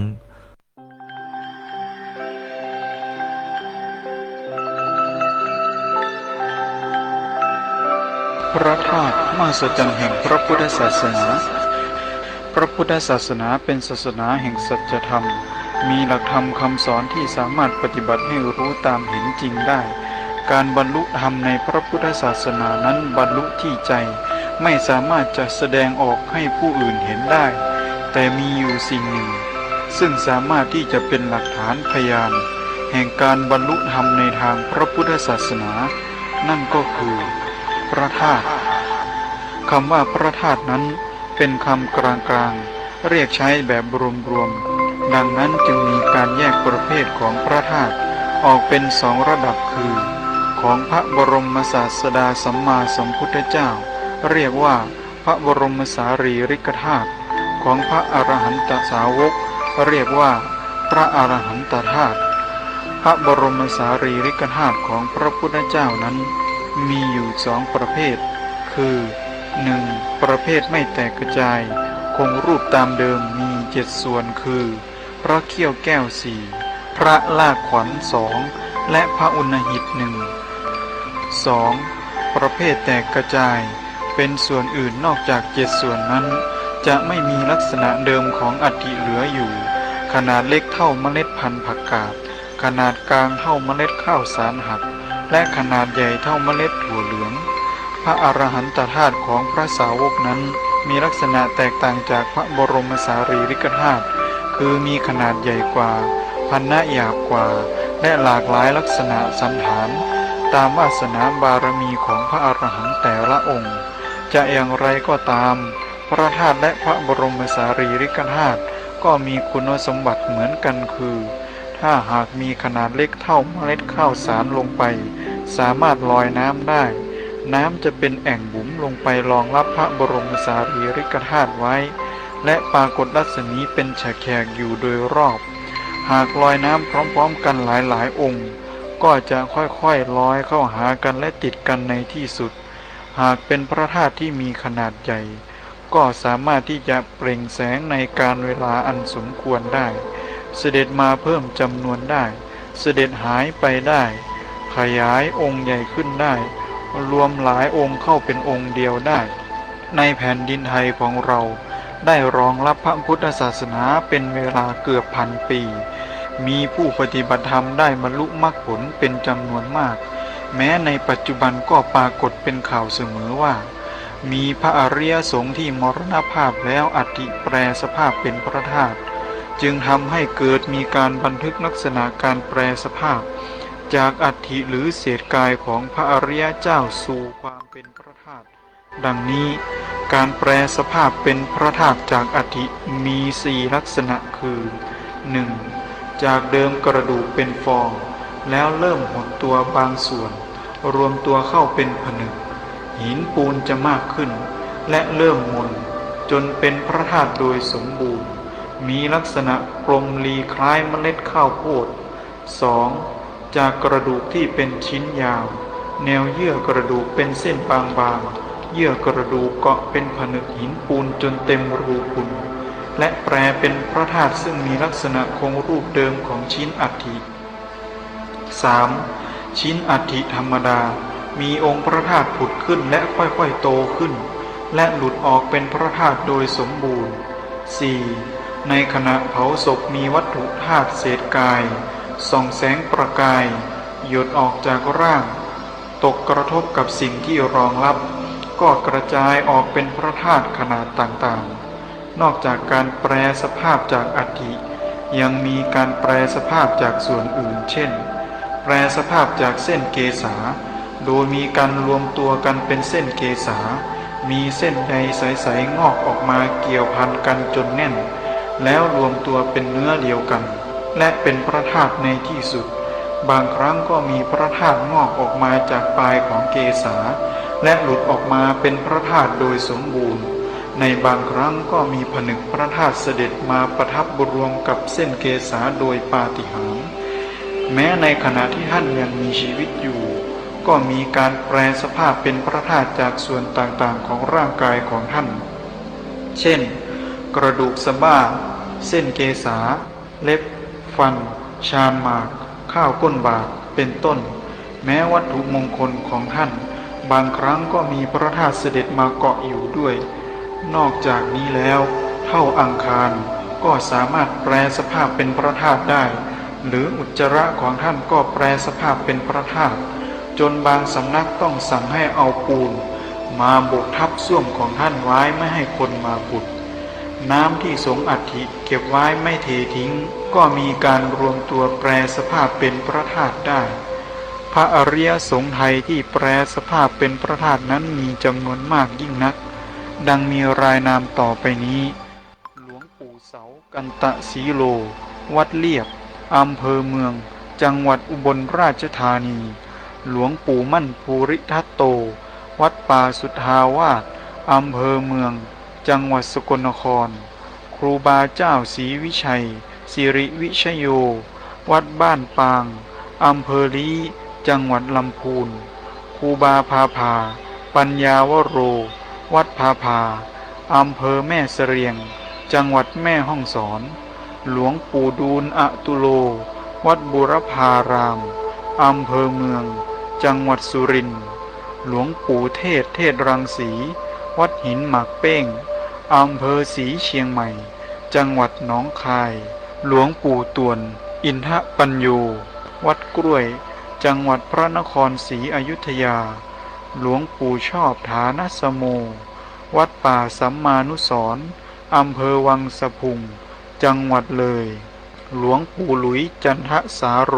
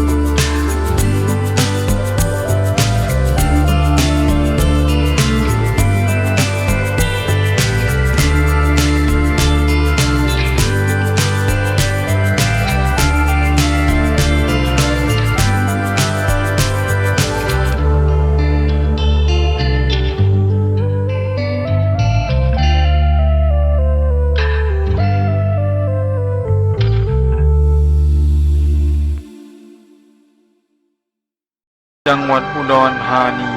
หลวงปู่วันอุตโม วัดถ้ำอภัยดำรงธรรมอำเภอส่องดาว จังหวัดสกลนคร หลวงปู่จวนกุลเชษโถ วัดเจติยาคีรีวิหาร ภูทอกอำเภอบึงกาฬ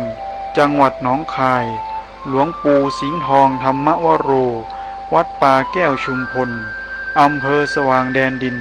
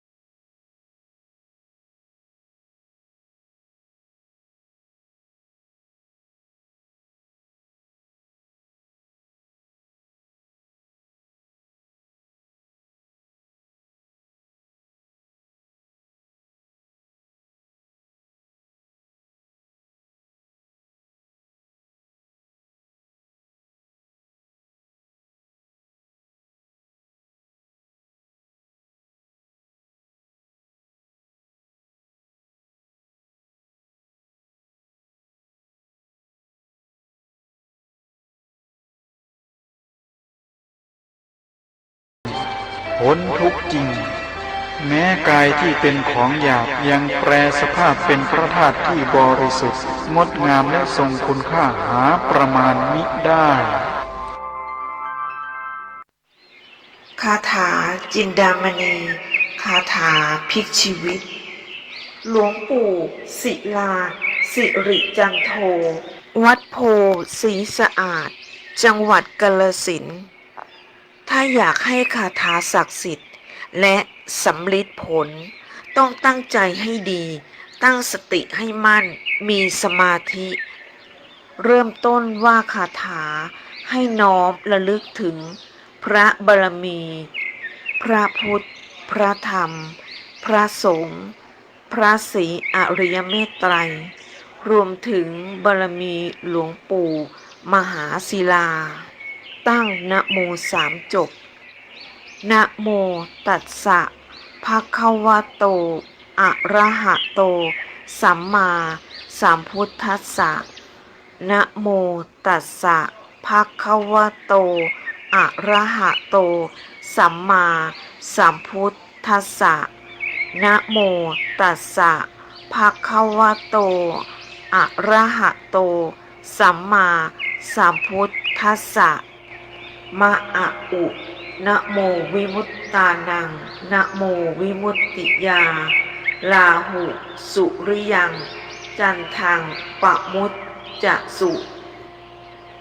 มะอะอุนะโมวิมุตตานังนะโมวิมุตติยาลาหุสุริยังจันทังปะมุตจะสุมะอะอุนะโมวิมุตตานังนะโมวิมุตติยาลาหุสุริยังจันทังปะมุตจะสุสวดทุกวัน3 จบหรือ9 จบความหมายของพระคาถามะอะอุนะโมวิมุตตานังขอนอบน้อมแด่ท่านผู้หลุดพ้นจากกิเลสทั้งหลาย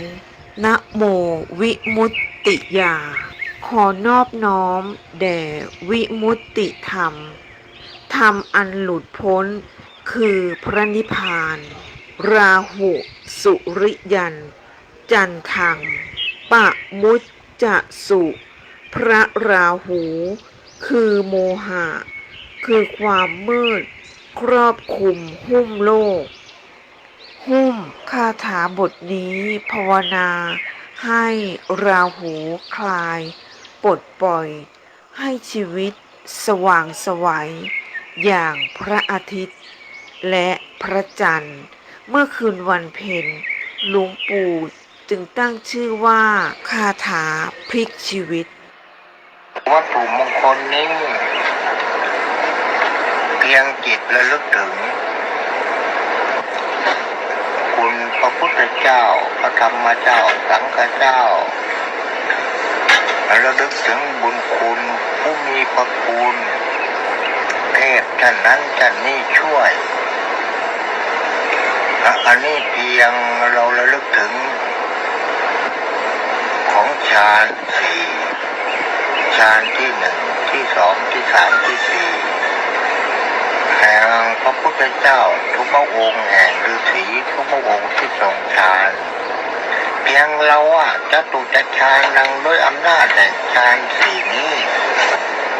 ขอจงเป็นวัตถุที่ศักดิ์สิทธิ์แค่นั้นก็พอ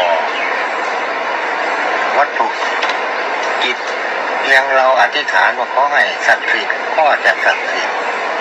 ให้ขังก็ขังนิยมก็นิยมอยากได้